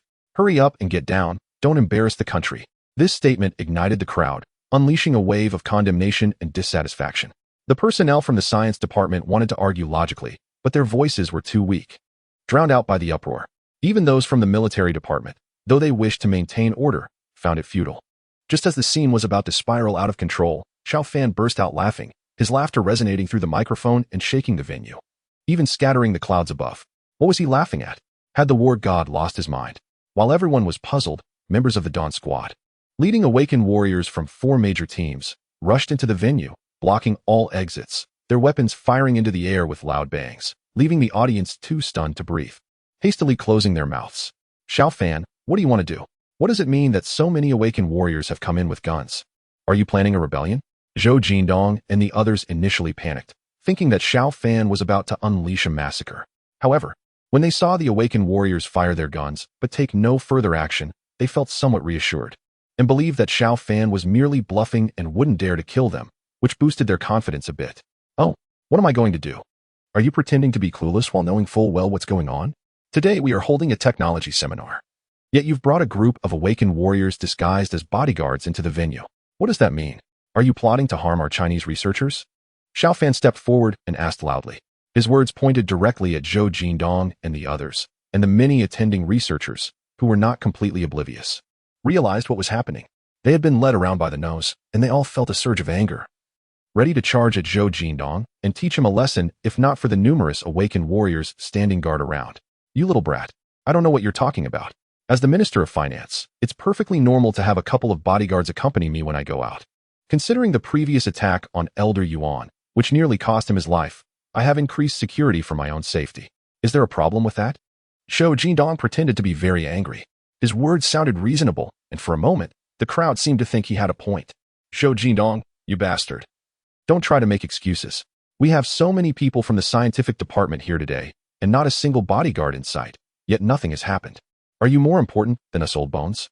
An elderly scholar beside Professor Yuan pulled Zhao Hai, who was about to step forward, and cursed loudly. You may not care about your lives, but I do. The Minister of Finance is not important. Who told you that? Without me, you wouldn't even be able to afford a meal. You'd probably be begging somewhere in a corner. Zhou Jindong was also getting angry. Being scolded in front of so many people was hard for his old face to bear. Everyone stopped shouting, seeing that the two sides were about to start arguing. Xiao Fan felt it was not the right moment, and that it would tarnish the reputation of the Black Wall if it got out. He intervened in time. All right, I want to argue with you, and I can also choose not to pursue the matter of the Awakened warriors entering the venue with guns. Now, back to the original question. Does this armor have any defensive capability? Would you dare to let my Awakened warriors come up and give it a try? Zhou Jindong retreated to advance, gaining the favor of many researchers while sticking to the core issue. In his view, regardless of whether Xiao Fan agreed or not, he would ultimately be embarrassed and lose credibility. The scientists were nervously watching the stage, knowing that Xiao Fan had no chance to turn the situation around today. Zhou Jindong was too cunning, and this was a blatant scheme. Zhao Hai's eyes shifted, moving away from Xiao Fan to look at Zhou Jindong and the others with a mix of sorrow and anger. He had made up his mind to attack this Minister of Finance, disrupt the situation, and change the course of events. Thinking it over, he took a step forward. As everyone was focused on the stage, he accelerated and quickly closed the distance to Zhou Jindong. With his right hand raised high, he was about to strike the man's face. Young man, don't be impulsive. Li Dashi had already noticed Zhao Hai and quickly moved to restrain him. As an experienced veteran, he couldn't afford to let his attention wander. Even if a fight broke out on stage, he wouldn't spare it a glance, as his orders were to maintain order at the scene. Chapter 71. Abandon the car to save the commander, let me go. I want to hit this shameless old man. Zhao Hai struggled and shouted loudly. Everyone present, not just the members of the science department, but even Xiao Fan on the stage, was taken aback, surprised by the outburst. What kind of person are you to attempt to sneak attack me? Zhao Hai continued. Arrest him and throw him in the dungeon. I'm sure the attack on Old Yuan is related to him. We must interrogate him thoroughly and see if he has any accomplices. Zhou Jindong finally realized what was happening. With his extensive experience, he quickly pieced together the situation. However, he remained composed and shifted the blame for the internal traitor onto Zhao Hai, demonstrating a level of cunning that made Xiao Fan admire him greatly. Zhou Jindong's bodyguard stepped forward, intending to take Zhao Hai away, but Li Dashi stood firm, hands on his hips, blocking the way. Major General Xiao, what do you mean by this? Are you going to protect this rogue who tried to assassinate the Minister of Finance? You weren't so soft-handed when you dealt with the traitors before. Why are you being so indecisive now? Zhou Jindong turned to the stage. Is that so?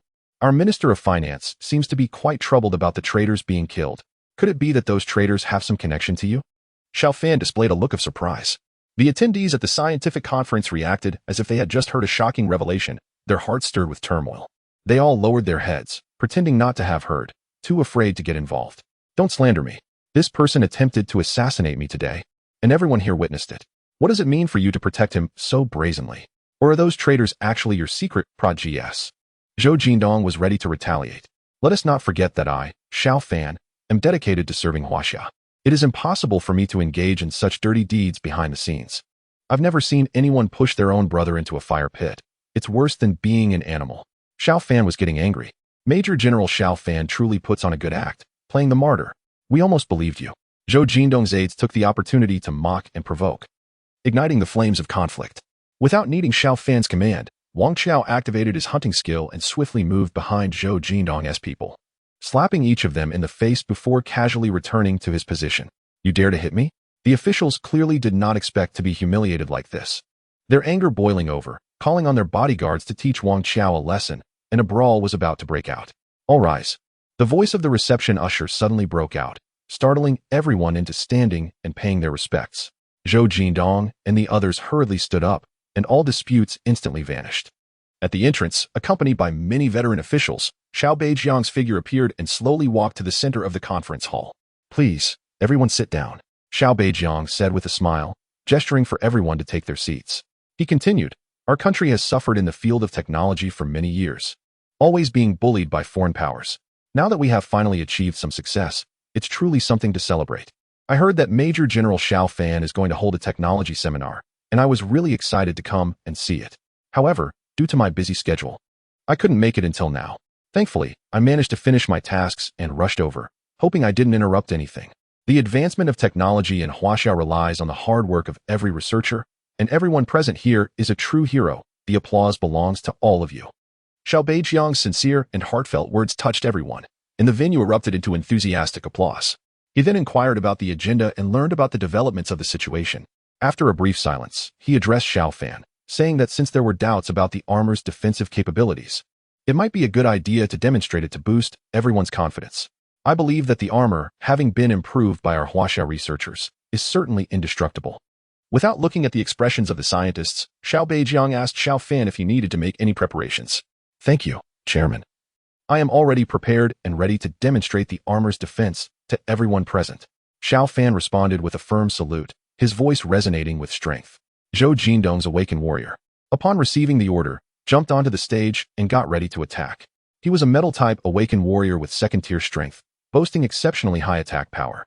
Ordinary Awaken warriors were no match for him, and he was brimming with confidence about breaking through the armor. Xiao Fan stood 10 meters away, assuming a defensive stance with his chest exposed, waiting for the attack. The audience held their breath, eyes fixed on the scene. In the science department, Elder Yuan and others dared not look any longer, quickly averting their gazes. Take my iron fist. With a loud shout, the attack finally commenced. For this second-tier Awakened warrior, a distance of 10 meters was nothing. He could already envision the armor shattering and Xiao Fan being blasted away. The thought of defeating the war god filled Mo's mind with uncontrollable excitement. He grinned sinisterly and swung his metallic right fist, striking the armor with all his might. However, the next moment, his entire body was sent flying backward, crashing heavily onto the ground below, severely injured and losing consciousness, his blurred awareness lingering in a faint blue glow. The audience erupted in disbelief, unable to trust their own eyes. Zhou Jindong was especially stunned, staring intently at the thin, blue energy shield in front of Xiao Fan. Isn't that similar to the energy shield of the Black Great Wall? I don't remember the armor having that feature, murmured several young scholars from the science department. I get it now. The energy shield of the Black Great Wall is powered by Blue Dragon energy. Since this armor operates on Blue Dragon energy, it must be capable of projecting an energy shield. Earlier, we only focused on the armor itself and overlooked the fact that the energy shield is its greatest defense. Zhao Hai exclaimed as if he had discovered a new world, his words drawing gasps from the crowd and making their expressions incredibly animated. Does this mean that with this armor, we essentially have a miniature Black Great Wall defense system? And what is the Blue Dragon? I've never heard of it. Compared to the heated discussions among the crowd, Xiao Fan felt a pang of regret. The energy shield's consumption was utterly outrageous, just from absorbing that previous punch. The energy reserve of his armor was depleted. What was originally meant to last for over a decade was drained in an instant. What a waste of resources. At the same time, he was thinking about how to deal with Li Ge when he got back, since the idea of installing the energy shield on the armor was Li Ji's brainchild. Suppressing his urge to lash out, he stepped forward and spoke to the group with a calm demeanor. As you all have speculated, the core power source of this armor is indeed the Blue Dragon. As the currently known top-tier energy source, the Blue Dragon possesses immense power, which grants this armor formidable defensive capabilities, capable of withstanding even the full force of a second-tier behemoth. Chapter 72. Decoding the code when the crowd realized what blue dragon energy was, they erupted in excitement. The researchers seemed to go wild, howling like wolves, their eyes fixed on Xiao Fan with an intensity that suggested they wanted to devour him whole. Among them were a few foreign researchers who quickly pulled out their phones, eager to relay the news. However, they were abruptly taken aback to find that their screens all displayed the words "out of service area," leaving them dumbfounded. At the same time, this technology seminar had another purpose: to recruit everyone to participate in advanced technology research to help elevate China's technological capabilities as quickly as possible. Seizing the moment, Xiao Fan dropped another bombshell announcement, instantly transforming the venue into a celebration. Those who had previously mocked the armor as a joke were left regretting their words. Their expressions dark and sorrowful, as if they were on the verge of tears. They rushed to Xiao Fan to apologize. "War God, I was blind and failed to see the extraordinary nature of this armor. Please don't hold it against me. General, you have a generous heart. Please forgive me. It's my fault for being foolish and speaking thoughtlessly. We also want to contribute to China. Please don't send us away, General." Xiao Fan, of course, wouldn't chase away these talented scientists over a few harsh words. Moreover, this was a matter of national importance, and anyone willing to serve China was welcome. Xiao Beizhong approved of his approach, and then led the grim-faced Zhou Jindong and others from the military away first. Xiao Fan put away the armor and stepped to the center of the stage. Taking the microphone, he said, "Everyone, please settle down. There is something very important to discuss. You may have heard about it, or you may not, but I need to tell you that monstrous creatures from another realm are about to invade. This will put us in a situation even more dire than now, and if we're not careful, it could lead to a national crisis." His words were not mere alarmism. The tragic events of his past life were still fresh in his mind. The crowd seemed to sense the urgency in his tone, falling silent and listening intently without interruption. To prepare for the impending crisis, I, in the capacity of China's war god, demand your cooperation with the science department to produce 100,000 sets of armor within a month. This will ensure that our soldiers can wear them in advance, providing them with greater safety. By the end of his statement, he was nearly shouting, and tears were welling in his eyes. "We will not let the war god down. For the sake of China, we will work tirelessly to produce 100,000 sets of armor." It was unclear who spoke first, but their words ignited the atmosphere in the hall.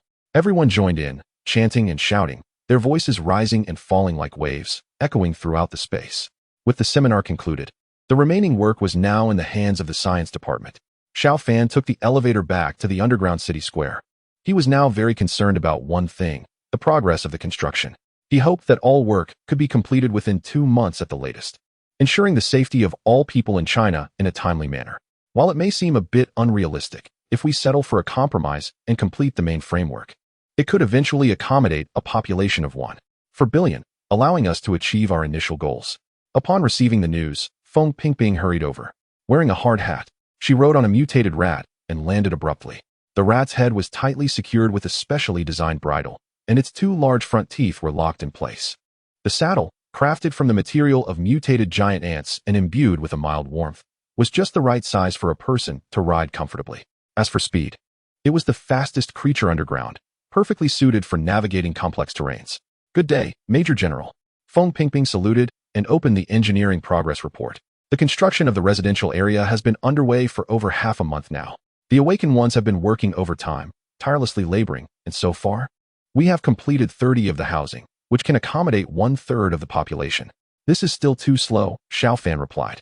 "With only 1/3 completed, we can house only 400 million people. I expect you to speed up the progress. Ideally, we need to achieve over 80 by the end of this month."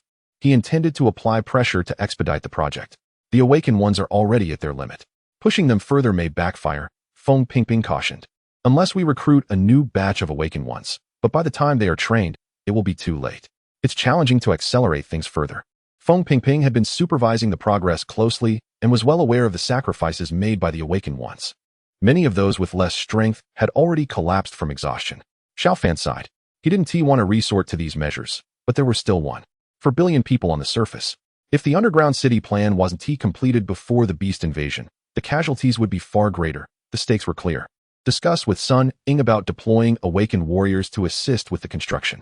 No matter the cost, I need this completed within a month. Also, the construction and relocation must proceed simultaneously.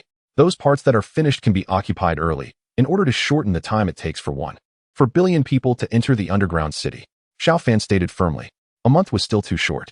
By the end of this month, we could only reach about 60 completion at best. Even with the involvement of Awakened warriors, achieving 70 would be an impressive feat. Feng Pingping felt troubled. The current pace had already reached its limits. This was an underground city meant to house 1 billion people, and she had exhausted every possible means.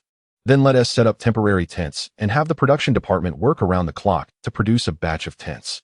We can distribute these tents to each family moving into the underground city, using them as a temporary substitute for housing until the construction is fully completed. Xiao Fan decisively declared, leaving no room for argument, and turned to leave. Feng Pingping hesitated for a long moment before finally gritting her teeth, stomping her foot, and riding off on the mutated rat at full speed. A week later, inside the starship, the data decryption efforts were still ongoing. Li Gu had long set up the decryption equipment and was tirelessly stationed in the command room day and night.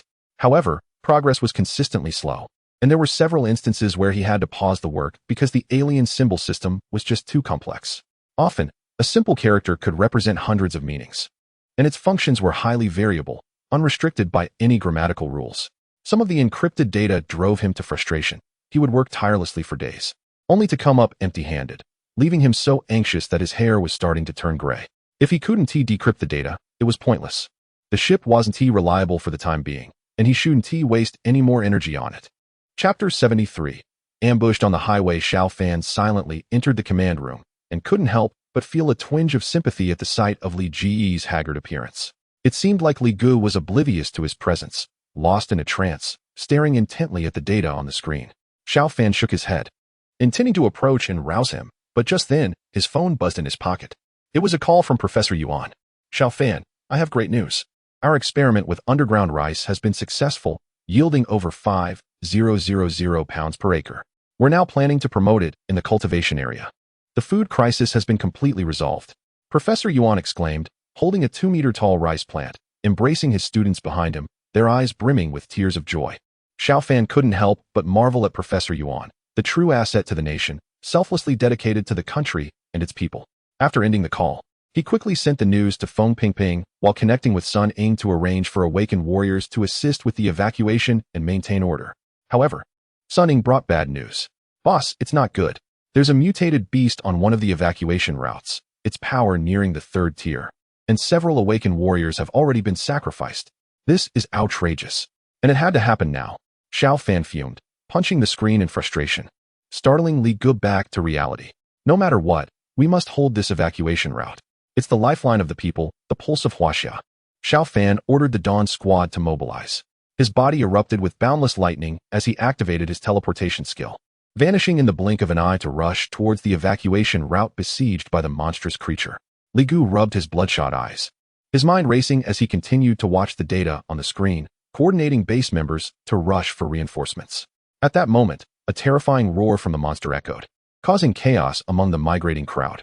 In the midst of the panic, shouts from both men and women filled the air. Vehicles on the road collided with one another, as many had never seen such a beast before. The creature was a massive black dragon, resembling a Tyrannosaurus rex, with rows of triangular spines protruding from its back and tail. It stood on the road, baring its sharp teeth and unleashing deafening roars as it approached the frightened crowd.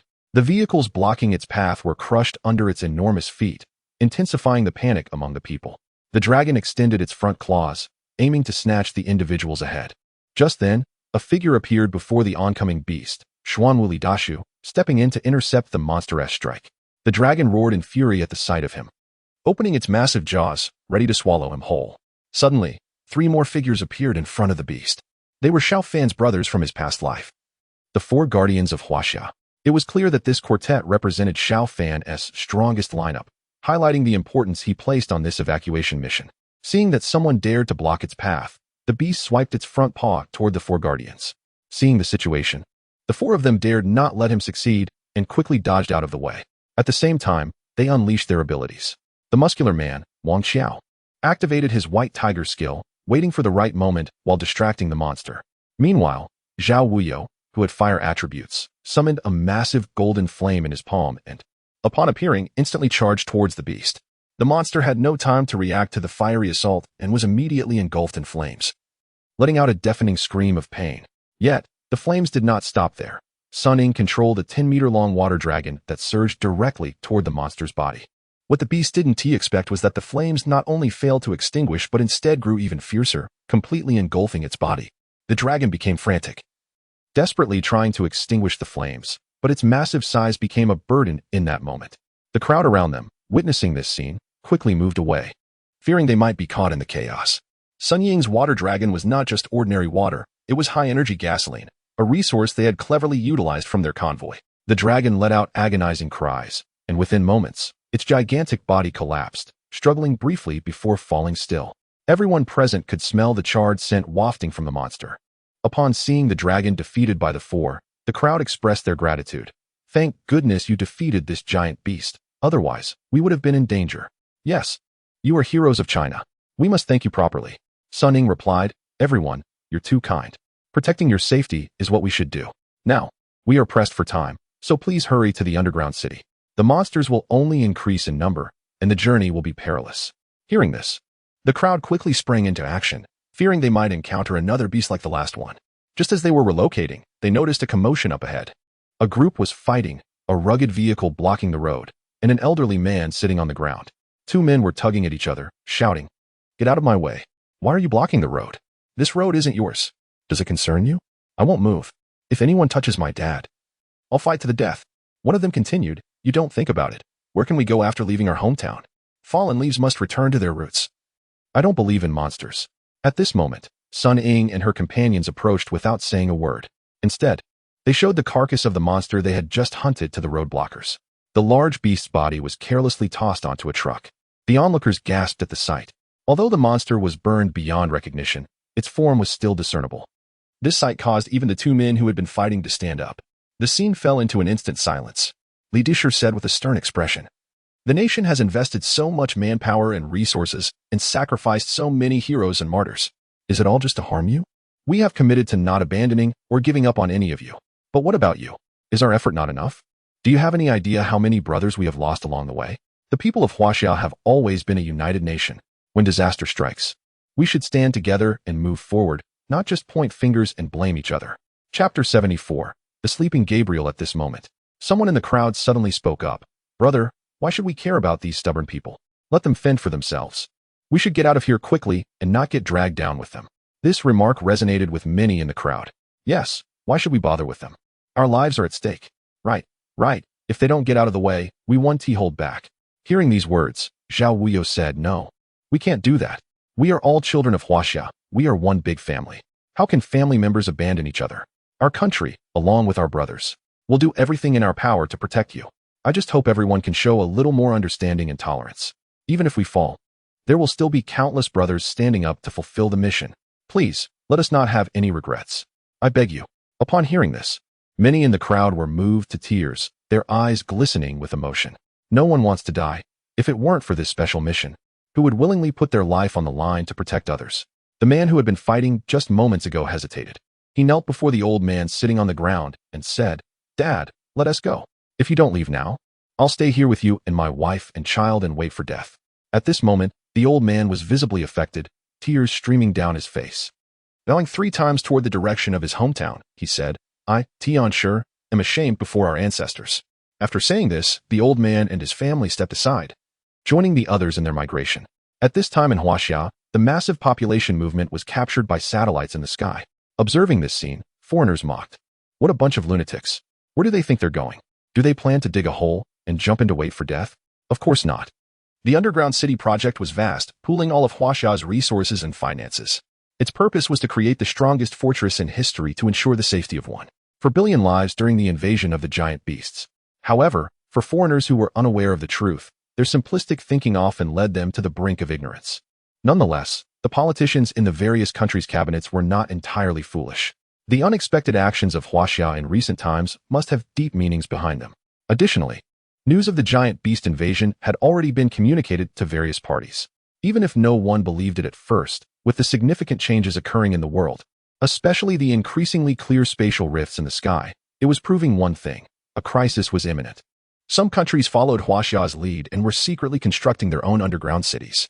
However, in terms of technology, each had its strengths, and it was hard to say whose was superior. Unlike Huaxia, which had made its plans public, these nations preferred to refer to their underground cities as secret bases. Since it was a secret operation that could not make any large-scale movements, it was best not to disrupt the daily lives of the populace, allowing them to continue living blissfully unaware. As a result, the progress of these country secret fortresses was slow, lacking full participation from their citizens and the allocation of national resources. So far, only about 30% of the construction has been completed, and some countries have even decided to halt the building of their fortresses, planning to abandon a portion of their foolish populace. At least their elite seemed to mock their people in this way. The president of the beautiful nation had just finished watching a live stream of the relocation of citizens from Huaxia when he hurriedly entered the elevator. He pressed the special alarm button, but surprisingly, no alarm sounded. His finger remained pressed for nearly a minute before he finally heard a ding, and the elevator doors closed abruptly. This was not just a single door, but 3 metal doors closing in succession, quite different from a normal elevator. The president seemed unfazed by this, though a sense of unease lingered in his mind. His thoughts were filled with images of the Huaxia relocation, and even as the lights in the elevator suddenly dimmed, he failed to notice. He wouldn't have realized even if the elevator had transformed into a missile, plunging straight down into the depths of the earth. He knew that beneath the white corner building of the beautiful nation lay a massive fortress, claimed to withstand nuclear strikes. Of course, no country had ever tested it, so perhaps it wasn't as formidable as advertised. At least that was how the president viewed it. Therefore, when the Huaxia underground city plan was announced, he immediately took action, secretly arranging for Awaken warriors to expand the fortress. The previous reinforced concrete structure seemed less sturdy now. In any case, the construction plans had been revised over 100 times until he felt reassured. When the elevator doors opened, he stepped into a vast yet empty square, with the construction teams nowhere to be found. The president rushed out of the elevator, his footsteps swift as he headed towards a large building shrouded in dim light. Bypassing the guarding Awaken warriors and making a beeline for the office on the 18th floor, he hesitated at the door before knocking and then walked inside. The room was simply furnished, with a medieval wooden table in the living room and Renaissance masterpieces adorning the walls. The smile of the Mona Lisa was somewhat captivating. Perhaps it was not a replica after all. Among the renowned paintings was a large display screen, connected to the most advanced satellites of the beautiful nation, broadcasting a live feed of the Huaxia relocation efforts around the clock. Opposite the screen, a figure in a white robe had prepared 2 cups of tea and gestured for the president to sit down. Sir, Huaxia has begun relocating its people. We likely don't have much time left, yet our secret fortress is still unfinished. What should we do? The president gulped down his tea in one go. His body was no longer as resilient as it used to be, and just this brief exertion had left him breathless. The figure in white didn't immediately answer the question. Instead, he took a gentle sip of tea and then slowly said, "Tea from Huaxia is a fine thing. But unfortunately, it didn't arrive in Europe until the early 17th century, brought by the merchant ships of the Netherlands." The president was taken aback by this statement, momentarily at a loss for words. Throughout history, China has been a powerful nation, especially in ancient times, where the land was filled with countless secrets. When I was a young devotee, I followed the Archangel Gabriel into the East. It was a time of exploration and ambition, when the light of God seemed to illuminate every corner of the world, except for the mysterious East. Along with other devout followers, we heeded the call of Archangel Gabriel, believing we could bring the divine light to the East. Little did we know that this was a plan with no chance of success. Our army of 100,000 marched into the territory of China, singing hymns with great fervor. Chapter 75. The innocence of ordinary people. Strange events unfolded immediately. First, the Archangel Gabriel let out a heart-wrenching scream and fell from the sky. The holy light on the warrior's armor extinguished, and bizarre ailments soon followed, tormenting this expeditionary force from a foreign land. In just 2 days, we had lost half of our holy knights. The voice of the man in the white robe trembled, as if an inexplicable fear had gripped his throat, leaving him speechless for a while. "My lord, I cannot imagine what terrifying enemies you faced at that time."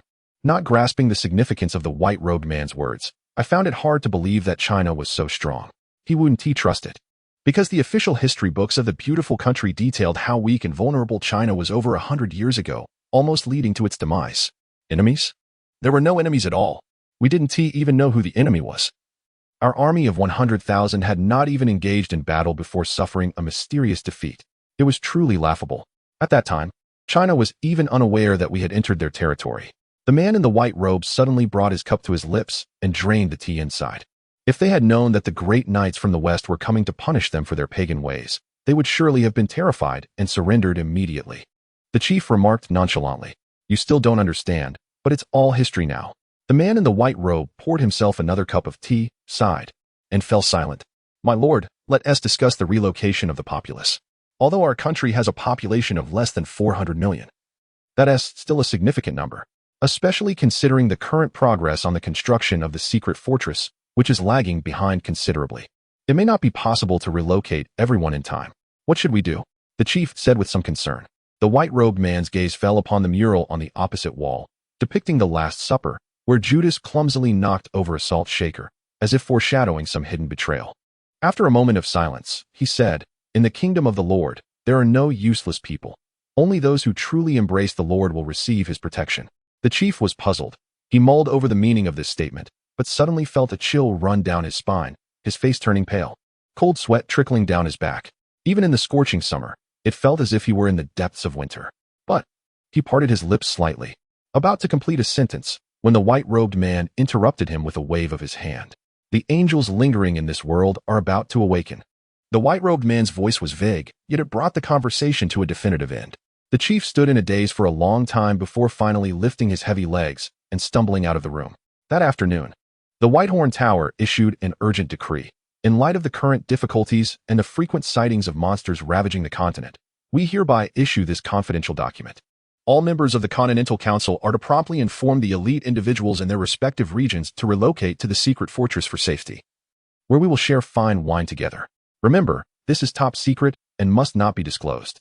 At the same time, the beautiful country has employed a large number of internet trolls to attack global forums, spreading derogatory remarks about China and mocking netizens worldwide. Consequently, there are numerous sarcastic comments online regarding the supposed migration of the Chinese population to underground cities. What underground cities? China is digging its own grave. They don't even need to wait for monster invasions, just an earthquake would wipe them all out. Ha ha ha. One moment it's the Great Wall. The next it's underground cities. I think we should award China the best comedy act of the year. The Chinese war god must be out of his mind, fighting monsters and still making TV appearances, claiming there's an invasion. Does he think he's the savior of the world? Someone should find him a good psychologist. In response to the cold mockery from the global public opinion battlefield, China has also made a proactive response. Inside the Black Great Wall, Xiao Fan opened the World Channel with a heavy heart, wanting to remind the world one last time. He said, "As a part of the human camp, I truly cannot bear to see anyone die at the jaws of a giant beast. Although you have never believed it, I must say this is no joke. The time for the invasion of otherworldly beasts is approaching. Just look at the terrifying rifts in the sky. Think about the fall of the island nation and the mutated ant swarms in the Mia kingdom. If there is even a tiny bit of clarity left in your heart, please take the time to stock up on supplies. I hope you can survive in the days to come." His voice was choked with emotion, but through the translator, it was accurately converted into hundreds of languages, echoing in every corner of the world. As if infected by his plea, many citizens in various countries began offline activities, continuously storming buildings, ultimately arriving at seemingly plausible answers, which sparked a new wave of underground city fever globally. Unfortunately, time was tight.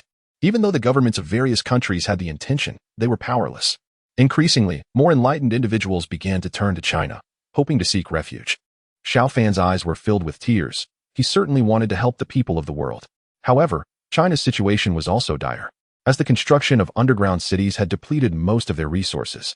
In the time to come, the people of China would have to tighten their belts to survive. There wouldn't be any surplus resources to help others. However, technically, I can provide some degree of assistance for your safety. Here is a design blueprint for Chinese armor, along with relevant data attached. The materials used are quite ordinary. If you happen to have a small workshop, or if your country is willing to build a civilian factory for you, then try collecting materials to make it. After finishing his statement, Xiao Fan began uploading the files, but was stopped midway. An old general appeared on the screen, his expression serious. He stared at Xiao Fan for a long time before saying, "The beautiful country isn't this generous. Why should you be? I don't care how the beautiful country operates." Xiao Fan replied, biting his lip, his words brief. "Spreading technology could lead to unpredictable crises. Do you understand? The military has convened an emergency meeting. Considering that your actions stemmed from sympathy for the people of the world, you will receive a warning this time. However, if there is a next time, your rank of Major General will be stripped from you." The old general, somewhat irritated, ended the video call abruptly. Xiao Fan shook his head, saying nothing. The blueprint did not contain all the data for the armor. On the contrary, the section related to the application of Blue Dragon energy had been altered to focus on the energy input for the Awakeners. Of course, electrical energy could also be used. In the face of the monstrous invasion, the abandoned people around the world would have a glimmer of hope. Unfortunately, only half of the data had been transmitted. Chapter 76. The Phantom. He did not know what ultimate impact it would have. Perhaps time would provide the answer. Soon. The military took control of the Black Wall and issued a warning to the world. Infiltrators into the borders of the Huaxia nation will be mercilessly dealt with. Following this, the Black Wall activated its laser cannons, emitting over 100 dazzling beams of light into the starry night, intimidating all who dared to challenge. The once crazed crowds from various countries, rushing toward Huaxia, halted in their tracks, no longer daring to take another step forward. Only those truly desperate souls, with no other options left, would cautiously tread into this ancient land of the East, their hurried figures vanishing into the stillness of the night. No one knew where they had gone. In any case, they never appeared again, as if they had simply died. The figure of the old general reappeared on Xiao Fan's screen, his resolute gaze tinged with a hint of sympathy for the people of the world.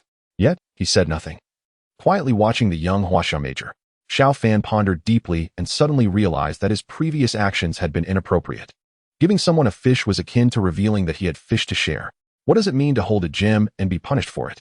Those who do not teach methods, but instead lure others with benefits will ultimately fall victim to their own foolishness. Sometimes, what you think is a good deed is merely an overflow of sympathy. This savior complex often provides opportunities for others' malicious thoughts.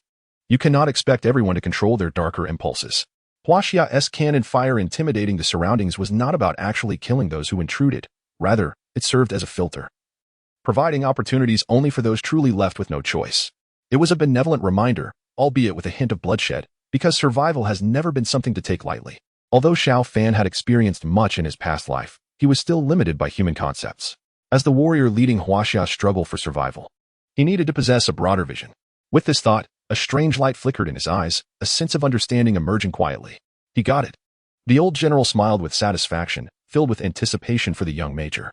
He nodded slightly and said no more, cutting off the connection. Xiao Fan forced a smile, suddenly realizing that the military could cut off the Black Wall's information network at any time, yet they waited until half the file had uploaded before intervening. This indicated there were mysterious experts within the military who had a comprehensive view of the situation. He couldn't help but recall Huaxia from his previous life, which had been utterly unprepared for the invasion of monstrous beasts. Yet, even in such dire circumstances, Huaxia managed to rise to the forefront of the world, becoming humanity's last line of defense.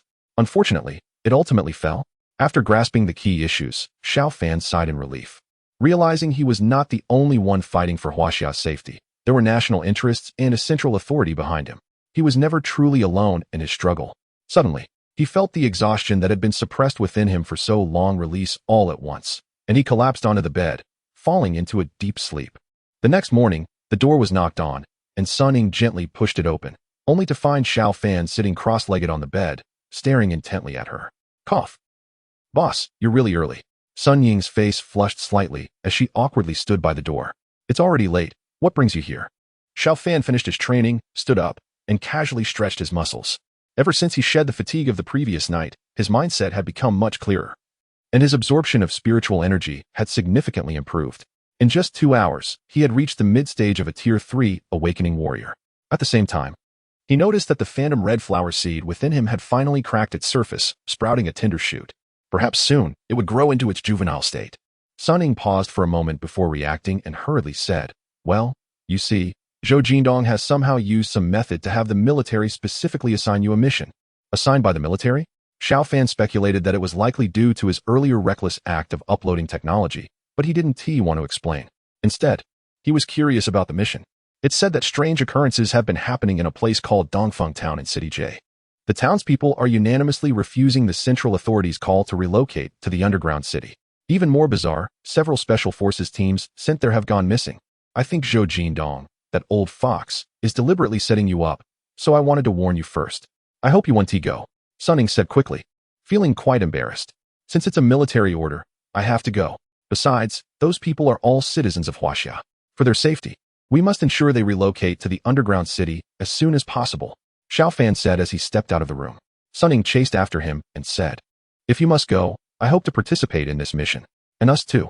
Wang Qiao, Zhao Wui, and Li Dashi had been eavesdropping outside the door. Xiao Fan approached them, kicked each of them lightly, and said, since it's the military that specifically called me, they must have their reasons. You guys should stay put and keep an eye on the base. Wait for my news. No arguments, if I can't solve the problem with my Tier 3 strength. It's pointless for you to go as well. As soon as he finished speaking, Xiao Fan activated his teleportation skill and vanished from sight. City J is located to the west of the Black Wall base, a distance of over 10,000 meters, while Dongfeng Town, true to its name, is situated in the eastern part of City J. One could say the entire City J resembles a trumpet, with its exit perfectly positioned to welcome the east wind. It is a hub with convenient transportation connecting east and west, thus forming a prosperous economic hotspot. However, all of that is history. Today's Dongfeng Town is nothing like it used to be, having long been deserted and desolate to the extreme.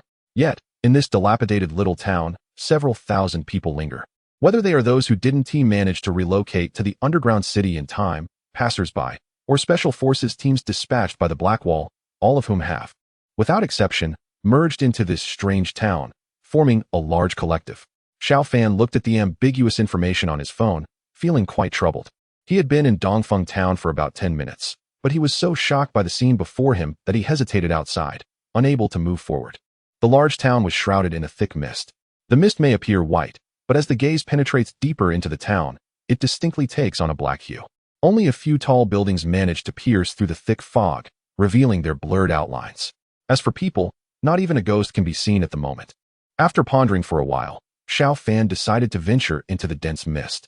However, the moment his body touched the fog, it was as if a drop of water had fallen into a lake, sending ripples surging outward. In the blink of an eye, the scene before him transformed. Chapter 77. Falling into a mirage at present, there was no sign of mist. Instead, it was bustling with a scene of prosperity. The streets were crowded with people, with street vendors calling out their wares and stern city management officers keeping watch. On a bench by the pond, a young girl with ribbons in her hair eagerly looked on, while a dazed young man sat, lost in thought. An old man returned from fishing, his partially opened fish bag struggling with its contents. A farmer's wife had just picked fresh fruits and was also headed to the market to sell them. In short, the whole scene was devoid of any desolation. Xiao Fan felt a strange illusion, as if all the previous fighting and killing had been nothing but a dream, and he had finally returned to reality. Yet, the little rationality he had left insisted that this must be some kind of illusion. As long as he could break it, everything would return to normal. A ghostly vehicle honked. Purple wings, lightning, teleportation. Xiao Fan suddenly realized in shock that all his skills had failed him. But how could this be? He couldn't believe it and tried several more times, but the result remained the same. No skills? That is fine. I'm a Tier 3 Awaken warrior. My physical strength far exceeds that of ordinary people. Xiao Fan reassured himself. However, when he swung his fist, he abruptly discovered that he had turned into an ordinary person. Could it be that everything he experienced before was just a dream? I don't believe it, he murmured, turning to flee from the place. However, after running for quite a distance, passing through the park, the school, and the square, he still hadn't escaped this cursed place. Xiao Fan, a voice called out suddenly. Bai Yao? Xiao Fan paused, hesitated for a moment, then turned back to look. Bai Yao stood there with a sweet smile, swaying gently in the spring breeze, her hair dancing lightly. Her white long dress draped softly around her waist, and a pair of cool little shoes intertwined with two crossed ribbons, highlighting her delicate toes. She was as beautiful as ever. Xiao Fan, doctor? Zhao said you forgot to take your medicine again. Bai Yao stepped forward and took his hand. Take medicine? What medicine? Who is Dr. Zhao? Xiao Fan showed a puzzled expression. Dr. Zhao Hai from the psychiatric department at the 3rd Municipal Hospital. You haven't forgotten him too, have you? He is your attending physician. Bai Yao appeared somewhat astonished. She raised her hand to touch Xiao Fan's head, worried that he might have amnesia. Are you talking about Zhao Hai? Xiao Fan recalled the young researcher from the seminar who had bravely stood in front of him. You remember him? I thought there was something wrong with your head. You scared me. Since you don't want to stay at the 3rd Municipal Hospital, let us go home first. Doctor, Zhao said you just need to take your medicine on time. After saying that, Bai Yao took the bewildered Xiao Fan by the hand, hailed a taxi, and headed towards the city center. However, upon getting out of the car, he was shocked to see, on the right side of the building, several neon lights forming the bold letters, H City 3rd Mental Health Hospital. Do you think I can't read? Xiao Fan raised his eyebrows, laughing in disbelief. Xiao Fan, what are you talking about? I don't understand. This is definitely due to stopping your medication. Come on, let us go inside. Once you take your medicine, you'll be fine. Bia looked worried and pulled Xiao Fan, trying to go inside. But Xiao Fan had no intention of following her in. The place was extremely eerie, and he had turned into an ordinary person without any remarkable abilities, making it hard to protect himself in danger. Xiao Fan, we're home. Why aren't you going in? This is your house, have you forgotten? Biao said, her eyes starting to glisten with tears. This is your house, right? Xiao Fan rolled his eyes, completely unmoved. He struggled to break free from her grip and intended to leave. Just then, several people in white coats rushed out of the hospital and immediately apprehended him. Let me go? What do you want? I'm a general in Huaxia, the head of the Black Wall. Do you dare to lay a hand on me? Are you looking for death? Xiao Fan shouted loudly, attracting onlookers who were eager to watch the commotion, pointing and laughing. General, hello. I'm Xiao Hai, a researcher from the science department. We kindly ask for your cooperation.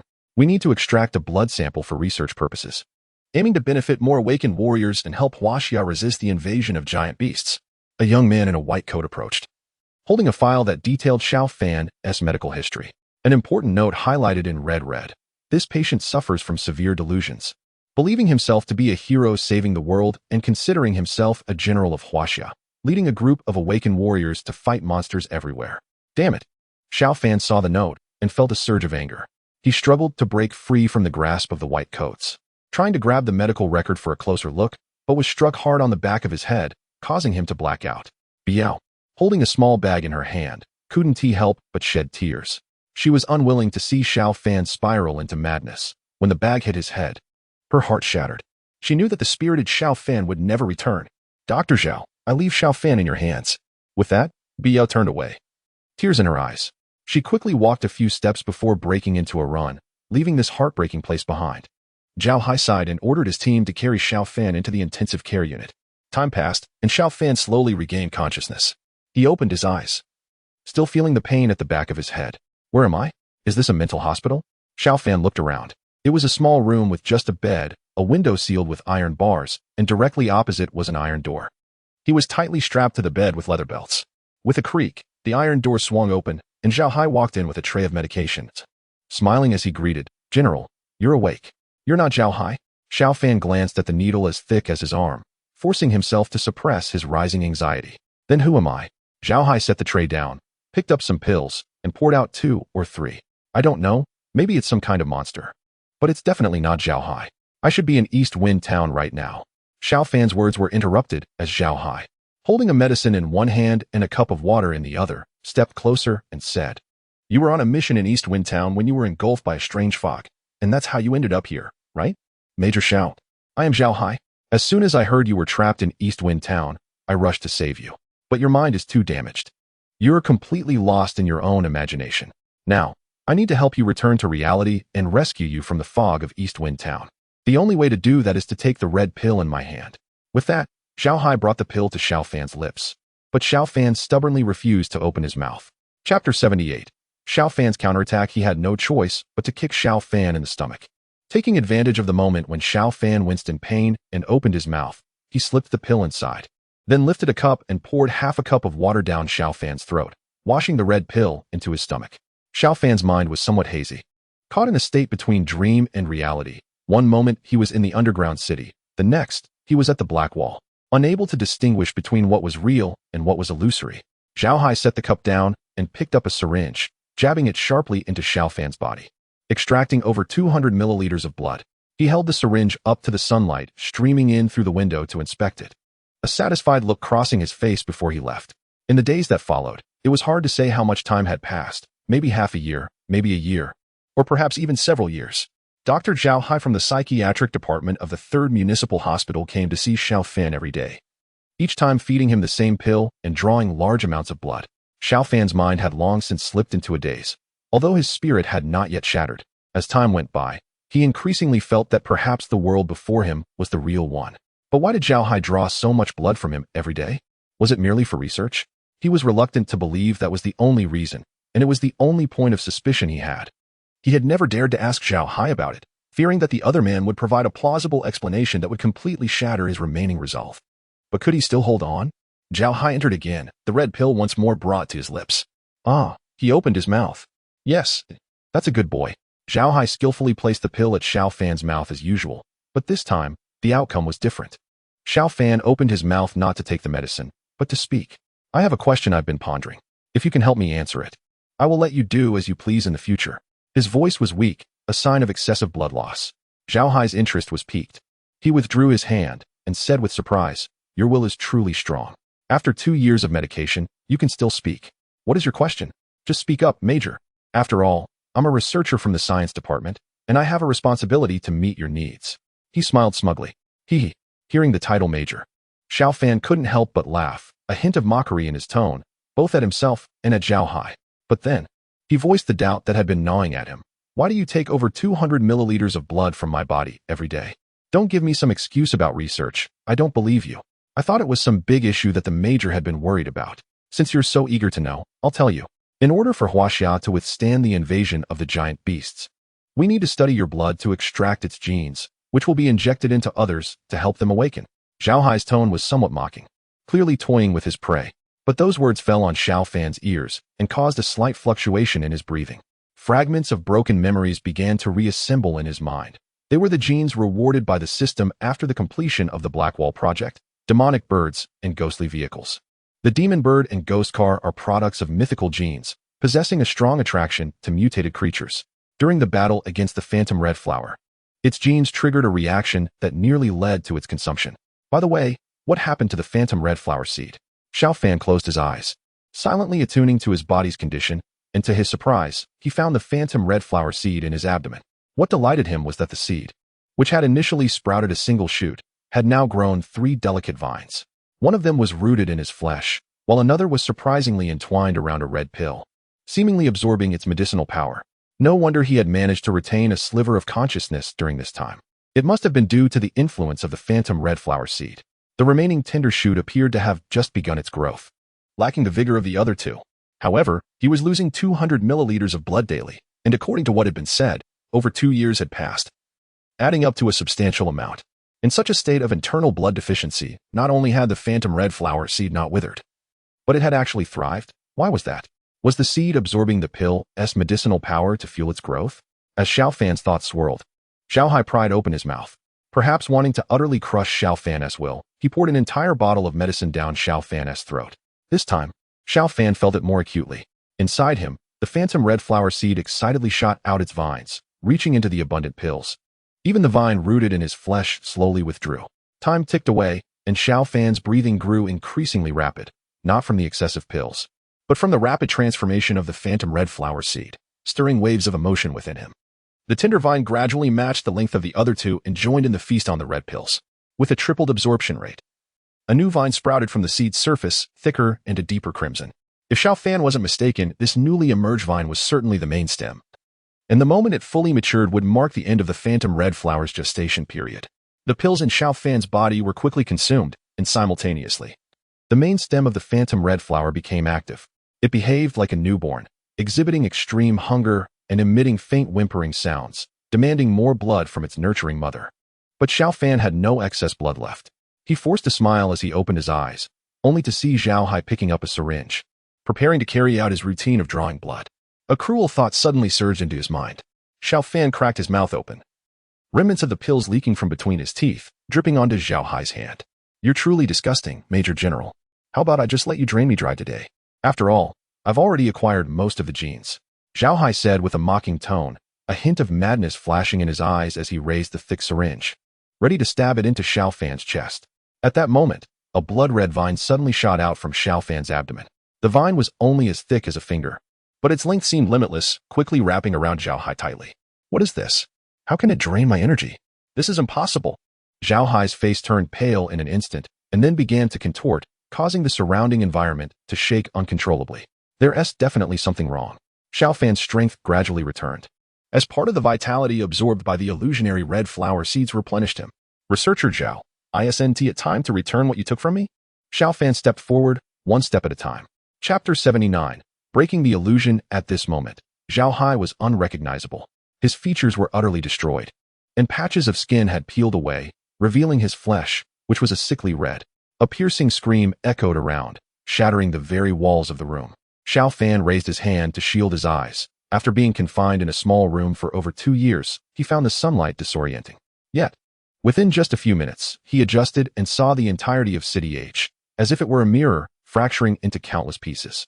Interestingly, there were still panicked crowds on the streets, screaming as they too shattered into fragments, like reflections breaking apart. Thunder. Xiao Fan finally felt his strength returning. He summoned lightning, which formed a web to ensnare Zhao Hai, or rather, the strange, gelatinous monster that he had become. A more horrific wail erupted as this bizarre space crumbled away, revealing the true appearance of Dongfeng Town. Thick fog enveloped the surroundings, and it seemed that many people were sprawled on the ground, oblivious to life or death. After taking in the scene, Xiao Fan unleashed his fury upon the gelatinous monster wrapped in the lightning web. He raised his hand, and the demon slayer blade fell from the sky, which he grasped tightly and drove forcefully into the web. With a thunderous roar, the monster disintegrated into ashes. The phantom red flower chose not to return to Xiao Fan's body. Instead, it redirected its path and rushed towards the people on the ground. Xiao Fan could not allow it to commit further evil. The genes of the demon bird and ghost vehicle activated, and a powerful wave of mental energy pressed down upon it. The phantom red flower seemed to be struck hard and whimpered in surrender. "Remember, you cannot devour without my permission," Xiao Fan declared, pulling the phantom red flower back into his body, collapsing to the ground in exhaustion. These people appeared to be in a deep slumber, clearly under some kind of illusion. But the monster was dead. Why hadn't they awakened? Just as Xiao Fan was lost in thought, he heard a strange children's song drifting from the depths of the mist. 10 little black boys went out to dine. One choked, and then there were 9. 9 little black boys stayed up very late. One overslept, and then there were 8. 8 little black boys went out too. The mist swirled incessantly, and a mysterious force oscillated between black and white. When everything fell silent, a little girl in a red dress appeared, probably around 8 or 9 years old. She laughed with a sound like silver bells, her red skirt just covering her feet, and a bouncy rubber ball slipped from her tiny hands, bouncing, bouncing. "Do you want to play, big brother?" the little girl asked with a smile, her serious expression evoking a twinge of pity in one's heart. However, having just broken the illusion, Xiao Fan was not about to be fooled. "Okay, I'll come right over. Just stand still." He smiled innocently and rushed forward in a few quick steps, drawing the hidden demon slayer blade, which suddenly slashed down towards the girl's delicate neck. But the next moment, he was shocked to find the blade caught. "Hee, this is fun." The little girl abruptly lifted her head, her blood-red eyes spinning rapidly, a thin black pupil darting like a line from one eye to the other. Her hair danced in the wind, suddenly wrapping around the demon slayer blade. With a gentle push of the ball in her hand, there was a deafening crash as it slammed Xiao Fan into the wall of the nearby building. Coughing, Xiao Fan felt a sharp pain and spat out a mouthful of blood, clearly injured. Even with his physical prowess as a third-tier Awaken warrior, he was struggling to withstand this. This little girl was no ordinary child. His gaze inadvertently fell on the ball at his feet, and he was taken aback. The ball was a gruesome sight, smeared with flesh and blood, both red and white congealed together in a disgusting mixture. This was clearly a fresh, warm head. Xiao Fan's expression soured as he finally broke free from the wall and fixed his cold gaze on the little girl. The demon slayer blade was entangled in her dark hair, slowly being pulled from her shoulder without a trace of blood. The only explanation for this was that the girl was not real but a manifestation of some sort. Since it was an illusion, it surely wouldn't escape the power of lightning. Wiping the blood from the corner of his mouth, Xiao Fan felt electric currents coursing through him and quickly condensed 3 spheres of lightning energy, launching them at the girl from 3 different angles. In the face of the powerful lightning spheres, the girl revealed a strange smile, making no move as 3 more balls flew out from the surrounding mist, heading straight for the lightning. The resulting explosions sent out strong shockwaves, but they did nothing to disperse the mist. How infuriating! She used heads to block. Seeing the broken red and white pieces scattered around, Xiao Fan's hatred deepened. He shouted loudly, his fists crackling with blinding electricity, and darted toward the little girl at breakneck speed.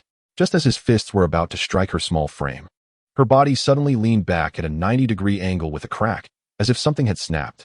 The head on her shoulder rolled off like a ball, which she caught in one hand.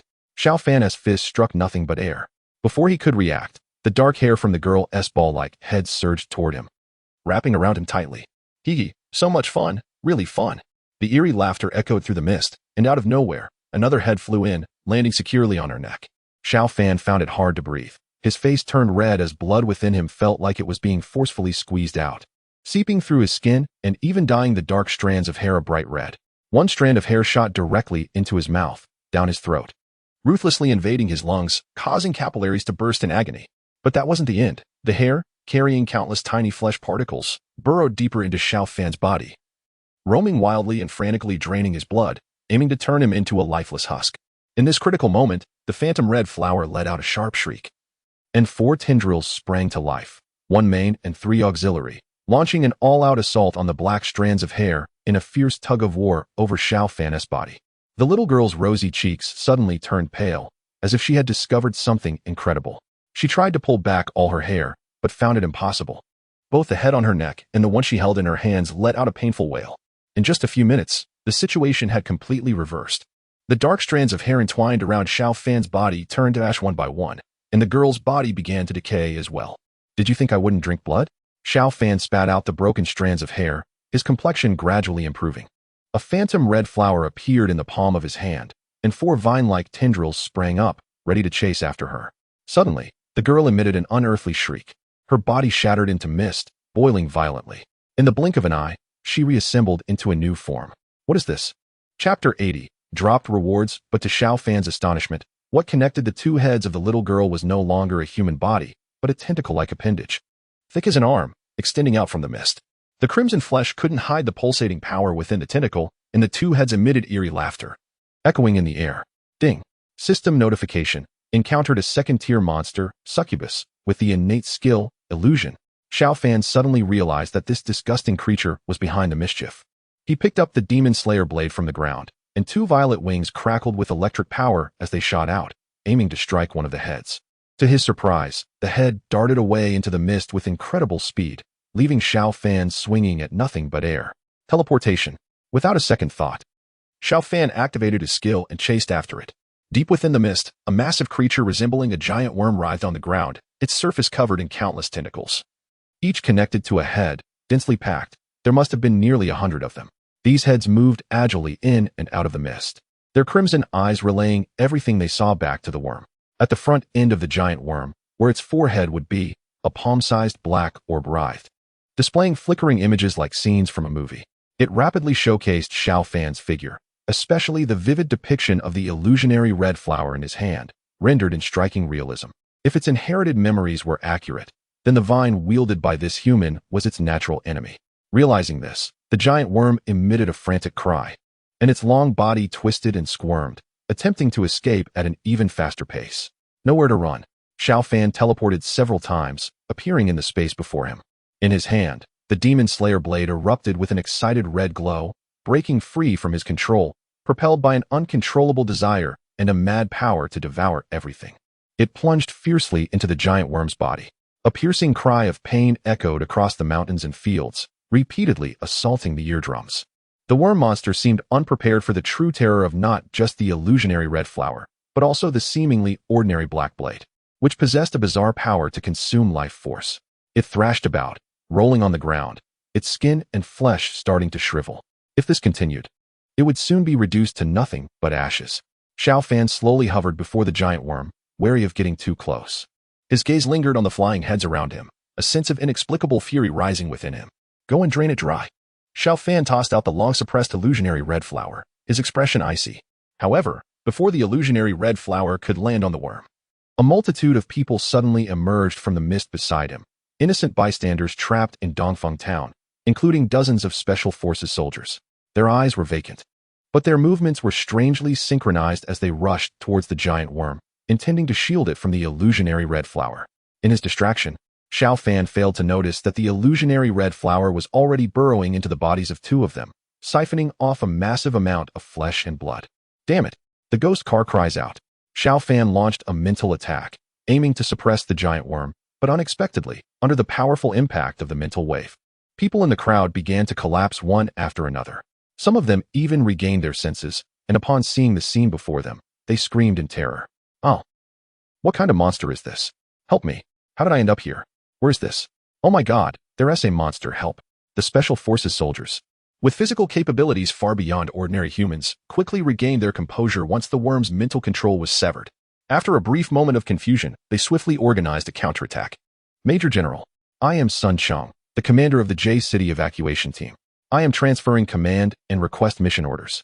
A young officer rushed over, saluted seriously, and awaited Xiao Fan's new instructions. However, Xiao Fan's gaze was fixed on the massive worm. The phantom red flower had already landed on it, frantically competing with the demon slayer blade for the worm's life force. In just a short time, the creature had lost more than half of its body.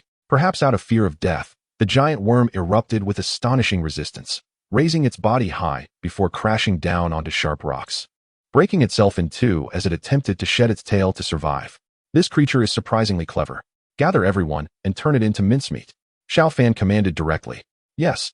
Commander Sun Chung responded with excitement and rushed back to the battlefield. In truth, he didn't need to consult Xiao Fan for anything. But out of a sense of familiarity, he chose to do so. Xiao Fan didn't mind. He walked slowly, passing by people in tattered clothes. They cried out, remained silent, and shed tears, all following him quietly. Brother.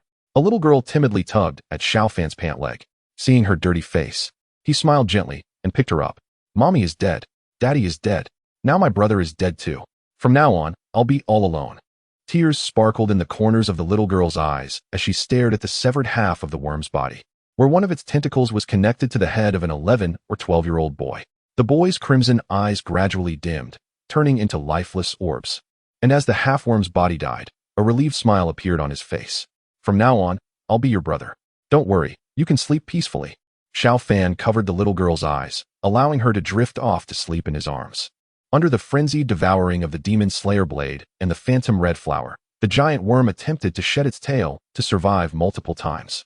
Unfortunately, there were many special forces soldiers nearby, and each time it shed a tail, it was instantly turned into mush. Finally, a breeze from the far eastern region blew in, gradually dispersing the mist over Dongfeng town.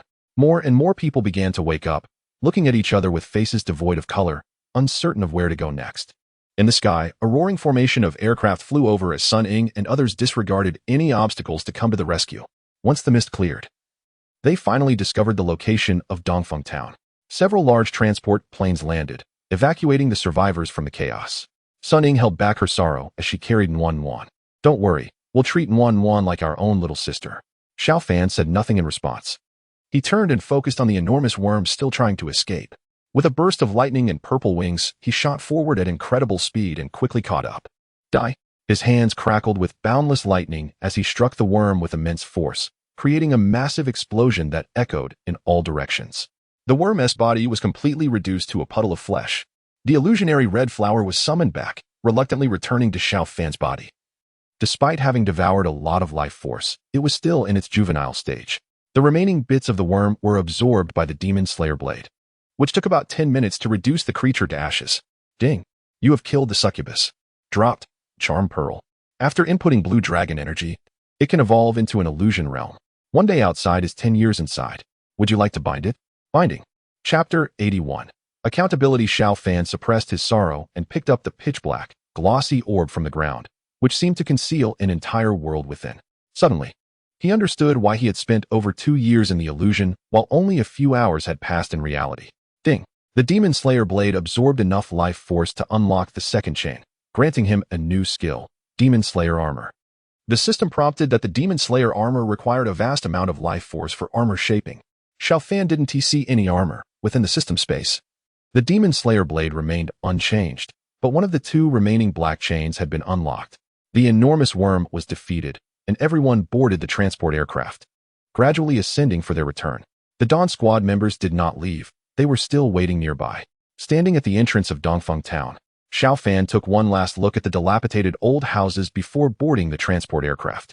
The aircraft slowly lifted off, heading towards the Black Great Wall. Boss, Shanwan has already been sent back to the Black Great Wall, Li Gu reminded him. Xiao Fan played with the dark orb in his hand, lost in thought. Boss, did you find something good again? Zhao Wuyo, who had already spotted the orb, curiously leaned in, trying to grab it, but was kicked away. Why don't you find one for me to see? Xiao Fan replied, speechless, and put the orb away. He then said to everyone, I just thought of a method that can help our awakened warriors significantly boost their strength in a short time. What method? Li Dashi asked excitedly. He had been stuck at the late second stage for a while and had yet to find a breakthrough. Xiao Fan immediately recounted his experience in Dongfeng town. So, that black orb is the charm orb? With it, we can enter some kind of illusion to fight monsters? Wang Chao expressed great interest. Pretty much. Xiao Fan confirmed. The transport aircraft landed at the Black Great Wall Square under the night sky. Sun Ying was busy organizing the work for numerous refugees, unable to attend to anything else. Li Dashi took the initiative to gather the awakened warriors. As news of the illusion training spread, it stirred up a huge commotion in the Black Great Wall. Nearly 300 second stage awakened warriors applied to enter for training, and the entire square was buzzing with excitement. Xiao Fan tested the capabilities of the charm orb and found that the consumption of blue dragon energy was nearly on par with the energy shield. 1 gram of blue dragon energy could only sustain an hour of the illusion, meaning a whole day would require 24 grams of blue dragon energy. Hesitating for a moment, he continued, "You are the best Awaken warriors of the Black Great Wall, and the future safety of Huaxia will rely on you. However, your strength is too weak. You cannot shoulder this responsibility yet. With the invasion of giant beasts imminent, I hope you can quickly enhance your strength through illusion training. The stronger you become, the more solid the Black Great Wall will be. The more solid the Black Great Wall, the longer Huaxia will endure." Amidst the cheers and excitement of the awakened warriors, Xiao Fan activated the charm orb. A mist spread out, enveloping all 300 awakened warriors. When the wind blew and the mist dissipated, these awakened warriors had vanished without a trace. Xiao Fan raised the charm, and the moonlight streamed inside, revealing fleeting images of battles. "I believe that when you all emerge again, you will undoubtedly become third-tier awakened warriors, and even reaching the fourth tier is not out of the question. By then, when the monstrous beasts invade from other realms, China will possess sufficient strength for self-defense." Xiao Fan murmured, dreaming of the future. Little did he know, at that moment within the Black Wall, a surveillance camera had captured the entire process. With the absence of 300 awakened warriors, the Black Wall felt significantly emptier. As Xiao Fan walked through it, he sensed an unusual quietness, where even the sound of falling leaves could be heard. "Boss, we have a big problem." Li Gu suddenly rushed in, his voice resonating like magic in the empty corridor. Li Gu had to enter the charm's illusion. He still needed to maintain the operations of the Black Wall while deciphering alien codes. "What happened?" Xiao Fan furrowed his brows slightly. Li Gu spoke urgently. "The Peacock Kingdom is mobilizing a large army and is launching an assault on the Chinese border." In the conference room, everyone's expression turned grim, and the atmosphere was extremely tense. Zhou Jindong looked at Xiao Fan with a mocking tone. "Commander Xiao, with the border situation like this, how can you still sit here so composed? It's truly impressive. I dare say, you must be at a loss right now. What about the soldiers undergoing special training? Where have you all been? If you want to withdraw them, isn't it just a matter of your word, Commander Xiao? When will they be back? If you can't resolve these issues, it's definitely your dereliction of duty." Hearing Zhou Jindong's words, Xiao Fan tightened his brows. This situation was indeed very troublesome. If it were him, he certainly wouldn't miss the chance to kick someone while they were down. Xiao Fan replied, "This is a critical moment for their training. They definitely can't return now. The border issue between our two countries has been ongoing for quite some time. We have poured nearly all our military strength into dealing with the monstrous beasts. The Peacock Kingdom daring to invade our borders is precisely because they are seizing this opportunity." Zhou Jindong retorted, "What you're saying, doesn't everyone here already know? You were the one who transferred those soldiers. Now they can't come back, so of course, the responsibility falls on you. I think you are no longer fit to be the commander." As soon as he finished, several people at the conference table began to respond. Zhou Jindong was right. This was indeed a serious dereliction of duty. "I agree with his proposal. I also agree to replace him. This is not a small matter. We must be responsible for all Chinese people." "Agreed. I agree too." In an instant, 4 or 5 people expressed their support for Zhou Jindong's suggestion. Hearing these words, Zhou Jindong felt ecstatic inside, his gaze fixed intently on Xiao Fan's face. However, Xiao Fan didn't say anything further. Instead, he turned his attention to the presiding officer, Xiao Beijiang. The conference room fell silent. Xiao Beijiang had heard everything. He had absolute trust in Xiao Fan. Otherwise, he wouldn't have defended him multiple times. He scanned the crowd with his gaze, finally locking onto Xiao Fan. He asked, "Xiao Fan, what do you think?" Xiao Fan replied, "Chief, the situation is no longer what it used to be. Our main task now is to focus on the giant beasts. This is no longer just a matter for Huaxia. It's a disaster for the entire world. I believe we shouldn't overthink our relationship with the Peacock Nation. We should just strike directly." At this moment, Zhou Jindong was seething with anger, inwardly cursing. Not only does Xiao Beijiang refuse to hold Xiao Fan accountable, but he also seeks his opinion. This is simply intolerable. Chapter 82. Direct attack. The expressions of the others were not good either. They hadn't expected Xiao Beijiang to defend Xiao Fan so fiercely. Zhou Jindong sneered again. "Anyone can say nice words. Fight. What are you going to fight with? This is just ridiculous." Xiao Fan looked at Xiao Beijiang and said solemnly, "I'm willing to go to the border myself. Once I understand the situation there, the people in training here should be back by then." Listen to this. Does this sound like something a commander would say? We are being trampled on by the Peacock Nation, and you want to go alone? It's simply laughable. Zhou Jindong added fuel to the fire. "Yes, Commander Xiao, you are indeed formidable. But that's the Peacock Nation, equipped with high-tech weapons. I find it hard to believe you can handle it on your own. This decision is too hasty. It's pure nonsense." Before they could finish, the chief, Xiao Beijiang, interrupted them, saying, "All right, let us leave this matter here. Xiao Fan, this task is assigned to you. After finishing his statement, Xiao Beijiang stood up and left the conference room directly. Watching Xiao Beijiang leave, those close to Zhou Jindong had grim faces. They hadn't expected Xiao Beijiang to protect Xiao Fan to this extent. Xiao Fan ignored them and quickly made his way to the border. When the guards saw Xiao Fan, they all saluted, and he returned the salute. What is the situation? He asked. One of the commanders replied, Commander, the situation here is urgent. They sent a lot of people over, and we already engaged in skirmishes with them. It seems they are serious. We lost quite a few soldiers. Xiao Fan frowned, his expression turning serious. He had anticipated this situation. After a moment of thought, he said, I understand the situation. Hold on a bit longer. We will establish a new stronghold at the Black Great Wall. Once everything is ready, all of you will move to the Black Great Wall.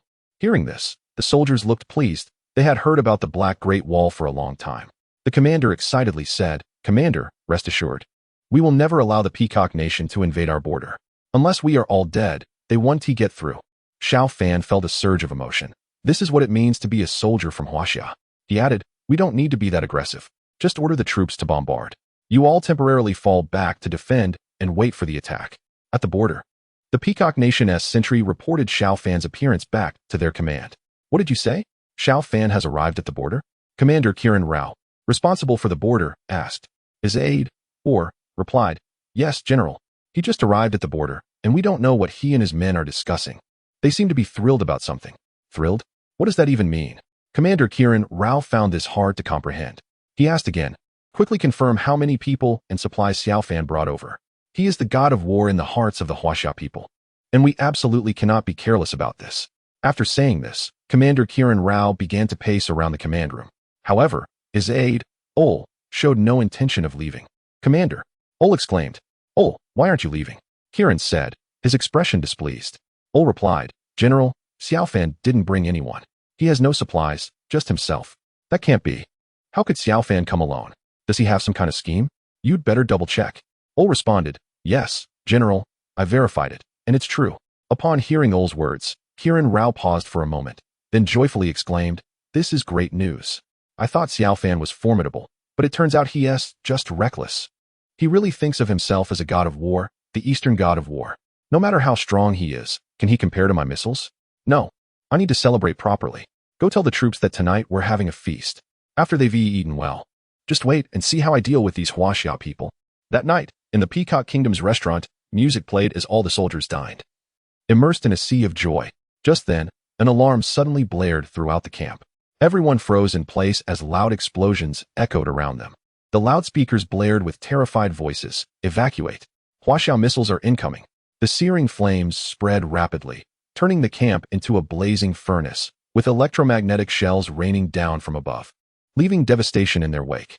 The cries of agony lasted only a moment, as the intense heat from the nuclear weapon melted all living beings. Everywhere was black ash, while the mountains looked like they had been carelessly painted by mischievous children, leaving patches of darkness scattered across the landscape. The sudden strike from the Black Wall caught the Peacock Kingdom off guard, completely destroying their camp. The delicious dishes and roasted pork were instantly reduced to ashes. Fortunately, the nuclear weapon was lightweight, and its power was not enough to bring about total destruction. Otherwise, the northern cities of the Peacock Kingdom would have been obliterated.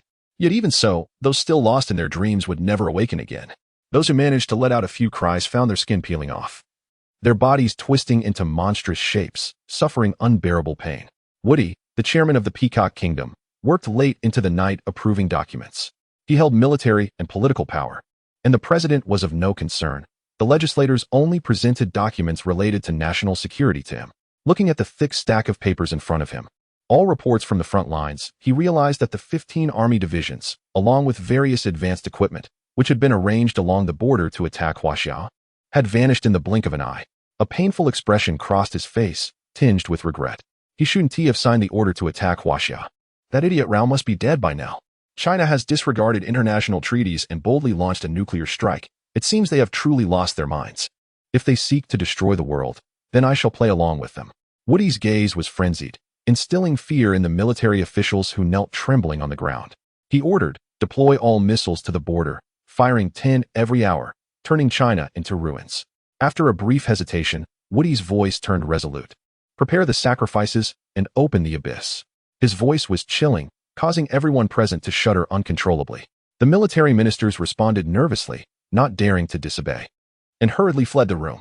Half an hour later, in the land of the peacock, under the cover of night, the rumbling convoy of transport trucks snaked along the mountain roads like a long serpent, winding its way north. If one could penetrate the thick clouds and view from space via satellite, they would see that there were hundreds of such serpents, and deeper in the mountains. The sound of massive machinery could be heard, as if some colossal entity was moving underground, with their target unmistakably set on China. Chapter 83. The war begins. This ancient nation, one of the oldest in the world apart from Huaxia, seems to harbor secrets unknown to the world. Although they have always maintained a relatively low profile on the international stage, at this moment, they intend to show the world that the Kingdom of Peacocks is far from a second-rate country. The ancient teachings of Buddhism can shine even brighter than the glory of God, having taken root in Huaxia for thousands of years. Now they will once again demonstrate the brilliance of their ancestors through action. Within the Black Great Wall, the faces of Shou Jindong and others were extremely grim. As key ministers of the nation, figures at the top of the power pyramid, they knew more than others. Going to war with the Kingdom of Peacocks was simply an unwise move. Watching the screen as the war machines of the Kingdom of Peacocks arrived at the border, Shou Jindong's aged face was wrinkled like a coarse rope. He glanced repeatedly at the leader, Xiao Beijiang, wanting to speak, but hesitating, feeling deeply troubled. Xiao Beijiang, however, appeared much calmer. No one knew what he was thinking. Although the use of nuclear weapons against the Kingdom of Peacocks was not his directive, it was under his tacit approval. Several military ministers remained relatively composed, but their expressions were equally serious. The orders had come from the military headquarters, and while they knew more, they did not question it. Since the unseen puppet master had decided to strike, they would follow orders. On the front lines, Xiao Fan felt somewhat dazed. He had never expected that the Black Great Wall would initiate a nuclear strike without consulting him. Many soldiers were also unusually silent. The border between the Kingdom of Peacocks and Huaxia was marked by towering snow-capped mountains at altitudes of 5,000 to 6,000 meters. This served as a natural barrier, and the destruction caused by the missiles stopped at the border, causing no damage to Huaxia. But this did not mean the crisis was over. On the contrary, retaliation from the Kingdom of Peacocks would surely come tenfold, and it was likely that a nuclear counterattack had already begun. Xiao Fan's emotions took a long time to settle. According to his earlier thoughts, the invasion of the behemoth was a common enemy for all, but clearly, his understanding of the world was naive. Listening to the continuous rumbling of machinery in the air, although he couldn't determine what weapons had been activated, he knew they were formidable, and his expression suddenly changed. Retreat. All personnel retreat. Leave all equipment behind and run. Behind Xiao Fan, electric purple wings suddenly unfurled, soaring into the sky. Watching the densely packed soldiers fleeing towards the heart of Huaxia below, his expression turned agonized. They were moving far too slowly. There was no time. Xiao Fan resolutely turned around, his body enveloped in lightning, radiating an unprecedented brilliance. Without hesitation, he charged towards the Kingdom of Peacocks, determined to buy more time for the soldiers behind him. The purplish-red light streaked across the night sky, dispersing the perennial cold mist atop the mountains, disappearing far beyond this Huaxia camp. The soldiers hurriedly discarded all unnecessary gear, boarding transport planes that shot into the sky, racing towards the nearest stronghold. But they were still a bit too late. In the distant sky, countless streaks of fiery projectiles were launched, illuminating the entire Huaxia border. In that brief moment of brightness, the thundering roar of missiles followed closely behind, seemingly more powerful than the one Huaxia had released earlier. Some transport planes had just taken off when they were blown to smithereens, sacrificing countless brave sons of China. Faced with the impact of nuclear weapons, Xiao Fan found himself powerless to stop it. He could only attempt to disrupt the missiles heading towards China using the power of lightning. But the Peacock Nation unleashed its advanced weaponry as if in a frenzy. Standing alone in front of the onslaught was utterly futile. Just as he felt disheartened and prepared to abandon his position, an earth-shattering alarm suddenly blared throughout China. From deep within the earth, the anti-missile systems activated one by one, and countless detonators flickered with brilliant flames, producing a deafening roar as they launched in quick succession. Most of the missiles from the Peacock Nation exploded before even reaching Chinese soil. A shocking scene unfolded in the skies above the border, where countless mushroom clouds blossomed against the black sky, resembling beautiful fireworks and captivating paintings, as if a celestial gathering was illuminating the world. However, those who understood what these mushroom clouds signified could only tremble in fear. This was clearly an apocalyptic sight. The powerful shockwaves nearly swept away millennia of accumulated snow on Mount Rama. Several of the world's highest peaks were abruptly truncated, losing nearly 1,000 meters of altitude in the blink of an eye. If such violent shockwaves were to enter Chinese territory, the consequences would be devastating. Xiao Fan was on the periphery of the explosion, and while the shockwave wasn't too strong, it still left his face stinging and caused a cut to form at the corner of his eye. Forced to flap his wings continuously, he ascended over 2,000 meters to get close to a space rift, which provided him with some relief.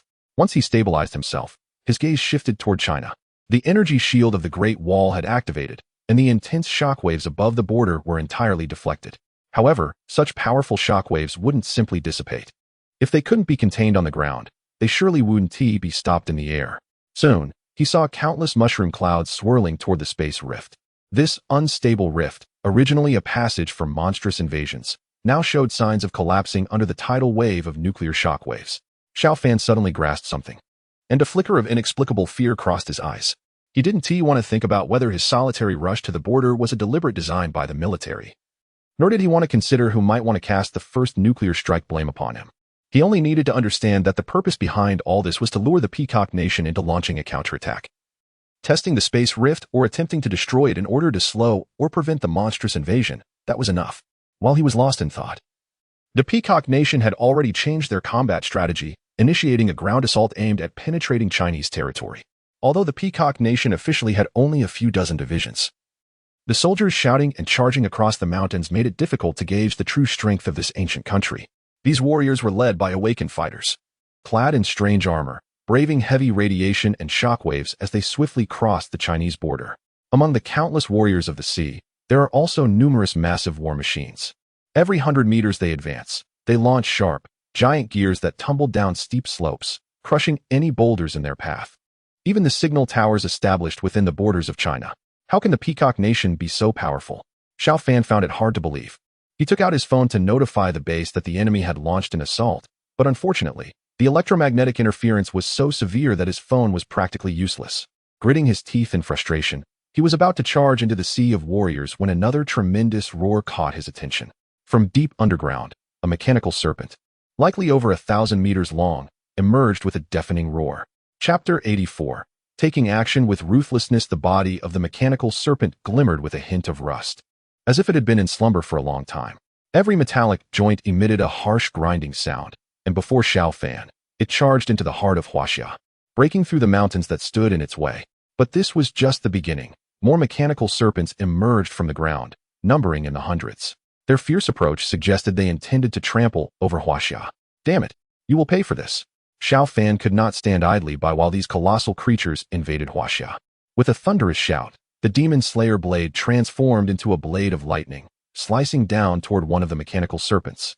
A brilliant flash of light erupted, and the serpent's head was severed, but this mechanical beast did not seem to be entirely guided by its head. Even without it, its relentless charge continued unabated. Xiao Fan cursed under his breath and pursued, unleashing a frenzied assault. In the end, the 1,000-meter-long mechanical serpent was reduced to hundreds of headless segments, still surging toward Huaxia. Just as it seemed they would breach the towering mountains, a world-shaking dragon roar echoed from within Huaxia. The black dragon soared ahead, transforming into a resplendent divine dragon, facing 10 adversaries at once and blocking many of the mechanical serpents. "Boss, am I cool or what?" the black dragon bellowed, before plunging into the fierce battle. Each segment of the mechanical serpents was powered by lightweight blue dragon energy, capable of unleashing tremendous power. Even though the black dragon was an ancient divine species, it still struggled to hold its ground, and the situation became increasingly precarious. Xiao Fan prepared to leap into the fray to assist, but at that moment, amidst the massive offensive from the Peacock Nation, dozens of Awaken warriors shot into the sky, wielding an array of sharp weapons, charging at him. "You think you can stop me?" Xiao Fan scoffed, though he was genuinely startled. These Awaken warriors were all at least 3rd tier, with 2 of them even at the late 3rd tier stage, radiating auras stronger than his own. He had never imagined that the Peacock Nation had secretly nurtured so many powerful fighters, and he couldn't fathom why that mysterious expert from the military would orchestrate such a scenario. The Awaken warriors had dark skin, not quite as black as coal, but certainly not resembling ordinary people. Their weapons varied. Some wielded chains glowing like burning iron, while others brandished blades crackling with electricity. A few special Awaken warriors even blended into the dark night sky, preparing to launch surprise attacks. Xiao Fan glanced toward the black dragon and saw that from the depths of Huaxia, more mechanical creations had emerged, resembling the black dragon. Also metallic dragons stretching around 1,000 meters in length, now facing off against the mechanical serpents from the Peacock Nation. On the ground, tens of thousands of Huaxia warriors surged forth, whether awakened warriors or special forces, all donned in new-style armor, fiercely engaging the warriors from the Peacock Nation. To still have the audacity to be distracted during battle? It seems this so-called war god is destined to fall here today. A cold, feminine voice suddenly echoed in Xiao Fan's ears, startling him. He quickly activated his teleportation skill, narrowly avoiding a surprise attack. However, teleportation was notoriously difficult to control, and as soon as he materialized, he found himself crashing into the arms of an earth element awakened warrior. In this critical moment, he clenched his left fist, and an electric net rapidly formed, not aimed at the enemy, but wrapping around himself, propelling him forward. The earth element warrior grinned menacingly, extending his hands without waiting for Xiao Fan to collide with him. Instead, he actively embraced Xiao Fan. In less than a second, Xiao Fan was tightly held, and the powerful electric current was ineffective against the warrior. It turned out that this awakened fighter was covered in a hard rock layer, which rendered the crackling electricity harmless and even prompted him to call out in pleasure. Earth element? Even the mightiest mountains and rocks would be torn apart by resilient plants. Xiao Fan was highly experienced in combat, and he knew that the electricity was merely a distraction. His true offensive weapon was the phantom red flower inside him.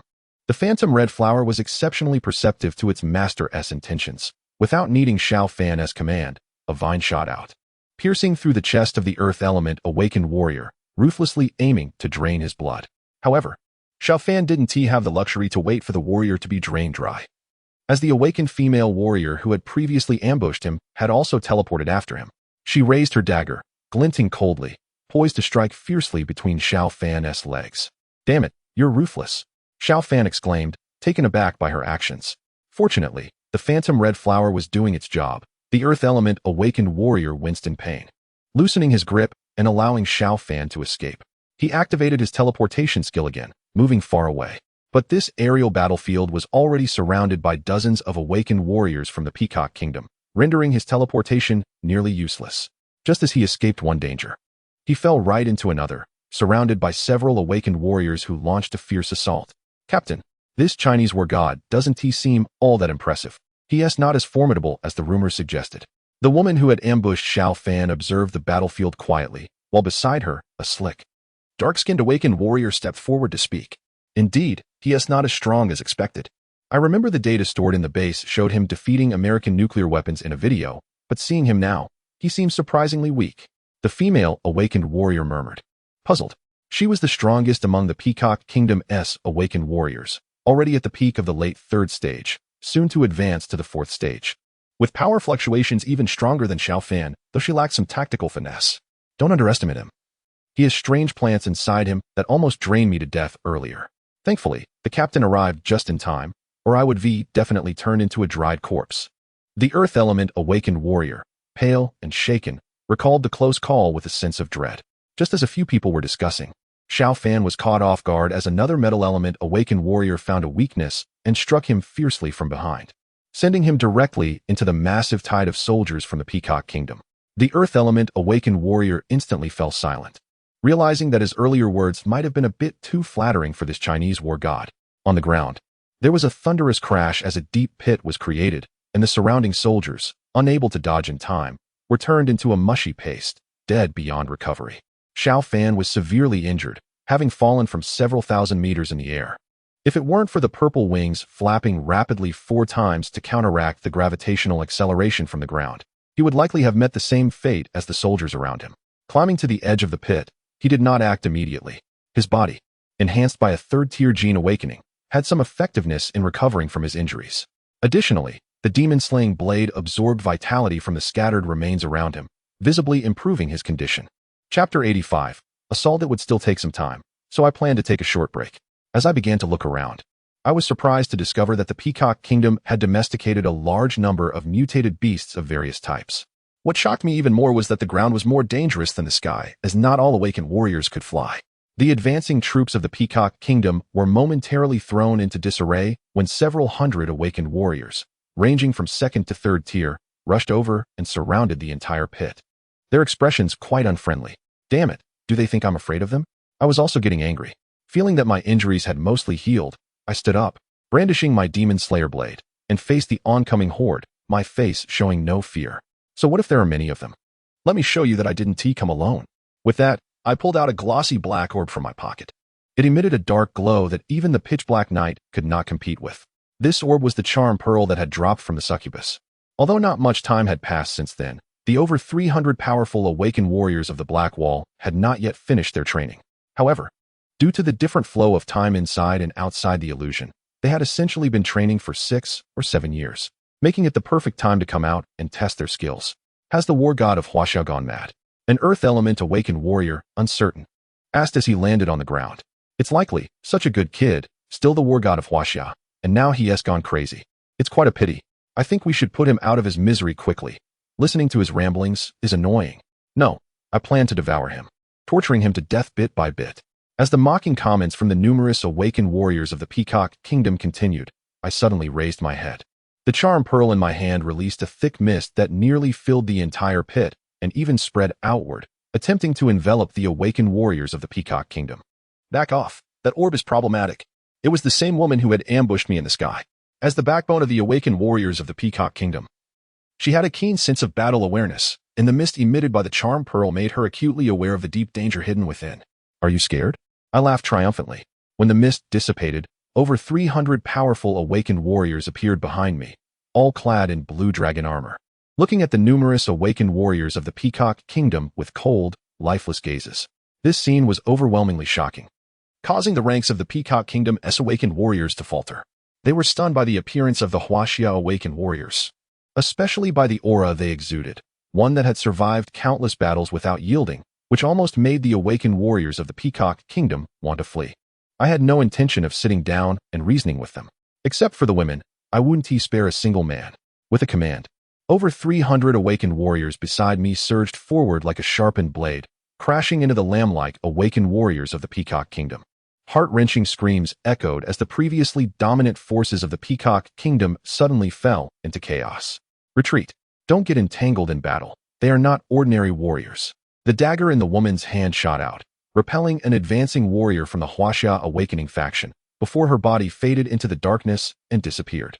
She could escape using her awakening skills, but the other Awakening warriors were not so lucky. After such a long battle, a turning point finally emerged. If it weren't for Xiao Fan carrying the charm pearl with him, he might have met his end here. And if it weren't for the over 300 Awakening warriors training in the illusion, he would likely have died in vain. It must be said that there were too many coincidences and elements of luck involved. Under the fierce assault of the Huaxia Awakening warriors, the Peacock Kingdom's Awakening fighters suffered heavy casualties, with those who managed to escape too afraid to look back, fearing that a moment's hesitation could cost them their lives. Boss Sun Ying and a few others approached Xiao Fan, standing at attention and giving him a military salute. What is this place? Is it another illusion? Boss, you really know how to play. Choosing such a grand stage. It's almost like a world war, Zhao Wuyo said loudly. Even after training in illusions for many years, he hadn't shaken off his bad habits. Perhaps only through such methods could he alleviate the growing unease within him. Xiao Fan exchanged a few pleasantries with them, took a good look at the Peacock Kingdom's military route, and then said, Huaxia and the Peacock Kingdom are at war. The mushroom clouds in the sky are from the Peacock Kingdom's nuclear weapons, but don't worry, the Black Wall has held strong against them. However, our information transmission is being interfered with. Although Huaxia has organized a resistance, they are unaware that the Peacock Kingdom has committed all its forces. There could be unforeseen consequences. We must take action. Right now, we are deep within the Peacock Kingdom's territory, precisely on their troop transport routes. Listen to my orders. Each of you take a large squad, and we will split into 5 teams to disrupt their rear, buying time for Huaxia. Xiao Fan explained, finally clarifying the task at hand. Captain, is that metal dragon ours? Wang Xiao gazed at the distant battle in the mountains for a long time. He saw the black dragon along with several metal dragons engaging in combat with the Peacock Kingdom's mechanical serpents, and he found it hard to believe. It must be the research technology of the beautiful country's Apollo. Who knows when the science department developed this? It has played a crucial role in this battle. Xiao Fan speculated, then led the 50 or so Awakening warriors behind him towards other routes, beginning their rampage. Meanwhile, at the Peacock Kingdom's rear command center, Woody paced back and forth in his room, his mood extremely bleak. To open the Abyss prison, thousands of people were needed for the sacrifice, And somehow this information had leaked, causing an uproar among the public and stirring significant social unrest. Chief, I think we should just drop it. The public anger is boiling. It could lead to unnecessary troubles. A military officer cautiously advised. Woody stopped, revealing a reluctant expression, but he didn't say more. He couldn't just kill everyone who opposed him. That would be unrealistic. Just then, the door swung open, and a female awakening warrior walked in. Without a word, she approached Woody and whispered something in his ear. If Xiao Fan were here, he would surely recognize that the woman before him was the one who had led the awakened warriors to attack him earlier. Are you sure? Woody asked, seemingly surprised by something he had just heard. Noticing the puzzled expressions of the military officials kneeling below, he realized he had misspoken. You can go now.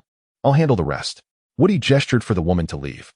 He then turned to the military officials and scolded. The war god of Huaxia has already breached our defenses. And you still know nothing? This is outrageous. Chapter 86. High-level beasts. His words startled everyone present, leaving them puzzled about how the war god of China had managed to infiltrate their rear. How many sacrifices do we have now? Woody asked, uninterested in any explanations. The military officials hesitated. Speak quickly, how many do we have? Woody shouted impatiently. The military officials trembled in fear and quickly replied. There are over 700 volunteers, and with a few death row inmates from the prison, we should be able to gather around 1,000. Good. Include those serving life sentences as well. Get me up to 2,000. After giving his orders, Woody said no more and returned to his desk to continue reviewing documents. In the quiet hours before dawn, by the murky Ganges River, a large group of people clad in gray robes gathered secretly. They were all wrapped in long ropes, their faces concealed. Go. With awakened warriors monitoring nearby, the individuals in gray robes reluctantly drank a strange potion and walked into the river.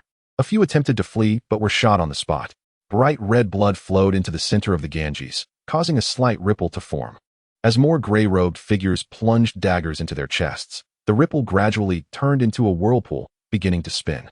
It grew larger and larger until it became a blood-red vortex with a diameter of over a kilometer. The awakened warriors on the shore looked tense and began to retreat. The whirlpool spun rapidly, stirring up the entire river, and at its center, a deep, bottomless pit began to form. A monstrous roar echoed, seemingly emerging from hell, carrying an aura of chaos into the world. From the center of the vortex, two sharp, white bone horns emerged, curving and piercing through the void. With a crack, akin to a mirror shattering, the horns forced their way into reality. The whirlpool was, in fact, a rift in space. In this era of underdeveloped science and technology, the ancient traditions of the Peacock Kingdom surprisingly possessed the power to break through the limits of time and space. This was truly incredible, yet they had never publicly declared it. This nation had hidden its secrets too deeply. The space rift seemed unstable. The monster at the center of the whirlpool could only protrude one horn and was unable to break free, desperately howling in frustration. Not enough. It's your turn now. Hurry up, or I'll execute you. The commander ordered his soldiers to forcibly administer the potion to the prisoners and push them into the river. After a round of machine gun fire, more blood was supplied to the blood-red vortex. Intense spatial fluctuations spread outward, and the monster at the center let out a deafening howl, struggling to tear a larger opening. Under the tense gaze of the crowd, its head suddenly emerged from the whirlpool. It was a massive, pure white elephant. But this was no ordinary elephant. It was not just the color or its colossal body exceeding a kilometer in size, but rather the multitude of uneven bone spikes covering its body, terrifying in their density. In just a few minutes, this elephant, having escaped from the prison of Avicii, fully emerged from the blood-red vortex. It raised its massive elephant head and let out a long roar towards the sky, seemingly filled with joy.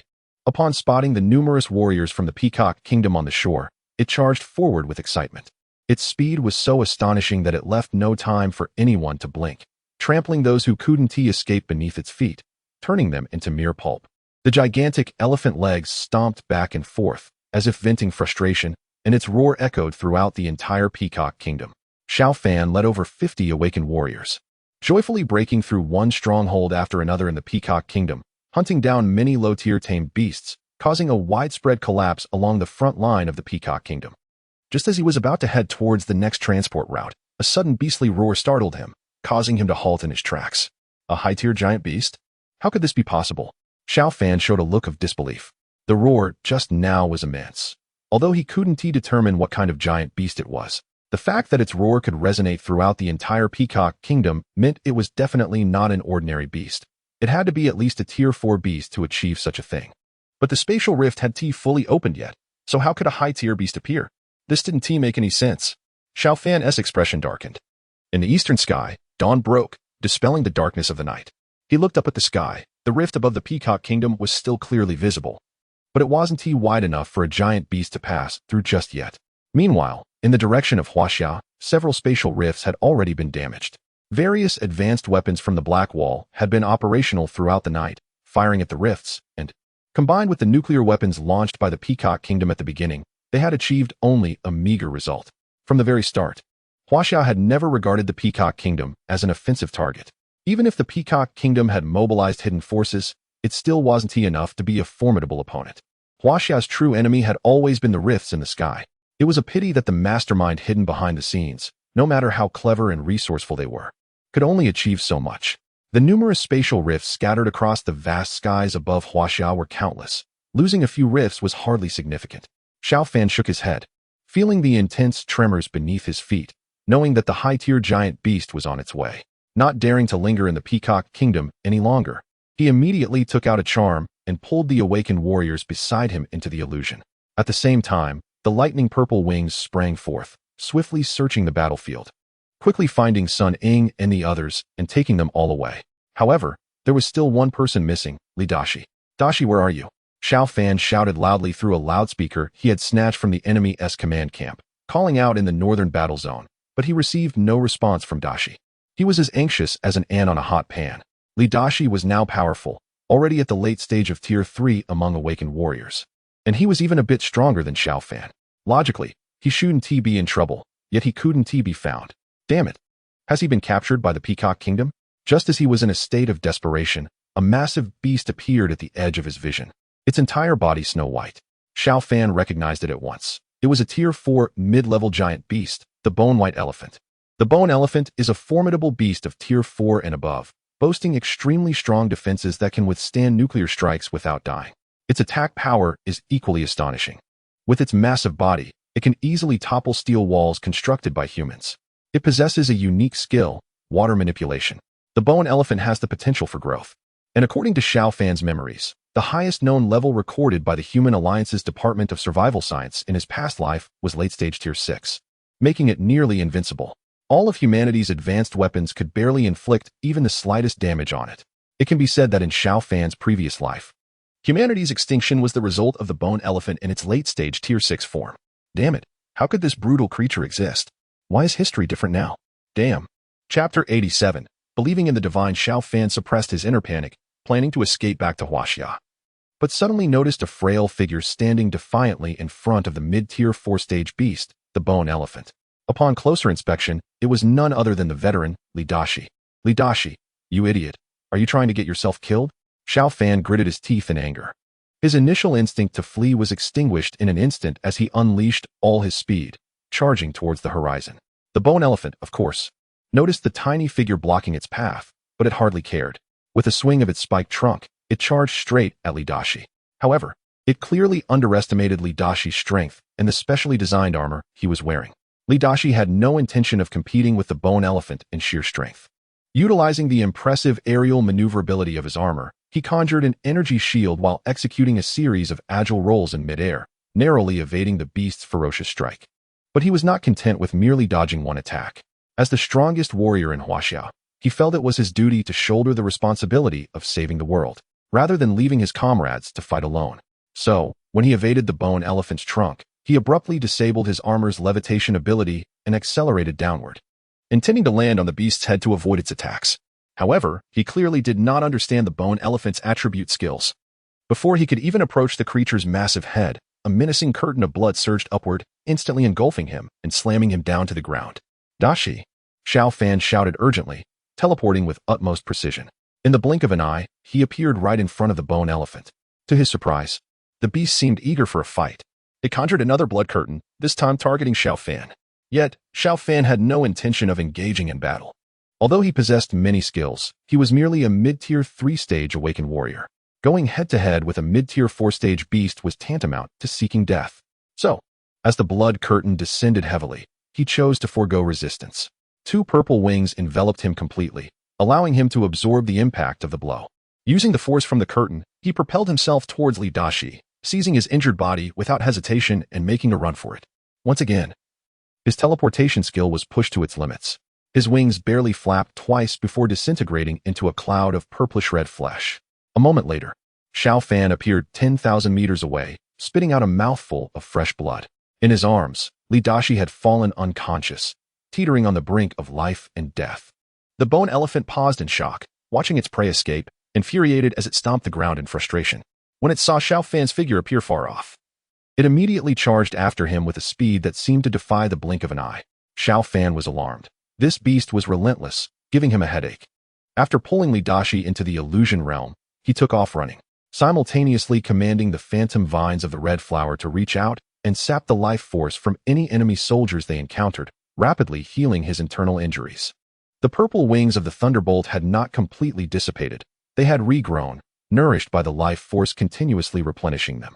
However, the vibrant purple hue had faded, replaced mostly by a blood-red color. Newly sprouted wings always needed time to grow, but Xiao Fan had no time to wait for them to fully develop. As he watched the bone-white elephant prepare to unleash the blood mist once again, he hurriedly flapped his wings and used teleportation to escape several thousand meters away. Yet, he still suffered serious injuries, as in the brief moments when he teleported, the blood mist struck him, causing the newly grown wings to collapse before they could even warm up. Damn it, is this ever going to end? I don't want to fight you. Yet you keep chasing me like a dog after a ball. Xiao Fan cursed, enduring the resurgence of his injuries as he unleashed vines once more, relying on the life force of enemy soldiers to sustain himself. From morning until afternoon, a rather amusing scene unfolded within the borders of the Peacock Kingdom. The bone-white elephant, in a fit of rage, relentlessly pursued the Huaxiao war god, who was in a desperate state, narrowly escaping capture time and again. Boss, are you okay? Do you need my help? You know my strength isn't that great, and if I help, it might put my life in danger. I don't want to see you sad. So I just can't make that decision. The black dragon led a host of metallic dragons, standing imposingly at the Huaxiao border. He had repeated this same line at least 10 times, but had yet to take any action. Meanwhile, the originally intense conflict along the borders of the two nations came to a halt due to the appearance of the bone-white elephant. Xiao Fan was filled with rage, regretting ever taking the black dragon on as a subordinate. He felt like he must have been out of his mind, exhausted and panting. He had no time to stop and berate the black dragon, focusing solely on his escape. In this desperate flight, where he was pushing his physical limits and replenishing his life force, he discovered that his strength was rapidly increasing. He had now reached the late stage of the third tier, reclaiming his title as the strongest in Huaxia. Of course, he had always been the strongest, especially when considering all his abilities without the constraints of realm. While Xiao Fan was risking his life in the Peacock Kingdom, inside the Black Wall, everyone had received the news but were at a loss for what to do. After all, the power of the bone-white elephant was evident. What weapon could they use? Nuclear weapons? The Peacock Kingdom had already deployed them, and they had proven utterly useless. Look at you now, you little beast. Shou Jindong murmured to himself, feeling immensely pleased as he watched the blurry images transmitted by satellites on the screen. His spirits lifted. Finance Minister, do you have any good suggestions? Xiao Beijiang seemed to hear something and turned to look. No. I just think that it's quite fortunate for Huaxiao that Major General Xiao Fan can handle such a powerful beast with ease. I'm genuinely happy for him. Zhou Jindong replied hastily, concealing his true thoughts. Xiao Beijiang remained non-committal, turning to the scientists, who all wore expressions of sadness and despair, unsure of what to say. At this moment, within the borders of the Peacock Kingdom, many unaware citizens flooded the streets. When they heard that the white elephant god was driving away the invading Huaxiao war god, they all erupted in cheers. Incense is being burned, prayers are being chanted, and people are kneeling on the ground, bowing their heads to the heavens, all expressing their gratitude for the divine gifts and the return of the white elephant god to the world. Even some intellectuals are feeling the impact. On a city street, amidst the throngs of devout worshippers, a few researchers stand looking bewildered, their demeanor somewhat out of place, at a complete loss for what to do. Amir, what do you think? One of the researchers steps out of the crowd and moves to the roadside. He cannot bring himself to believe in such nonsense as the existence of deities. In a materialistic world, there are no gods or spirits. Chapter 88. Deliberate attack. The man named Amir, wearing gold-rimmed glasses, turned around and recognized Bowman from the Research Institute. He expressed his opinion, saying, Huaxia claims there are giant beasts invading. I didn't believe it before, but it seems to be true now. As for the white elephant god, He shook his head dismissively and didn't continue. Bowman understood his implication, but still lowered his voice to say, "But our people are truly resistant to enlightenment. They see the giant beasts as gods. What are we going to do about this?" Before Amir could respond, the crowd of people kneeling on the ground overheard their rebellious remarks. They all stood up, angrily accusing them. "You two fools, why aren't you worshipping the elephant god? How dare you speak disrespectfully in front of the elephant god? You must be punished with fire. Burn them. Burn science." The crowd was incensed, their shouts crashing like waves. Bowman's face turned pale with fear, and he quickly knelt down, saying, "I was misled by Amir. I swear my devotion to the white elephant god is as clear as day. There is not a shred of falsehood." After saying this, he repeatedly knocked his head on the ground, causing blood to flow. "Bowman, you idiot." Amir was furious. It was clear that Bowman had initiated the conversation. Yet he had sold Amir out in the end. How shameless. Still, Amir had no intention of defending himself. In front of everyone, he rushed over and kicked Bowman to the ground, then stood still and allowed others to seize him, soon finding himself tied up in a pile of firewood. "Since you are a devout follower of the white elephant god, you shall hold the fire staff. May the glory of the white elephant god shine upon you." An old man handed Bowman a torch and pushed him toward the firewood. "Bowman, you bastard. You actually want to burn me alive? Do you have no shame? I've always considered you a friend." Amir was infuriated, but his body was firmly bound to the wooden stake, and he couldn't escape. "Amir, don't blame me. I don't want to die. The white elephant god is watching over us. To hell with science." With that, Bowman threw the torch into the firewood, and flames blazed up, roasting the people inside. The crowd cheered and lifted Bowman, tossing him high into the air repeatedly. However, they were unaware that at the edge of the city, Xiao Fan's disheveled figure suddenly emerged. His blood-red wings miraculously held together, bringing him a sense of surprise. This meant his power had increased. His gaze quickly swept over the city, and in the distance, the skeletal elephant was charging toward him like a tidal wave, with no buildings along the way able to stop it. "Damn it. When I reach the 4th stage, I'll definitely skin you alive and pull your bones out." Xiao Fan didn't dare to linger. He activated his teleportation skill and flashed into the city. Upon seeing the massive crowd in front of him, he was taken aback and shouted, "The giant beasts are coming. Why aren't you running? Are you all gathering to die? What giant beasts? How dare you blaspheme the white elephant god? Capture him and burn him alive." A multitude of people rushed toward Xiao Fan, intent on binding him tightly. Damn it. Are the people of Peacock Country all idiots? It's infuriating. As I saw the bone white elephant charging towards me, I really didn't have the mood to reason with these people. I unleashed my vines and turned a few burly men who attempted to attack me into pulp, then spread my wings and flew away without looking back. A demon. I am a demon. May the white elephant bless us. The crowd quickly knelt down and began to worship again. Even when the bone white elephant appeared before them, there was not a hint of fear. In the end, they were all trampled into a mush by the white elephant. Xiao Fan shook his head, choosing to ignore the affairs of Peacock Country, and continued on his way. But he grew increasingly puzzled, unable to understand what these people were gathering on the street for. It wasn't until he saw a flicker of flames in the distance that he finally realized these foolish people were burning innocents alive. Great heavens, what era is this? How can the people of Peacock Country still be so ignorant? In a flash, Xiao Fan appeared in front of the bonfire, seeing the person engulfed in flames weakly muttering, "Science is supreme, truth is supreme." His heart was deeply moved. Although he didn't know the details of the situation, he could guess the gist of it.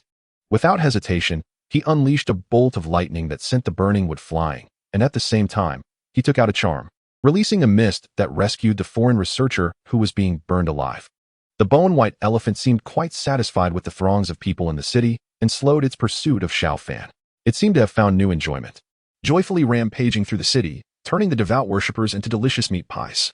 Outside the city, Xiao Fan finally got a moment to catch his breath.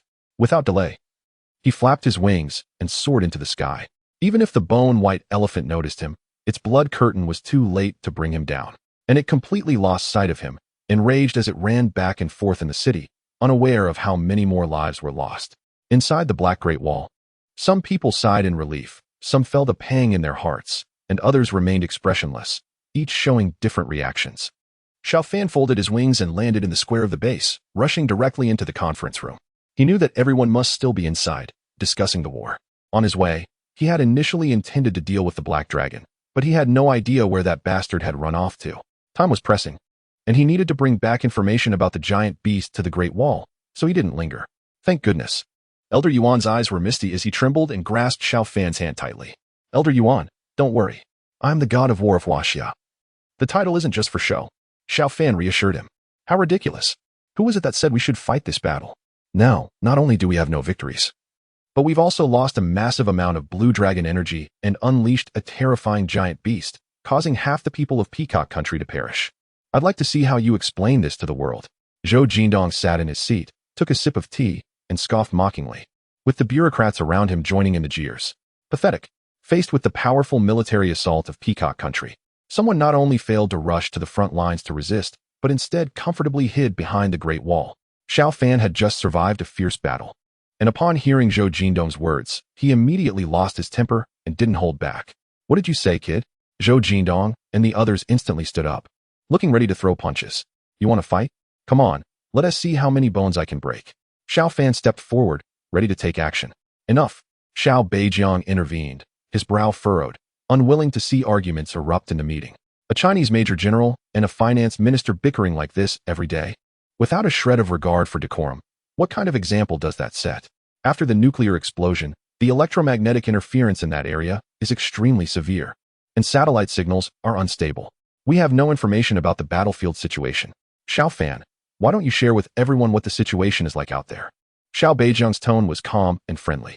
Chapter 89. The Omen of the Fourth Rank. Xiao Fan immediately recounted his experiences in the Peacock Kingdom in great detail, leaving everyone present speechless for a moment. They had no idea that the Peacock Kingdom was hiding such deep secrets.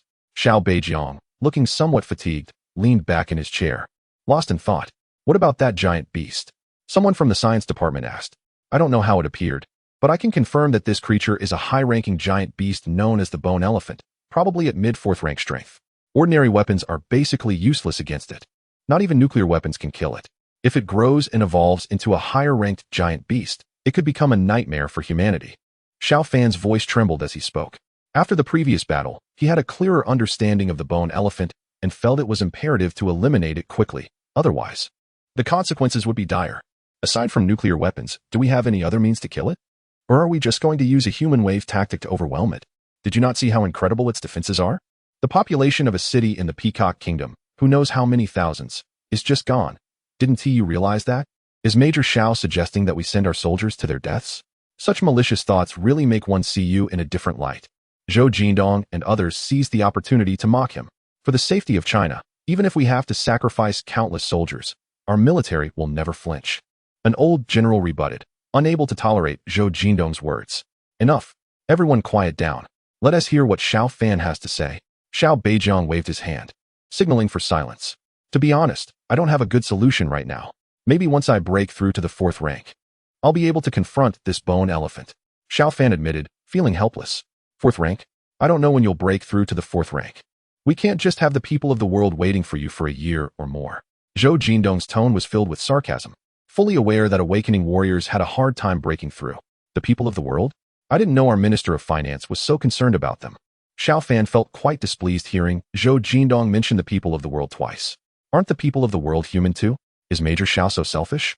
I've heard that someone plans to give out advanced technology for free. If it's not for the people of the world, then there must be ulterior motives. Zhou Jindong, step by step, found loopholes and launched a fierce attack. Xiao Fan was about to explode when he was stopped by someone from the military, who said, let's not talk about the people of the world for now. If no one can subdue this giant beast, it will eventually charge into China. We must come up with a foolproof plan, preferably to annihilate it. Xiao Beijiang turned to Xiao Fan, inquiring about his progress in advancing. I'm confident I can break through to the 4th rank within a week. Xiao Fan replied before turning and leaving the meeting room. He headed to the medical room, where he placed Li Dashi and the unnamed researcher from the Peacock Kingdom down, then returned to his quarters to prepare for his breakthrough. At the same time, everything that had happened in the Peacock Kingdom spread across the world.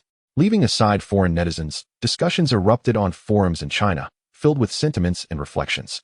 Although the images captured by the satellite were quite blurry, that stunning mushroom cloud was blinding. I was left in awe. Did you see that colossal beast in the latter part?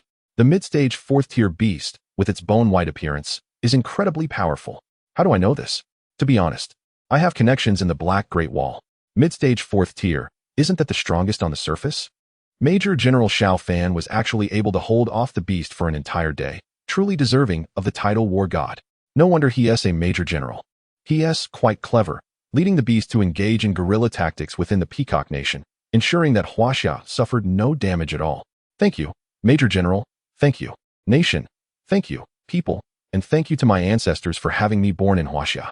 Breaking through to the 4th tier sounds easy, but the truth is, Xiao Fan isn't entirely confident. His current realm is indeed late-stage 3rd tier, but crossing into the 4th tier is somewhat unrealistic. This involves the issue of spirit energy absorption. Transitioning from 1st to 2nd tier doesn't have a concept of great perfection, since the amount of spirit energy needed for 1st tier perfection is negligible. Even for 2nd tier, it only requires a few times more, and Xiao Fan completed it using advancement pills, making the process relatively simple. Now, moving from late-stage 3rd tier to early-stage 4th tier requires an amount of spirit energy that is at least equivalent to an additional 1st tier. However, when he publicly stated in the conference room that he would break through within a week, he wasn't just making empty promises. He has his own plan, intending to break through the 4th tier not through spirit energy, but through massive life force. During the earlier battle in the Peacock Nation, he accumulated a lot of unabsorbed life force through the Phantom Red Flower. If he can convert all of it into life energy, he can essentially complete the breakthrough. In fact, life force and spirit energy are not fundamentally different. The latter simply seems less brutal, while the former's method of extracting energy from living beings appears somewhat unorthodox. Xiao Fan is certainly not a bloodthirsty maniac, nor is he crazy enough to rely on killing to enhance himself.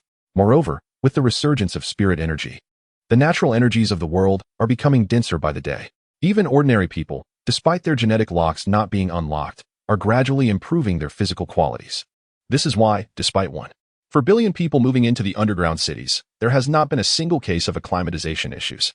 The life force he has accumulated has mostly come from fortunate encounters, primarily from mutated beasts. Some citizens of the Peacock Nation even sacrificed their lives for this. But that was a matter of crisis and expediency. Ultimately, it boils down to a question of conscience. No matter how cruel the circumstances behind the life force he has taken, he remains calm about it. In the face of survival, notions of right and wrong become irrelevant. If one doesn't even have the right to survive, who would care about morality? Once he composed himself, Xiao Fan took out the charm bead. This time, it wasn't to let someone out, but for him to enter. If 1 day outside equals 10 years inside, then these 7 days will feel like 70 years to him, providing ample time to fully awaken the life force hidden within him. The enchanting pearl emitted a dense mist that filled the entire room, gradually obscuring Xiao Fan's figure until it vanished, leaving only a glossy black pearl floating in the fog. In the realm of illusion, a new space suddenly emerged, one that was in ruins, with shattered mountains and rivers, as if it had just endured a fierce battle. Xiao Fan's figure abruptly appeared in the air, holding another enchanting pearl in his hand. This was one of the unique abilities of the enchanting pearl, when its owner entered the illusionary realm while holding it. The real pearl could not be turned into a mere illusion. However, it could create a replica of itself in the illusory world, functioning in every way as the real one.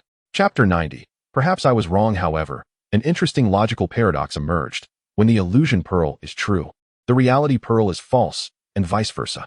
The relationship between the two cannot be explained by so-called science. In short, with the illusion pearl in hand, Xiao Fan can reverse view the situation in the real world. The mist in his room serves to alert him in a timely manner when there is any unusual movement.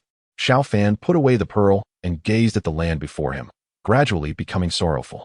This land was the real training ground he had constructed based on his memories from a past life, representing humanity's tragic apocalyptic times. On the ground, various mutated creatures roamed in hordes, nearly devouring the remnants of civilization. In order to fully stimulate his body and utilize the accumulated vitality, Xiao Fan adjusted all the monsters below to a late-stage 3rd tier. He planned to achieve his 4th tier promotion through a battle of equals. After a moment of reflection, Xiao Fan no longer hesitated. With a long howl, accompanied by the afterglow of the setting sun, he plunged directly into the beast horde below. The battle was imminent. The beasts howled incessantly, unleashing a frenzy of skills of various attributes. In an instant, Xiao Fan was torn to shreds. Time reversed, and as the sun set, Xiao Fan's figure reappeared high in the sky. Without hesitation, he charged out again, as if committing suicide, rushing towards the beast horde. The result remained unchanged. He died once more. In this peculiar space, time lost its meaning. A fearless figure repeatedly charged into the beast horde, dying each time but never giving up. When the number of deaths reached 100, Xiao Fan finally managed to survive for 1 minute. This brief moment of brilliance, like a blooming ephemeron, was magnificent enough. When the lightning's brilliance reached 1,000 times, his survival time increased by another minute. Yet, this did not bring any substantial change. The electrical sparks he released merely prolonged his existence for a moment longer. After 10,000 attempts, his survival time grew by another minute. His illusory demon-slaying blade finally made contact with one of the monsters, but it was merely a touch. No substantial damage was inflicted. It wasn't until he had died countless times that he could finally stab the demon-slaying blade into the ugly head of one monster. However, it merely displayed a look of pain, with not a hint of fear. It was unclear how much time had passed. Xiao Fan's body felt no fatigue. He finally managed to endure among the frenzied third-tier beasts for 10 minutes, personally killing one monster. This brought him great joy, driving him to rush towards death even more fervently. With the extension of time, the techniques he could employ also multiplied. Throughout this process of honing his skills, he tried nearly every possible way to die: crushed, poisoned, frozen, burned, electrocuted, bitten, and compressed. By the end, he even found it somewhat tedious. At this point, he had already developed the ability to endure in the beast herd for anywhere from 30 to 40 minutes. His strikes were more ruthless than before, often. In the blink of an eye, he could target the vital points of the monsters and take their lives. His fists were as merciless as hammers. Although they seemed to be thrown casually, they could knock down waves of beasts. His footwork was even more impressive. When he kicked, it was either a death blow or a severe injury, unstoppable by any number of foes. He even had a whimsical idea and experimented with how to crush monsters using his backside. Although the success rate was extremely low and often left him wincing in pain, it added a bit of fun to the otherwise tedious training. As time passed in the real world, day turned to night and then back to day again. In the illusory world, nearly 20 years had gone by. Xiao Fan had long since changed his training methods. He could now move freely among the beast herd. Although he was still at the late stage of the third tier, the damage he inflicted was comparable to that of a fourth-tier fighter. In less than half an hour, he had cleared out all the beasts in the area. Reflecting on the beginning 20 years ago, when he couldn't even last a second, he felt a wave of nostalgia. Now, if he were to encounter a fourth-tier, mid-level bone-white elephant, even if he couldn't defeat it, he could escape with ease. No longer fleeing in a panic, Xiao Fan arrived at the riverbank, jumped in, and swam joyfully for several laps until the sun completely set, marking the start of his first night in the illusory world. The campfire by the river felt particularly warm, with stars twinkling above, as if they had fallen into the water, adding to the tranquility of the scene. The thigh of a monster roasted over the fire emitted an enticing aroma. Everything in the illusion felt real to those within it, and the taste of the monster meat was no exception. Xiao Fan feasted heartily, tearing off piece after piece of the well-cooked meat. He ate with great delight until his stomach was round and full, and after a few hearty burps, he returned to normal. Since the purpose of his arduous training was to contend with the bone-white elephant, his subsequent training would focus specifically on this giant beast. The fourth-tier mid-level still felt a bit distant, but the fourth-tier early-level bone-white elephant was about right. After all, a herd of beasts was not the same as a solitary monster. With this decision in mind, Xiao Fan wasted no time. The moment he stood up, the entire world shifted again, and he found himself in the Peacock Kingdom. The city here had long been ravaged, suffering even more devastation than what had befallen China. As Xiao Fan looked down at the herd of bone-white elephants below, he felt a twinge of nervousness. However, in order to quickly elevate his realm, he steeled his courage and charged down. The same scene unfolded once more. He went from barely lasting a minute to being able to endure for longer periods, continuously stacking success through relentless efforts. In the real world, fierce battles raged in the direction of the Peacock Kingdom for 24 hours. The elite forces of this nation were completely decimated, and their advanced weaponry was exhausted. Countless lives were lost, yet they could do nothing against the fourth-tier, mid-level bone-white elephants. Perhaps the few broken bone spikes on the white noses of the elephants could be considered the fruits of their hard-fought night. But no matter how one looked at it, it seemed both ridiculous and sorrowful. In the office of the leader, Woody had long lost the vigor he once had. His hair had turned mostly white overnight, and he appeared extremely fatigued, sitting in a cold chair, silent for a long while. The table in front of him was piled high with countless documents, all detailing the statistics of domestic losses. Document number 184. The Awakened warriors suffered heavy casualties, leaving them with no fighting capability. Document number 193. All mechanical serpents were destroyed, and the stock of blue dragons was completely depleted. Document number 247.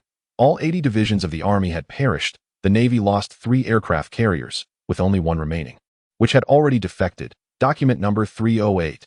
Civilian casualties exceeded 200 million, with uncounted numbers still to be accounted for. initially estimated to be over 70 million, bringing the total death toll to possibly over 300 million. Chapter 91.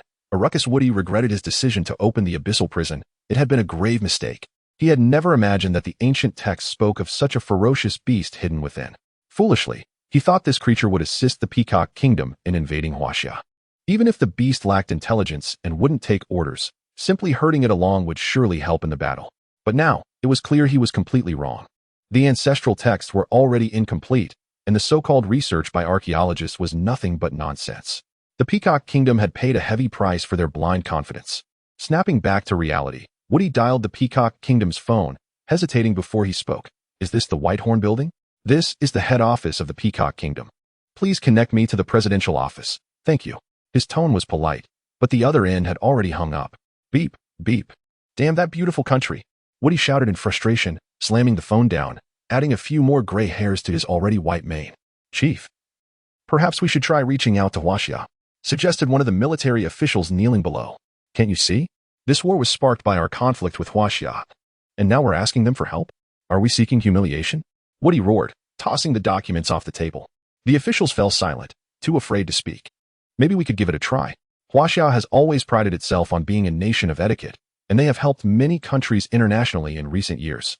Moreover, the Huaxia war god disregarded international treaties and recklessly used nuclear weapons. As a Huaxia major general, he also represents Huaxia's will and must take responsibility for this conflict. Captain App of the Awaken warriors in the Peacock Kingdom had previously organized an attack on Xiao Fan, but had failed. She had miraculously survived the hunting operation of the bone elephant. As she was also responsible for Chief Woody's personal security, she held a certain influence. Woody sat slumped in his chair, silent for a long time.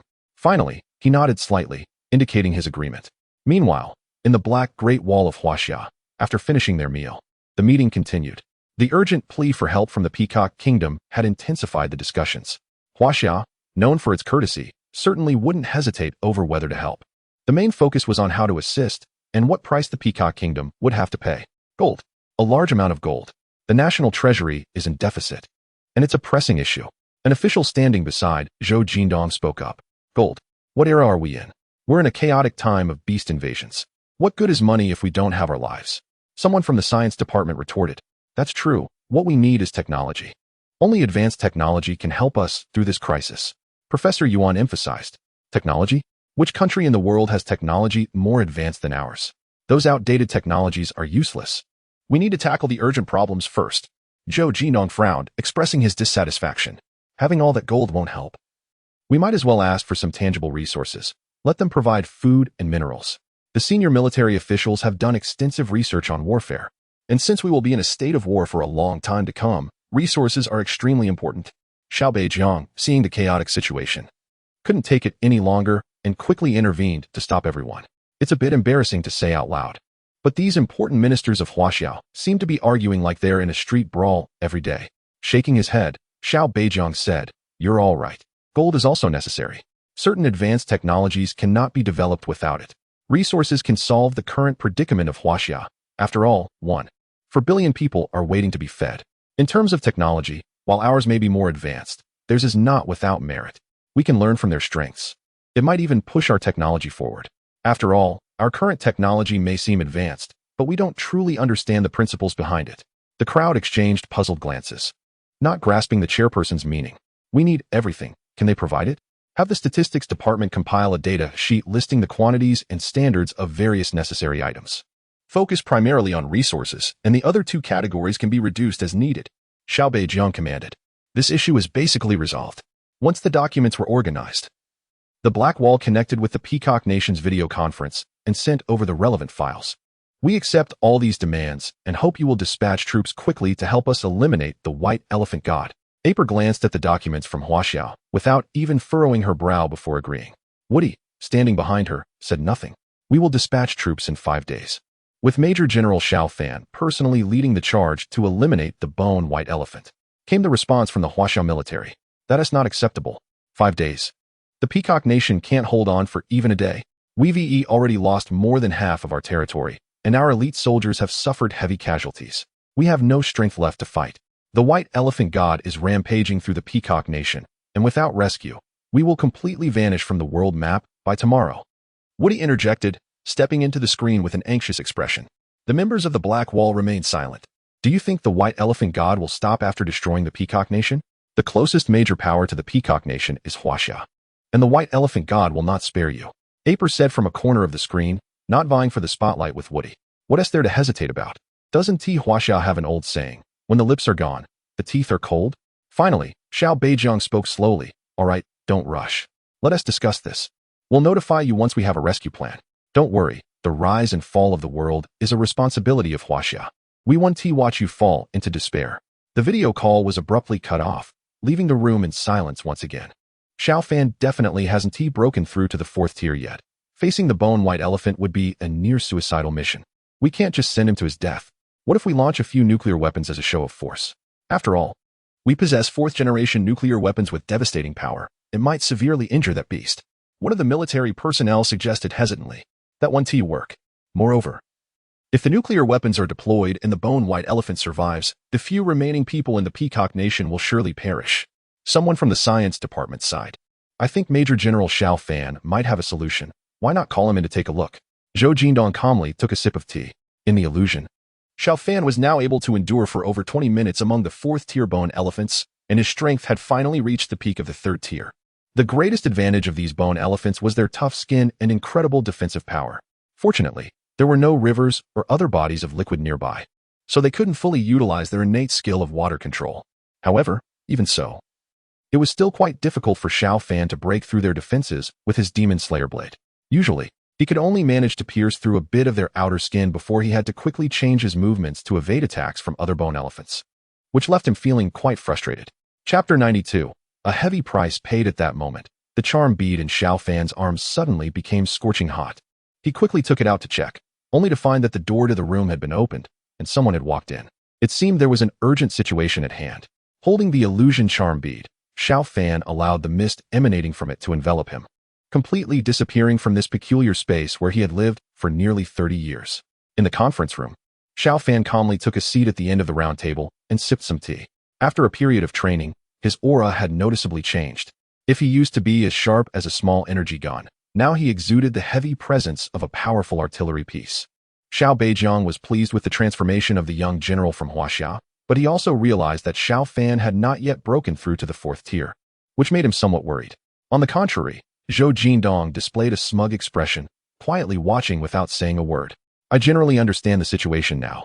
Although I have not yet reached the 4th tier, facing the mid-4th tier Bone Xiang, I no longer feel as defenseless as before. Coupled with the 300 awakened warriors from my special training, I am confident in taking down the Bone Xiang. Xiao Fan set down his teacup. How ridiculous. Confident? Are you risking the lives of Huaxia's soldiers? Those 300 awakened warriors are the elite of the elite. If they perish, who will protect Huaxia in the future? Who will be the Great Wall of Huaxia? Zhou Jindong seized the opportunity to mock him again. His words struck a nerve among the military personnel. Training awakened warriors is no easy task. Losing them would be a tremendous blow to Huaxia. In future battles against giant beasts, Huaxia would inevitably be at a disadvantage. However, the scientific community had little say in this matter. Xiao Beijiang appeared somewhat concerned and asked, how confident are you in taking down the Bone Xiang? On my own, I would only have a 10% chance, but with the addition of the 300 awakened warriors, it should be over 50%. If we disregard the possibility of capturing it alive and aim for direct annihilation, my confidence rises to over 80%. Xiao Fan asserted. What a bold claim from General Xiao. 80% confidence?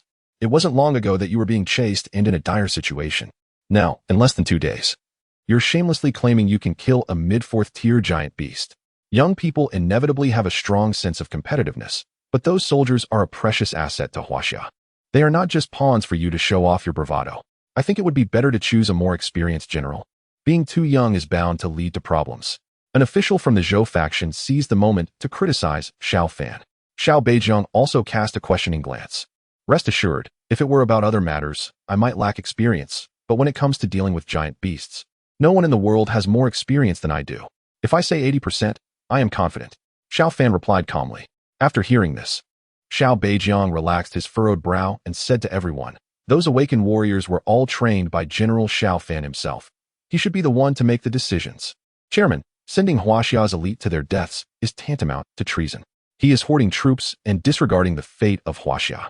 What about the common people of Huaxia? Zhou Jindong immediately spoke up, lamenting deeply and advising against it. The military hasn't said anything. What right do you, a minister of finance, have to shout? The military personnel expressed their dissatisfaction, feeling that the finance department was overstepping its bounds. I see him as a weasel in disguise, up to no good. Finally, the science department seized the opportunity to mock. The people of Peacock Nation are still human. Their citizens are still citizens. Saving them is also saving us. Do you really want to wait until the bone elephant wreaks havoc on Huaxia? Xiao Fan pointed at the screen, where ruins were everywhere, and a few fortunate survivors. Elderly and children were crying helplessly in the wind. He was emotionally charged and continued, in the grand land of Huaxia. We should take on the responsibility of saving the world. Deep down, we embody the qualities of kindness and humility, not the indifference of turning a blind eye to suffering. Xiao Fan asserted that there was an 80% chance of success, and we should have faith in him. This matter was settled, and there was no need for further debate. Xiao Beijiang waved his hand dismissively. The news that Huaxia planned to send troops to aid Peacock Nation spread across the world, and everyone was shocked. They were already aware of the strength of the mid-tier beast, the bone elephant, and were praying that this beast wouldn't come to their countries. Who would be foolish enough to step up for justice at such a time? Such slogans might work in peacetime, but in the age of beasts, it was better to keep a low profile. Yet, they also wanted to test Huaxia's limits, as per tradition. They couldn't miss the chance to pour cold water on the situation. The beautiful nation no longer dared to claim to be the savior of the world, and it seemed Huaxia might have a few screws loose for daring to send troops. It was clearly a mission destined for death, all for a few hollow titles. How reckless. Come, let the satellites focus on Peacock Nation. Let the whole world see how Huaxia, ignorant of its own limits, is trampled by the beasts. As satellites from various countries gathered over Peacock Nation, Xiao Fan had already arrived on this tragic land via transport plane. His gaze stretched far into the distance, and he spotted the bone elephant moving like a tiny dot on the horizon. Boss, hello. I've made my decision. Even if I die, I want to die with you. The black dragon, having appeared from nowhere, sensed Xiao Fan's change in demeanor and hurried over. Oh, you finally dare to show up. Let us see how I deal with you. Xiao Fan jumped out of the transport plane, not even opening his wings. With a few backflips and a technique resembling the lightness technique, he landed on the black dragon's back and delivered a heavy punch that made the black dragon howl for mercy. Boss, I have my reasons too. Look at my skinny arms and legs. If I rush in directly, I wouldn't even be enough for that old elephant to use as a toothpick. I'm just trying to preserve our strength for Huaxia, waiting for the right moment. The black dragon, teary-eyed, pleaded and was eventually let off the hook. Since that's the case, I'll give you a chance to prove yourself. Go and lure that beast over here. Xiao Fan kicked the black dragon away while simultaneously flipping back into the transport plane. He landed the transport plane and took out the charm pearl from his arms. As he saw the battle scenes flashing on its surface, he had already gained an understanding of the strength levels of many awakened warriors. Most of them had reached the late stage of the 3rd tier, while a few had even attained a level of great perfection in the 3rd tier, showing remarkably rapid progress.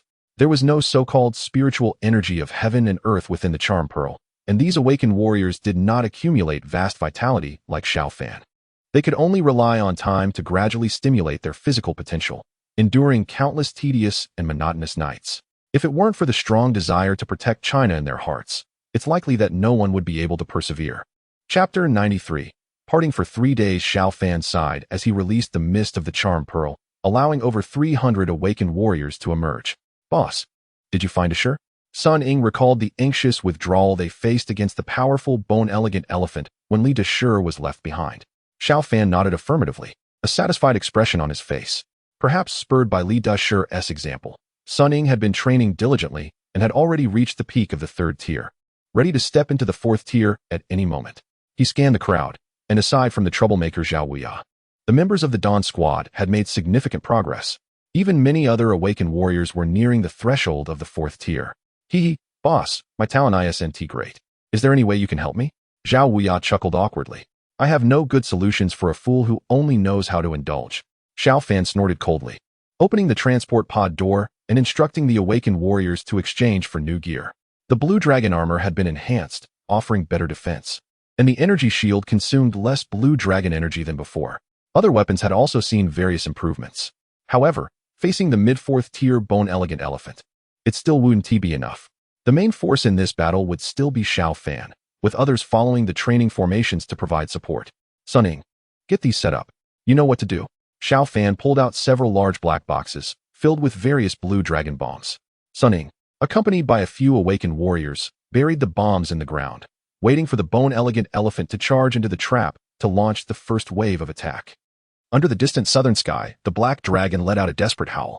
Its massive body was now covered in wounds, and it was hard to tell whether the blood was its own or that of the bone-elegant elephant, which created a gruesome spectacle.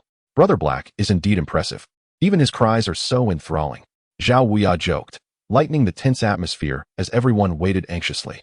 You all hide first. Once the fighting starts, just take your shots from the shadows. Get a few sharpshooters to blind it first. Xiao Fan instructed, his thunder wings spreading wide as he soared into the air. Boss, hurry and save me. Your loyal little brother can't hold on much longer. The black dragon cried out, its tail ensnared by the long trunk of the bone-elegant elephant, which slammed it into the ground with a thunderous crash. It seemed the black dragon was indeed struggling to hold on. Xiao Fan decided to personally attract the bone-elegant elephant's attention, flapping his wings and darting away like a shooting star. The radiance of lightning erupted from him, capturing the full attention of the bone-elegant elephant. It seemed to remember this human with wings who could discharge electricity, the one who had escaped days ago, and it dared to show up again. The bone-elegant elephant stood upright, its massive legs pounding the ground, nearly crushing the black dragon beneath its weight. It emitted a deafening roar and charged directly at Xiao Fan, determined to crush this annoying human mosquito underfoot.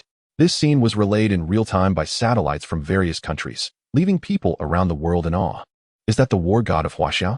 Is he really risking his life? This colossal beast is simply an unstoppable demon. The Peacock Nation is already doomed. What right does he have to intervene? It's foolish to throw away his life for a few empty titles. In the office of the Peacock Nation, Woody crawled up from the shards of broken glass. Just moments ago, when the bone-white elephant leaped, the entire nation shook. Many buildings collapsed one after another, and even the central government was swaying precariously. Leader, are you all right? The female awakened warrior, AP, hurried over to support him. I'm fine. What is the situation with the battle? Can he handle it alone? Woody gasped for breath, instructing someone to bring in a new screen. The war god of China possesses extraordinary strength. Even awakened warriors of the same rank are no match for him. In the fight against the bone-white elephant, he has a better chance. AP felt uncertain. She had sparred with Xiao Fan and acknowledged his skills, but the bone-white elephant is a mid-tier 4th-level beast. Forget it. Let fate decide. Woody muttered to himself. If the war god of China dies, it would be a huge loss for them. If the Peacock Nation falls, they won't be any better off. AP frowned but said nothing, continuing to gaze at the screen. 3 days apart, and now I'll see you with new eyes. The wisdom of our ancestors in China is something you, this beast, will find hard to comprehend, but that doesn't matter. Today, I'll show you that a higher realm doesn't necessarily mean greater strength. Xiao Fan flared his thunderous purple wings and launched himself like a missile, tracing a graceful parabolic arc to evade the blood mist's attack. With several teleportations, he continuously altered his direction and posture in the air, gradually closing in on his opponent. Roar. The bone-white elephant, provoked, appeared furious. One of its long, bone-spiked trunks danced wildly like a demon, nearly sealing off all space around the human before it. Are you under some misunderstanding about teleportation? Xiao Fan laughed heartily, still descending, but suddenly leaped over the heavy blockade, appearing atop the massive head of the bone-white elephant.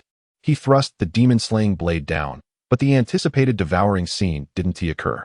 With a loud thud, the blade was deflected as if it had struck solid rock, only breaking one sharp bone spike and failing to pierce the beast's flesh.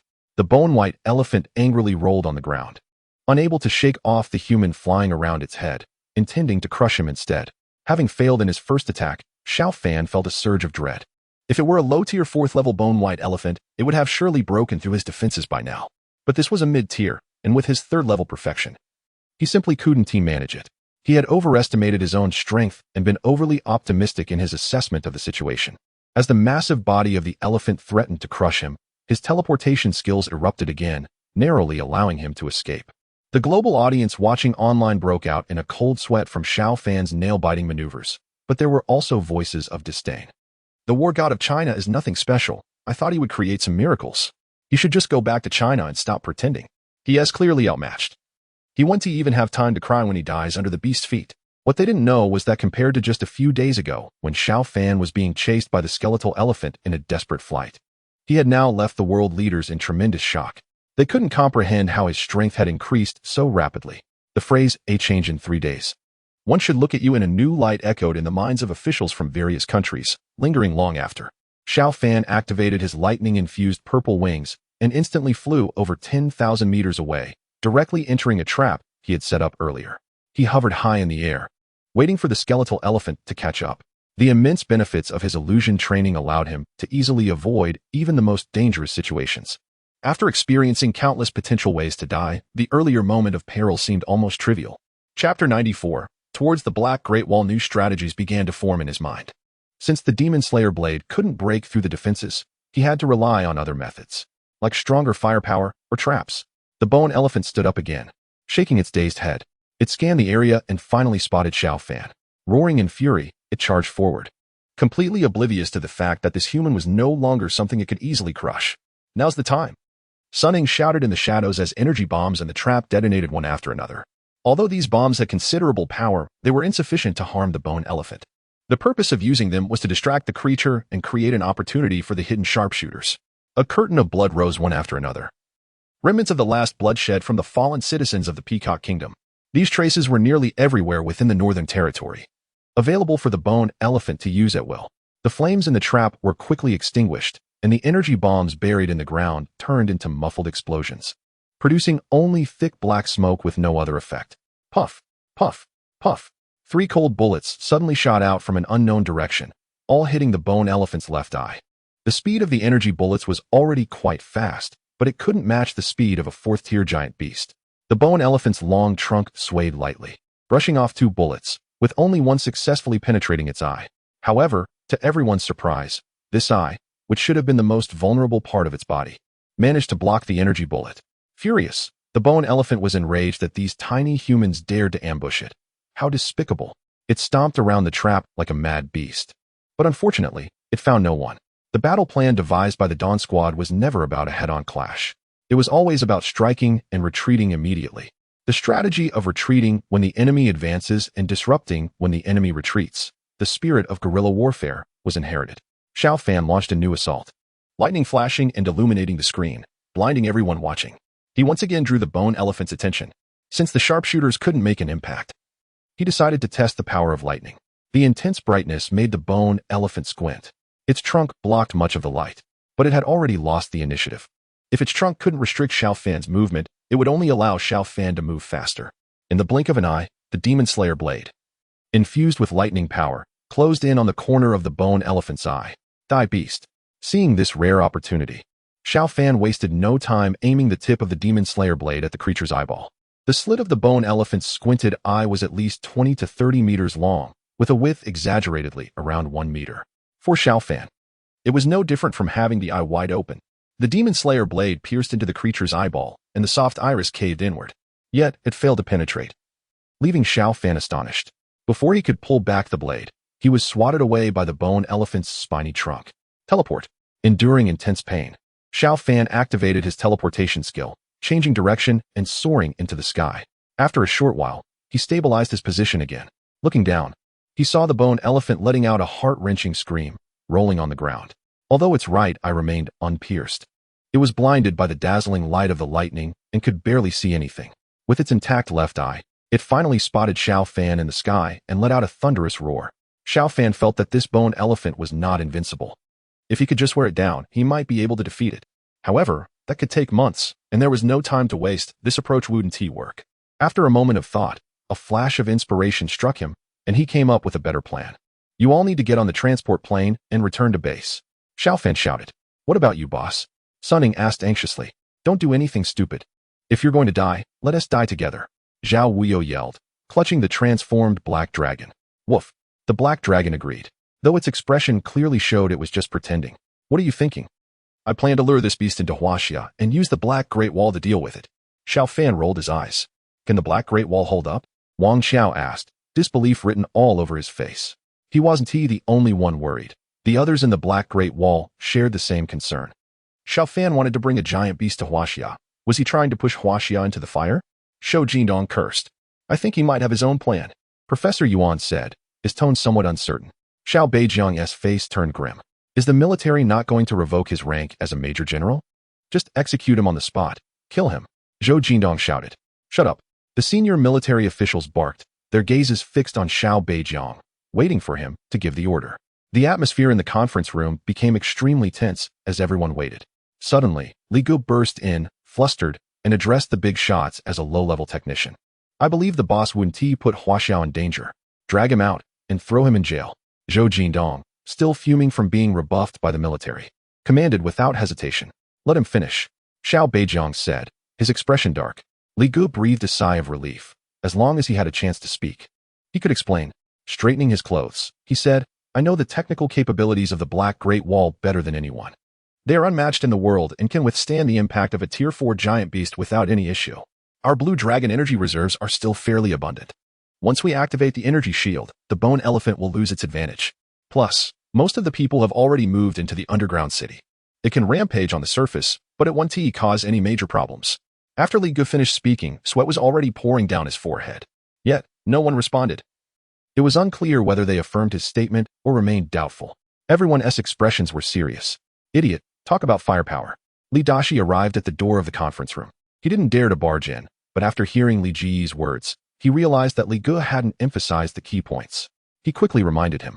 Li Gu came to his senses, feeling a bit anxious about his own carelessness, mostly because he was too nervous and for a moment stumbled over his words. Right. The weapon system of the Black Great Wall is extremely advanced, supported by a massive number of blue dragons, with power far exceeding the ordinary.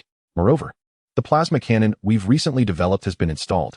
The science department is well aware of its capabilities, not to mention 4th-tier behemoths. It can easily breach defenses even against 5th-tier ones, more than enough to take down a bone-white elephant. He wiped the sweat from his forehead, having spoken a long paragraph in one breath, and felt a bit exhausted. Chapter 95. Under questioning, get him out of here. Xiao Beijiang waved his hand, ordering his men to drag Li Gu away. I felt it was too risky. Although the Black Great Wall was powerful, what if something went wrong?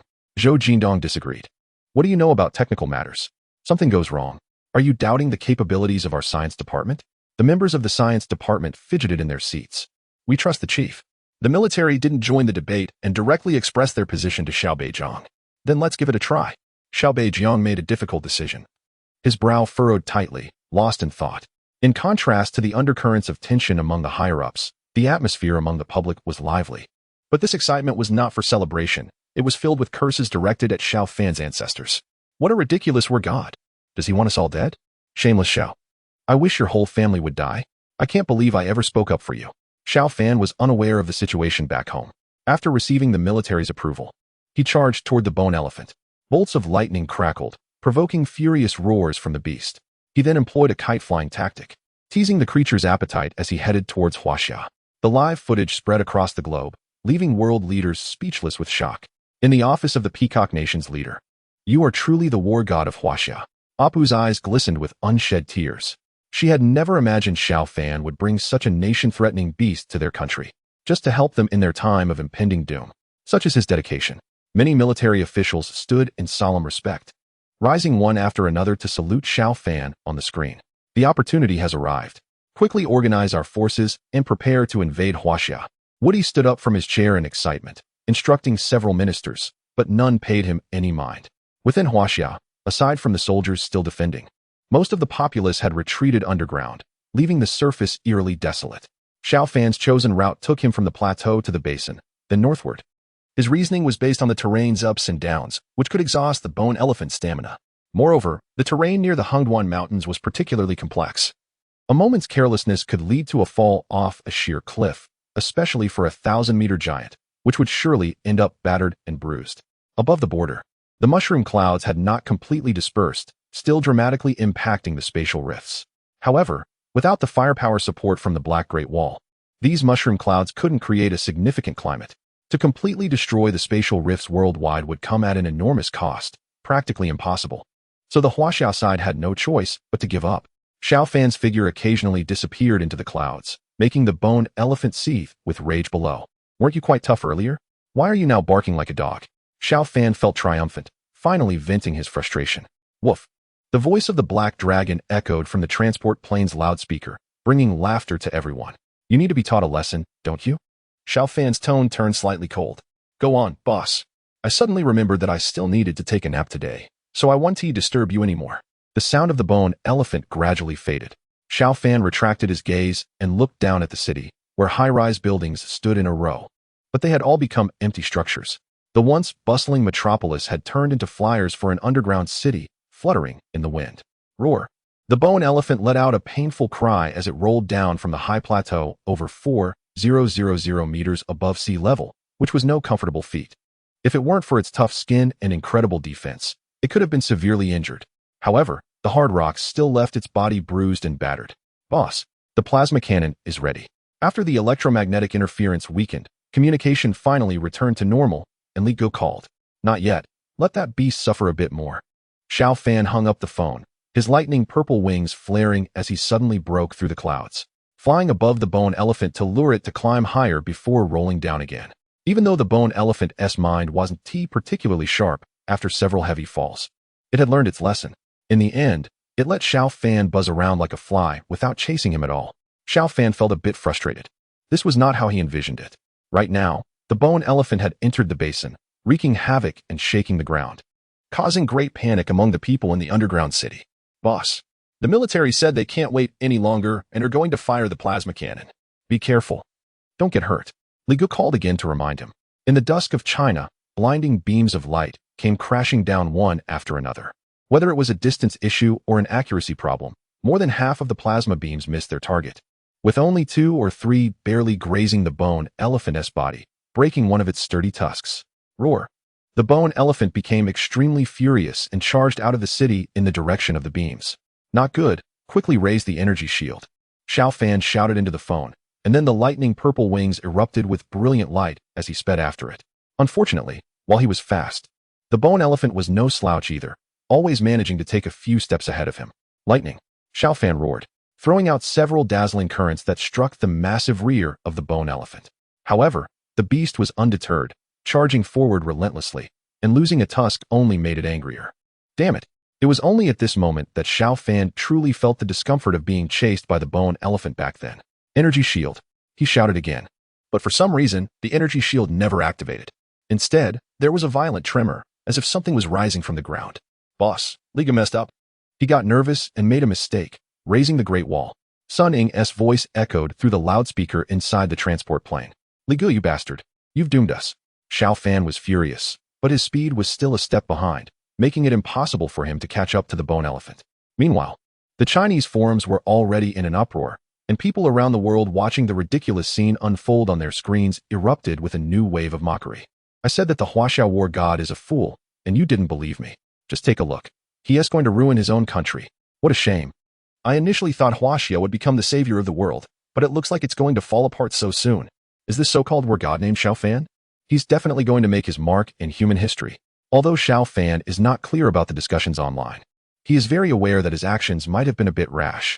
The problem is, without the firepower of the Black Great Wall, there's no way to break through the defenses of the Bone White Elephant. If he can't break through, he wants to find the opportunity to insert the Demon Slayer blade. Chapter 96. The burden of time at the critical moment. The energy shield of the Black Great Wall finally activated. The massive body of the bone elephant was pushed back several thousand meters. The Great Wall, having risen halfway, stood tall on the land of China like a roaring dragon, with various advanced weapons firing in succession. The electromagnetic cannons proved mostly ineffective, producing only a burst of fireworks. The infrasound weapons were not usable in local combat. With such a vast battle zone, they would surely harm innocent civilians. That left the laser cannons and plasma cannons. The effect of the laser cannons was minimal, at most breaking a few bone spikes. To truly injure the bone elephant, they would have to rely on the plasma cannons. However, for reasons unknown, whether technical issues or otherwise, it often took 10 shots to hit just one. The bone elephant, feeling the pain, swung its long trunk wildly, drawing water from the mountains. It formed a massive curtain of water around itself, continuing to charge at the Black Great Wall. Each attempt shook the Great Wall. While the energy shield was powerful, its basic principle relied on withstanding impacts. The tremendous force would not dissipate into thin air but would transfer to the Great Wall itself. A mid-stage Tier 4 behemoth was indeed terrifying. Leaders from various countries watched the scene, lost in thought, and it took a while before someone spoke. They had underestimated China before, and they never expected their strength to be so formidable. But what good was that strength if they couldn't eliminate the mid-stage Tier 4 behemoth? It was only a matter of time before they couldn't hold on any longer. Shouldn't they give China a little more drama? The leader of the beautiful nation squeezed into the frame and suggested enticingly, I think that's a good idea. We ask the beautiful nation to uphold justice. Woody, the leader of the Peacock Nation, completely forgot about his earlier plea for help to the beautiful nation, shamelessly urging other countries to attack China. The leader of the beautiful nation, however, didn't even glance at him and instead pulled out a nail clipper from who knows where, casually trimming his nails in front of the screen. Attack China? Was he joking? The era of behemoths had already been initiated, and who knew how many more crises awaited? If they didn't unite against a common enemy, they would all be finished. The leader of the beautiful nation's words were clearly intended to provoke, embarrassing certain individuals on the international stage. Woody's face turned pale. Upon realizing the situation, he snorted and cut off the international video call. Inside China, Xiao Fan deeply regretted his previous decision. Without hesitation, he charged in front of the bone elephant, facing it alone, with the trembling black Great Wall behind him. The bone elephant loathed this human it couldn't kill, summoning heavy curtains of water to try and crush him. Xiao Fan was undaunted, pushing his teleportation skills to the limit, darting through layer after layer of water, getting closer to the behemoth. Yet, his strength was still only Tier 3, even if he was on the threshold of Tier 4. The gap between realms, especially at higher levels, was only growing wider, as he once again used teleportation to evade the water curtain. The bone elephant's long trunk swung around and directly slammed him into the ground. The skeletal giant excitedly charged forward, raising its massive legs and stomping down hard. Bang! Bang! Bang! It was unclear how many times it stomped, until clouds of dust filled the air, obscuring everything from view. No one could see what was happening inside. Boss. Sunning and others were heartbroken and wanted to rush in to help, but they were stopped. That's a 4th-tier giant beast. Do you want to throw your lives away? Do you think that's how you repay the country for nurturing you? Zhou Jindong's words held some weight, and neither the military nor the scientific department offered a rebuttal. Li Gu seemed to have gone mad, unleashing all the firepower of the Black Great Wall, but he found that after firing just 3 plasma beams, he lost control of the system. Furious, he punched the screen. Inside the Black Great Wall, alarms blared incessantly. The defense system was operating at overload, and the blue dragon energy was rapidly depleting. The people of the world watched in horror, yet there were plenty of mocking voices. It's such a pity that the war god of Huaxia has died, ha ha ha. Good riddance, I've never liked him. He got off easy.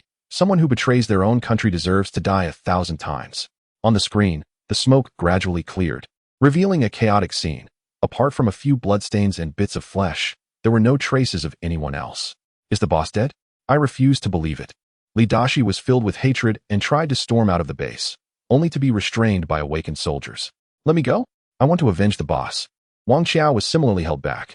The black dragon remained silent, feeling a strange emotion arise within, unable to articulate it. Only tears quietly streaming from the corners of its eyes. Brother, Xiao Fan, don't die. Wan can't be alone. Little Wan cried her heart out, clinging tightly to the screen until she eventually collapsed from exhaustion onto her bed. On the screen, the skeletal giant was quite pleased with its handiwork, but it had inadvertently been scratched on the forehead by one of the plasma beams released by Li Gu, blood oozing out. However, it didn't care, redirecting its attack towards the Black Great Wall to launch another assault. Cough, cough. Are you out of your mind? I'm not dead yet. A faint voice, as if coming from deep underground, caused the skeletal giant to freeze in place. What was wrong with this beast? Why had it stopped attacking? The leaders of various nations were puzzled, but when their eyes caught a barely visible in the lower right corner of the screen, they gasped in shock, collectively inhaling sharply. The war god isn't dead? That's impossible. Why is he still alive? The world erupted in excitement. The forums in Huaxiao fell into silence. Everyone's gaze fixated on the screen. No one said anything. They didn't know what to say. They had already vented their frustrations. What more could they do? In their eyes, Xiao Fan pushed away the giant rock, pinning him down, bloodied but standing tall. He staggered step by step toward the skeletal giant, raising the demon slayer blade high, refusing to yield. Come back. Xiao Beijiang's voice echoed from within the Black Great Wall. No. Xiao Fan shook his head resolutely, declaring, this mess is mine to deal with, and I will take responsibility to the end. Even if I die in battle, I will not run away. Boss. The Dawn Squad members were in tears. Damn it, why are there tears in my eyes? Damn Xiao Fan, your grandpa Black Dragon has come to be with you. A massive black dragon burst forth from the black wall, breaking through the energy shield and soaring directly to Xiao Fan's feet, lifting him up. I didn't expect you to be so reliable. Xiao Fan grabbed a dragon whisker, steadied himself, and couldn't help but laugh. Keep laughing. And your grandpa Black Dragon will drop you, letting you die under the feet of a giant beast. The black dragon retorted, clearly dissatisfied. Little Black, I know you wouldn't do that. Xiao Fan continued to laugh, leaving the black dragon with no choice. Chapter 97. Rewarding techniques. Li Gu swung his bloodied fist, cursing at the screen. Damn system, fire already. The energy shield of the Black Great Wall flickered several times before fading away, and countless Awaken warriors and Special Forces soldiers surged forward, brandishing various advanced weapons as they unleashed a frenzied assault on the bone elephant. Hundreds of metallic serpents erupted from the ground, coiling tightly around the bone elephant, rendering its furious struggles futile. Faced with the overwhelming counterattack, the beast, surprisingly, began to show fear, its massive legs, as thick as walls, retreating step by step. In the end, it even turned to flee. Chase it down. Xiao Fan commanded the black dragon, unwilling to let the beast escape so easily. As the events unfolded on the screen, the people of the world were deeply shocked. They had never imagined that this colossal creature, which had nearly brought the Peacock Nation to its knees, would actually run away. What kind of national spirit could rise to such heights, making even a ferocious mid-stage fourth-tier beast turn to flee? What kind of people, fearless and united, could scare away such a seemingly invincible monster? Huaxia. This ancient country has created countless miracles. Those who call themselves descendants of Yin and Huang seem to be the true protagonists of this world. This is the spirit of the Great Wall. Xiao Beijiang's voice resonated from within the Black Great Wall, calm yet unable to hide his inner emotion. His feelings were encapsulated in words, translated into hundreds of languages, echoing across the globe. May heaven bless Huaxia. On the screen, more and more people began to express the same sentiment. They were not Huaxia citizens, nor did they have Yin and Huang's blood running through their veins, yet their hearts resonated with the same fervor. Huaxia is not just for the people of Huaxia. It belongs to the world. The spirit of the Great Wall is eternal. In the footage, Xiao Fan shouted, his body crackling with electricity as he leaped onto the massive head of the bone elephant. He rolled on the hard bone spikes, as if he felt no pain at all. When he reached the wound on the bone elephant's forehead, the demon-slaying blade glowed with excitement and vanished into it. For the first time, a horrifying wail escaped the bone elephant's mouth as its body collapsed, crashing against the towering mountains. More rocks tumbled down, pinning it beneath the rubble. Fire. From the Black Great Wall, the electromagnetic cannon unleashed its fury, leveling the entire mountain and burying the bone elephant in a deep pit. More and more warriors arrived, silently standing guard with their weapons, waiting for one person, someone who would never die. People around the world anxiously watched the screen, as if anticipating something, hoping that someone would burst forth from the depths of the buried pit. Seconds ticked by, and a sense of sorrow began to seep from everyone. Had the war god of Huaxia fallen? I refuse to believe it. How could he die? He is the war god. Boss. Xiao Fan. Brother. An increasing chorus of voices merged into an invisible river, flowing across the land of Huaxia. People called out, waiting and hoping. A faint rumble rolled in from the winds of the heavens, akin to the cracking of an eggshell, the breaking of a cocoon, or the sprouting of a seed. From the depths of the pit, a massive rock was inexplicably lifted by an unseen force, rising higher and higher until it toppled over, revealing a young man clad in tattered armor. At that moment, the world erupted in excitement. The god of war is immortal. The god of war endures forever. Xiao Fan was weak and powerless, his body tightly ensnared by the vines of the illusory red flower, slowly rising from the pit, adorned in the still-forming demon-slaying armor. Sun Ying and the others rushed forward, wrapping him in their embrace. Boss, are you okay? Boss. Ding. System notification. You have defeated the fourth stage beast, the bone-white elephant, successfully saving the people of the world. Reward. Mythical ancient technique holy combat method. Xiao Fan's mind was hazy, unable to comprehend the words of his companions. Only the cold voice of the system echoed in his mind. But in the next moment, darkness enveloped him, and he fainted. Days later, Xiao Fan's injuries gradually healed. The battle against the fourth stage mid-level bone-white elephant was fraught with peril, bringing him to the brink of death multiple times, especially when the entire mountain collapsed into rubble. At a critical moment, the demon-slaying armor emerged, helping him survive. Meanwhile, the illusory red flower seized the opportunity to join in the life-draining of the bone-white elephant, hastening its demise. Even now, recalling it made Xiao Fan's heart race. Fortunately, he had also gained something valuable. The system rewarded him with a scroll of the mythical ancient technique, the holy combat method. This technique had some connection to the fighting Buddha. According to the system's notes, the holy combat method was created after the fighting Buddha attained enlightenment, inspired by memories from countless years ago in a moment of inspiration. The holy combat method is not a strict cultivation method, but rather a compilation of over 500 years of battle experiences of the great sage equal to heaven. It systematically categorizes the correct usage of various energy attributes, helping cultivators, or awakeners, enhance their control and power over their awakened skills. It is a practical, application-oriented combat technique. Xiao Fan felt a surge of excitement. What China needed most right now was the enhancement of practical combat abilities. The resurgence of spiritual energy had led to a surge of awakeners, but aside from the military, which had relatively systematic old training methods, the general public was in a fog, unsure of how to improve their awakening abilities. He informed the military about the technique, and upon receiving the news, the top brass called for an urgent discussion meeting. Xiao Fan straightened his collar, feeling ready, and stepped into the conference room. The atmosphere was relaxed. Since it was a military matter, various departments had not been notified. "Xiao Fan, you're here. Have a seat." Xiao Beijiang greeted him while holding a detailed document on the holy combat method, then continued to read intently. The military officials were similarly focused. After about 10 minutes, someone finally exclaimed, "This technique is simply extraordinary. It covers the majority of energy application methods for awakeners, using the 5 elements of metal, wood, water, fire, and earth as the framework, which is further subdivided into various variants, including specific control techniques, even detailing the magnitude of energy transfer fluctuations. It's truly remarkable. This is something beyond what mere mortals can possess." "Major Xiao Fan, where on earth did you obtain this?" Faced with the surprised and puzzled expressions of the veterans, Xiao Fan calmly took a sip of tea and then slowly articulated the words he had prepared in advance. "To be honest, this martial arts technique is the culmination of my experiences over the past period. I have poured my heart and soul into it, with the aim of helping the awakened individuals of China enhance their strength to confront the looming challenges posed by the colossal beasts." "What did you say? You wrote this?" The veterans were left in shock, and even the studious Xiao Beijiang looked up, as if he was seeing this young man for the first time. Such an advanced technique, coming from a Chinese major general, would surely drop the jaws of leaders from around the world. Who would have thought our major general was also a skilled writer? Young and promising indeed. Praise poured in from all sides, but Xiao Beijiang couldn't hide his concern. If this technique is used by ordinary people, it may lead to a lot of trouble. Chapter 98. The arrogant challenge. I never intended to monopolize the fighting saint method. Moreover, with the impending invasion of monstrous beasts, I hope that ordinary people can also gain some self-defense capabilities through studying this technique," Xiao Fan said confidently as he set down his teacup.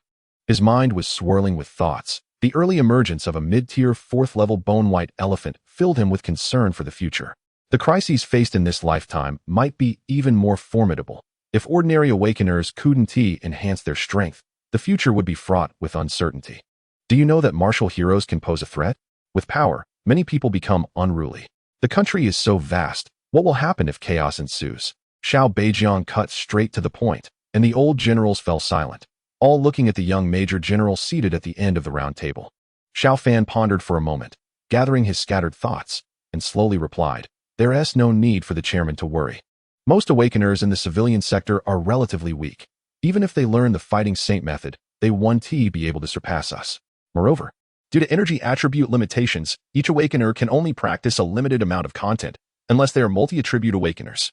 However, they will need to invest more time in their training to succeed, so there shouldn't be any significant issues in the short term." Xiao Beijiang frowned slightly, clearly dissatisfied with this explanation. Xiao Fan quickly added, "In the previous battle, the mid-tier 4th-level bone-white elephant nearly wiped out the Peacock Kingdom. Its terrifying power is evident to everyone. If we face a few more assaults like that, even with the most advanced science and technology in the world, China might not withstand it. Unless the strength of the entire population is enhanced and everyone works together, there might be a slim chance for survival." Perhaps the invincibility of the bone-white elephant shocked everyone, or maybe Xiao Fan's words held some truth. The crowd began to murmur in agreement, expressing support for making the technique public. "In that case, let us go ahead and release it, but I have a few stipulations," Xiao Beijiang said as he closed the document, his brow slightly relaxing as he looked at Xiao Fan. "First, we should conduct a small-scale pilot before disseminating it widely to prevent it from spreading internationally. We need to assess the effects first. Second, military personnel should have priority access, with full rights to all information, to ensure that the Black Wall remains invincible." Xiao Fan had no objections.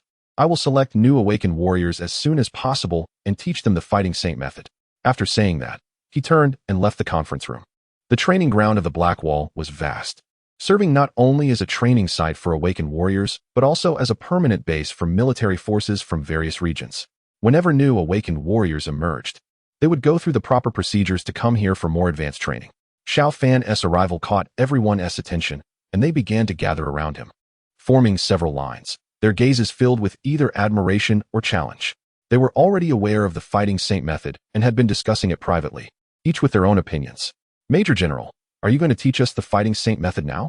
A soldier from the ranks, someone who seemed vaguely familiar, asked with a look of reverence in his eyes. Xiao Fan looked over and recalled the soldier's name.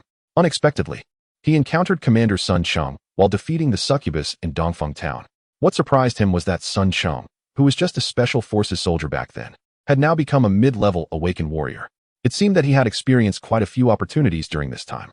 Nodding slightly in acknowledgement, Xiao Fan was about to speak when someone else interjected with a question.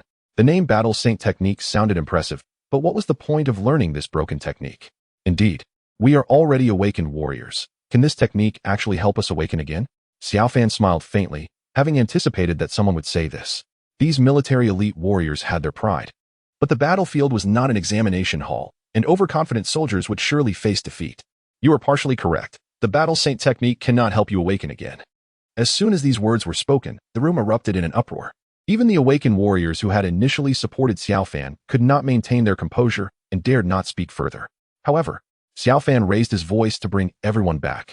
It can significantly enhance your strength. If you are willing to put in the effort and study diligently, you could even achieve victories against foes of higher levels, facing multiple enemies with ease. Is that just boasting? Is it really that strong? I don't believe it. Stop trying to fool us. I don't believe it either. This technique has a nice name, but it's probably just for show. Jeers and harsh criticisms echoed through the crowd, and Xiao Fan's expression gradually shifted from pale to dark. He understood that these elite warriors were unwilling to accept him, so he snorted coldly and said, "It seems that just a few exchanges are not enough to convince you. So, who among you will come forward?" With his reputation as the war god of Huaxia, Xiao Fan's strength was unmatched. Who would dare to challenge him? Rest assured, I will lower my level and compete with you at the mid-level of the first stage. When the crowd fell silent for a moment, he suppressed his aura, lowering it to the mid-level of the first stage. Since the Major General is so sincere, how can we not give him face? I, Wang Xiao, a second-stage Awakened warrior from the Northwest Military Region, am willing to personally experience the Major General's Battle Saint technique. As soon as he finished speaking, a fierce-looking metal element Awakened warrior jumped out of the ranks, showing signs of being at the late second stage, not far from the third stage. Wang Xiao, this is going too far. Major Xiao Fan has lowered his strength to the mid-level of the first stage, and you, a late second-stage warrior. How can you have the audacity to challenge him? Sun Cheng squeezed through the crowd and scolded Wang Xiao, visibly indignant. What? Do you have a problem with that? How about we have a little match and see who's stronger? If you, a mid-level first-stage warrior, defeat me, a late second-stage warrior, I will hand over Major Xiao Fan to you. How about that? Wang Xiao raised his head and said disdainfully, "You shameless. I wasn't even going to challenge Major Xiao Fan." Sun Cheng's words were cut off abruptly. Xiao Fan stepped forward, once again lowering his aura to the early level of the first stage, but his momentum only intensified, causing everyone to take a step back, even making Wang Xiao tense up. I only need one move, come at me. His words sounded a bit arrogant, and they certainly struck a nerve among the many Awakened warriors present. I can't believe it. With my late-stage second-rank strength, I should easily be able to take down someone in the early first rank. Wang Xiao was also furious. His metal-type Awakened energy erupted, turning his body into a pure silver hue, and his massive fists shimmered with golden light, clearly indicating that he was on the verge of breaking into the third rank. The crowd stepped back once more, creating a large open space. Wang Xiao didn't rush to attack, even though he was dealing with someone in the early first rank. Xiao Fan was still the war god of China, and he needed to be treated with caution. Chapter 99. The powerful evolution, he activated the blue dragon armor, and an energy shield flickered into existence, presenting a fully armed appearance. Circling around the young Major General, standing proudly in the center, they continued to taunt him. Are you going to fight or not? If you're scared, just go back to your team. Xiao Fan didn't activate any protective measures. He wasn't even wearing the blue dragon armor. He simply stood there quietly, nearly dizzying his opponents with their relentless circling. Major General, watch out. Wang Xiao slowed his pace and suddenly launched an attack from behind, his metallic fists radiating a fierce glow, like a ferocious wild leopard ready to crush its prey. Enough with the chatter. Xiao Fan abruptly turned around, a faint energy wave emanating from his body.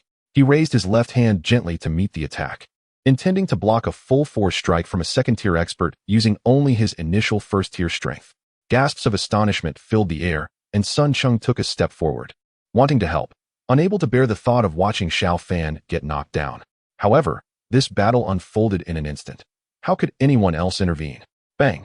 What shocked everyone was that Xiao Fan's seemingly weak left fist managed to block both of Wang Zhao's fists, creating a momentary stalemate. How is this possible? Wang Zhao's face displayed disbelief as he let out a furious roar, preparing to push off the ground to add force to his punches, intending to topple the arrogant Major General. But he suddenly realized he couldn't move an inch. Xiao Fan's fist was like a raging flood, soft and weak on the surface, yet it concealed immense power within. If even a slight force escaped, the existing balance would shatter. At that moment, even with his late-stage third-tier strength, he would be crushed on the spot. It seems you're out of options now. It's my turn. As Wang Zhao looked on in horror, Xiao Fan's body released a series of first-tier energy waves, probably more than 10 times in rapid succession. In just a few seconds, all of that energy accumulated in his left fist, like surging waves continuously crashing against the shore. Until, at last, the hard rocks could no longer withstand the pressure. Crack! The sound of broken bones echoed as Wang Zhao flew backward, crashing heavily to the ground. Blood spilling from his mouth, clearly injured. All the Awakened warriors witnessing this scene gasped in shock. They hadn't expected a first-tier initial strength to unleash such tremendous energy, severely injuring someone on the verge of entering the third tier. And just as Xiao Fan had claimed, he had only used one move from start to finish. Major General, you're amazing, Sun Chung exclaimed with excitement, waving his arms and cheering. Are you convinced now? Xiao Fan retracted his fist and turned to face the crowd. Noticing their prolonged silence, he knew he had to strike while the iron was hot and fully win over this group of elite warriors from various places. So he raised his voice and declared, warriors of Huaxia are not cowards. Anyone who disagrees, step forward. Sure enough, as soon as he finished speaking, chaos erupted in the ranks, and over 100 third-tier Awakened warriors stepped forward.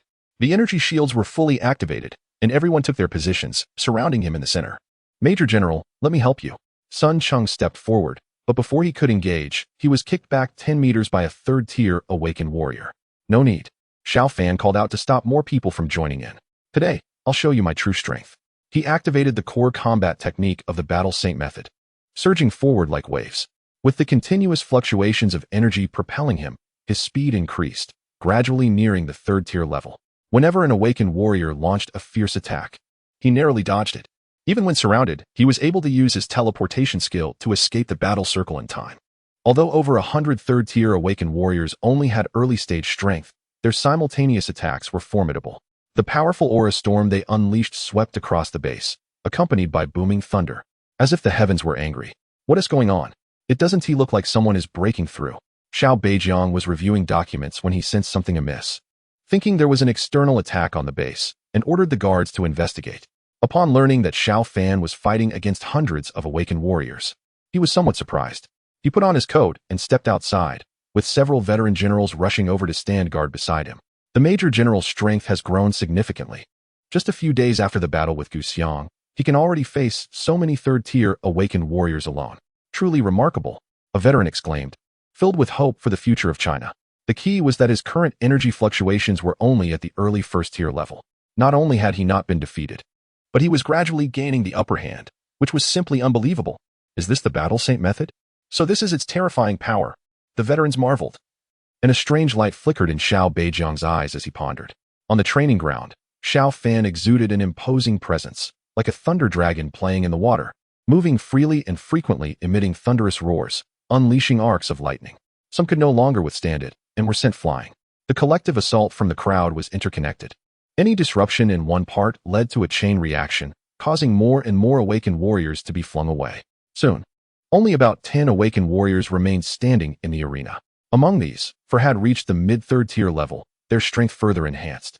The others, thanks to their unique awakening skills, still had some fighting power left. You all did well, but this is where it ends. Xiao Fan spread his lightning purple wings, gently flapping them to lift himself into the air. The Awakened warriors either unleashed their own wings or activated the floating ability of their blue dragon armor to pursue him. However, just as they lifted off the ground, they were struck by a powerful bolt of lightning, causing them to plummet and lose their fighting capability. This lightning did not solely originate from Xiao Fan's body. He drew upon the dense aura storm around him, channeling the heavenly might. With a single strike, he ended the battle. Everyone looked up, all eyes fixed on Xiao Fan, who was still soaring high in the sky. The spiritual energy storm was like a massive powder keg. Once ignited, it would spiral out of control, with countless bolts of lightning striking down in succession. In his hand, he held a glossy black orb, raising it high above his head, absorbing nearly all of the lightning. The charm orb had limitless uses. It could serve as a training ground for awakening warriors and could also house rare treasures of the world, evolving slowly over time. While the power of the spiritual energy storm was limited and insufficient to evolve the charm orb, for those like Sun Ing who were cultivating within it, the transformed energy would undoubtedly provide a powerful nurturing effect. Have the Major General come to see me. Chapter 100. The cultivator Xiao Beijiang gave a command, and didn't he look back as he turned to return to the base. His gaze was deep, as if hiding countless secrets. Half an hour later, the spiritual energy storm dissipated, and Xiao Fan collected the charm pearl, landing on the ground. Looking at the many awakened warriors who were still in shock, he asked loudly once more, "Are you convinced?" Sun Qing, unable to contain his excitement, stepped forward and shouted, "The Major General is magnificent." The others quickly caught on and joined in the cheer. Even those who had previously doubted the battle saint technique were now convinced. With no further questions lingering in their minds, "We are convinced. We wholeheartedly accept it. Please, Major General, set aside past grievances and teach us the battle saint technique." On the training ground, there were likely thousands of awakened warriors, and now they were all kneeling on one knee in unison. Xiao Fan was very satisfied with this outcome. He believed that after this small upheaval, these elite warriors would surely follow his orders from now on. With unified command, victory in battle was assured. After imparting the battle saint technique, Xiao Fan entered the base. He had heard that the first seat was waiting for him, so he quickly made his way to the conference room. The room was empty, with only Xiao Beijiang sitting there. He sat silently in a chair, a worn wooden box placed in front of him. "First seat." Xiao Fan approached, his face filled with confusion. Xiao Beijiang shifted his gaze from the box to Xiao Fan, sighed, and said, "There are some things I can tell you now. Open this box and take a look." Xiao Fan was somewhat puzzled but obeyed and opened the wooden box. Inside, a brilliant red light dazzled his eyes. It took a while for the brightness to fade and reveal its true form. It was a shining iron sword. "First seat, what is this sword?" Xiao Fan did not dare touch the iron sword, for the red light that had burst forth carried an intense heat. Had it not been for his formidable strength, he would surely have been burned. To his astonishment, however, Xiao Beijiang simply picked up the iron sword as if it were an ordinary piece of metal. The fiery aura nothing but an illusion. With a flick of his wrist, Xiao Beijiang tossed the sword into the air. An extraordinary event occurred. Instead of falling back to the ground as Xiao Fan had expected, the sword hovered quietly in the air, radiating a gentle warmth of spiritual energy. Many years ago, a hidden sect of cultivators suddenly sent someone to give me this sword. Xiao Beijiang shook his head, seemingly lost in thought. "What? Is the practice of immortality real?" Xiao Fan stared at the floating iron sword, utterly shocked. "I'm not sure." The person said nothing and simply dropped this sword before flying away. Xiao Beijiang's tone was calm, but he seemed reluctant to delve deeper into the matter, as if it were a taboo topic. "Just now, I saw you single-handedly fight 100 men, even calling down the wrath of heaven. Your strength has reached an unbelievable level, which reminded me of this incident. I called you here to advise you to be cautious outside. Do not let your immense power lead you to act recklessly, lest you attract the attention of certain individuals." Xiao Beijiang began to chat casually, listing his concerns. Xiao Fan felt a bit awkward, but chose not to interrupt. "You know how unstable the situation is right now. The crisis facing Huaxia is unprecedented in thousands of years. A small misstep could lead to irreversible consequences. I don't want any internal issues to arise before the giant beast even starts to attack. So you need to be extra cautious." After hearing Xiao Beijiang's repeated warnings, Xiao Fan immediately responded, "No matter how powerful these hidden cultivation sects are, if they dare to undermine the foundation of Huaxia, I will make sure they regret it. I'm just asking you to prioritize your safety. If you encounter these people, try not to provoke them." Xiao Beijiang said helplessly, putting away his iron sword before leaving the conference room. "Rest assured, I understand." Xiao Fan called out to the receding figure of Xiao Beijiang. Just then, his phone rang. It was Chen Biao calling. "Biao? What's up?" On the other end of the line, she sounded a bit shy. "Well, I happen to have some free time this week. Can you come out and keep me company? I want to get some fresh air above ground. You know how dull it is in the underground city." "Oh, is that so? All right. I'll head over to find you right now. I'll let the city guards know to let you through. Just wait for me at the W City exit." After hanging up, Xiao Fan contacted the city guard department to explain the situation. Once he received their approval, he hurriedly set off. Half an hour later, he appeared above W City. The city looked desolate, and since the relocation was completed, the land of Huaxia rarely felt the presence of people. Aside from a few areas where mineral resources still needed to be extracted by work crews, anyone needing to come out for scientific research or school visits required special permits. However, Xiao Fan was a national hero and held the rank of Major General, so his words carried weight, and the permit requirement was waived. The underground city was not hidden at the W City exit, making it easy to locate. A large green sign stood in the open plaza, reading Underground City W3 entrance. Biao had arrived above ground early. She wore a white long dress, her hands gracefully holding a delicate handbag, standing against the gentle breeze with her hair flowing like willow branches. Sorry to keep you waiting. Xiao Fan instantly appeared beside her with a teleportation move. Biao turned around, her demeanor as serene as ever. So, Miss Biao, where would you like to go for a stroll? Xiao Fan raised his hand, allowing her to take his arm. Biao tilted her head, pretending to think for a moment before mischievously suggesting, how about we go watch a movie?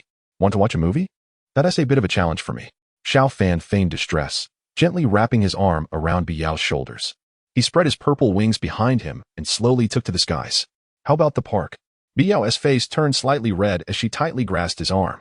Hold on tight, or you might fall, Xiao Fan said with a smug expression. That's too much. Biao playfully scolded. Their voices faded as they gradually flew away. What they didn't notice was that, in the distance, several young people dressed in strange ancient outfits were flying over on their flying devices. Brother, I think our training trip has been long enough. How about we check out that underground city? Said a lecherous-looking man. Leading the group was a young man in his 20s, handsome and elegantly dressed, almost like a living embodiment of beauty. However, the lewd glint in his eyes clearly marked him as a notorious scoundrel. He found some merit in the lecher's suggestion and began to scan the area for an entrance to the underground city when he suddenly spotted Xiao Fan, who had just taken to the air several thousand meters away, especially when he saw Bai Yao in Xiao Fan's arms, playfully pounding her small fists. An inexplicable feeling of envy surged in his heart. Chapter 101. Taking action, it was an impulse to immediately replace Xiao Fan and pull the woman in his arms tightly into his own embrace. Has my senior brother taken a liking to that girl? The lecherous man noticed the young man's gaze. The young man shook his head, opened his folding fan, and said regretfully, what a pity she has already taken. What a downer, senior brother. For her to catch your eye, that's her fortune. With so many of us here, why not just charge in and see if that winged trash will give her up? If he doesn't know his place, let us teach him a lesson and show that girl who the true strong one is. By then, senior brother will definitely win her heart. The lecherous man burst into laughter, constantly goading the others, and his words drew a chorus of agreement, with those around joining in the ruckus. That makes sense. The young man's gaze grew even more lascivious as he closed his fan and rushed out like a hungry wolf pouncing on its prey. W City had once been a major city in China, with about 20 public parks, 4 or 5 of which were renowned nationwide. However, under the current circumstances, only one remained largely unaffected, and that was Nanshan Park. This park was primarily a natural forest of pure oxygen, aside from the entrance where a checkpoint charged fees. The interior maintained its natural state and had almost never been ravaged by mutated beasts. Fortunately, Nanshan Park was not far from the entrance to the underground city. Xiao Fan held Bai Yao, gracefully tracing an arc through the sky, and within 3 minutes, they landed on the ground. Bai Yao quickly slipped out of Xiao Fan's embrace and happily ran into the woods. As she ran, she inhaled deeply the air of the forest, her face revealing an incredibly refreshing satisfaction with each breath. If only we could settle down here. Bai Yao stopped under a towering tree, her hands as white as jade, her fingers more slender than green onions. She gently stroked the rough bark, feeling the varying depths of its crevices, silently connecting with the pulse of nature. Xiao Fan walked slowly to her side. If it weren't for the giant beasts invading, perhaps we could live here and lead a carefree, happy life. Bai Yao blushed, spat playfully, who would want to live with you? Xiao Fan scratched his head, grinning foolishly, a wave of happiness washing over him. But soon, a strange laugh abruptly interrupted this tender atmosphere. Since you're unwilling to spend your life with him, why not come with me? A handsome young man with a hint of lewdness in his demeanor approached slowly, followed by a group of young people dressed in bizarre clothing.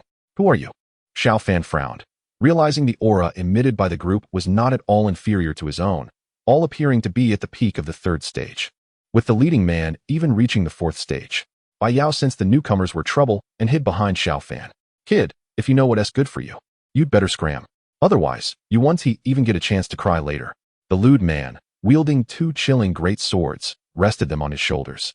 One on each side, his explosive muscles making him look extremely intimidating.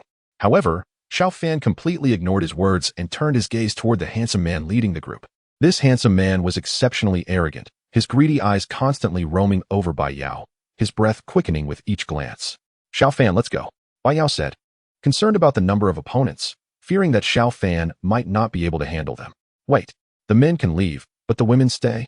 The lewd man spoke again, lowering his swords to the ground with the blades facing outward, clearly threatening Xiao Fan. This little beauty is quite something. I'm starting to feel tempted. He sneered. Brother, after you're done playing, can you let the junior brothers have some fun too? A chorus of raucous laughter erupted from the group, completely disregarding Xiao Fan. All right, no problem. The handsome man put away his folding fan and stepped forward, only to find Xiao Fan still standing there, visibly displeased. The lewd man led the group of junior brothers directly to the front. Can't you understand human speech? I told you to scram. Xiao Fan remained silent, but his expression grew colder. Can't even talk. You must be some mutated monster. Don't be afraid, little beauty. The big brothers are coming to save you. As soon as he finished speaking, several young men at the third tier of perfection rushed forward with weapons in hand. Humph. Xiao Fan didn't even blink as the lightning around him erupted violently. Oh, he has some skills. The crowd mocked, not taking the lightning seriously as they raised their weapons, swords, knives, and chains, and launched their attacks. The fierce lightning was instantly dispelled, and the surrounding ancient trees echoed with a thunderous crash.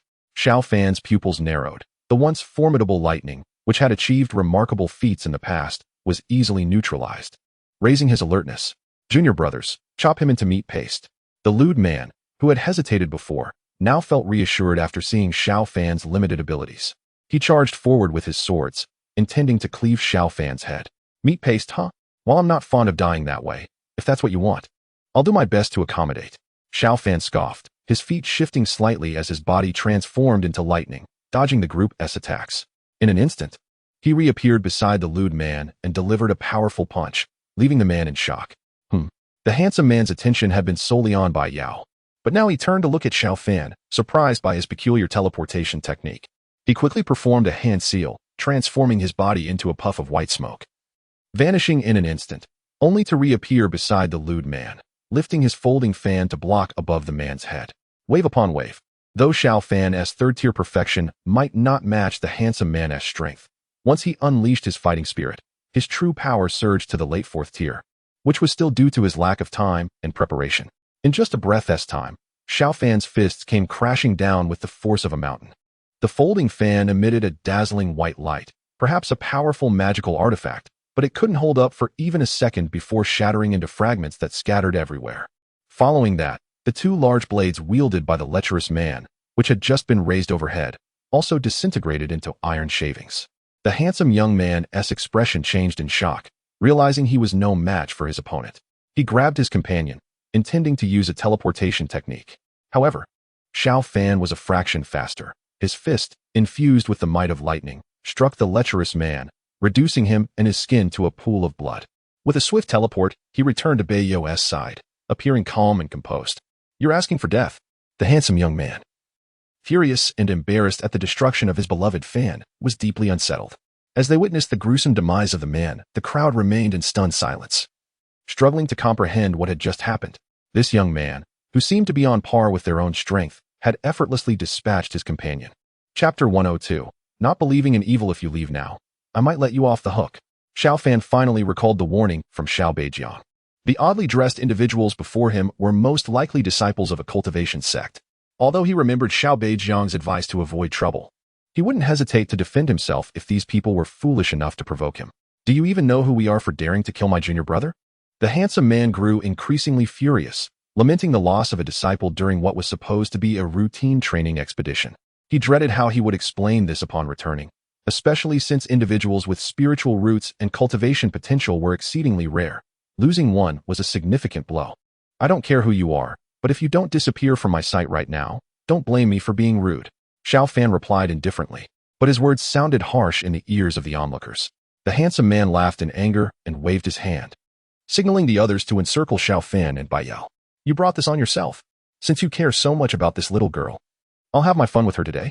The handsome man began to cast spells, white smoke swirling in and out of form. His figure moved like a ghost within the battle circle, coordinating with his fellow disciples to surround and attack Xiao Fan. Bai Yao's face turned pale as she clutched Xiao Fan's sleeve tightly. "Don't be afraid. I'm here," Xiao Fan reassured her, pulling her into his embrace. At the same time, he spread his lightning purple wings and soared into the sky. "Don't even think about escaping." The handsome man led the group in pursuit through the air. Blade of Demon Slaying. With Bai Yao in his left arm, Xiao Fan wielded the Blade of Demon Slaying in his right hand and slashed downward. A blood-red blade beam shot forth, infused with sharp lightning power, cutting through the weapons of his attackers. "My spirit sword. My spirit blade. Damn it. I'll kill you." Fierce attacks followed one after another. Even in the sky, Xiao Fan couldn't break free from the encirclement. The strength of this group was formidable, and with their diverse cultivation techniques, they continued to unleash various powerful methods. Even without their main weapons, holding Bai Yao, Xiao Fan found it increasingly challenging. "Put me down." Bai Yao, seeing how hard it was for him, felt a pang of guilt. "Stop saying silly things." Xiao Fan smiled and tightened his grip on her. He activated his teleportation skill repeatedly, looking for an opening. He charged into one of the attackers, using the Blade of Demon Slaying to block the searing flames aimed at him. Suddenly, the illusionary red flower inside him sprang forth, and 3 vines swiftly ensnared the disciple before him, wrapping him up tightly like a dumpling. A piercing scream echoed out, and in just a few breaths, this capable disciple was reduced to bones, falling to the ground. What kind of sorcery is this? It's not sorcery, it's vines. He is a demon cultivator. Quick, kill him. The group, now bloodthirsty, exclaimed in alarm upon realizing that Xiao Fan might be a demon cultivator. Demon cultivator? Xiao Fan remained noncommittal, fully utilizing his teleportation skills and the illusionary red flower to devour several of them in quick succession. Damn it, how can he be so strong? What do we do if we can't beat him? Should we retreat and go back to the sect to get reinforcements to kill him? The handsome man was so furious that smoke seemed to rise from his head, refusing to allow anyone to retreat. He possessed a powerful spell that required time to brew, and it was now at a critical moment. If the others could just hold on a little longer, he would be able to cast it successfully. He believed that under the attack of this spell, even the strongest opponent would meet their demise. However, Xiao Fan had already noticed his unusual behavior and had his suspicions. There was no way he would let the opponent successfully cast the spell. Phantom Bird, Ghost Car. A massive wave of mental energy surged forth, distorting even the space around them. Not only did everyone freeze in their tracks, but even the handsome man, despite his strength, found his mind blank. The illusionary red flower seized the opportunity, breaking free from Xiao Fan's control. 4 tendrils shot out, binding the group together like a gourd, quickly draining them to become desiccated corpses. In a moment of crisis, a fire attribute shield suddenly activated within the handsome man, blocking the tendrils. Damn it! You've killed so many people and offended the mist-hidden sect. You are doomed. The handsome man regained some clarity, realizing he was suffering from a backlash from his own spell. Spitting out blood, he understood he was no match for his opponent. So he dropped his threats and turned to flee, cutting the grass without removing the roots, and the spring wind will blow it back to life. Xiao Fan would not leave any hidden dangers. He teleported after him, gathering a sphere of lightning energy and launching it. The handsome man was sent flying far away, sustaining even more severe injuries. Although he was in a desperate situation, he managed to activate his technique despite the blow from the lightning sphere, transforming into a wisp of white smoke and vanishing into thin air. He actually got away. Xiao Fan frowned. We should head back for now. If that mist-hidden sect finds out, you'll be in danger, Bai Yao said, her expression filled with concern. It's fine. Their strength doesn't seem that impressive. And even if they find out, so what? On the land of Huaxia, they won't be able to act recklessly. Xiao Fan was unafraid, and he continued to stroll with Bai Yao in Nanshan Park until evening. Inside the Black Great Wall, as soon as Xiao Fan arrived, Li Gu rushed over in a panic. Bad news, boss. Something's happened. He pulled out a tablet and brought up satellite footage, pointing at a foreign city on the screen. Based on the coordinates you provided, I focused on monitoring several cities, and sure enough, this morning I detected abnormal energy fluctuations in this city. The energy is emanating from a spatial rift at its top. Xiao Fan took the tablet, stared at it for a long time, and murmured, the behemoth is coming. The Vietnam country is located at the southern tip of Huaxia and was once a vassal of ancient Huaxia, paying tribute annually for protection. However, over 100 years ago, when Huaxia became weak, it gained independence and was no longer restrained, entering the new era of civilization. Huaxia had abandoned it in the name of a new international order and friendship. Once the Nydia country was re-established as a vassal of Huaxia, Vietnam's sensitive nerves were triggered. leading them to sever all ties with Huaxia, fearing they would become the next Nydia country. However, within the presidential office now, the leaders and ministers of Vietnam were all tense, gathered together. Huaxia just contacted us. The president suddenly spoke up. What? What do they want? Are they not satisfied with just one Mujia country?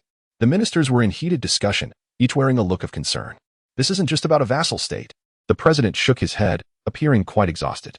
The Black Wall reported, "We've detected anomalies in the rift above our nation, warning us that a giant beast may be about to invade."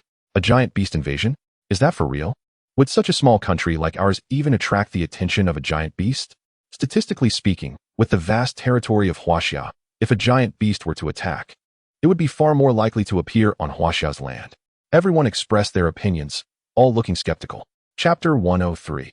Only through comparison can we appreciate. I suspect this is a conspiracy by Huaxia, trying to take the opportunity to annex our country, UFA. But I still want to ask for your opinions. The president said uncertainly. The others chose to ignore him. At the same time, many countries received warnings from Huaxia, but these small nations seemed like frightened birds, not only refusing to believe it, but also mobilizing troops overnight to guard their borders, fearing a sneak attack from Huaxia. They are truly foolish to suspect we are the deceivers. Li Gu, frustrated, abruptly cut off the connection. Forget them, just inform their people directly via satellite. Xiao Fan commanded. At midnight, the fluctuations in the space rift of UFA grew more intense, as if some fierce beast was trying to break free, causing dark clouds to swirl and the moon to dim. At a certain elite party, the lively poolside was filled with young women in bikinis, their hot bodies swaying under the neon lights, continuously stimulating male hormones with their alluring curves. A few clusters of lush greenery dripped with dew, and their flowing hair made one want to bury themselves deep within. Against the backdrop of soothing music, the young men and women embraced passionately. However, in a corner, there was a solitary figure of a woman, strikingly out of place. She took out her phone and carefully checked the messages from Huaxia, her expression turning to one of shock. "Ami, what's wrong? Come over and join us." Someone called out. "Did you all receive the message from Huaxia? A giant beast is about to invade our country." The woman, named Ami, raised her worried eyes. Her words stunned everyone at the party. But then they erupted into a fit of derisive laughter, finding it utterly ridiculous. A man, just finishing grilling some skewers, handed one to Ami. "This is pork imported from beautiful country. With international trade at a standstill, there's hardly any left, so hurry and try it." Ami grimaced, continuing. "Are you all even listening? The giant beast is coming." Her beautiful cheeks flushed with urgency, exuding an indescribable allure that made the man imagine all sorts of things. Eager to take a bite of the pork, he moved closer. Ami felt even more disgusted and pushed the man away forcefully. "You filthy woman? Do you really think you're a pure saint?" The man was enraged and intended to force himself on her. "Ah!" Ami screamed, her voice piercing the air. "The giant beast is coming." By the poolside, the disheveled crowd turned to look at her as if she were a fool, mockery echoing around. "A giant beast invasion? Why can't I see it? Where is it? The message from Huaxia? I thought it was from beautiful country. This country has a problem with its brain, always rambling on. Can we trust what they say? But we can't say that for sure. Maybe it's true." The voluptuous beauties also began checking their phones for information. "Are you out of your mind? Is it really true? Are you speaking with your brain?" A man complained, pulling the smooth, curvy body back into his exposed embrace. "Don't be angry. She probably just said it casually. After all, Huaxia had done a few live streams before that looked incredibly real, scaring people's hearts to race. Don't believe it? Just listen." A woman playfully pouted, pressing the head of the man beside her against her chest. "Oh my dear, you are just too charming." The man laughed excitedly. Everyone was joyful and oblivious to everything else. "Look, we should enjoy life while we can." The man in front of Ami stood up, eyeing her body hungrily. "Besides, if there were really a giant beast, what is there to worry about? Our country is so powerful. Handling one giant beast would be a piece of cake. Not to mention, we are in a bustling city. Nothing will happen." After saying this, the man smacked his lips and moved to embrace Ami. "Don't be so disgusting." Ami's face flushed with anger, making her even more attractive. She pulled out a wad of cash from her small bag and slapped it hard against the man's face. "If you don't believe it, then forget it. Consider it as me not saying anything. Here, take it back." Ami was about to leave, but the man was intrigued and wouldn't let her go. Money didn't matter. He directly slapped Ami, leaving her feeling utterly wronged. "You filthy woman, I spend money to have fun, not to be humiliated." After saying this, the man lunged at her. In a panic, Ami grabbed a whiskey bottle and smashed it hard against the man's head, knocking him out cold. She then stood up, wrapped herself in a deep red plush towel, and quickly left the party in tears. This woman must be out of her mind. Where did she come from? Someone mumbled. I know her. She's from my neighborhood, a loyal fan of the Xiao war god. A woman lazily remarked. Xiao war god, just a clown who can act. The crowd laughed and sank back into their drunken revelry as the soothing music turned into upbeat DJ tracks. But just 10 minutes later, a loud crash, like shattering glass, suddenly echoed from the sky, followed by a sharp giant claw that shot out from a rift in space and slammed into the party scene. Surrounding buildings collapsed with a thunderous roar, continuing for several minutes. When the dust settled, the ground was left a mess of red and white, mixed with filth. The sound system, buried somewhere, switched to heavy bass music. Ami had just taken a taxi a short distance away when she suddenly heard a rumbling behind her. Completely shocked and grateful to have escaped with her life, she quickly took out her phone to take pictures, browsed to the section on the black Great Wall, posted it, and wrote her gratitude. I was at the scene, lucky to escape the crisis. Thank you, Xiao War God, for saving my life. Love you, so cute. This message quickly spread worldwide, especially as the news of the giant beast in Vietnam and the Philippines had already attracted global attention. In just a few minutes, the likes and comments soared past 1 million, which was simply unbelievable. However, skepticism followed, flooding the comment section. You were there and didn't he die? This is too fake to be true. At the scene? Are you that red and white mess on the ground? You can't exaggerate for clout like this. Are you willing to sacrifice your reputation for views? I was also at the scene. I'm the giant beast's claw. I can prove that the house is a shoddy construction. Unlike the netizens around the world, the next morning, the Xiao forum reacted with an unbelievable excitement upon hearing about the invasion of the giant beast from Vietnam and the Philippines. Forgive me, I slept too deeply last night. By the way, that foreign woman named Ami is really beautiful. Isn't she just stunning, with curves in all the right places? I don't even know anyone upstairs. I just want to express my gratitude to our great motherland and to the brave soldiers guarding the Great Wall. Vietnam and the Philippines are truly unfortunate. The world out there is too dangerous. I want to stay in the underground city and not go anywhere.